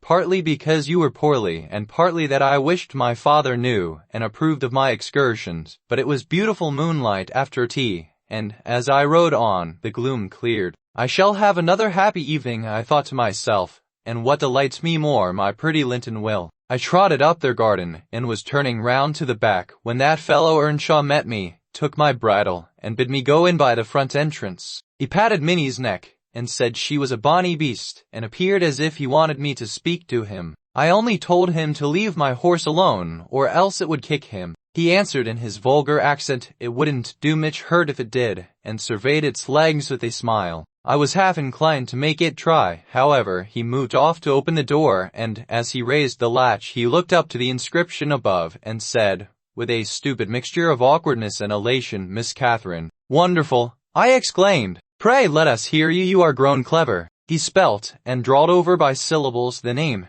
Hareton Earnshaw. And the figures? I cried, encouragingly, perceiving that he came to a dead halt. I cannot tell them yet, he answered. I said, laughing heartily at his failure. The fool stared, with a grin hovering about his lips and a scowl gathering over his eyes, as if uncertain whether he might not join in my mirth, whether it were not pleasant familiarity, or what it really was, contempt. I settled his doubts by suddenly retrieving my gravity and desiring him to walk away, for I came to see Linton, not him. He read, and I saw that by the moonlight, dropped his hand from the latch and skulked off, a picture of mortified vanity. He imagined himself to be as accomplished as Linton, I suppose, because he could spell his own name, and was marvelously discomfited that I didn't think the same. Stop, Miss Catherine, dear. I shall not scold, but I don't like your conduct there. If you had remembered that Hareton was your cousin as much as Master Heathcliff, you would have felt how improper it was to behave in that way. At least, it was praiseworthy ambition for him to desire to be as accomplished as Linton, and probably he did not learn merely to show off. You had made him ashamed of his ignorance before, I have no doubt, and he wished to remedy it and please you.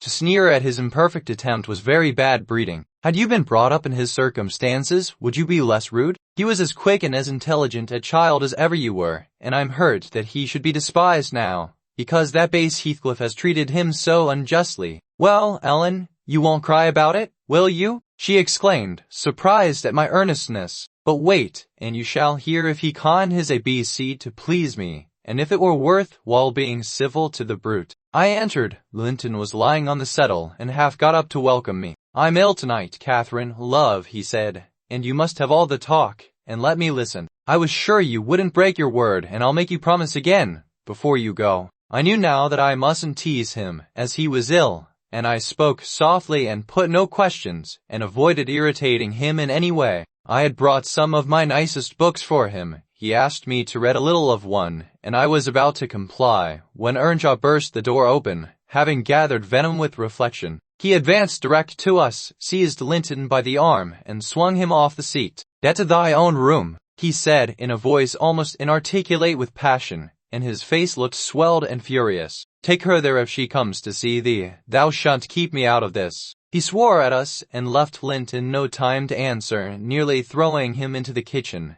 and he clenched his fist as I followed, seemingly longing to knock me down. I was afraid for a moment, and I let one volume fall. He kicked it after me, and shut us out. I heard a malignant, crackly laugh by the fire, and turning, beheld that odious Joseph standing rubbing his bony hands and quivering. I were sure he'd sarve ye out. He's gettin' rate spirit in him. He gnaws as weel as I do, who sud be maester yonder etch.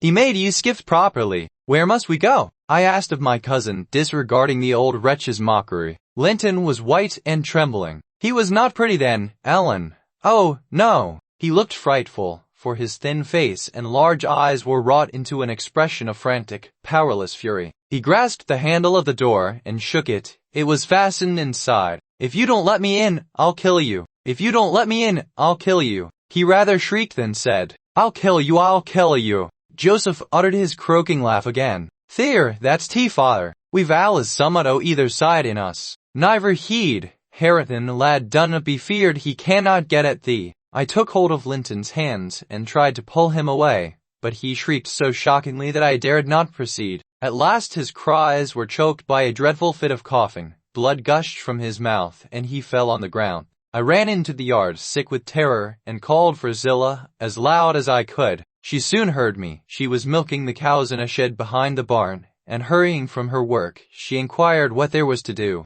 I hadn't breath to explain. Dragging her in, I looked about for Linton. Earnshaw had come out to examine the mischief he had caused, and he was then conveying the poor thing upstairs. Zillah and I ascended after him, but he stopped me at the top of the steps and said I shouldn't go in. I must go home. I exclaimed that he had killed Linton, and I would enter. Joseph locked the door and declared I should do no sich stuff, and asked me whether I were bound to be as mad as him. I stood crying till the housekeeper reappeared. She affirmed he would be better in a bit, but he couldn't do with that shrieking and din, and she took me, and nearly carried me into the house. Ellen, I was ready to tear my hair off my head. I sobbed and wept so that my eyes were almost blind, and the ruffian you have such sympathy with stood opposite, presuming every now and then to bid me wished, and denying that it was his fault, and, finally, frightened by my assertions that I would tell Papa, and that he should be put in prison and hanged, he commenced blubbering himself, and hurried out to hide his cowardly agitation. Still, I was not rid of him.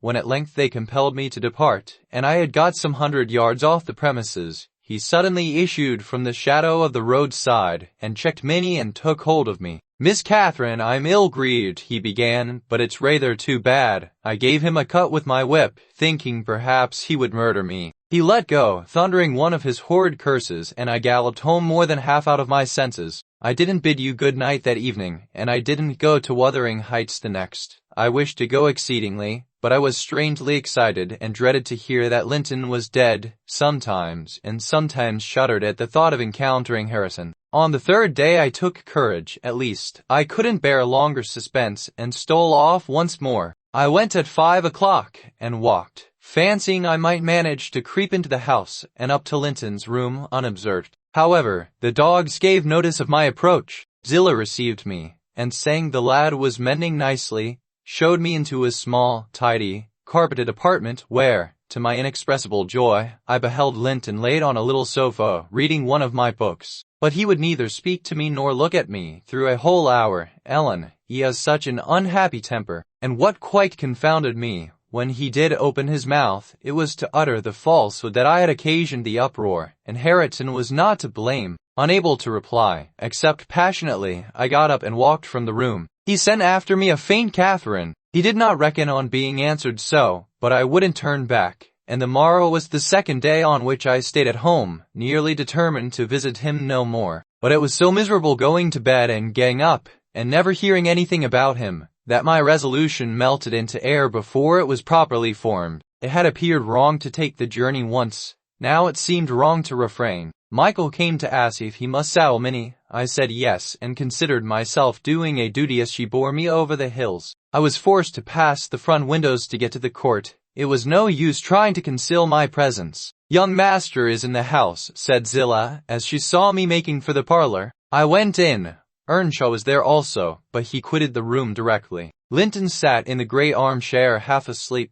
Walking up to the fire, I began in a serious tone, partly meaning it to be true. "As you don't like me, Linton, and as you think I come on purpose to hurt you, and pretend that I do so every time, this is our last meeting. Let us say good-bye, and tell Mr. Heathcliff that you have no wish to see me, and that he mustn't invent any more falsehoods on the subject." "Sit down and take your hat off, Catherine," he answered. "You are so much happier than I am, you ought to be better. Papa talks enough of my defects, and shows enough scorn of me, to make it natural I should doubt myself. I doubt whether I am not altogether as worthless as he calls me, frequently, and then I feel so cross and bitter I hate everybody. I am worthless, and bad in temper and bad in spirit, almost always, and if you choose, you may say good-bye. You'll get rid of an annoyance. Only, Catherine, do me this justice. Believe that if I might be as sweet, and as kind, and as good as you are, I would be, as willingly, and more so, than as happy and as healthy. And believe that your kindness has made me love you deeper than if I deserved your love,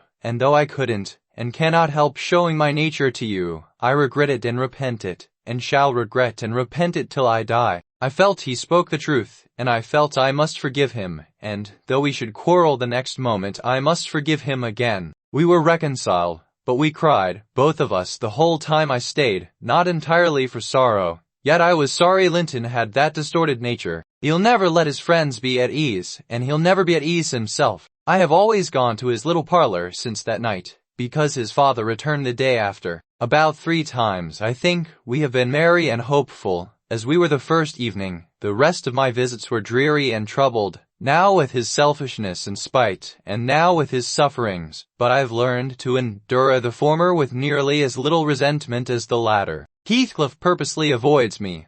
I have hardly seen him at all. Last Sunday, indeed, coming earlier than usual, I heard him abusing poor Linton cruelly for his conduct of the night before. I can't tell how he knew of it, unless he listened. Linton had certainly behaved provokingly. However, it was the business of nobody but me, and I interrupted Mr. Heathcliff's lecture by entering and telling him so. He burst into a laugh, and went away, saying he was glad I took that view of the matter. Since then, I've told Linton he must whisper his bitter things. Now, Ellen, you have heard all. I can't be prevented from going to Wuthering Heights, except by inflicting misery on 2 people. Whereas, if you'll only not tell Papa, my going need disturb the tranquility of none. You'll not tell, will you? It will be very heartless, if you do. I'll make up my mind on that point by tomorrow, Miss Catherine, I replied. It requires some study, and so I'll leave you to your rest, and go think it over. I thought it over aloud, in my master's presence, walking straight from her room to his, and relating the whole story, with the exception of her conversations with her cousin, and any mention of Hareton. Linton was alarmed and distressed, more than he would acknowledge to me. In the morning, Catherine learned my betrayal of her confidence, and she learnt also that her secret visits were to end. In vain she wept and writhed against the interdict,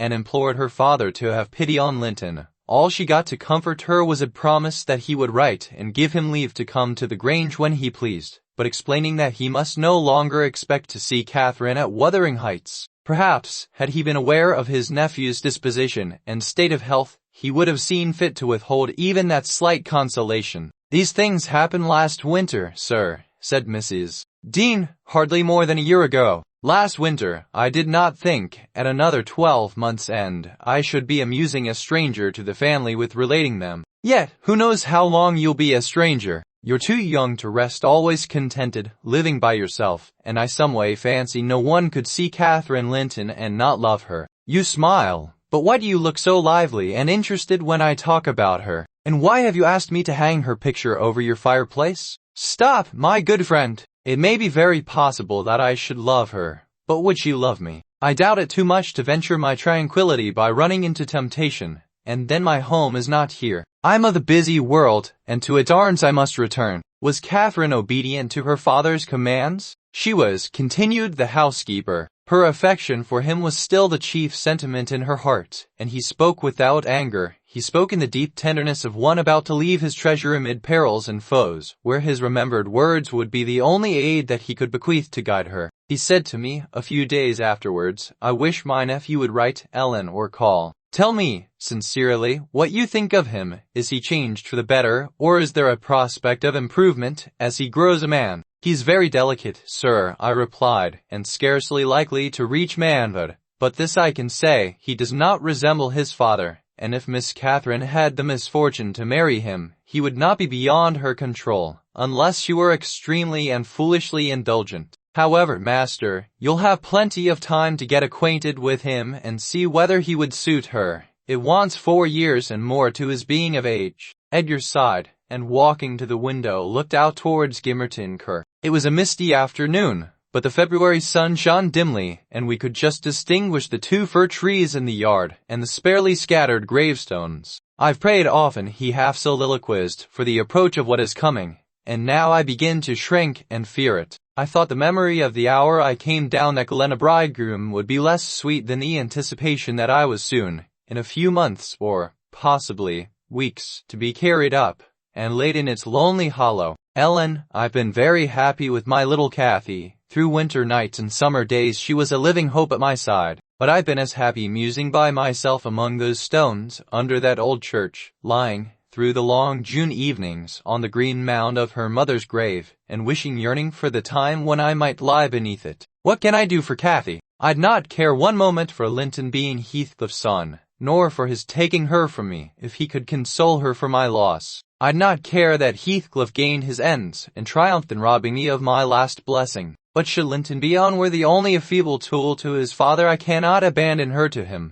And hard though it be to crush her buoyant spirit, I must persevere in making her sad while I live, and leaving her solitary when I die. I'd rather resign her to God, and lay her in the earth before me. Resign her to God as it is, sir, I answered, and if we should lose you, which may he forbid under his providence, I'll stand her friend and counselor to the last. Miss Catherine is a good girl. I don't fear that she will go wilfully wrong, and people who do their duty are always finally rewarded. Spring advanced, yet my master gathered no real strength, though he resumed his walks in the grounds with his daughter. To her inexperienced notions this itself was a sign of convalescence, and then his cheek was often flushed, and his eyes were bright. She felt sure of his recovering. On her 17th birthday he did not visit the churchyard. It was raining, and I observed, "You'll surely not go out tonight, sir." He answered, "No, I'll defer it this year a little longer." He wrote again to Linton, expressing his great desire to see him,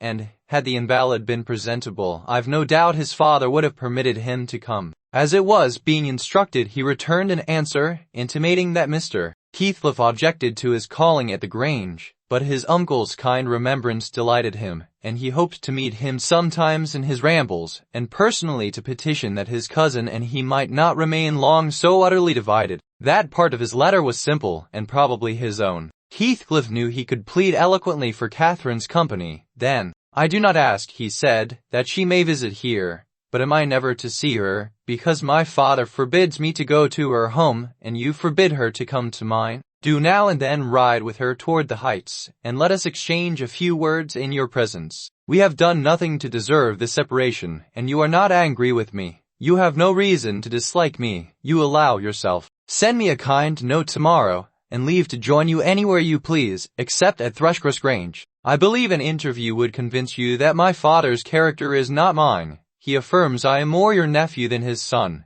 and though I have faults which render me unworthy of Catherine, she has excused them, and for her sake you should also. You inquire after my health. It is better, but while I remain cut off from all hope and doomed to solitude, or the society of those who never did and never will like me, how can I be cheerful and well? Edgar, though he felt for the boy, could not consent to grant his request, because he could not accompany Catherine. He said, in summer perhaps, they might meet. Meantime, he wished him to continue writing at intervals, and engaged to give him what advice and comfort he was able by letter, being well aware of his hard position in his family. Linton complied, and had he been unrestrained, would probably have spoiled all by filling his epistles with complaints and lamentations, but his father kept a sharp watch over him, and, of course, insisted on every line that my masters sent being shown. So, instead of penning his peculiar personal sufferings and distresses, the themes constantly uppermost in his thoughts, he harped on the cruel obligation of being held asunder from his friend and love, and gently intimated that Mr. Linton must allow an interview soon, or he should fear he was purposely deceiving him with empty promises. Cathy was a powerful ally at home,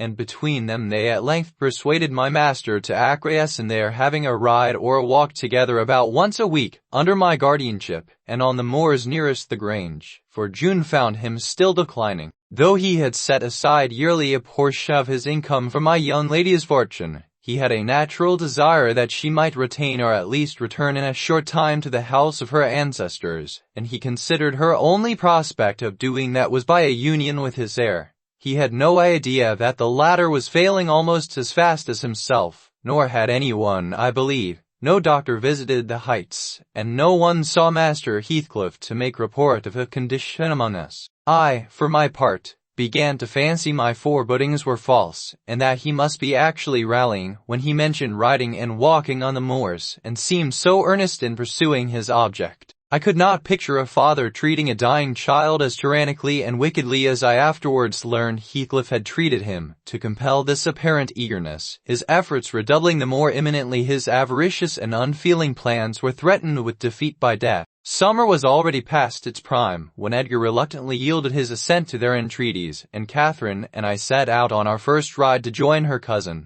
It was a close, sultry day, devoid of sunshine, but with a sky too dappled and hazy to threaten rain, and our place of meeting had been fixed at the guide stone, by the crossroads. On arriving there, however, a little herd boy, dispatched as a messenger, told us that Maester Linton were just o' this side th Heights, and he'd be much obleeged to us to gang on a bit further. Then Master Linton has forgot the first injunction of his uncle, I observed. He bid us keep on the Grange land, and here we are off at once. Well, we'll turn our horses' heads round when we reach him, answered my companion. Our excursion shall lie toward home. But when we reached him, and that was scarcely a quarter of a mile from his own door, we found he had no horse, and we were forced to dismount and leave ours to graze. He lay on the heath, awaiting our approach, and did not rise till we came within a few yards. Then he walked so feebly, and looked so pale, that I immediately exclaimed, "Why, Master Heathcliff,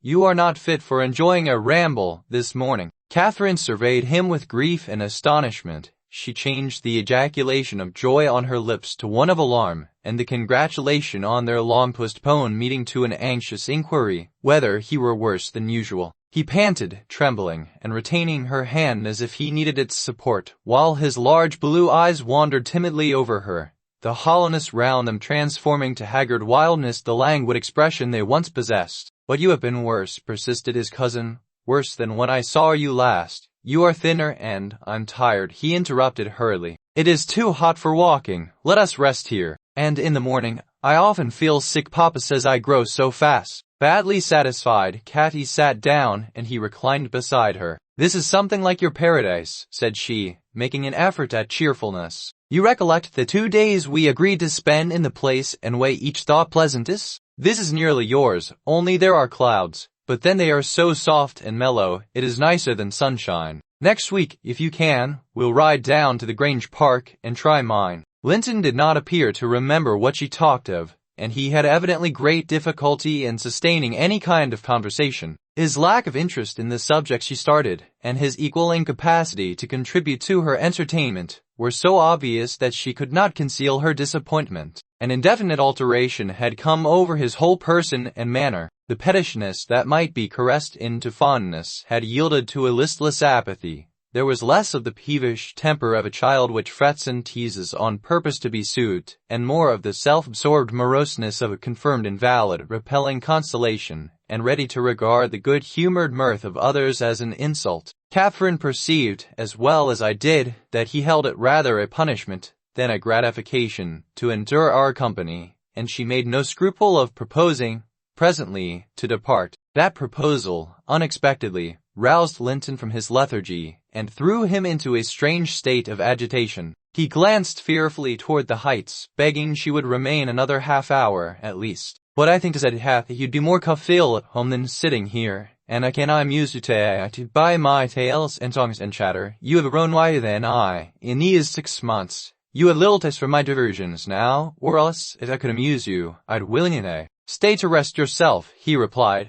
"And Catherine, don't think or say that I'm very unwell. It is the heavy weather and heat that make me dull, and I walked about, before you came, a great deal for me. Tell uncle I'm in tolerable health, will you?" "I'll tell him that you say so, Linton." "I couldn't affirm that you are," observed my young lady, wondering at his pertinacious assertion of what was evidently an untruth. "And be here again next Thursday," continued he, shunning her puzzled gaze. "And give him my thanks for permitting you to come. My best thanks, Catherine. And if you did meet my father, and he asked you about me, don't lead him to suppose that I've been extremely silent and stupid. Don't look sad and downcast as you are doing. He'll be angry." "I care nothing for his anger," exclaimed Cathy, imagining she would be its object. "But I do," said her cousin, shuddering. "Don't provoke him against me, Catherine, for he is very hard." "Is he severe to you, Master Heathcliff? Has he grown weary of indulgence and passed from passive to active hatred?" Linton looked at me,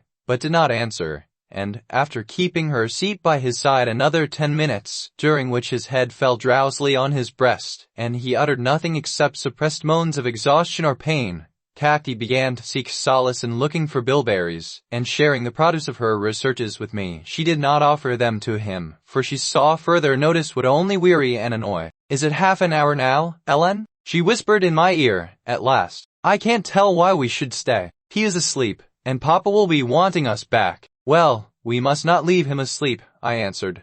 "Wait till he wakes, and be patient. You were mighty eager to set off, but your longing to see poor Linton has soon evaporated." "Why did he wish to see me?" returned Catherine. "In his crossest humors, formerly, I liked him better than I do in his present curious mood. It's just as if it were a task he was compelled to perform this interview for fear his father should scold him. But I'm hardly going to come to give Mr. Heathcliff pleasure, whatever reason he may have for ordering Linton to undergo this penance. And, though I'm glad he's better in health, I'm sorry he's so much less pleasant and so much less affectionate to me." "You think he is better in health, then?" "Yes," she answered, "because he always made such a great deal of his sufferings, you know. He is not tolerably well, as he told me to tell Papa, but he's better very likely." "There you differ with me, Miss Cathy," I remarked. "I should conjecture him to be far worse." Linton here started from his slumber in bewildered terror, and asked if anyone had called his name. "No," said Catherine, "unless in dreams. I cannot conceive how you manage to doze out of doors in the morning." "I thought I heard my father," he gasped, glancing up to the frowning nab above us. "You are sure nobody spoke?" "Quite sure," replied his cousin. "Only Ellen and I were disputing concerning your health. Are you truly stronger, Linton, than when we separated in winter? If you be, I'm certain one thing is not stronger, your regard for me. Speak, are you?" The tears gushed from Linton's eyes as he answered, Yes, I am." And, still under the spell of the imaginary voice, his gaze wandered up and down to detect its owner. "For today, we must part," she said, "and I won't conceal that I have been sadly disappointed with our meeting, though I'll mention it to nobody but you. Not that I stand in awe of Mr. "Hush," murmured Linton, "for God's sake, hush!" And he clung to Catherine's arm, striving to detain her. But at that announcement she hastily disengaged herself, and whistled to Minnie, who obeyed her like a dog. "I'll be here next Thursday," she cried, springing to the saddle. And so we left him, scarcely conscious of our departure, so absorbed was he in anticipating his father's approach. Before we reached home, Catherine's displeasure softened into a perplexed sensation of pity and regret, largely blended with vague, uneasy doubts about Linton's actual circumstances, physical and social, in which I partook, though I counselled her not to say much, for a second journey would make us better judges. My master requested an account of our ongoings. His nephew's offering of thanks was duly delivered, Miss Cathy gently touching on the rest. I also threw little light on his inquiries, for I hardly knew what to hide and what to reveal. 7 days glided away, every one marking its course by the henceforth rapid alteration of Edgar Linton's state. The havoc that months had previously wrought was now emulated by the inroads of hours. Catherine we would fain have deluded yet, but her own quick spirit refused to delude her. It divined in secret and brooded on the dreadful probability, gradually ripening into certainty. She had not the heart to mention her ride. When Thursday came round, I mentioned it for her, and obtained permission to order her out of doors, for the library, where her father stopped a short time daily. The brief period he could bear to sit up in his chamber had become her whole world. She grudged each moment that did not find her bending over his pillow, or seated by his side. Her countenance grew wan with watching and the sorrow, and my image gladly dismissed her to what he flattered himself would be a happy change of scene and society, drawing comfort from the hope that she would not now be left entirely alone after his death. He had a fixed idea, I guessed by several observations he let fall, that, as his nephew resembled him in person, he would resemble him in mind, for Linton's letters bore few or no indications of his defective character, and I, through pardonable weakness, refrained from correcting the error, asking myself what good there would be in disturbing his last moments with information that he had neither power nor opportunity to turn to account. We deferred our excursion till the afternoon, a golden afternoon of August, every breath from the hills so full of life that it seemed whoever respired it, though dying, might revive. Catherine's face was just like the landscape, shadows and sunshine flitting over it in rapid succession, but the shadows rested longer and the sunshine was more transient, and her poor little heart reproached itself for even that passing forgetfulness of its cares. We discerned Linton watching at the same spot he had selected before. My young mistress alighted and told me that, as she was resolved to stay a very little while, I had better hold the pony and remain on horseback. But I dissented. I wouldn't risk losing sight of the charge committed to me a minute. So we climbed the slope of heath together. Master Heathcliff received us with greater animation on this occasion, not the animation of high spirits though, nor yet of joy. It looked more like fear. He said, speaking short and with difficulty, "Is not your father very ill? I thought you wouldn't come. Why won't you be candid?" cried Catherine, swallowing her greeting. "Why cannot you say at once you don't want me? It is strange, Linton, that for the second time you have brought me here on purpose, apparently to distress us both, and for no reason besides." Linton shivered and glanced at her, half supplicating, half ashamed, but his cousin's patience was not sufficient to endure this enigmatical behavior. "My father is very ill," she said, "and why am I called from his bedside? Why didn't you send to absolve me from my promise, when you wished I wouldn't keep it? I desire an explanation. Playing and trifling are completely banished out of my mind, and I can't dance attendance on your affectations now." He murmured, "What are they?" "For heaven's sake, Catherine, don't look so angry. Despise me as much as you please. I am a worthless, cowardly wretch. I can't be scorned enough, but I'm too mean for your anger. Hate my father and spare me for contempt," cried Catherine in a passion. "He trembles, as if I were really going to touch him." "You needn't bespeak contempt, Linton. Anybody will have it spontaneously at your service. I shall return home. It is folly dragging you from the hearthstone, and pretending. What do we pretend? If I pitied you for crying and looking so very frightened, you should spurn such pity. Ellen, tell him how disgraceful this conduct is. Rise, and don't degrade yourself into an abject reptile, don't." With streaming face and an expression of agony, Linton had thrown his nerveless frame along the ground. He seemed convulsed with exquisite terror. He sobbed, "I cannot bear it. Catherine, I'm a traitor, too, and I dare not tell you, but leave me and I shall be killed. Dear Catherine, my life is in your hands, and you have said you loved me, and if you did, it wouldn't harm you. Kind, sweet, good Catherine, and perhaps you will consent and he'll let me die with you." My young lady, on witnessing his intense anguish, stooped to raise him. The old feeling of indulgent tenderness overcame her vexation, and she grew thoroughly moved and alarmed. Tell me the meaning of this strange talk, and I will. You contradict your own words, and distract me. Be calm and frank, and confess at once all that weighs on your heart. You wouldn't injure me, Linton, would you? You wouldn't let any enemy hurt me, if you could prevent it? I'll believe you are a coward, for yourself, but not a cowardly betrayer of your best friend. But my father threatened me, gasped the boy, clasping his attenuated fingers, and I dread him, said Catherine, with scornful compassion. Keep your secret.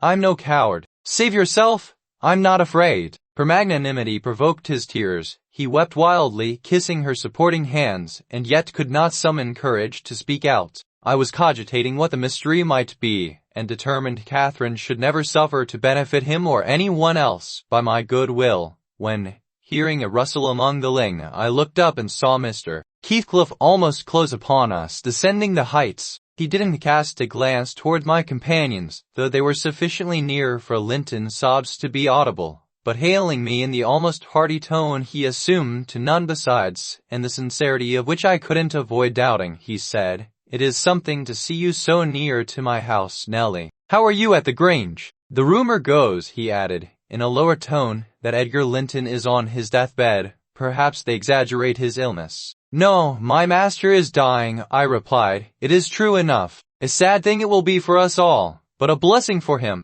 How long will he last, do you think?" "I don't know," I said. "Because," he continued, looking at the two young people, who were fixed under his eye, "Linton appeared as if he could not venture to stir or raise his head, and Catherine could not move, on his account. Because that lad yonder seems determined to beat me, and I'd thank his uncle to be quick and go before him. Has the whelp been playing that game long? I did give him some lessons about snivelling. Is he pretty lively with Miss Linton generally?" "No, he has shown the greatest distress," I answered. "To see him, I should say, that instead of ramblin' with his sweetheart on the hills, he ought to be in bed, under the hands of a doctor." "He shall be, in a day or two," muttered Heathcliff. "But first get up. Linton, don't grovel on the ground there. Up, this moment." Linton had sunk prostrate again in another paroxysm of helpless fear, caused by his father's glance towards him, I suppose. There was nothing else to produce such humiliation. He made several efforts to obey, but his little strength was annihilated for the time, and he fell back again with a moan.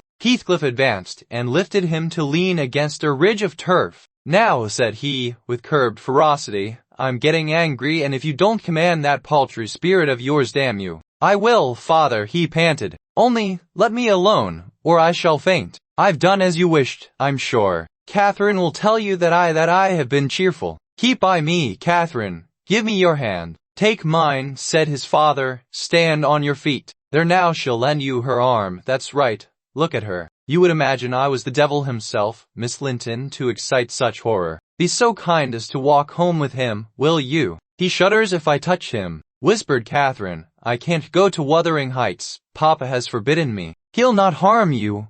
Why are you so afraid?" "I can never re-enter that house," he answered. "I'm not to re-enter it without you. We'll respect Catherine's filial scruples. Nelly, take him in, and I'll follow your advice concerning the doctor without delay." "You'll do well," replied I, "but I must remain with my mistress. To mind your son is not my business." "You are very stiff," said Heathcliff. "I know that, but you'll force me to pinch the baby and make it scream before it moves your charity. Are you willing to return, escorted by me?" He approached once more, and made as if he would seize the fragile being, but, shrinking back, Linton clung to his cousin, and implored her to accompany him, with a frantic importunity that admitted no denial. However I disapproved, I couldn't hinder her. Indeed, how could she have refused him herself? What was filling him with dread we had no means of discerning, but there he was, powerless under its gripe, and any addition seemed capable of shocking him into idiocy. We reached the threshold. Catherine walked in, and I stood waiting till she had conducted the invalid to a chair, expecting her out immediately, when Mr. Heathcliff, pushing me forward, exclaimed, "My house is not stricken with the plague, Nelly, and I have a mind to be hospitable today. Sit down, and allow me to shut the door." He shut and locked it also. "You shall have tea before you go home," he added. "Hareton is gone with some cattle to the Leas, and Zillah and Joseph are off on a journey of pleasure, and though I'm used to being alone, I'd rather have some interesting company if I can get it. Miss Linton, take your seat by him. I give you what I have. The present is hardly worth accepting, but I have nothing else to offer. It is Linton, I mean. It's odd what a savage feeling I have to anything that seems afraid of me. Had I been born where laws are less strict and tastes less dainty, I should treat myself to a slow vivisection of those two, as an evening's amusement. He drew in his breath, struck the table, and swore to himself by hell. I am not afraid of you, exclaimed Catherine, who could not hear the latter part of his speech. She stepped close up, her black eyes flashing with passion and resolution. Give me that key, I will have it. I wouldn't eat or drink here if I were starving. Heathcliff had the key in his hand that remained on the table. He looked up, seized with a sort of surprise at her boldness, or possibly reminded, by her voice and glance, of the person from whom she inherited it. She snatched at the instrument, and half succeeded in getting it out of his loosened fingers, but her action recalled him to the present. He recovered it speedily. Now, Catherine Linton, he said, stand off, or I shall knock you down, and that will make Mrs. Regardless of this warning, she captured his closed hand and its contents again. She repeated, exerting her utmost efforts to cause the iron muscles to relax, and finding that her nails made no impression, she applied her teeth pretty sharply. Heathcliff glanced at me, a glance that kept me from interfering a moment. Catherine was too intent on his fingers to notice his face.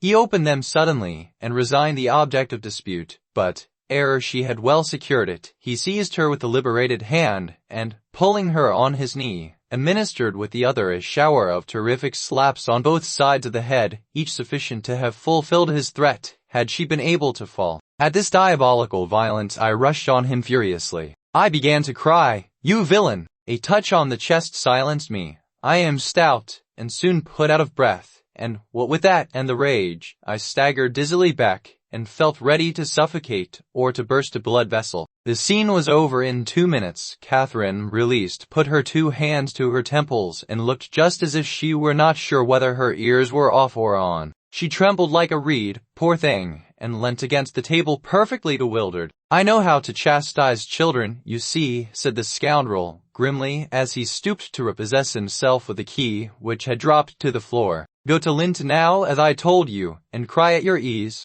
I shall be your father, tomorrow all the father you'll have in a few days, and you shall have plenty of that. You can bear plenty, you're no weakling. You shall have a daily tastes if I catch such a devil of a temper in your eyes again. Cathy ran to me instead of Linton, and knelt down and put her burning cheek on my lap, weeping aloud. Her cousin had shrunk into a corner of the settle, as quiet as a mouse, congratulating himself, I dare say, that the correction had alighted on another than him. Heathcliff, perceiving us all confounded, rose, and expeditiously made the tea himself. The cups and saucers were laid ready. He poured it out, and handed me a cup. Wash away your spleen, he said, and help your own naughty pet and mine. It is not poisoned, though I prepared it. I'm going out to seek your horses. Our first thought on his departure was to force an exit somewhere. We tried the kitchen door, but that was fastened outside. We looked at the windows, they were too narrow for even Cathy's little figure. Master Linton, I cried,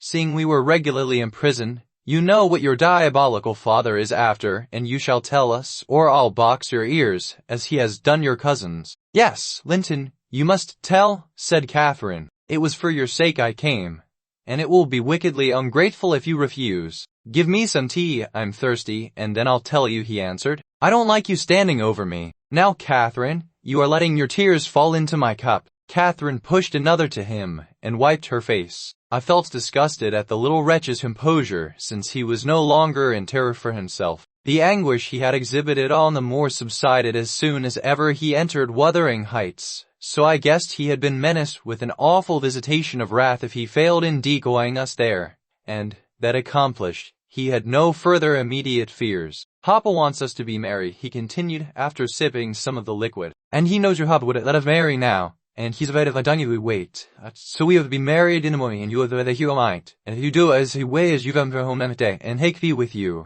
Take you with her, pitiful changeling. Or he thinks us fools, everyone. And do you imagine that beautiful young lady, that healthy, hearty girl, will tie herself to a little perishing monkey like you? Are you cherishing the notion that anybody, let alone Miss Catherine Linton, would have you for a husband? You want whipping for bringing us in here at all, with your dastardly pooling tricks, and don't look so silly, now. I've a very good mind to shake you severely for your contemptible treachery and your imbecile conceit. I did give him a slight shaking, but it brought on the cough, and he took to his ordinary resource of moaning and weeping, and Catherine rebuked me. No, she said, looking slowly round. Ellen, I'll burn that door down, but I'll get out. And she would have commenced the execution of her threat directly, but Linton was up in alarm for his dear self again. He clasped her in his two feeble arms, sobbing, "Won't you have me, and save me? Not let me come to the Grange? Oh, darling Catherine, you mustn't go and leave, after all. You must obey my father, you must." "I must obey my own," she replied, "and relieve him from this cruel suspense. He'll be distressed already.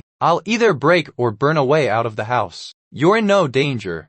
But if you hinder me, Linton, I love Papa better than you." The mortal terror he felt of Mr. Heathcliff's anger restored to the boy his coward's eloquence. Catherine was near distraught. Still, she persisted that she must go home, and tried entreaty in her turn, persuading him to subdue his selfish agony. While they were thus occupied, our jailer re-entered. "Your beasts have trotted off," he said, "and now, Linton, what has she been doing to you? Come, have done, and get to bed. In a month or two, my lad, you'll be able to pay her back her present tyrannies with a vigorous hand. You're pining for pure love, are you not? Nothing else in the world, and she shall have you. Zillah won't be here tonight. You must undress yourself. Once in your own room, I'll not come near you. You needn't fear. By chance, you've managed tolerably. I'll look to the rest."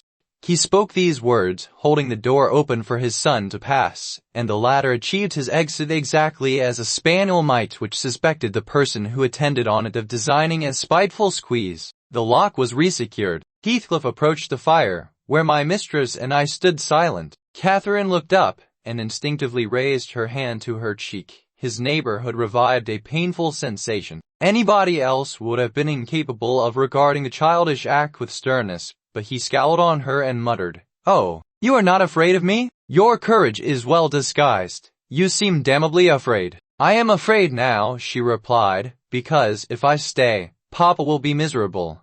And how can I endure making him miserable when he Mr. Heathcliff, let me go home. I promised to marry Linton. Papa would like me to, and I love him. Why should you wish to force me to do what I'll willingly do of myself?" "Let him dare to force you," I cried. "There's law in the land, thank God. There is, though we be in an out-of-the-way place. I'd inform if he were my own son, and it's felony without benefit of clergy. To the devil with your clamor. I don't want you to speak. Miss Linton, I shall enjoy myself remarkably in thinking your father will be miserable. I shall not sleep for satisfaction. You could have hit on no surer way of fixing your residence under my roof for the next 24 hours than informing me that such an event would follow. As to your promise to marry Linton, I'll take care you shall keep it, for you shall not quit this place till it is fulfilled." "Send Ellen, then, to let Papa know I'm safe," exclaimed Catherine, weeping bitterly. "Ellen, he'll think we're lost. He'll think you are tired of waiting on him, and run off for a little amusement," answered Heathcliff. "You cannot deny that you entered my house of your own accord, in contempt of his injunctions to the contrary, and it is quite natural that you should desire amusement at your age,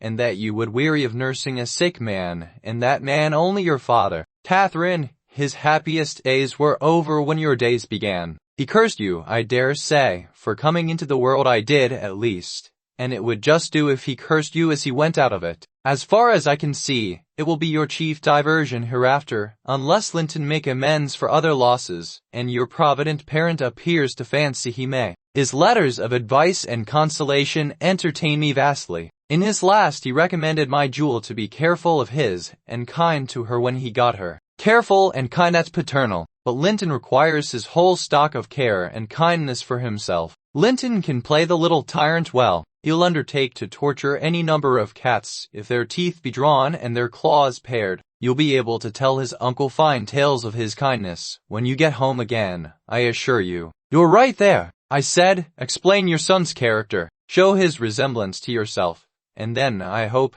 Miss Cathy will think twice before she takes the cockatrice." "I don't much mind speaking of his amiable qualities now," he answered, "because she must either accept him or remain a prisoner, and you along with her, till your master dies. I can detain you both, quite concealed, here." If you doubt, encourage her to retract her word, and you'll have an opportunity of judging. I'll not retract my word, said Catherine. I'll marry him within this hour, if I may go to Thrushcross Grange afterwards. Heathcliff, you're a cruel man, but you're not a fiend, and you won't, from mere malice, destroy irrevocably all my happiness. If Papa thought I had left him on purpose, and if he died before I returned, could I bear to live? I've given over crying, but I'm going to kneel here at your knee, and I'll not get up, and I'll not take my eyes from your face till you look back at me. You'll see nothing to provoke you. I'm not angry that you struck me. Have you never loved anybody in all your life, uncle? I'm so wretched, you can't help being sorry and pitying me. Keep your fingers off, and move, or I'll kick you, cried Heathcliff, brutally repulsing her. I'd rather be hugged by a snake. How the devil can you dream of fawning on me? He shrugged his shoulders, shook himself indeed, as if his flesh crept with aversion, and thrust back his chair, while I got up and opened my mouth to commence a downright torrent of abuse. But I was rendered dumb in the middle of the first sentence by a threat that I should be shown into a room by myself the very next syllable I uttered. It was growing dark. We heard a sound of voices at the garden gate. Our host hurried out instantly. He had his wits about him. We had not. There was a talk of 2 or 3 minutes, and he returned alone. I thought it had been your cousin Hareton, I observed to Catherine. I wish he would arrive. Who knows but he might take our part. It was 3 servants sent to seek you from the Grange, said Heathcliff, overhearing me. You should have opened a lattice and called out, but I could swear that Chit is glad you didn't. She's glad to be obliged to stay, I'm certain. At learning the chance we had missed, we both gave vent to our grief without control, and he allowed us to wail until 9 o'clock.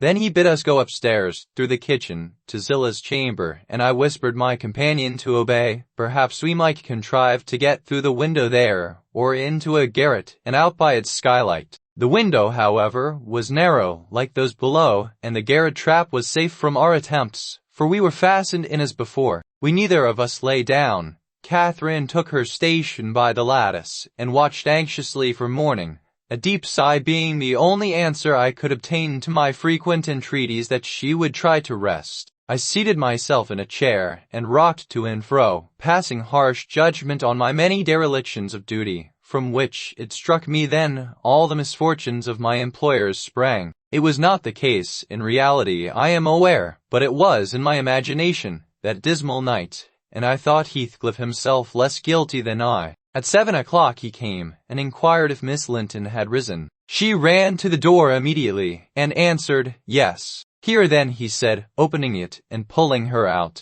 I rose to follow, but he turned the lock again. I demanded my release. Be patient, he replied. I'll send up your breakfast in a while. I thumped on the panels, and rattled the latch angrily, and Catherine asked why I was still shut up. He answered I must try to endure it another hour, and they went away. I endured it 2 or 3 hours. At length, I heard a footstep, not Heathcliff's. I've brought you something to eat, said a voice. Open the door. Complying eagerly, I beheld Hareton, laden with food enough to last me all day. Tack it, he added, thrusting the tray into my hand. Stay 1 minute, I began. Nay, cried he, and retired, regardless of any prayers I could pour forth to detain him. And there I remained enclosed the whole day, and the whole of the next night, and another, and another. 5 nights and 4 days I remained, altogether, seeing nobody but Hareton once every morning, and he was a model of a jailer, surly, and dumb, and deaf to every attempt at moving his sense of justice or compassion. On the 5th morning, or rather afternoon, a different step approached lighter and shorter, and,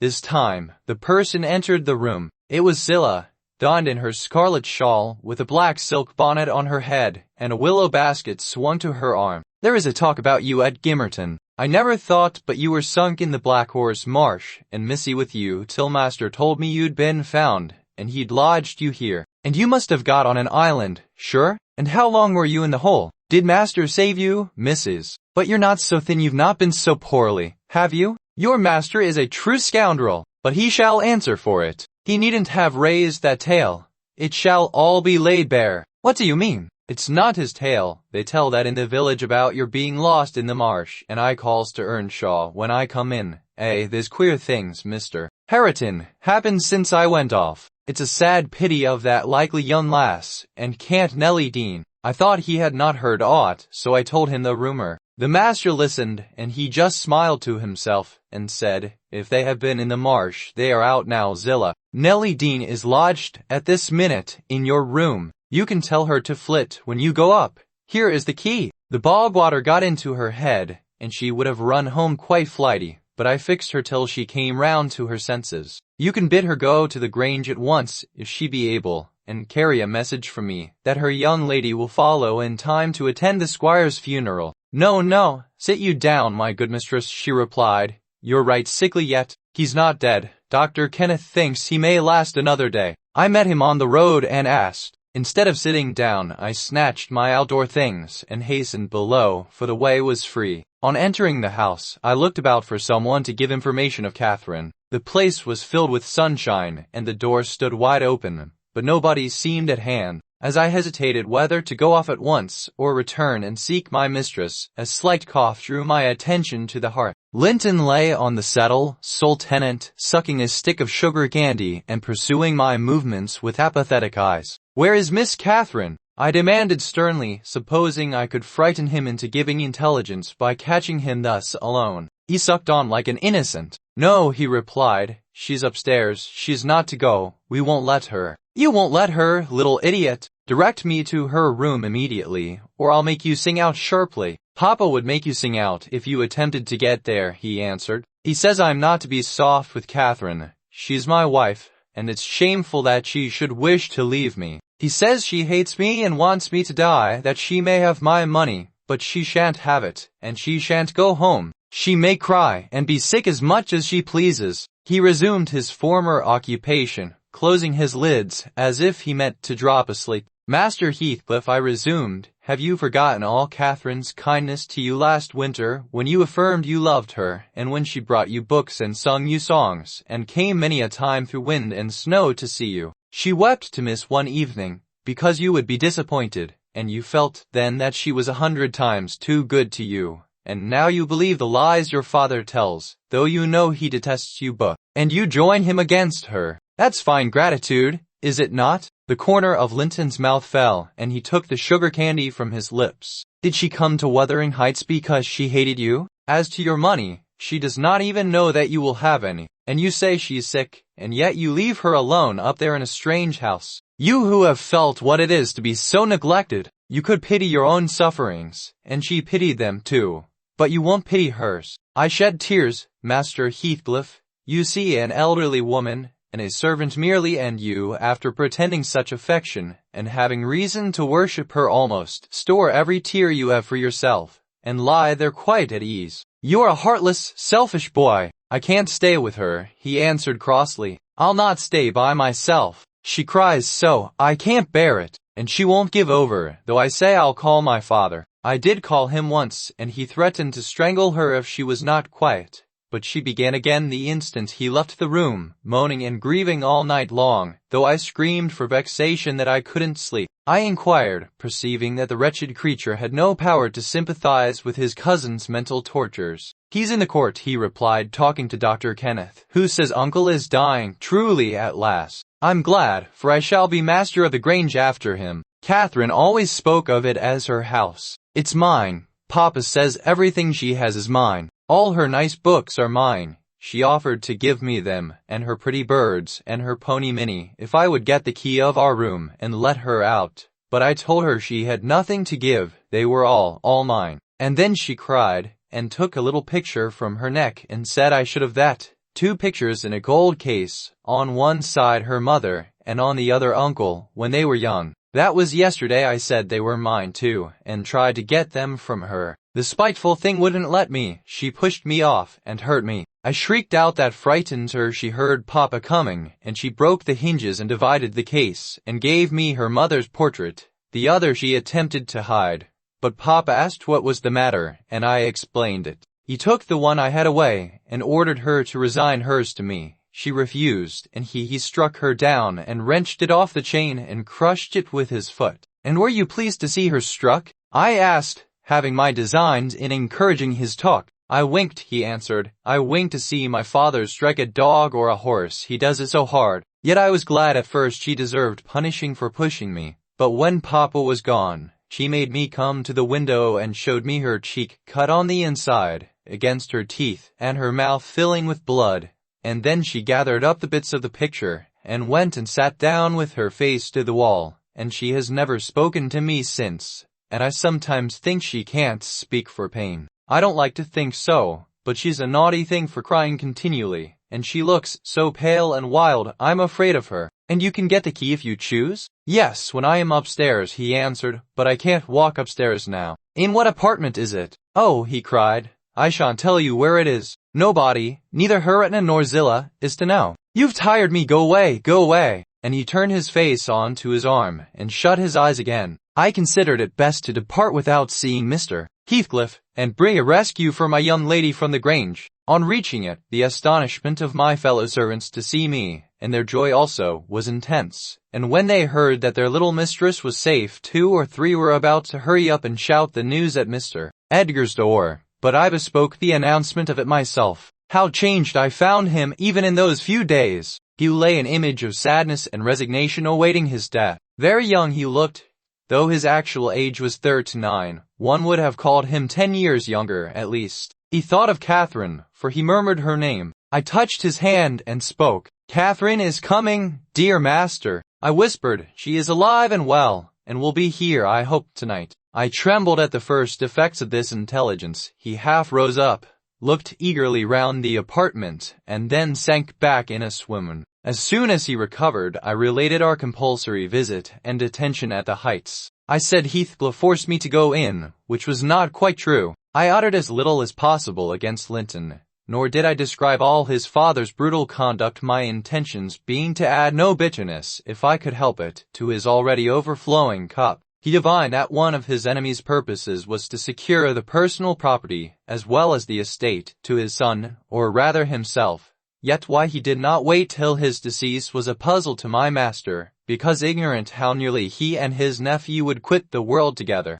However, he felt that his will had better be altered. Instead of leaving Catherine's fortune at her own disposal, he determined to put it in the hands of trustees for her use during life, and for her children, if she had any, after her. By that means, it could not fall to Mr. Heathcliff should Linton die. Having received his orders, I dispatched a man to fetch the attorney, and 4 more, provided with serviceable weapons, to demand my young lady of her jailer. Both parties were delayed very late. The single servant returned first. Green, the lawyer, was out when he arrived at his house, and he had to wait 2 hours for his re-entrance, and then Mr. Green told him he had a little business in the village that must be done, but he would be at Thrushcross Grange before morning. The 4 men came back unaccompanied also. They brought word that Catherine was ill, too ill to quit her room, and Heathcliff would not suffer them to see her. I scolded the stupid fellows well for listening to that tale, which I would not carry to my master, resolving to take a whole bevy up to the Heights at daylight, and storm it literally, unless the prisoner were quietly surrendered to us. Her father shall see her, I vowed, and vowed again, if that devil be killed on his own doorstones in trying to prevent it.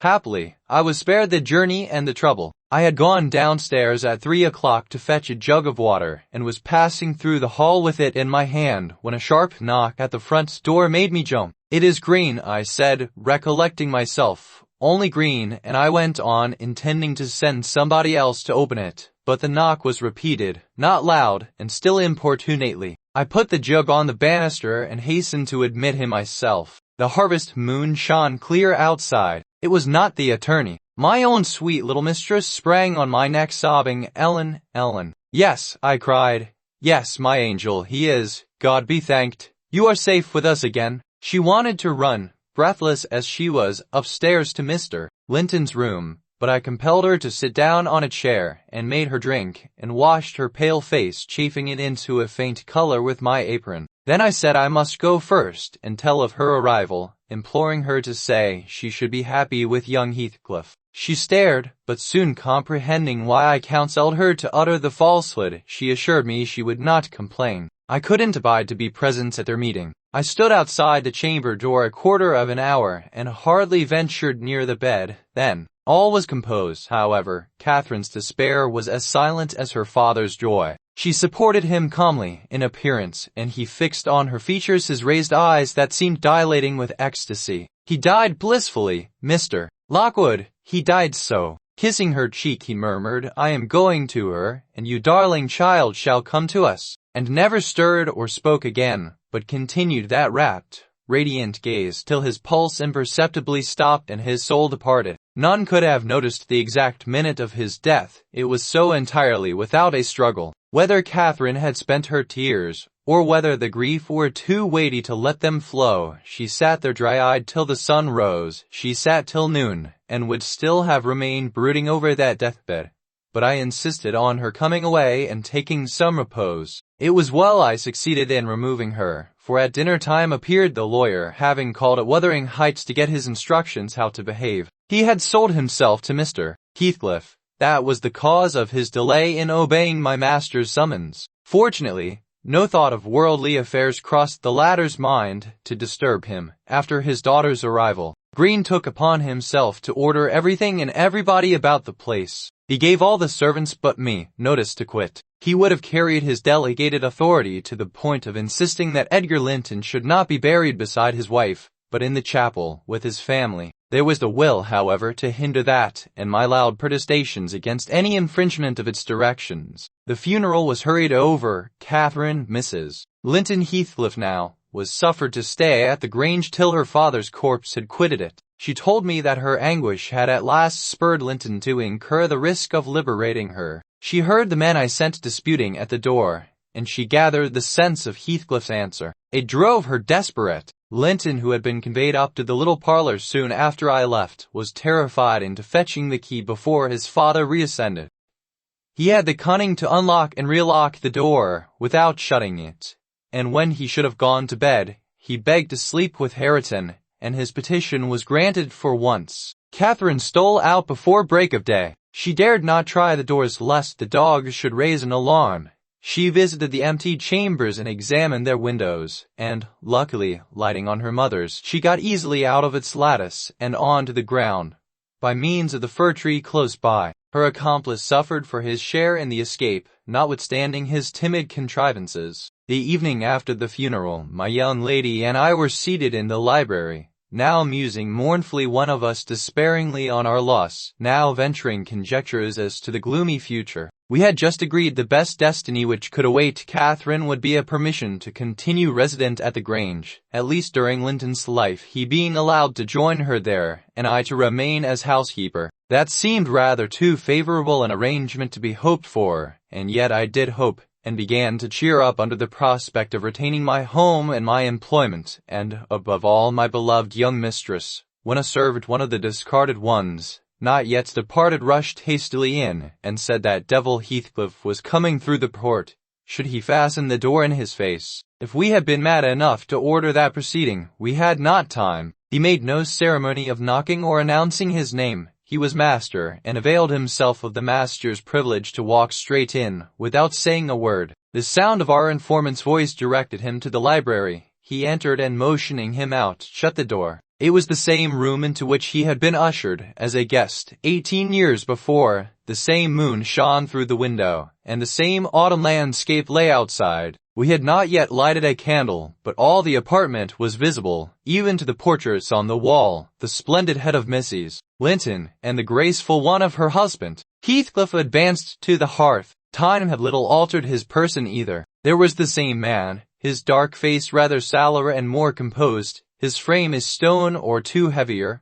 perhaps, and no other difference. Catherine had risen with an impulse to dash out when she saw him. He said, arresting her by the arm, "No more runnings away. I'm come to fetch you home, and I hope you'll be a dutiful daughter and not encourage my son to further disobedience." I was embarrassed how to punish him when I discovered his part in the business. He's such a cobweb, a pinch would annihilate him, but you'll see by his look that he has received his due. I brought him down one evening, the day before yesterday, and just set him in a chair, and never touched him afterwards. I sent Hareton out, and we had the room to ourselves. In 2 hours I called Joseph to carry him up again, and since then my presence is as potent on his nerves as a ghost, and I fancy he sees me often, though I am not near. Hareton says he wakes and shrieks in the night by the hour together, and calls you to protect him from me, and, whether you like your precious mate or not, you must come. He's your concern now.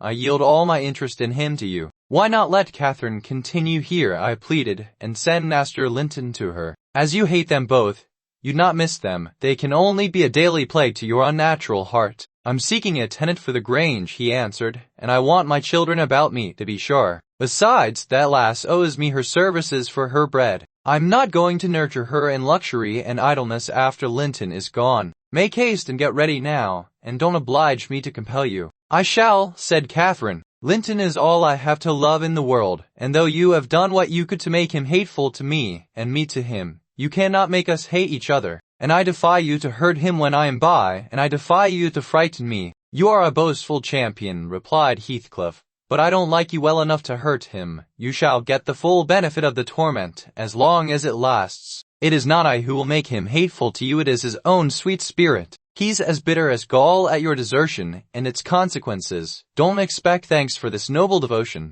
I heard him draw a pleasant picture to Zillah of what he would do if he were as strong as I. The inclination is there, and his very weakness will sharpen his wits to find a substitute for strength. I know he has a bad nature, said Catherine. He's your son, but I'm glad I've a better to forgive it, and I know he loves me, and for that reason I love him. Heathcliff, you have nobody to love you, and however miserable you make us, we shall still have the revenge of thinking that your cruelty arises from your greater misery. You are miserable, are you not? Lonely, like the devil, and envious like him? Nobody loves you, nobody will cry for you when you die. Catherine spoke with a kind of dreary triumph. She seemed to have made up her mind to enter into the spirit of her future family, and draw pleasure from the griefs of her enemies. You shall be sorry to be yourself presently, said her father-in-law, if you stand there another minute. Begone, witch, and get your things. She scornfully withdrew. In her absence I began to beg for Zillah's place at the Heights, offering to resign mine to her, but he would suffer it on no account. He bid me be silent, and then, for the first time, allowed himself a glance round the room and a look at the pictures. Linton's, he said,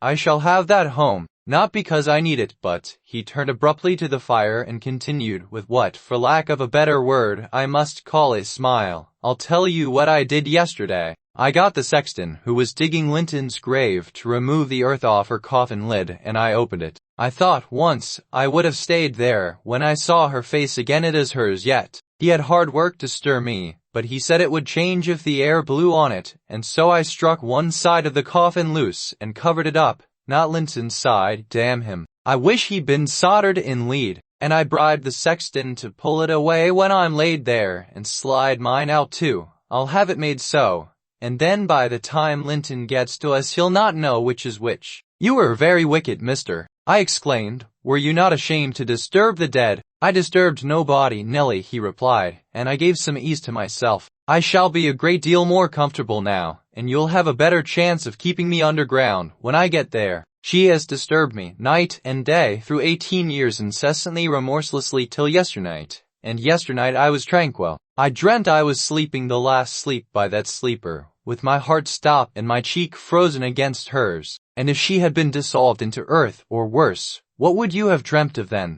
Of dissolving with her, and being more happy still. Do you suppose I dread any change of that sort? I expected such a transformation on raising the lid, but I'm better pleased that it should not commence till I share it. Besides, unless I had received a distinct impression of her passionless features, that strange feeling would hardly have been removed. You know I was wild after she died, and eternally, from dawn to dawn, praying her to return to me her spirit. I have a strong faith in ghosts. I have a conviction that they can, and do, exist among us. The day she was buried, there came a fall of snow. In the evening I went to the churchyard. It blew bleak as winter, all round was solitary. I didn't fear that her fool of a husband would wander up the glen so late, and no one else had business to bring them there. Being alone and conscious 2 yards of loose earth was the sole barrier between us, I said to myself, I'll have her in my arms again. If she be cold, I'll think it is this north wind that chills me, and if she be motionless, it is sleep. I got a spade from the tool house and began to delve with all my might. It scraped the coffin. I fell to work with my hands. The wood commenced cracking about the screws. I was on the point of attaining my object when it seemed that I heard a sigh from someone above, close at the edge of the grave, and bending down. If I can only get this off, I muttered, I wish they may shovel in the earth over us both. and I wrenched at it more desperately still. There was another sigh, close at my ear. I appeared to feel the warm breath of it displacing the sleet-laden wind. I knew no living thing in flesh and blood was by, but, as certainly as you perceive the approached substantial body in the dark, though it cannot be discerned, so certainly I felt that Cathy was there, not under me, but on the earth. A sudden sense of relief flowed from my heart through every limb. I relinquished my labor of agony, and turned consoled at once, unspeakably consoled. Her presence was with me. It remained while I refilled the grave, and led me home. You may laugh if you will, but I was sure I should see her there. I was sure she was with me, and I could not help talking to her. Having reached the heights, I rushed eagerly to the door. It was fastened, and I remember that accursed Earnshaw and my wife opposed my entrance. I remember stopping to kick the breath out of him, and then hurrying upstairs to my room and hers. I looked round impatiently. I felt her by me. I could almost see her, and yet I could not. I ought to have sweat blood then, from the anguish of my yearning, from the fervor of my supplications, to have but one glimpse. She showed herself, as she often was in life, a devil to me, and since then, sometimes more and sometimes less, I've been the sport of that intolerable torture, keeping my nerves at such a stretch that, if they had not resembled catgut, they would long ago have relaxed to the feebleness of Linton's. When I sat in the house with Hareton, it seemed that on going out I should meet her. When I walked on the moors I should meet her coming in. When I went from home I hastened to return. She must be somewhere at the Heights, I was certain, and when I slept in her chamber I was beaten out of that. I couldn't lie there, for the moment I closed my eyes she was either outside the window, or sliding back the panels, or entering the room, or even resting her darling head on the same pillow as she did when a child, and I must open my lids to see. And so I opened and closed them 100 times a night to be always disappointed.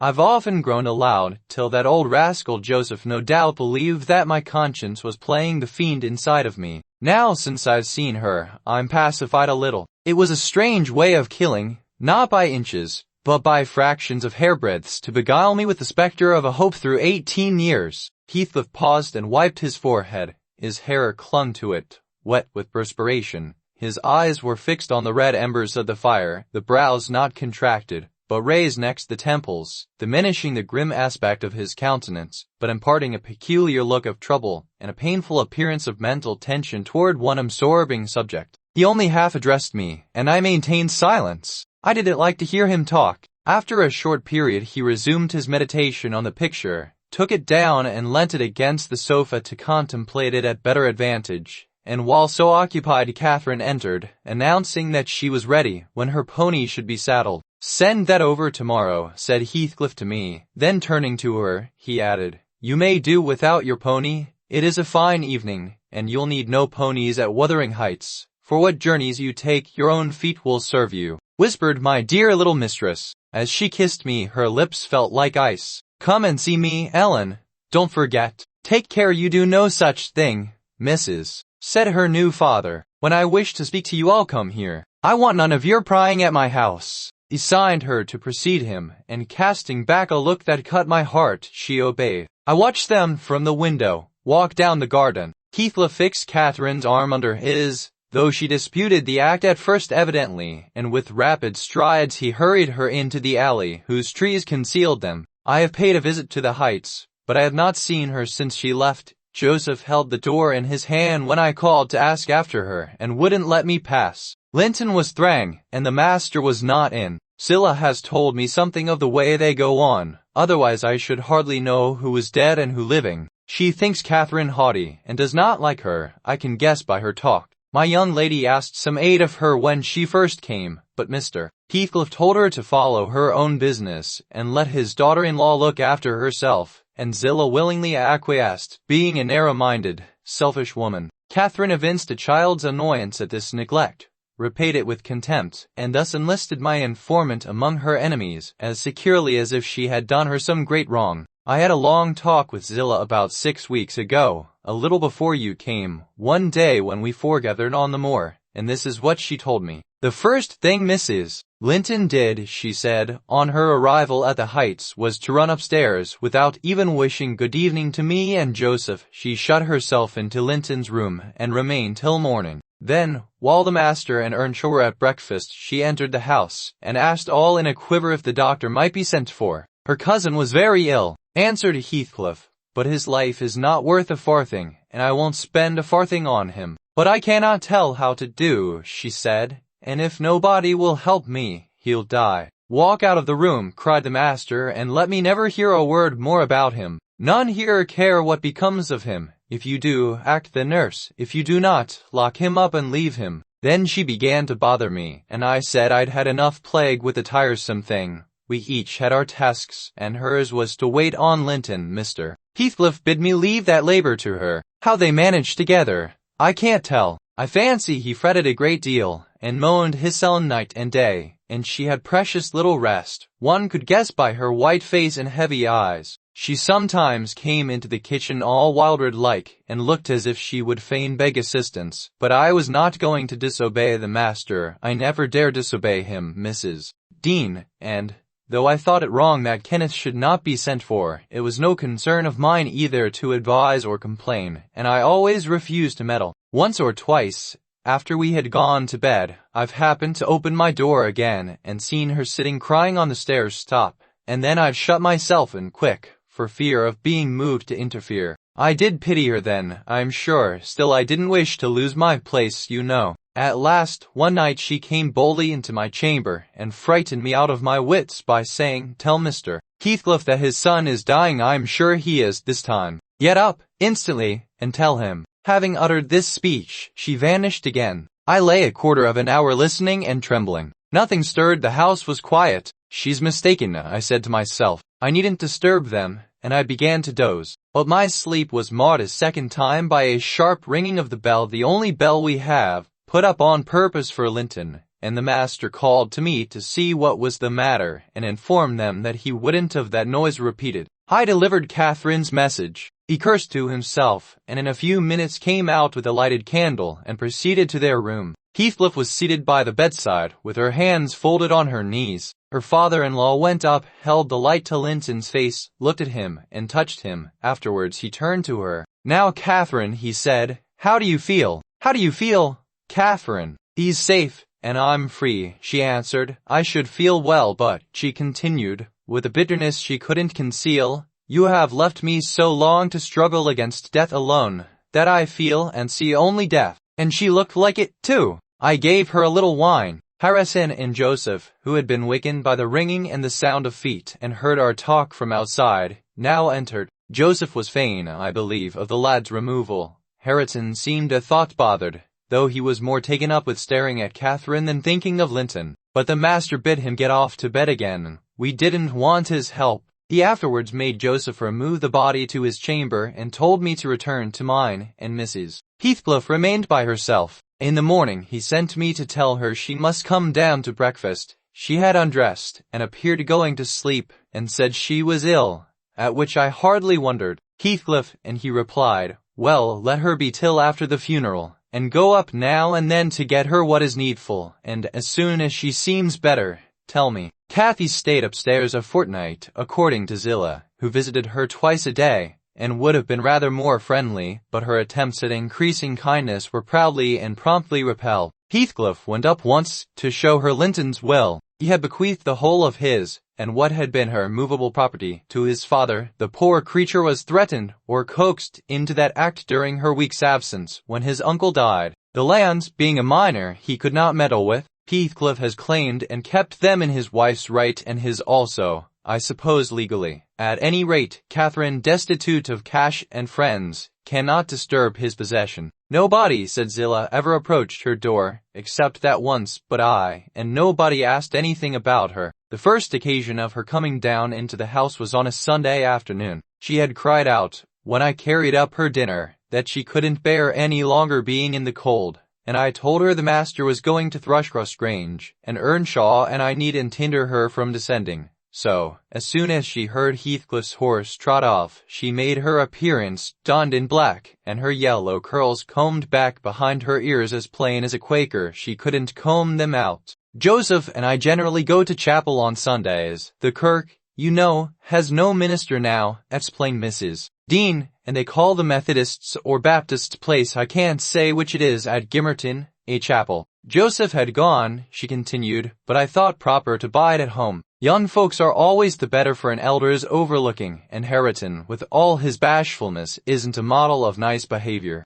I let him know that his cousin would very likely sit with us, and she had been always used to see this Sabbath respected, so he had as good leave his guns and bits of indoor work alone, while she stayed. He colored up at the news, and cast his eyes over his hands and clothes. The train oil and gunpowder were shoved out of sight in a minute. I saw he meant to give her his company, and I guessed, by his way, he wanted to be presentable. So, laughing as I durst not laugh when the master is by, I offered to help him, if he would, and joked at his confusion. He grew sullen, and began to swear. Dean, Zillah went on, seeing me not pleased by her manner, you happen think your young lady too fine for Mr. Hareton, and happen you're right, but I own I should love well to bring her pride a peg lower. And what will all her learning and her daintiness do for her, now? She's as poor as you or I, poorer. I'll be bound, you're saving, and I'm doing my little all that road. Hareton allowed Zillah to give him her aid, and she flattered him into a good humor.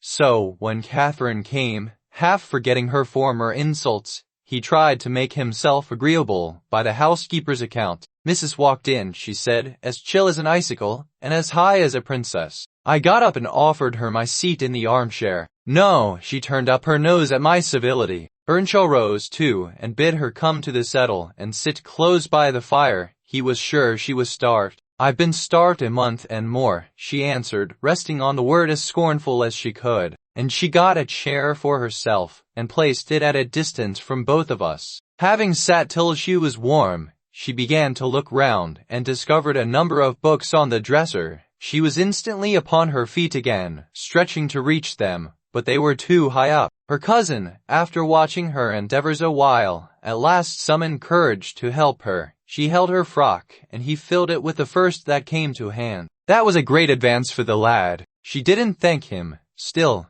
he felt gratified that she had accepted his assistance, and ventured to stand behind as she examined them, and even to stoop and point out what struck his fancy in certain old pictures which they contained. Nor was he daunted by the saucy style in which she jerked the page from his finger. He contented himself with going a bit farther back and looking at her instead of the book. She continued reading, or seeking for something to read. His attention became, by degrees, quite centered in the study of her thick silky curls. Her face he couldn't see, and she couldn't see him, and perhaps, not quite awake to what he did, but attracted like a child to a candle. At last he proceeded from staring to touching. He put out his hand and stroked one curl, as gently as if it were a bird. He might have stuck a knife into her neck. She started round in such a taking. Get away this moment! How dare you touch me? Why are you stopping there? She cried, in a tone of disgust. I'll go upstairs again, if you come near me. Hareton recoiled, looking as foolish as he could do.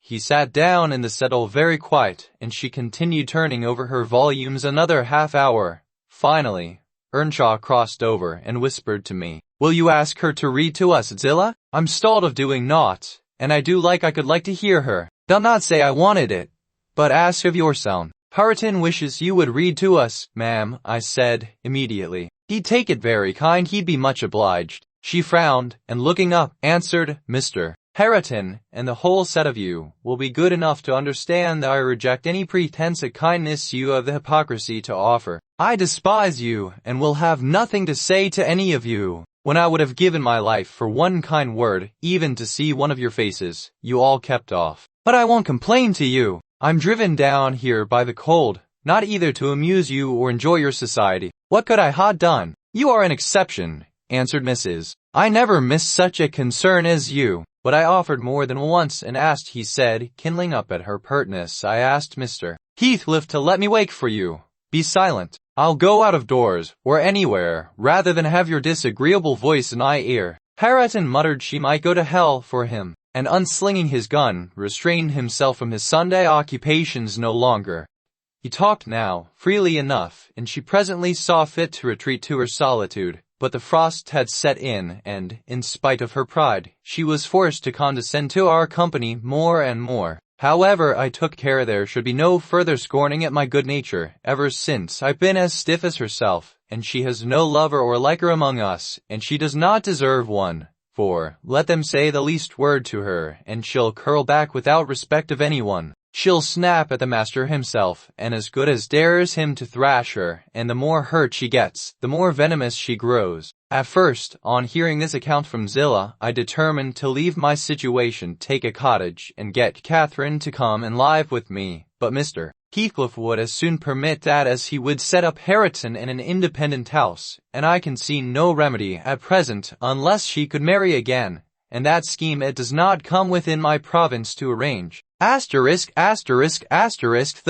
Mrs. Notwithstanding the doctor's prophecy, I am rapidly recovering strength, and though it be only the second week in January, I propose getting out on horseback in a day or two, and riding over to Wuthering Heights, to inform my landlord that I shall spend the next 6 months in London, and, if he likes, he may look out for another tenant to take the place after October. I would not pass another winter here for much. Yesterday was bright, calm, and frosty. I went to the Heights as I proposed. My housekeeper entreated me to bear a little note from her to her young lady, and I did not refuse, for the worthy woman was not conscious of anything odd in her request. The front door stood open, but the jealous gate was fastened as at my last visit. I knocked and invoked Earnshaw from among the garden beds. He unchained it, and I entered. The fellow is as handsome a rustic as need be seen. I took particular notice of him this time, but then he does his best apparently to make the least of his advantages. Heathcliff were at home, he answered, no, but he would be in at dinner time. It was 11 o'clock, and I announced my intention of going in and waiting for him, at which he immediately flung down his tools and accompanied me, in the office of watchdog, not as a substitute for the host. We entered together. Catherine was there, making herself useful in preparing some vegetables for the approaching meal.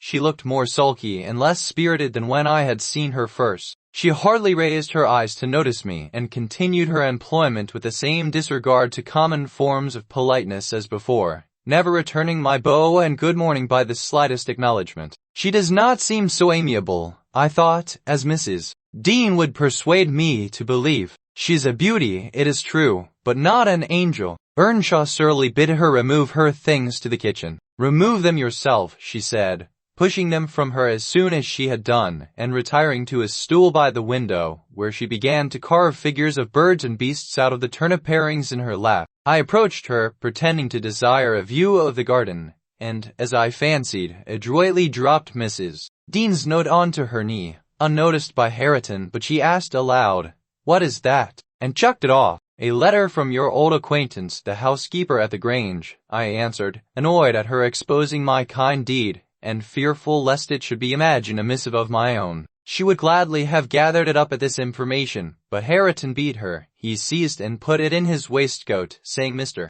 Heathcliff should look at it first. Thereat Catherine silently turned her face from us, and very stealthily drew out her pocket handkerchief and applied it to her eyes, and her cousin, after struggling a while to keep down his softer feelings, pulled out the letter and flung it on the floor beside her, as ungraciously as he could. Catherine caught and perused it eagerly. Then she put a few questions to me concerning the inmates, rational and irrational, of her former home, and gazing toward the hills, murmured in soliloquy, "I should like to be riding Minnie down there. I should like to be climbing up there. I'm tired, I'm stalled. Hareton!" And she leant her pretty head back against the sill, with half a yawn and half a sigh, and lapsed into an aspect of abstracted sadness, neither caring nor knowing whether we remarked her. "Heathcliff," I said, after sitting some time mute, "you are not aware that I am an acquaintance of yours? So intimate that I think it strange you won't come and speak to me. My housekeeper never wearies of talking about and praising you, and she'll be greatly disappointed if I return with no news of or from you, except that you received her letter and said nothing." She appeared to wonder at the speech, and asked, "Does Ellen like you?" "Yes, very well," I replied, hesitatingly. "You must tell her," she continued, "that I would answer her letter, but I have no materials for writing, not even a book from which I might tear a leaf. How do you contrive to live here without them? If I may take the liberty to inquire. Though provided with a large library, I am frequently very dull at the Grange. Take my books away, and I should be desperate." "I was always reading when I had them," said Catherine, "and Mr. Heathcliff never reads, so he took it into his head to destroy my books. I have not had a glimpse of one for weeks. Only once I searched through Joseph's store of theology, to his great irritation, and once, Hareton, I came upon a secret stock in your room, some Latin and Greek, and some tales and poetry, all old friends. I brought the last here, and you gathered them, as a magpie gathers silver spoons, for the mere love of stealing. They are of no use to you, or else you conceal them in the bad spirit that, as you cannot enjoy them, nobody else shall. Perhaps your envy counselled Mr. Heathcliff to rob me of my treasures, but I've most of them written on my brain and printed in my heart, and you cannot deprive me of those. Earnshaw blushed crimson when his cousin made this revelation of his private literary accumulations, and stammered an indignant denial of her accusations. Hareton is desirous of increasing his amount of knowledge, I said, coming to his rescue. He is not envious, but emulous of your attainments. He'll be a clever scholar in a few years, and he wants me to sink into a dunce meantime, answered Catherine. Yes, I hear him trying to spell and read to himself, and pretty blunders he makes. I wish you would repeat Chevy Chase as you did yesterday. It was extremely funny. I heard you turning over the dictionary to seek out the hard words and then cursing because you couldn't read their explanations. The young man evidently thought it too bad that he should be laughed at for his ignorance, and then laughed at for trying to remove it. I had a similar notion, and remembering Mrs. Dean's anecdote of his first attempt at enlightening the darkness in which he had been reared, I observed, but, Mrs. Heathcliff, we have each had a commencement, and each stumbled and tottered on the threshold. Had our teachers scorned instead of aiding us, we should stumble and totter yet. She replied, I don't wish to limit his acquirements. Still, he has no right to appropriate what is mine, and make it ridiculous to me with his vile mistakes and mispronunciations. Those books, both prose and verse, are consecrated to me by other associations, and I hate to have them debased and profaned in his mouth. Besides, of all, he has selected my favorite pieces that I love the most to repeat, as if out of deliberate malice.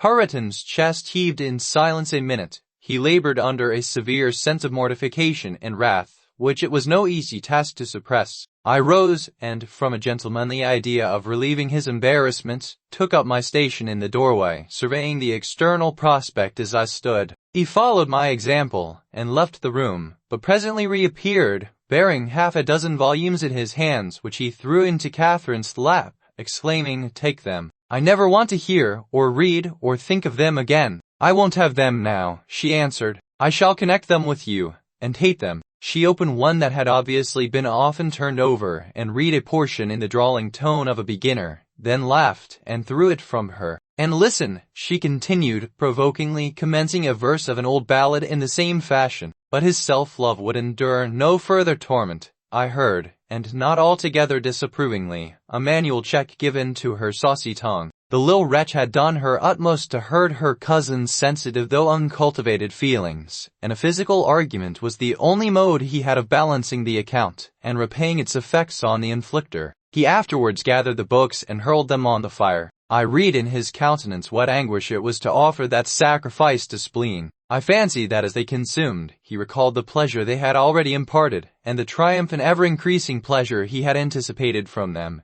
And I fancied I guessed the incitement to his secret studies also. He had been content with daily labor and rough animal enjoyments till Catherine crossed his path. Shame at her scorn, and hope of her approval, were his first prompters to higher pursuits, and instead of guarding him from one and winning him to the other, his endeavors to raise himself had produced just the contrary result. Yes, that's all the good that such a brute as you can get from them, cried Catherine, sucking her damaged lip, and watching the conflagration with indignant eyes. You'd better hold your tongue now, he answered fiercely, and his agitation precluded further speech. He advanced hastily to the entrance where I made way for him to pass. But ere he had crossed the door-stones, Mr. Heathcliff, coming up the causeway, encountered him, and laying hold of his shoulder asked, What's to do now, my lad? Naught, he said, and broke away to enjoy his grief and anger in solitude. Heathcliff gazed after him and sighed. It will be odd if I thwart myself, he muttered, unconscious that I was behind him. But when I look for his father in his face, I find her every day more. How the devil is he so like? I can hardly bear to see him.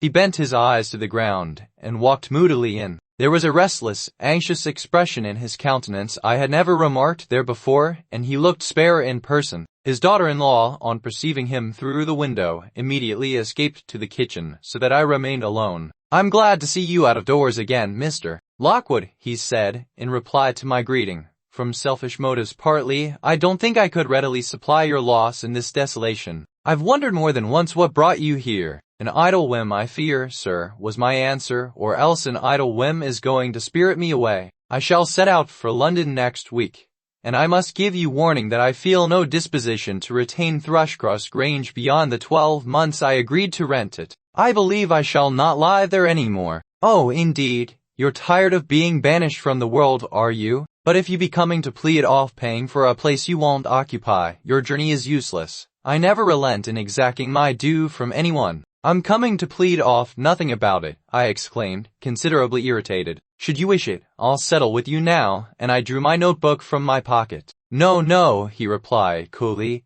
"You'll leave sufficient behind to cover your debts if you fail to return. I'm not in such a hurry. Sit down and take your dinner with us. A guest that is safe from repeating his visit can generally be made welcome. Bring the things in.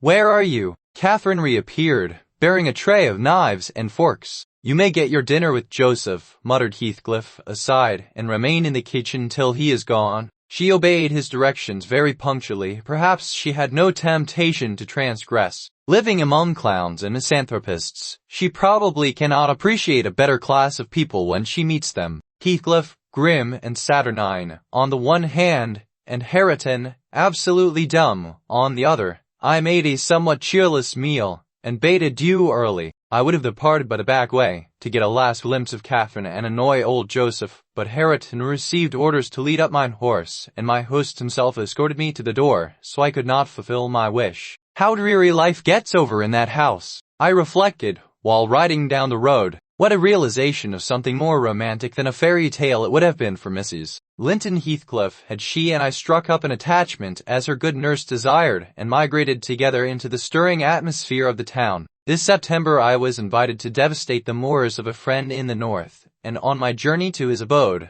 I unexpectedly came within 15 miles of Gimmerton. The ostler at a roadside public house was holding a pail of water to refresh my horses when a cart of very green oats, newly reaped, passed by, and he remarked, "Yon's fruff Gimmerton, na, they're allus 3 wick after other folk why their harvest." I repeated my residence in that locality had already grown dim and dreamy. "How far is it from this?" "Happen 14 mile or th hills, and a rough road," he answered. A sudden impulse seized me to visit Thrushcross Grange. It was scarcely noon, and I conceived that I might as well pass the night under my own roof as in an inn. Besides, I could spare a day easily to arrange matters with my landlord, and thus save myself the trouble of invading the neighborhood again. Having rested a while, I directed my servant to inquire the way to the village, and, with great fatigue to our beasts, we managed the distance in some 3 hours. I left him there, and proceeded down the valley alone. The great church looked grayer,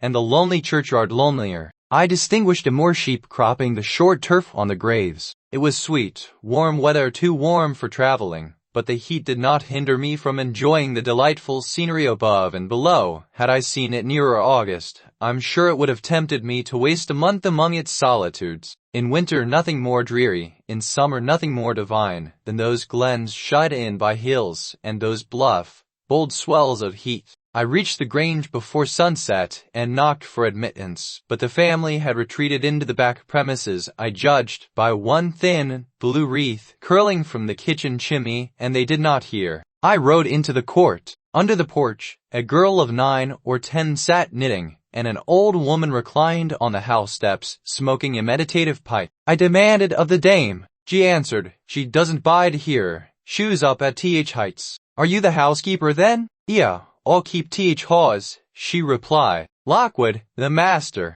Are there any rooms to lodge me in, I wonder? I wish to stay all night," she cried in astonishment. "Wet, wyvern y'all were coming? Ya sud ha send word. There's nowt neither dry nor mendful about tea place, nowt there isn't." She threw down her pipe and bustled in. The girl followed, and I entered too, soon perceiving that her report was true, and moreover, that I had almost upset her wits by my unwelcome apparition. I bade her be composed. I would go out for a walk, and, meantime, she must try to prepare a corner of a sitting room for me to sup in, and a bedroom to sleep in. No sweeping and dusting, only good fire and dry sheets were necessary. She seemed willing to do her best, though she thrust the hearth-brush into the grates in mistake for the poker and malappropriated several other articles of her craft. But I retired, confiding in her energy for a resting place against my return. Wuthering Heights was the goal of my proposed excursion. An afterthought brought me back when I had quitted the court. All well at the Heights? I inquired of the woman. Ia, efferot ina, she answered, scurrying away with a pan of hot cinders. I would have asked why Mrs.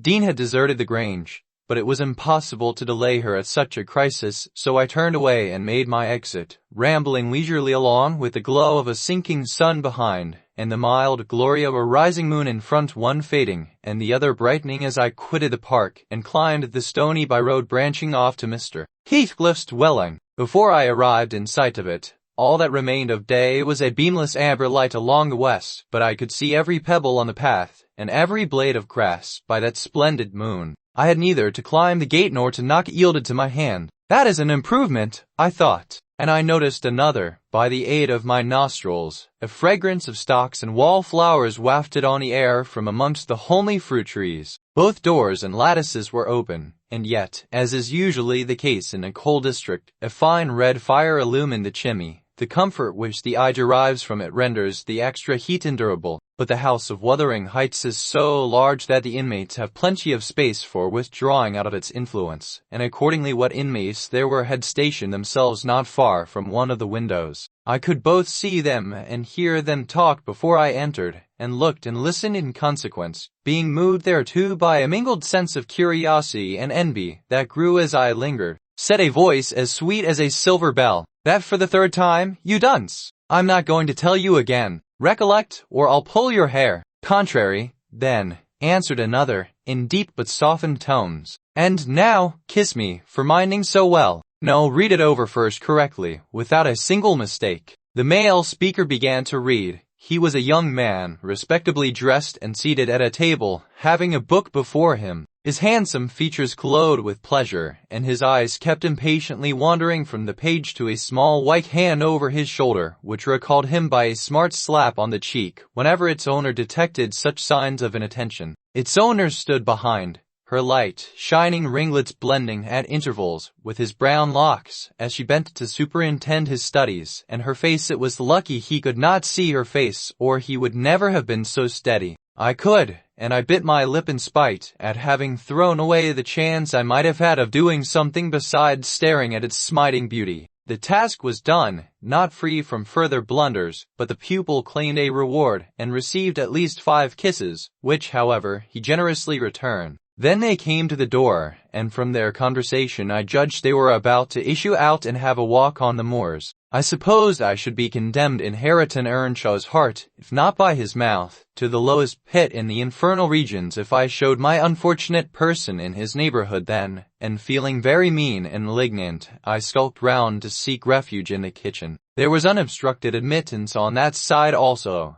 and at the door sat my old friend Nellie Dean, sewing and singing a song, which was often interrupted from within by harsh words of scorn and intolerance, uttered in far from musical accents. "I'd rather, by Th. Half, have swearing I my lugs fra morn to neat, nor hearken ye hosiver," said the tenant of the kitchen, in answer to an unheard speech of Nellie's. "It's a blazing shame, that I cannot open te blessed book, but ya set up them glories to Satan, and all te flaysome wickednesses that iver were born into th world. Ye're a ratin out, and choose another, and that poor lad ll be lost atween ye." He added with a groan, "He's witched, I'm sartin on't. Oh, Lord, judge for there's norther law nor justice among wir rullers, or we should be sitting in flaming faggots, I suppose," retorted the singer. "But wisht, old man, and read your Bible like a Christian, and never mind me. This is Fairy Annie's wedding, a bonny tune it goes to a dance." Dean was about to recommence when I advanced, and recognizing me directly, she jumped to her feet, crying, "Why, bless you, mister,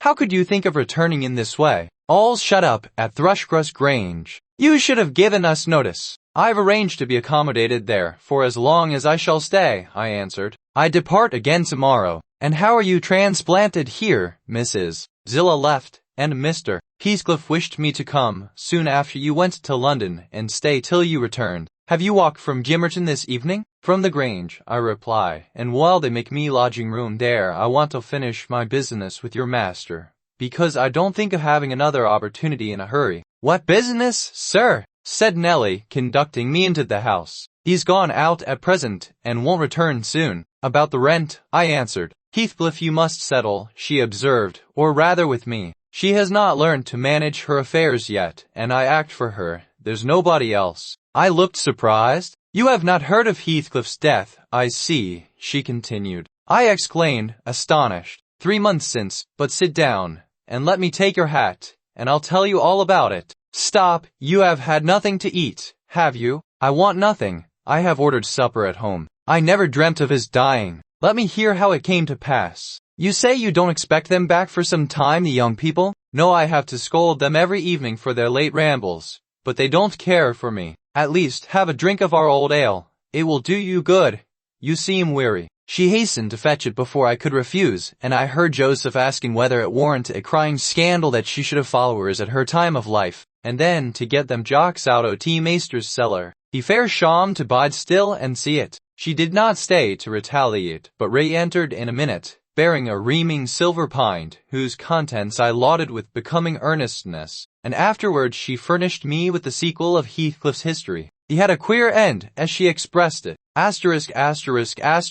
was summoned to Wuthering Heights within a fortnight of your leaving us, she said, and I obeyed joyfully, for Catherine's sake. My first interview with her grieved and shocked me. She had altered so much since our separation. Heathcliff did not explain his reasons for taking a new mind about my coming here. He only told me he wanted me, and he was tired of seeing Catherine. I must make the little parlor my sitting room, and keep her with me. It was enough if he were obliged to see her once or twice a day. She seemed pleased at this arrangement, and, by degrees, I smuggled over a great number of books and other articles that had formed her amusement at the Grange, and flattered myself we should get on in tolerable comfort. The delusion did not last long. Catherine, contented at first, in a brief space grew irritable and restless. For one thing, she was forbidden to move out of the garden, and it fretted her sadly to be confined to its narrow bounds a spring drew on. For another, in following the house, I was forced to quit her frequently,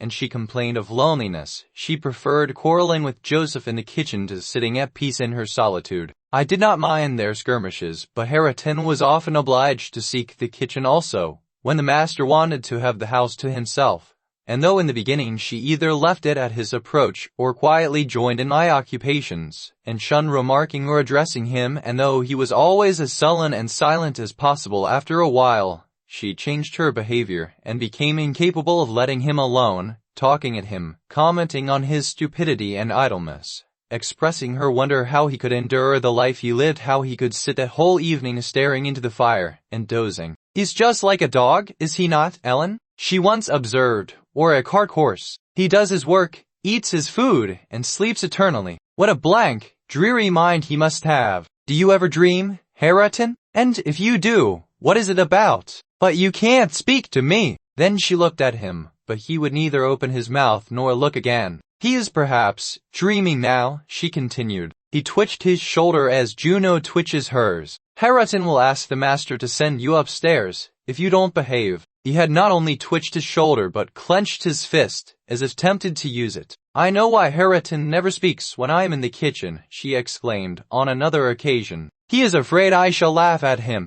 Ellen, what do you think? He began to teach himself to read once, and, because I laughed, he burned his books and dropped it. Was he not a fool? Were not you naughty? I said, answer me that." "Perhaps I was," she went on, "but I did not expect him to be so silly. Hareton, if I gave you a book, would you take it now?" She placed one she had been perusing on his hand. He flung it off, and muttered if she did not give over, he would break her neck. "Well, I shall put it here," she said, "in the table drawer, and I'm going to bed." Then she whispered me to watch whether he touched it, and departed. But he would not come near it, and so I informed her in the morning. To her great disappointment, I saw she was sorry for his persevering sulkiness and indolence. Her conscience reproved her for frightening him off improving himself. She had done it effectually, but her ingenuity was at work to remedy the injury. While I ironed, or pursued other such stationary employments as I could not well do in the parlor, she would bring some pleasant volume and read it aloud to me. When Hareton was there, she generally paused in an interesting part, and left the book lying about, that she did repeatedly.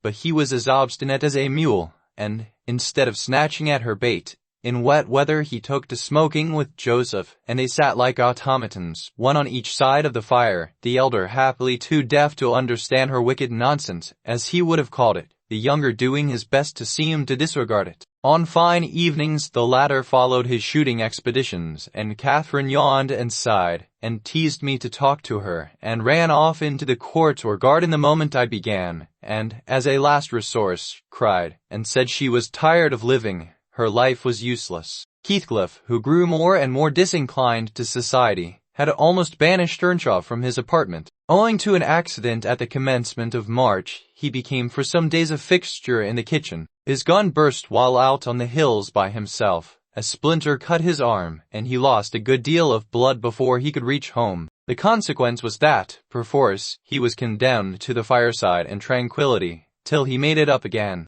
It suited Catherine to have him there. At any rate, it made her hate her room upstairs more than ever, and she would compel me to find out business below, that she might accompany me. On Easter Monday Joseph went to Gimmerton Fair with some cattle, and in the afternoon I was busy getting up linen in the kitchen. Earnshaw sat, morose as usual, at the chimney corner, and my little mistress was beguiling an idle hour with drawing pictures on the window panes, varying her amusement by smothered bursts of songs, and whispered ejaculations, and quick glances of annoyance and impatience in the direction of her cousin, who steadfastly smoked, and looked into the grate. At a notice that I could do with her no longer intercepting my light, she removed to the hearthstone. I bestowed little attention on her proceedings, but presently I heard her begin, "I found out, Hareton, that I am glad that I should like you to be my cousin now, if you had not grown so cross to me, and so rough." Hareton returned no answer. Hareton,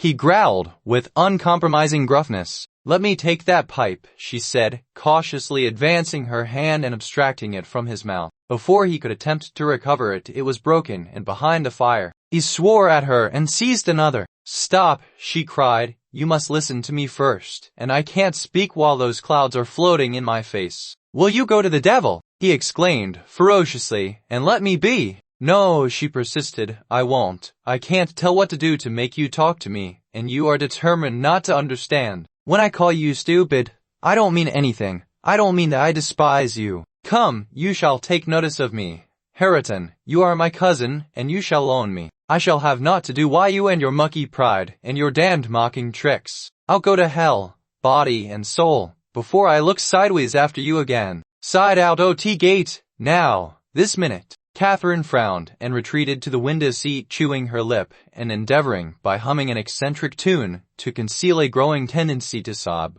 "You should be friends with your cousin, Mr. Hareton," I interrupted, "since she repents of her sauciness. It would do you a great deal of good. It would make you another man to have her for a companion," he cried, "when she hates me and does not think me fit to wipe her shoon. Nay, if it made me a king, I'd not be scorned for seeking her goodwill any more." "It is not I who hate you, it is you who hate me," wept Cathy, no longer disguising her trouble. "You hate me as much as Mr. Heathcliff does, and more." "You're a damned liar," began Earnshaw. "Why have I made him angry? By taking your part, then, 100 times. And that when you sneered at and despised me, and go on plaguing me, and I'll step in yonder and say you worried me out of the kitchen." "I didn't know you took my part," she answered, drying her eyes, "and I was miserable and bitter at everybody, but now I thank you, and beg you to forgive me. What can I do besides?" She returned to the hearth and frankly extended her hand. He blackened and scowled like a thundercloud, and kept his fists resolutely clenched and his gaze fixed on the ground. Catherine, by instinct, must have divined it was obdurate perversity, and not dislike, that prompted this dogged conduct, for, after remaining an instant undecided, she stooped and impressed on his cheek a gentle kiss. The little rogue thought I had not seen her, and drawing back, she took her former station by the window, quite demurely. I shook my head reprovingly, and then she blushed and whispered, "Well, what should I have done, Ellen? He wouldn't shake hands, and he wouldn't look. I must show him some way that I like him, that I want to be friends." Whether the kiss convinced Hareton I cannot tell. He was very careful, for some minutes, that his face should not be seen, and when he did raise it, He was sadly puzzled where to turn his eyes. Catherine employed herself in wrapping a handsome book neatly in white paper, and having tied it with a bit of ribbon, and addressed it to Mr. Hareton Earnshaw, she desired me to be her ambassadress and convey the present to its destined recipient, and tell him, if he'll take it, I'll come and teach him to read it right, she said, and if he refuse it, I'll go upstairs and never tease him again.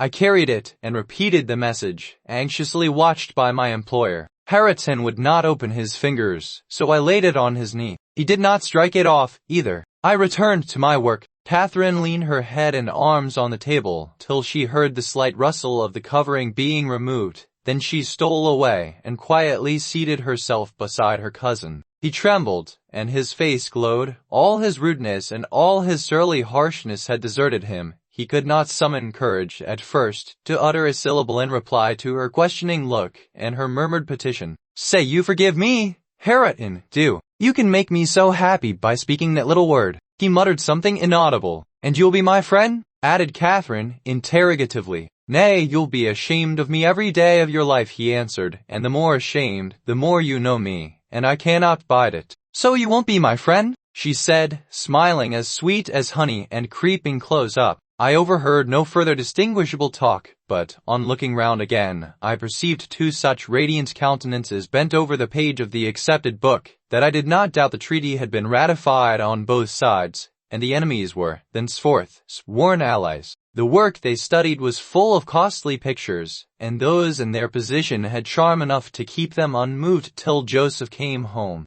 He, poor man, was perfectly aghast at the spectacle of Catherine seated on the same bench with Hareton Earnshaw, leaning her hand on his shoulder, and confounded at his favourite's endurance of her proximity. It affected him too deeply to allow an observation on the subject that night. His emotion was only revealed by the immense sighs he drew, as he solemnly spread his large Bible on the table, and overlaid it with dirty bank notes from his pocket-book, the produce of the day's transactions. At length he summoned Hareton from his seat. "Tak these into tea, measter, lad," he said, "and bide there. I's gang up to my own rum. This hoyle's neither mensful nor seemly for us. We mun side out and see arch another." "Come, Catherine," I said, "we must side out too. I've done my ironing." "It is not 8 o'clock," she answered, rising unwillingly. "Hareton, I'll leave this book upon the chimney-piece, and I'll bring some more tomorrow." "Ony books that y'all leave, I shall tack into th house," said Joseph, "and it'll be mich if y'all find 'em agin. So, y'all may plaise yourseln." Cathy threatened that his library should pay for hers, and, smiling as she passed Hareton, went singing upstairs, lighter of heart, I venture to say, than ever she had been under that roof before, except, perhaps, during her earliest visits to Linton. The intimacy thus commenced grew rapidly, though it encountered temporary interruptions. Earnshaw was not to be civilized with a wish, and my young lady was no philosopher, and no paragon of patience, but both, their minds tending to the same point, one loving and desiring to esteem, and the other loving and desiring to be esteemed. They contrived in the end to reach it. Lockwood, it was easy enough to win Mrs. But now, I'm glad you did not try. The crown of all my wishes will be the union of those two. I shall envy no one on their wedding day. There won't be a happier woman than myself in England. On the morrow of that Monday, Earnshaw being still unable to follow his ordinary employments, and therefore remaining about the house, I speedily found it would be impracticable to retain my charge beside me, as heretofore. She got downstairs before me, and out into the garden, where she had seen her cousin performing some easy work, and when I went to bid them come to breakfast, I saw she had persuaded him to clear a large space of ground from currant and gooseberry bushes, and they were busy planning together an importation of plants from the Grange. I was terrified at the devastation which had been accomplished in a brief half-hour. The black currant trees were the apple of Joseph's eye, and she had just fixed her choice of a flower-bed in the midst of them. "That will be all shown to the master," I exclaimed, "the minute it is discovered. And what excuse have you to offer for taking such liberties with the garden? We shall have a fine explosion on the head of it. See if we don't. Hareton, I wonder you should have no more wit than to go and make that mess at her bidding." "I'd forgotten they were Joseph's," answered Earnshaw, rather puzzled, "but I'll tell him I did it. We always ate our meals with Mr. I held the mistress's post in making tea and carving, so I was indispensable at table. Catherine usually sat by me, but today she stole nearer to Hareton, and I presently saw she would have no more discretion in her friendship than she had in her hostility. "Now, mind you don't talk with and notice your cousin too much," were my whispered instructions as we entered the room. "It will certainly annoy Mr. Heathcliff, and he'll be mad at you both." "I'm not going to," she answered. The minute after, she had sidled to him, and was sticking primroses in his plate of porridge. He dared not speak to her there, he dared hardly look, and yet she went on teasing, till he was twice on the point of being provoked to laugh. I frowned, and then she glanced toward the master, whose mind was occupied on other subjects than his company, as his countenance evinced, and she grew serious for an instant, scrutinizing him with deep gravity. Afterwards she turned, and recommenced her nonsense. At last, Harrison uttered a smothered laugh. Heathcliff started. His eye rapidly surveyed our faces. Catherine met it with her accustomed look of nervousness and yet defiance, which he abhorred. "It is well you are out of my reach," he exclaimed. "What fiend possesses you to stare back at me, continually, with those infernal eyes? And don't remind me of your existence again. I thought I had cured you of laughing." "It was me," muttered Harrison, demanded the master.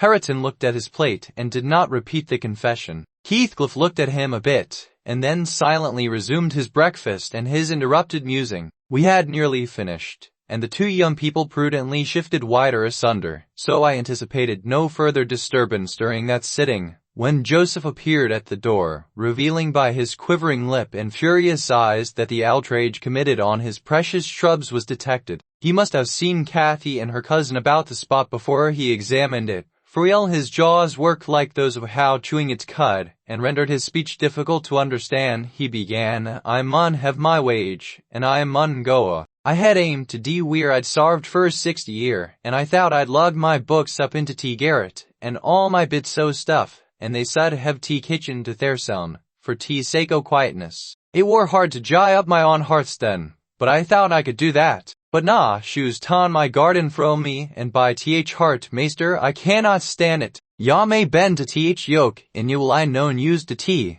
and an old man doesn't soon get used to new barthens. I'd rather arn my bite and my sup why a hammer in th road," interrupted Heathcliff. "Cut it short. What's your grievance? I'll interfere in no quarrels between you and Nellie. She may thrust you into the coal hole for anything I care. I sudden shift for Nellie nasty ill nout as shoe is. Shoe cannot stale tea soul o' nobby. Shoe were niver so a handsome, but what a body mud look at her bout winking. It's yon flaysome graceless quean, that's witched our lad, why her bold een and her forward ways till nay. It fair brusts my heart. He's forgotten all I've done for him, and made on him, and goin' and riven up a whole row o' tea grandest currantries I tea garden." And here he lamented outright, unmanned by his sense of his bitter injuries and Earnshaw's ingratitude and dangerous condition. "Harriton, is it you he's finding fault with?" "I've pulled up 2 or 3 bushes," replied the young man, "but I'm going to set 'em again." "And why have you pulled them up?" Catherine wisely put in her tongue. "We wanted to plant some flowers there," she cried. "I'm the only person to blame, for I wished him to do it." "And who the devil gave you leave to touch a stick about the place?" demanded her father-in-law, much surprised. "And who ordered you to obey her?" he added, turning to Harriton. The latter was speechless. His cousin replied, "You shouldn't grudge a few yards of earth for me to ornament when you have taken all my land." "Your land, insolent slut! You never had any," said Heathcliff. "And my money," she continued, returning his angry glare and meantime biting a piece of crust, the remnant of her breakfast. "That done, and begone." "And Harriton's land and his money," pursued the reckless thing. "Harriton and I are friends now, and I shall tell him all about you." The master seemed confounded a moment.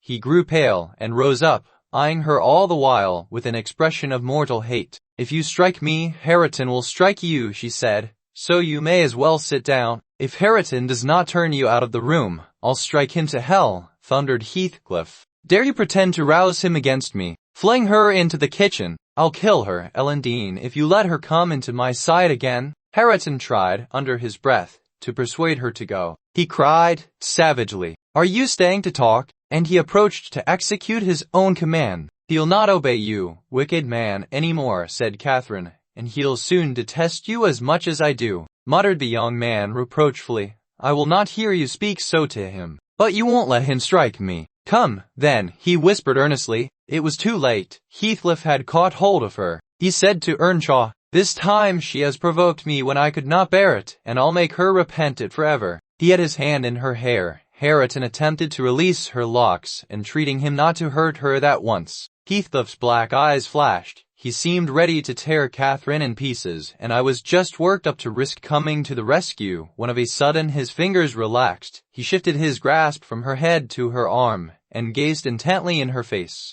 Then he drew his hand over his eyes, stood a moment to collect himself apparently, and turning anew to Catherine, said, with assumed calmness, "You must learn to avoid putting me in a passion, or I shall really murder you some time. Dean and keep with her, and confine your insolence to her ears. As to Hareton Earnshaw, if I see him listen to you, I'll send him seeking his bread where he can get it. Your love will make him an outcast and a beggar. Nellie, take her, and leave me, all of you." I led my young lady out. She was too glad of her escape to resist. The other followed, and Mr. Heathcliff had the room to himself till dinner. I had counselled Catherine to dine upstairs, but as soon as he perceived her vacant seat, he sent me to call her. He spoke to none of us, ate very little, and went out directly afterwards, intimating that he should not return before evening. The two new friends established themselves in the house during his absence, where I heard Hareton sternly check his cousin on her offering a revelation of her father-in-law's conduct to his father. He said he wouldn't suffer a word to be uttered in his disparagement if he were the devil. It didn't signify, he would stand by him, and he'd rather she would abuse himself as she used to, than begin on Mr.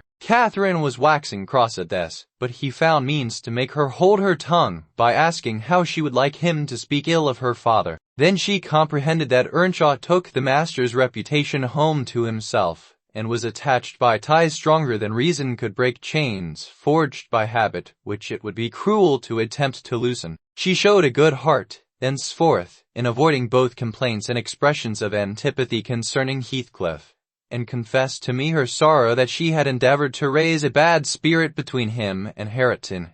Indeed, I don't believe she has ever breathed a syllable, in the latter's hearing, against her oppressors since. When this slight disagreement was over, they were friends again, and as busy as possible in their several occupations of pupil and teacher. I came in to sit with them after I had done my work, and I felt so soothed and comforted to watch them, that I did not notice how time got on. You know, they both appeared in a measure my children. I had long been proud of one, and now I was sure the other would be a source of equal satisfaction. His honest, warm, and intelligent nature shook off rapidly the clouds of ignorance and degradation in which it had been bred, and Catherine's sincere commendations acted as a spur to his industry. His brightening mind brightened his features, and added spirit and nobility to their aspect. I could hardly fancy it the same individual I had beheld on the day I discovered my little lady at Wuthering Heights, after her expedition to the crags. While I admired and they laboured, dusk drew on, and with it returned the master. He came upon us quite unexpectedly, entering by the front way, and had a full view of the whole three, ere we could raise our heads to glance at him. Well, I reflected, there was never a pleasanter or more harmless sight, and it will be a burning shame to scold them. The red firelight glowed on their two bonny heads, and revealed their faces animated with the eager interest of children, for, though he was 23 and she 18, each had so much of novelty to feel and learn, that neither experienced nor evinced the sentiments of sober, disenchanted maturity. They lifted their eyes together to encounter Mr. Heathcliff. Perhaps you have never remarked that their eyes are precisely similar, and they are those of Catherine Earnshaw. The present Catherine has no other likeness to her, except a breadth of forehead, and a certain arch of the nostril that makes her appear rather haughty, whether she will or not. With Hareton the resemblance is carried farther. It is singular at all times, then it was particularly striking,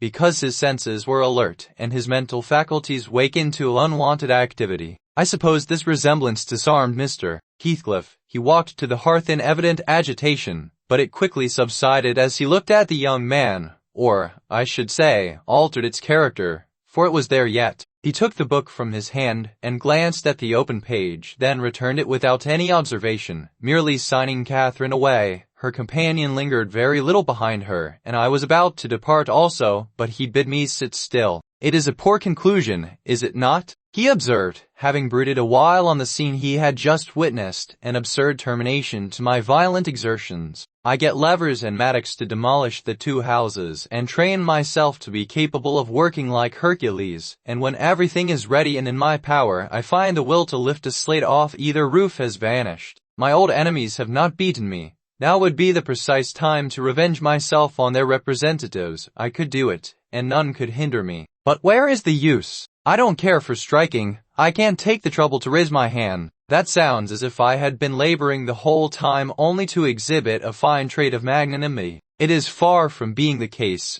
I have lost the faculty of enjoying their destruction, and I am too idle to destroy for nothing. Nellie, there's a strange change approaching. I'm in its shadow at present. I take so little interest in my daily life that I hardly remember to eat and drink. Those 2 who have left the room are the only objects which retain a distinct material appearance to me, and that appearance causes me pain, amounting to agony. About her I won't speak, and I don't desire to think, but I earnestly wish she were invisible. Her presence invokes only maddening sensations. He moves me differently, and yet if I could do it without seeming insane, I'd never see him again. You'll perhaps think me rather inclined to become so, he added, making an effort to smile, if I try to describe the 1,000 forms of past associations and ideas he awakens or embodies. But you'll not talk of what I tell you, and my mind is so eternally secluded in itself, it is tempting at last to turn it out to another. 5 minutes ago Hareton seemed a personification of my youth, not a human being. I felt to him in such a variety of ways that it would have been impossible to have accosted him rationally. In the first place, his startling likeness to Catherine connected him fearfully with her. That, however, which you may suppose the most potent to arrest my imagination, is actually the least, for what is not connected with her to me, and what does not recall her? I cannot look down to this floor, but her features are shaped in the flags, in every cloud, in every tree filling the air at night, and caught by glimpses in every object by day. I am surrounded with her image. The most ordinary faces of men and women, my own features mock me with a resemblance. The entire world is a dreadful collection of memoranda that she did exist, and that I have lost her. Well, Hareton's aspect was the ghost of my immortal love, of my wild endeavors to hold my right, my degradation, my pride, my happiness, and my anguish. But it is frenzy to repeat these thoughts to you.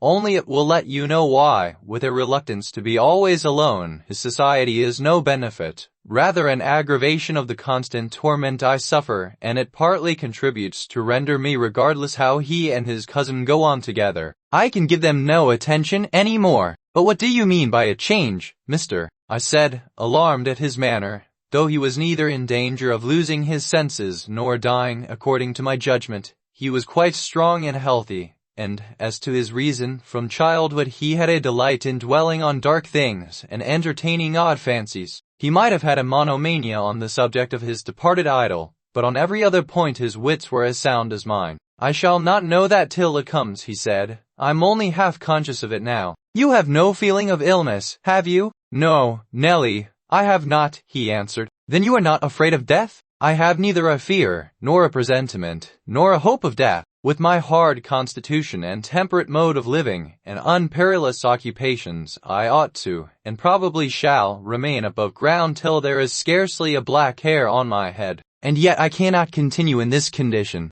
I have to remind myself to breathe, almost to remind my heart to beat. And it is like bending back a stiff spring. It is by compulsion that I do the slightest act not prompted by one thought, and by compulsion that I notice anything alive or dead which is not associated with one universal idea. I have a single wish, and my whole being and faculties are yearning to attain it. They have yearned towards it so long and so unwaveringly that I am convinced it will be reached, and soon, because it has devoured my existence. I am swallowed up in the anticipation of its fulfillment. My confessions have not relieved me, but they may account for some otherwise unaccountable phases of humor which I show. It is a long fight. I wish it were over. He began to pace the room, muttering terrible things to himself, till I was inclined to believe, as he said Joseph did, that conscience had turned his heart to an earthly hell. I wondered greatly how it would end. Though he seldom before had revealed the state of mind, even by looks, it was his habitual mood. I had no doubt he asserted it himself, but not a soul from his general bearing would have conjectured the fact. You did not when you saw him, Mr. Lockwood, and at the period of which I speak, he was just the same as then.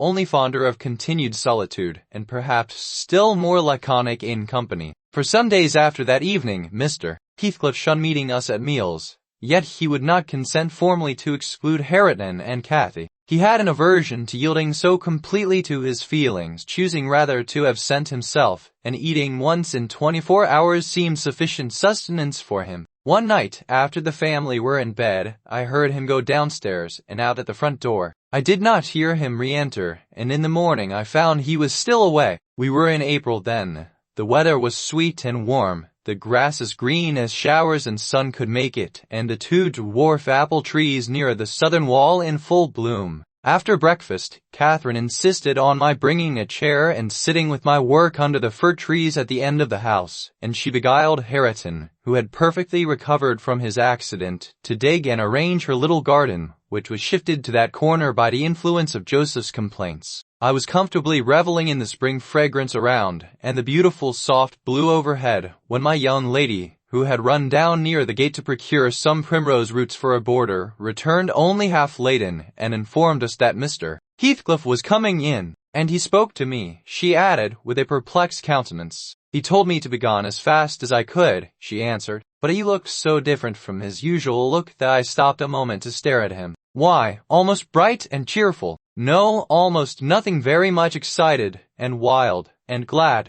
Night walking amuses him, then, I remarked, affecting a careless manner, in reality as surprised as she was, and anxious to ascertain the truth of her statement, for to see the master looking glad would not be an everyday spectacle. I framed an excuse to go in. Heathcliff stood at the open door. He was pale, and he trembled, yet, certainly, he had a strange joyful glitter in his eyes, that altered the aspect of his whole face. "Will you have some breakfast? You must be hungry, rambling about all night." I wanted to discover where he had been, but I did not like to ask directly. "No, I'm not hungry," he answered, averting his head and speaking rather contemptuously, as if he guessed I was trying to divine the occasion of his good humor. I felt perplexed. I didn't know whether it were not a proper opportunity to offer a bit of admonition. "I don't think it right to wander out of doors," I observed. "Instead of being in bed, it is not wise, at any rate this moist season. I dare say you'll catch a bad cold, or a fever. You have something the matter with you now." "Nothing but what I can bear," he replied, "and with the greatest pleasure, provided you'll leave me alone. Get in, and don't annoy me." I obeyed, and in passing I noticed he breathed as fast as a cat. I reflected to myself, we shall have a fit of illness. I cannot conceive what he has been doing. That noon he sat down to dinner with us, and received a heaped-up plate from my hands, as if he intended to make amends for previous fasting. "I've neither cold nor fever, Nelly," he remarked, in allusion to my morning speech, "and I'm ready to do justice to the food you give me." He took his knife and fork, and was going to commence eating, when the inclination appeared to become suddenly extinct. He laid them on the table, looked eagerly toward the window, then rose and went out. We saw him walking to and fro in the garden while we concluded our meal, and Earnshaw said he'd go and ask why he would not dine. He thought we had grieved him some way. Cried Catherine, when her cousin returned. "Nay," he answered, "but he's not angry. He seemed rarely pleased indeed. Only I made him impatient by speaking to him twice, and then he bid me be off to you. He wondered how I could want the company of anybody else." I set his plate to keep warm on the fender, and after an hour or two he re-entered, when the room was clear, in no degree calmer, the same unnatural appearance of joy under his black brows, the same bloodless hue, and his teeth visible, now and then, in a kind of smile, his frame shivering, not as one shivers with chill or weakness, but as a tight-stretched cord vibrates a strong thrilling, rather than trembling. "I will ask what is the matter," I thought, or who should, and I exclaimed, "Have you heard any good news, mister? You look uncommonly animated." Where should good news come from to me? I'm animated with hunger, and seemingly I must not eat. "Your dinner is here," I returned.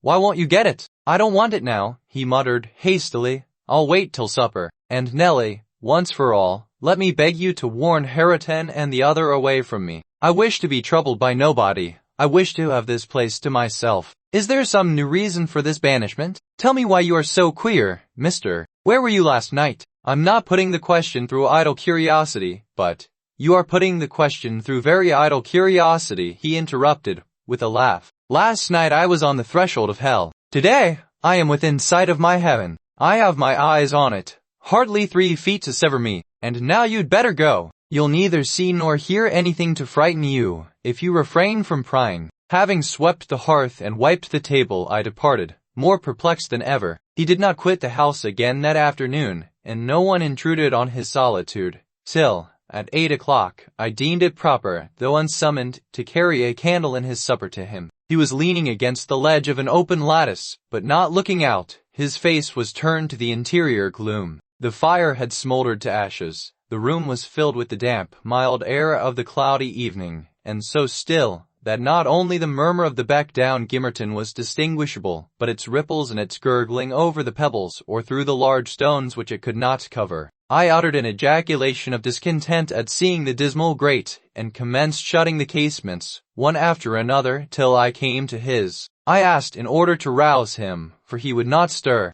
The light flashed on his features as I spoke. Lockwood, I cannot express what a terrible start I got by the momentary view. Those deep black eyes, that smile, and ghastly paleness. It appeared to me, not Mr. Heathcliff, but a goblin, and in my terror I let the candle bend toward the wall, and it left me in darkness. Yes, close it, he replied, in his familiar voice. There, that is pure awkwardness. Why did you hold the candle horizontally? Be quick, and bring another. I hurried out in a foolish state of dread, and said to Joseph, the master wishes you to take him a light and rekindle the fire, for I dared not go in myself again just then. Joseph rattled some fire into the shovel, and went, but he brought it back immediately, with the supper tray in his other hand, explaining that Mr. Heathcliff was going to bed, and he wanted nothing to eat till morning. We heard him mount the stairs directly. He did not proceed to his ordinary chamber, but turned into that with the panelled bed. Its window, as I mentioned before, is wide enough for anybody to get through, and it struck me that he plotted another midnight excursion, of which we had no suspicion.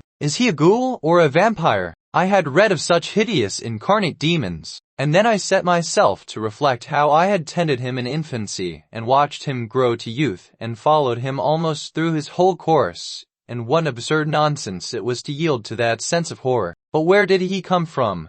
The little dark thing, harbored by a good man to his bane. Muttered superstition, as I dozed into unconsciousness, and I began, half dreaming, to weary myself with imagining some fit parentage for him, and, repeating my waking meditations, I tracked his existence over again, with grim variations, at last, picturing his death and funeral, of which all I can remember is, being exceedingly vexed at having the task of dictating an inscription for his monument, and consulting the sexton about it, and, as he had no surname, and we could not tell his age, we were obliged to content ourselves with the single word, Heathcliff. That came true, we were. If you enter the kirkyard, you'll read on his headstone only that, and the date of his death. Dawn restored me to common sense. I rose, and went into the garden as soon as I could see, to ascertain if there were any footmarks under his window. He has stayed at home, I thought, and he'll be all right today. I prepared breakfast for the household, as was my usual custom, but told Hareton and Catherine to get theirs ere the master came down, for he lay late. They preferred taking it out of doors, under the trees, and I set a little table to accommodate them. On my re-entrance, I found Mr. He and Joseph were conversing about some farming business. He gave clear, minute directions concerning the matter discussed, but he spoke rapidly, and turned his head continually aside, and had the same excited expression, even more exaggerated. When Joseph quitted the room, he took his seat in the place he generally chose, and I put a basin of coffee before him. He drew it nearer, and then rested his arms on the table, and looked at the opposite wall, as I supposed, surveying one particular portion, up and down, with glittering, restless eyes, and with such eager interest that he stopped breathing during half a minute together. "Come now," I exclaimed, pushing some bread against his hand, "eat and drink that,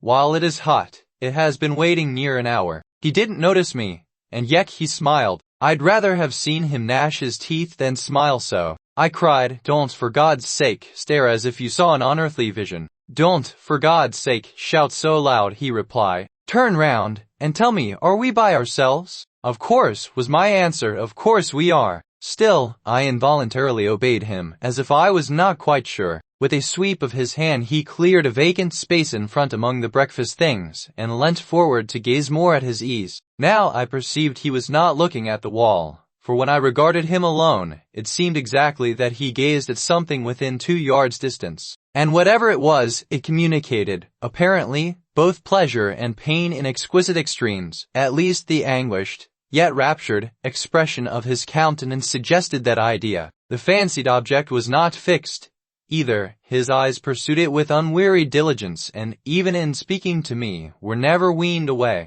I vainly reminded him of his protracted abstinence from food. If he stirred to touch anything in compliance with my entreaties, if he stretched his hand out to get a piece of bread, his fingers clenched before they reached it, and remained on the table, forgetful of their aim. I sat, a model of patience, trying to attract his absorbed attention from its engrossing speculation, till he grew irritable, and got up, asking me I would not allow him to have his own time in taking his meals, and saying that on the next occasion I needn't wait, I might set the things down and go. Having uttered these words, he left the house, slowly sauntered down the garden path, and disappeared through the gate. The hours crept anxiously by. Another evening came. I did not retire to rest till late, and when I did, I could not sleep. He returned after midnight, and instead of going to bed, shut himself into the room beneath. I listened, and tossed about, and, finally, dressed and descended. It was too irksome to lie there, harassing my brain with 100 idle misgivings. Heathcliff's step, restlessly measuring the floor, and he frequently broke the silence by a deep inspiration, resembling a groan. He muttered detached words also. The only one I could catch was the name of Catherine, coupled with some wild term of endearment or suffering, and spoken as one would speak to a person present, low and earnest, and wrung from the depth of his soul. I had not courage to walk straight into the apartment, but I desired to divert him from his reverie, and therefore fell foul of the kitchen fire, stirred it, and began to scrape the cinders. It drew him forth sooner than I expected. He opened the door immediately, and said, "Nellie, come, here's it morning? Come in with your light." "It is striking 4, I answered. "You want a candle to take upstairs. You might have lit one at this fire." "No, I don't wish to go upstairs," he said. "Come in, and kindle me a fire, and do anything there is to do about the room." "I must blow the coals red first, before I can carry any," I replied, getting a chair and a bellows. He roamed to and fro, meantime, in a state approaching distraction, his heavy sighs succeeding each other so thick as to leave no space for common breathing between. "When day breaks I'll send for Green," he said. "I wish to make some legal inquiries of him while I can bestow a thought on those matters, and while I can act calmly. I have not written my will yet, and how to leave my property I cannot determine. I wish I could annihilate it from the face of the earth." "I would not talk so, Mr. Heathcliff," I interposed. "Let your will be a while. You'll be spared to repent of your many injustices yet. I never expected that your nerves would be disordered. They are, at present, marvelously so, however, and almost entirely through your own faults. The way you've passed these 3 last days might knock up a Titan. Do take some food, and some repose. You need only look at yourself in a glass to see how you require both. Your cheeks are hollow, and your eyes bloodshot, like a person starving with hunger and going blind with loss of sleep." "It is not my fault that I cannot eat or rest," he replied. "I assure you it is through no settled designs. I'll do both as soon as I possibly can. But you might as well bid a man struggling in the water rest within arm's length of the shore. I must reach it first, and then I'll rest." Green, as to repenting of my injustices, I've done no injustice, and I repent of nothing. I'm too happy, and yet I'm not happy enough. My soul's bliss kills my body, but does not satisfy itself. If you would hear me without being angry, I might offer some advice that would make you happier. "You are aware, Mr. Heathcliff," I said, "that from the time you were 13 years old you have lived a selfish, unchristian life, and probably hardly had a Bible in your hands during all that period. You must have forgotten the contents of the book, and you may not have space to search it now. Could it be her to listen for some minister of any denomination? It does not matter what to explain it, and show you how very you have heard of its precepts, and how unfit you will be for heaven, unless it change take this will you die." "I'm rather obliged than angry, Nellie," he said, "for you remind me of the manner in which I desire to be buried. It is to be carried to the churchyard in the evening. You and Harriton may, if you please, accompany me, and mind, particularly, to notice that the sexton obeys my directions concerning the 2 coffins. No minister need come, nor need anything be said over me. I tell you I have nearly attained my heaven, and that of others is altogether unvalued and uncoveted by me. And supposing you persevered in your obstinate fast, and died by that means, and they refused to bury you in the precincts of the kirk? I said, shocked at his godless indifference. How would you like it? They won't do that, he replied. If they did, you must have me removed secretly, and if you neglect it you shall prove, practically, that the dead are not annihilated. As soon as he heard the other members of the family stirring he retired to his den, and I breathed freer. But in the afternoon, while Joseph and Hareton were at their work, he came into the kitchen again, and, with a wild look, bid me come and sit in the house. He wanted somebody with him. I declined, telling him plainly that his strange talk and manner frightened me,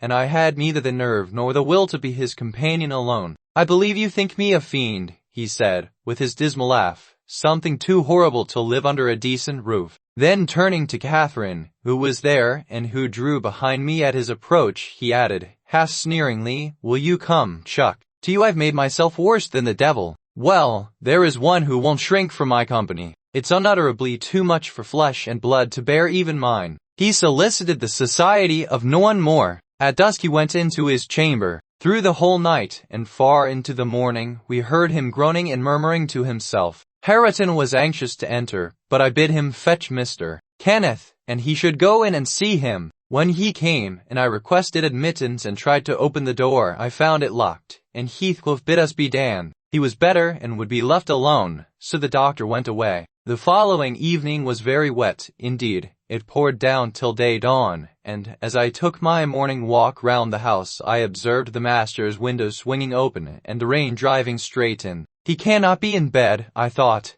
Those showers would drench him through. He must either be up or out. But I'll make no more ado. I'll go boldly and look. Having succeeded in obtaining entrance with another key, I ran to unclose the panels, for the chamber was vacant. Quickly pushing them aside, I peeped in. Heathcliff was there laid on his back. His eyes met mine so keen and fierce, I started, and then he seemed to smile. I could not think him dead, but his face and throat were washed with rain. The bedclothes dripped, and he was perfectly still. The lattice, flapping to and fro, had grazed one hand that rested on the sill. No blood trickled from the broken skin, and when I put my fingers to it, I could doubt no more. He was dead and stark. I had to the window. I combed his black long hair from his forehead. I tried to close his eyes, to extinguish, if possible, that frightful, lifelike gaze of exultation before anyone else beheld it. They would not shut. They seemed to sneer at my attempts, and his parted lips and sharp white teeth sneered too. Taken with another fit of cowardice, I cried out for Joseph. Joseph shuffled up and made a noise, but resolutely refused to meddle with him. Th Divil's harried off his soul, he cried, and he may have his carcass into T-Bargain, for aught I care. What a wicked un he looks, gurning at death. And the old sinner grinned in mockery. I thought he intended to cut a caper round the bed, but suddenly composing himself, he fell on his knees, and raised his hands, and returned thanks that the lawful master and the ancient stock were restored to their rights. I felt stunned by the awful event, and my memory unavoidably recurred to former times with a sort of oppressive sadness. But poor Hareton, the most wronged, was the only one who really suffered much. He sat by the corpse all night, weeping in bitter earnest. He pressed its hand, and kissed the sarcastic, savage face that everyone else shrank from contemplating, and bemoaned him with that strong grief which springs naturally from a generous heart, though it be tough as tempered steel. Kenneth was perplexed to pronounce of what disorder the master died. I concealed the fact of his having swallowed nothing for 4 days, fearing it might lead to trouble, and then, I am persuaded, he did not abstain on purpose. It was the consequence of his strange illness, not the cause. We buried him, to the scandal of the whole neighborhood, as he wished. Earnshaw and I, the sexton, and 6 men to carry the coffin, comprehended the whole attendance. The 6 men departed when they had let it down into the grave. We stayed to see it covered. Hareton, with a streaming face, dug green sods, and laid them over the brown mold himself. At present it is as smooth and verdant as its companion mounds, and I hope its tenant sleeps as soundly. But the country folks, if you asked them, would swear on the Bible that he walks. There are those who speak to having met him near the church, and on the moor, and even within this house. Idle tales, you'll say, and so say I. Yet that old man by the kitchen fire affirms he have seen two on and looking out of his chamber window on every rainy night since his death: and an odd thing happened to me about a month ago. I was going to the Grange one evening, a dark evening, threatening thunder, and just at the turn of the heights I encountered a little boy with a sheep and 2 lambs before him. He was crying terribly, and I supposed the lambs were skittish and would not be guided. "What is the matter, my little man? There's Heathcliff and a woman yonder, under T-Nab," he blubbered. I darned pass him. I saw nothing, but neither the sheep nor he would go on, so I bid him take the road lower down. He probably raised the phantoms from thinking, as he traversed the moors alone, on the nonsense he had heard his parents and companions repeat. Yet still, I don't like being up in the dark now, and I don't like being left by myself at this grim house. I cannot help it. I shall do the lad when they live, and if to the Grange. They are going to the Grange, then, Dean, as soon as they are married, and that will be on New Year's Day. And who will live here then? Why, Joseph will take care of the house, and perhaps a lad to keep him company. They will live in the kitchen, and the rest will be shut up, for the use of such ghosts as choose to inhabit it. Lockwood, said Nelly, shaking her head, I believe the dead are at peace, but it is not right to speak of them with levity. At that moment the garden gate swung to. The Ramblers were returning. They are afraid of nothing, I grumbled, watching their approach through the window. Together, they would brave Satan and all his legions. As they stepped on to the door stones and halted to take a last look at the moon, or, more correctly, at each other by her light, I felt irresistibly impelled to escape them again, and, pressing a remembrance into the hand of Mrs. Dean, and disregarding her expostulations at my rudeness, I vanished through the kitchen as they opened the house door, and so should have confirmed Joseph in his opinion of his fellow servants' gay indiscretions, had he not fortunately recognized me for a respectable character by the sweet ring of a sovereign at his feet. My walk home was lengthened by a diversion in the direction of the kirk. When beneath its walls I perceived decay had made progress. Even in 7 months, many a window showed black gaps deprived of glass, and slates jutted off, here and there, beyond the right line of the roof, to be gradually worked off in coming autumn storms. I sought, and soon discovered, the 3 headstones on the slope next the moor, the middle one grey and half buried in heath, Edgar Linton's only harmonized by the turf and moss creeping up its foot, Heathcliff's still bare. I lingered round them, under that benign sky, watched the moths fluttering among the heath and harebells, listened to the soft wind breathing through the grass, and wondered how any one could ever imagine unquiet slumbers for the sleepers in that quieter. Please like and subscribe for more similar contents.